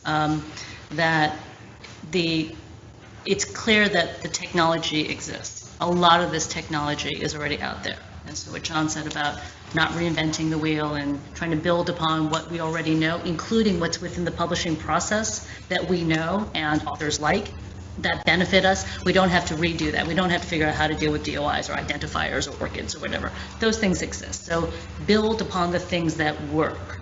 So that means don't reinvent the wheel, but you could build a different kind of car on top of it. You can build something that has a whole lot more innovation possible, that's open to lots of experimentation, to letting other people work with the content or work with the services and work with extending it. without having to start from scratch again and start talking about the PDF again. Because I think that actually is what happened with web systems a long time ago in the mid-90s, where the only thing that everyone could agree on was metadata and the PDF. And we're back there again.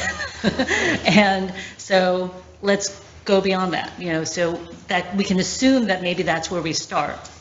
But there's so much more that is possible now that will extend the system, that will allow all the people in this room who have so much to offer to the technology, to the ideas, to the ideation, to the creation of it, to let it be much more than that. Because at the end of the day, it is about the authors, it is about the scientific communication, it is about moving that needle of how science is communicated. It isn't about publishers. It isn't about, technology packages. It's about what that means. How are we going to do that? And so that's what I would like to try to stay focused on. So I guess I would echo John and Carly's comments about, I think it's incredibly exciting, and there's many opportunities for kind of interactions between the various players here, and there's lots of things that aren't being done, and that we should be doing those, and there's an opportunity to do them. I think there are things that are being done now, and I think there's certain areas where I think there's one could start doing.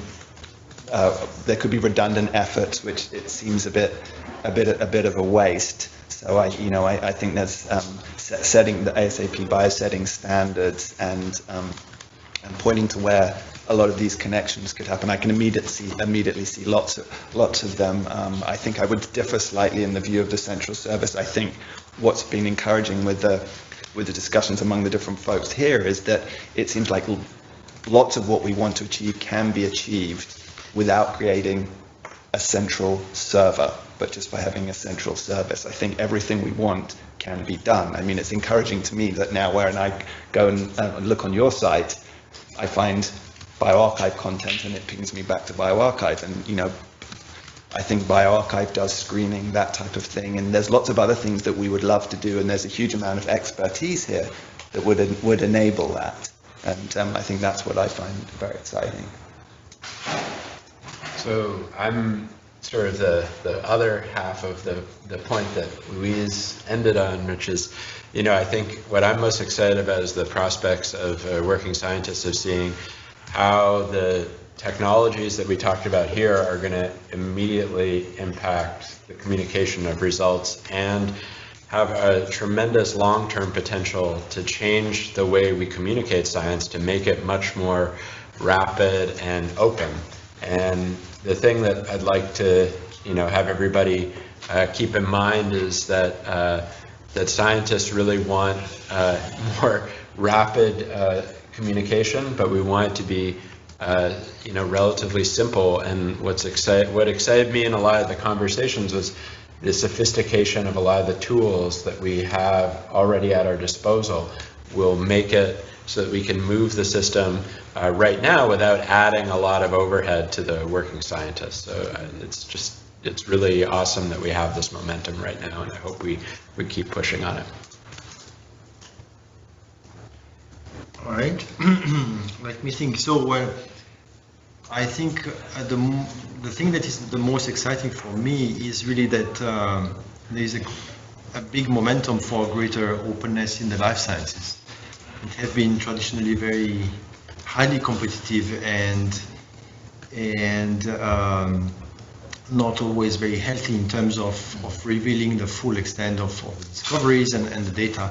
And I think that this momentum for preprint has the potential to be really transformative in terms of changing the culture of research. And I think this is the most important aspect, and we should really develop the technology to serve that goal and keep that in mind. This is the very valuable thing to preserve and to catalyze. And catalysis is the second keyword for me that you mentioned, Ron. I think there is a lot of resources. There are already excellent platforms existing right now, so we can have an immediate start. And I think the key things to do immediately is really to catalyze all these different efforts and to bring them together in a productive way.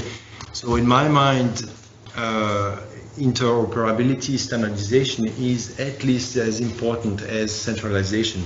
And centralization is not the only way to achieve standardization. So I would also like to see maybe a little bit more balance between these two visions. Of course, I recognize the importance of centralization and its power. Now, we are of course talking at the end of the day of having some funding associated to all what we're talking about.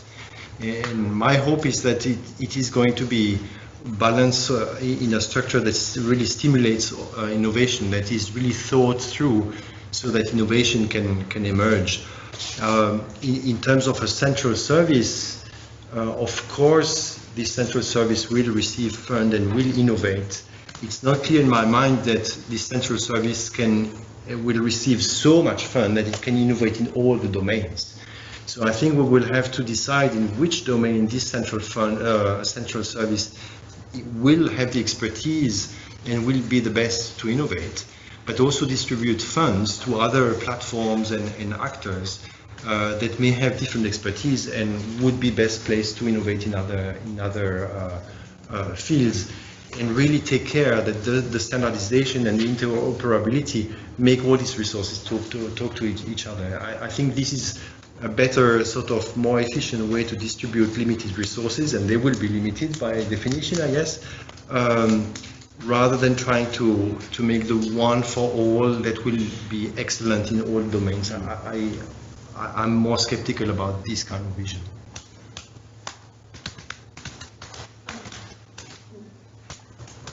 Before we move on to, we have a long way to go. Yeah, I just wanted to ask if Alf is on the line, and if he wants to make any comments at this time. I think we should just switch to his feed if he unmutes his microphone. Hey, sorry, I think I've been in and out a little bit too much. I'll sum up in writing later, but I'll let you carry on. Okay, thank you. Great, okay. I'll pass. Yeah, I thought you were. Yeah. I subscribe to many of the comments that Thomas just made, and I think it's important to ask why we can have this meeting, right? And the reason that we can have it is because I think is because there's already an ecosystem in place that's moving many of the the technologies and goals that we've been talking about, and that people are beginning to see lots and lots of new possibilities that are transformative. And I think very important to think of this whole effort as building, or as strengthening and pushing and adding direction to an ecosystem. Very important to think of it that way, and not as the one ring to rule them all kind of thing. That would be a big mistake, right?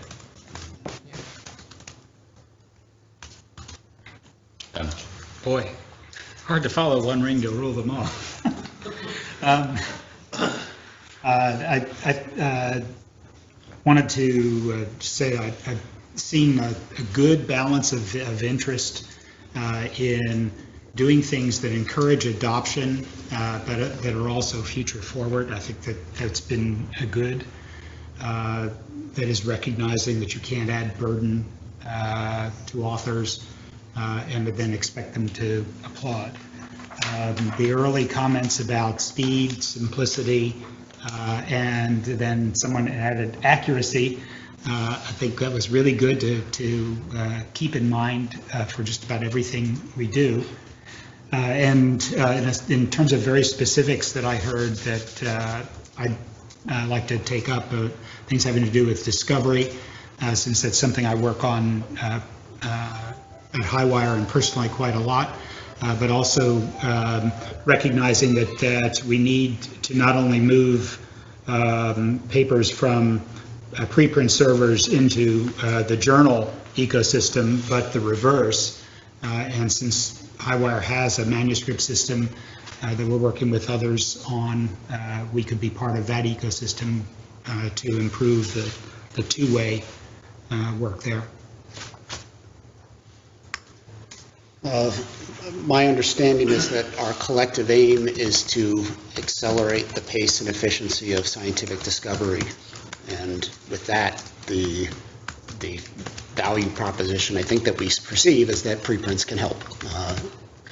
We talked a lot about different technological challenges, and those are real, and there's lots of them, but they aren't the big challenge. The big challenge is social, right? It's getting the community and the life sciences to embrace this as a concept and build in the reward and incentive mechanisms that will get them to do it. But because there's all of these technologies, as John and then many others reinforced, there's already lots of technology available. The one perceived, just based on today, my perception is a shift in the strategy as it's laid out is not looking at how can we design a service theoretically to do all of the technology things that we need to do, that maybe we can launch an initial version at the end of 2017.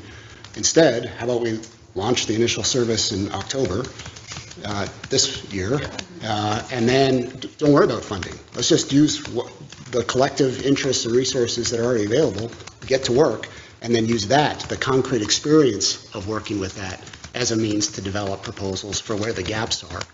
These are the things that COCO is doing, these are the things that Crossref is doing. If they could fill this hole, or they're already working on this, let's make sure to accelerate that because everybody else is depending on that.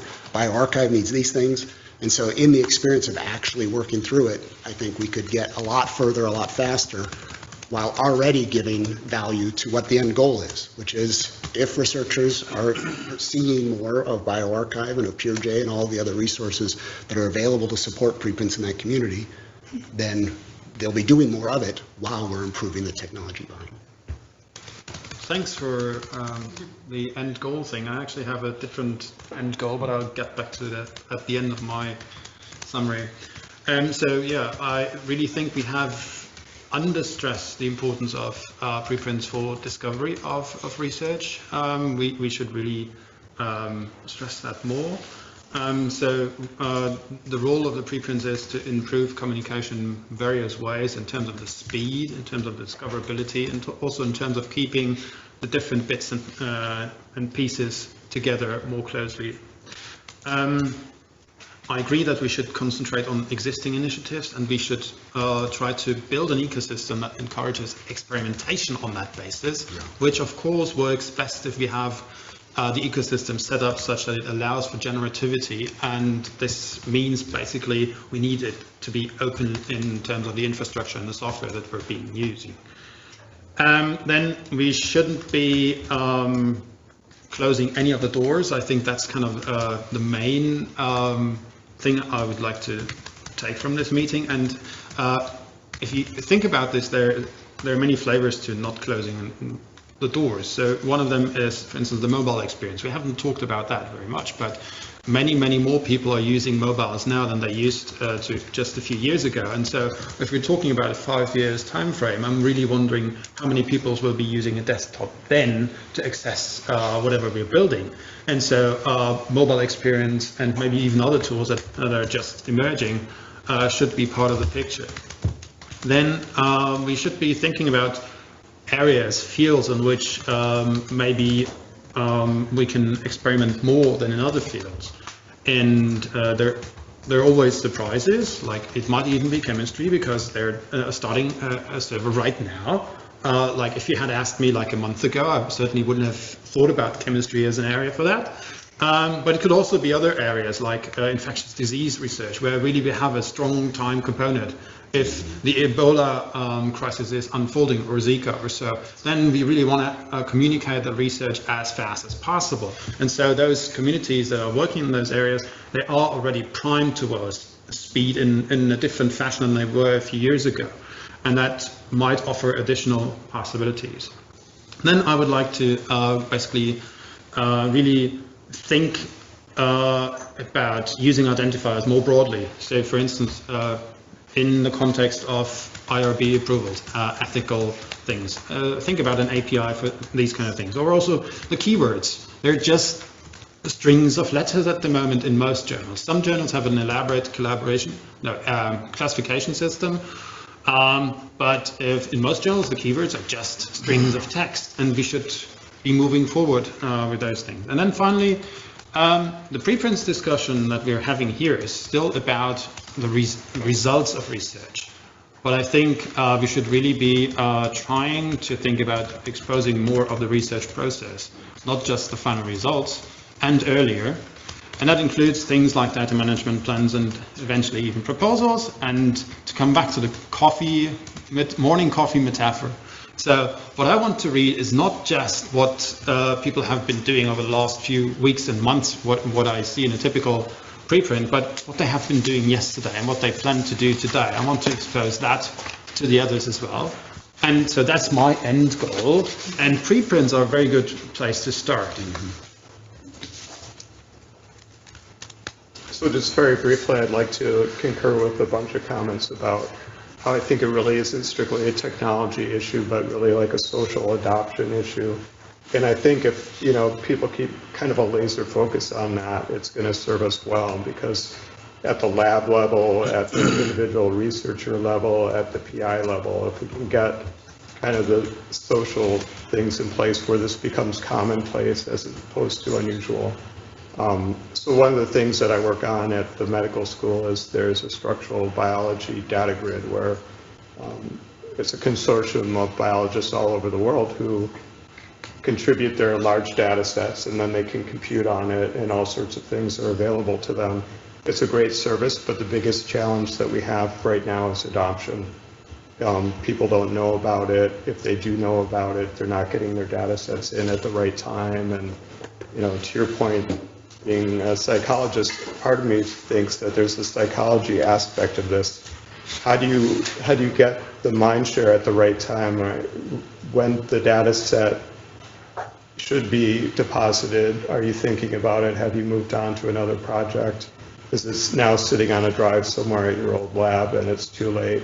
I think the same thing can be applied to the preprint process too. Like, what's the nudge factor in getting people to actually think about submitting to a preprint server and that kind of thing? Yeah, I think I concur with a lot of the summaries. I think John started us off well, though, at least in my view, where there is a lot that people are working on. A lot of things are done. Lee is doing a lot of them himself in terms of these services that we all need to plug in. But there is a lot of expertise here. But I think what today has revealed is that there's also a lot of gaps. It's not one platform that is the gap. It's things that multiple platforms need to be eventually successful in meeting the community's needs. And that's another gap. There's a lot of questions about what do the communities need. There's a lot of debate that needs to happen in the communities. There's a lot of conversations with the right people at the right time to get that to happen. So if we're thinking, one question I had from the very beginning was, is the goal one RFP or is it multiple RFPs? So I think there are a lot of gaps. They're a little smaller and focused than a whole platform, but they're critical in I think obtaining the end vision. And so I think we can take a very modular and very incremental approach to this. So provide value right away, provide that value that a lot of people are getting from services that already exist. So there's a long history in this room of success in this, and we can just sort of increment on that. And if it's done in a modular, open way, then everybody benefits. And so I think that's the thing that I've seen. And I came in wanting to find collaborators on these things, and I think, at least I feel like I could go to a few people in the room, Coco and Lee and Crossref and many others, bioRxiv, and say, okay, here's the things on our roadmap that we needed help on, and let's start collaborating. And I hope they feel the same about us. But so I think it's been a successful day as far as my initial goal and what I've come up with my summary of the event. Well, thanks for summarizing what I was going to say. I think you did a great job of it, except for the stuff about me. So I don't think by the way, I learned a lot. I usually don't work with life scientists, so this has been really great for me. And I think you have a great opportunity here to share and increase knowledge. And I like the discovery aspect a lot. And I see a lot of the discovery aspects in terms of what people are doing right now with large data sets. And we want to actually push that. One thing that the technology, as for someone who's built things, and some of them work and some of them don't work very well, the adoption is crucial. If you don't get enough people adopting, no matter how good it is, it just sort of peters out. But the technology can be, as you point out, pretty crucial, because I think we're talking about integrating. We're talking about integrating a lot of existing working technology. And that's not a trivial, a lot of people think that's straightforward, and it's not. You really have to think these things through. Because, you know, you'll get in, you'll want to make it interoperable, so that this can operate with that and that can operate with that. It's not as straightforward as you think.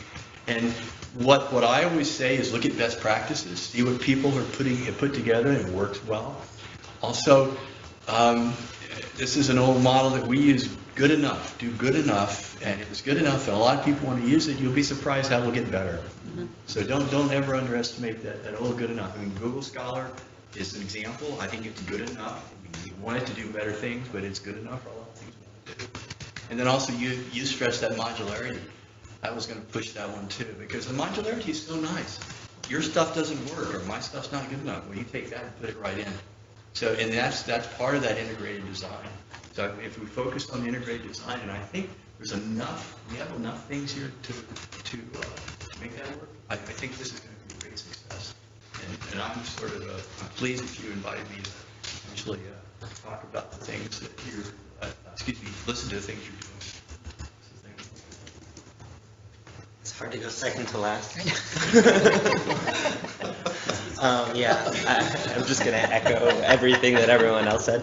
No, I think I really liked Jamie's comments, because it shows what the main point of all of us getting together here is about, and it's about accelerating science, not overthinking it too much.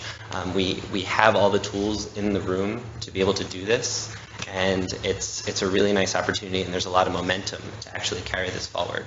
And so I think, you know, the modularity piece is really important, because there are different parts that need to kind of fit together to make this work. And then the next step is to continue with that momentum and really push the cultural change forward. So,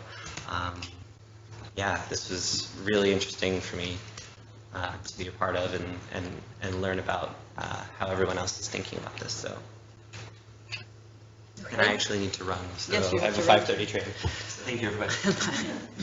So I'll be very quick, because I know we have 5 minutes or so. Everything pretty much has been said. The one thing that I think I made the point in the very first session is, because we have so much to build on, we don't need to operate in a vacuum.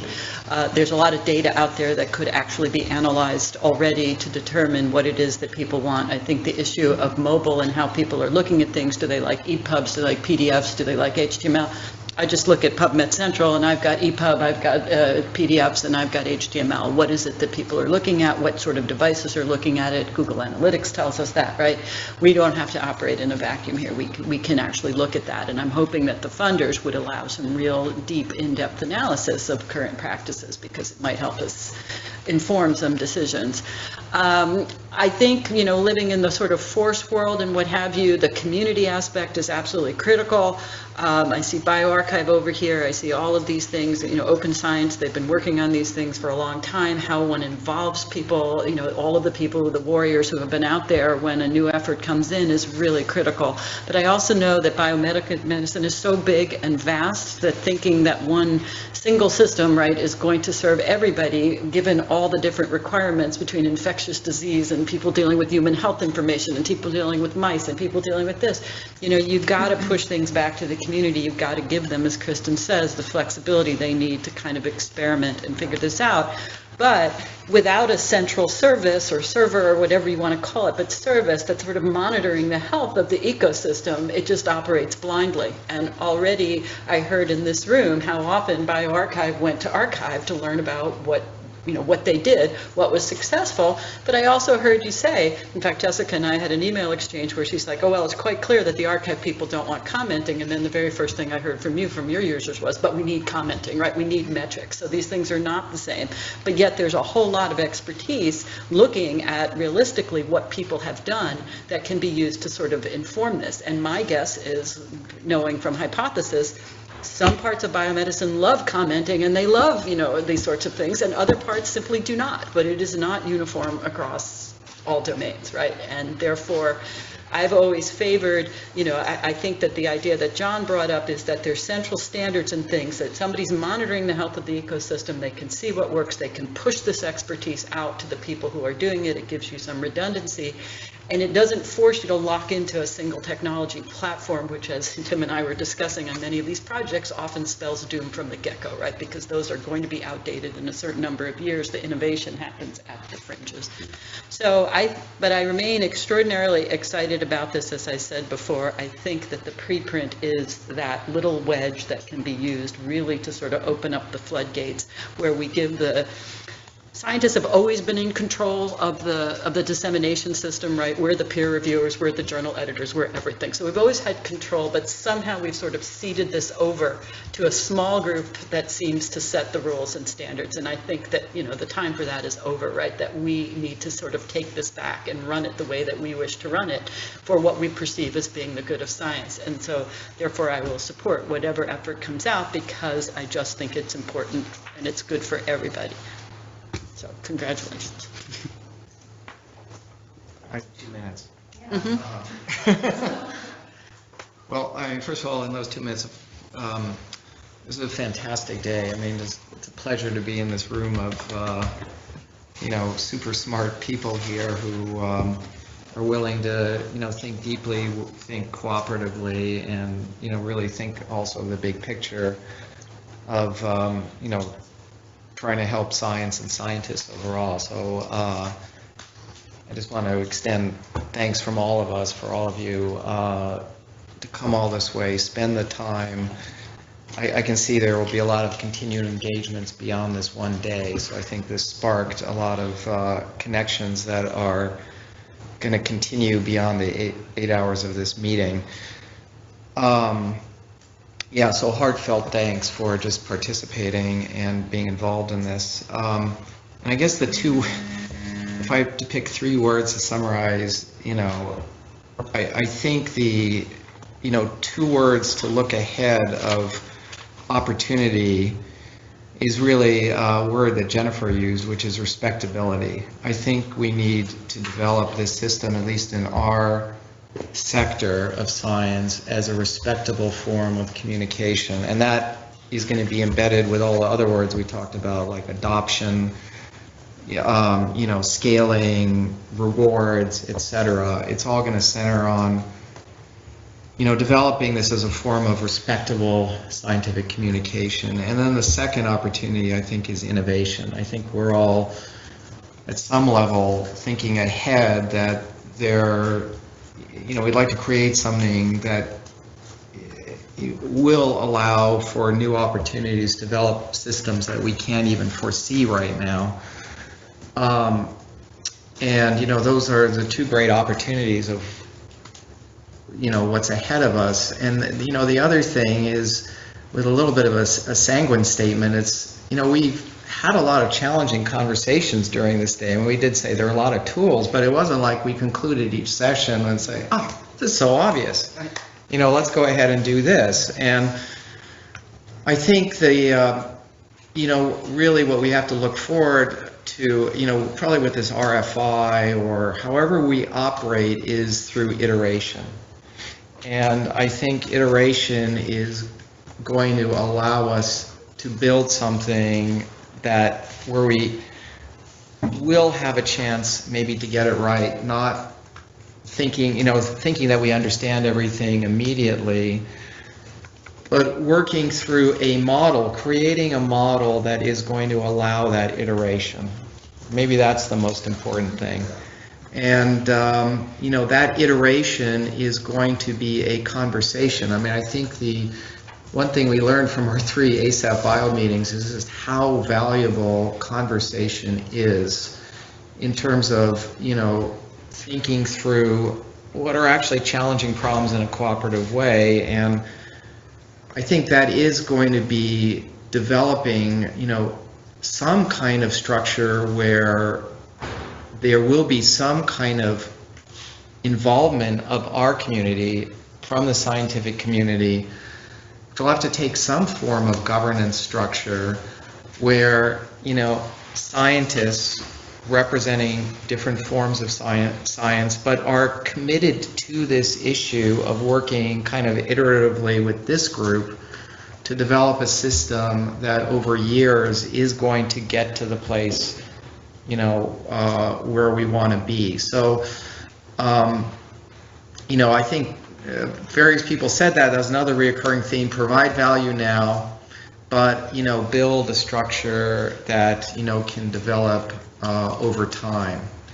And I think we can do that. And I think it will be almost more exciting if we're all involved in this effort together, where we can actually witness improvement and building, and the scientific community is also seeing this in real time evolve, and that they see and witness that this is a cooperative effort of the best people in science that they respect. They see, young scientists see that really a broad spectrum of scientists are committed to this issue, that they see that developers like yourselves are committed to this issue, and that we're all working together for their behalf.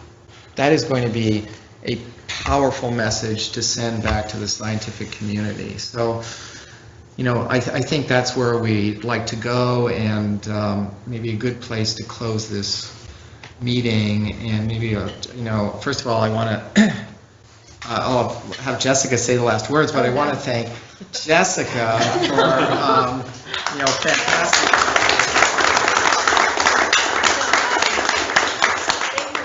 Jamie and everyone who's provided feedback. It's been so helpful both before the meeting and during the meeting. I just want to echo the sentiment of cooperation and iteration, and we'll certainly be calling on you in the future. Though I know that cabs are probably waiting now or just in a few minutes, so I don't want to hold you too long. But thank you again for your participation, and I hope we can all keep in touch. So I'm sure you're going to have. Okay. All right. Thank you. Has an annual conference of the NIC owners in Berlin in September 2017. The SMDB, 3 of us.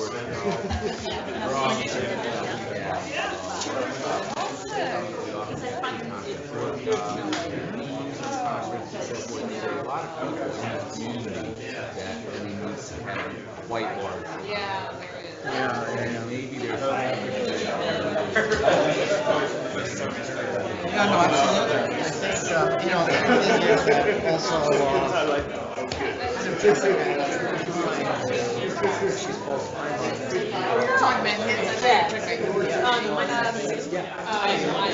just make let's, let's talk about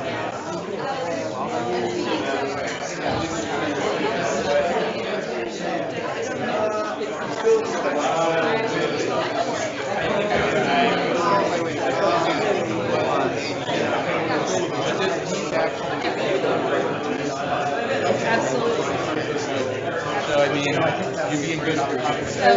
So we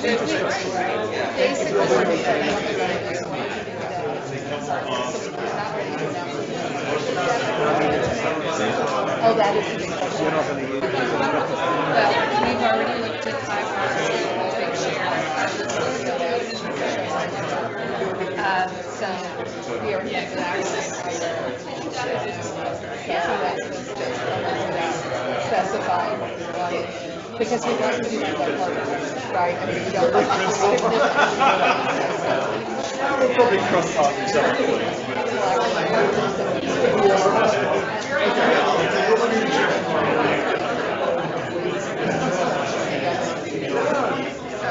So, I mean, so we could just launch this year, but I think for us,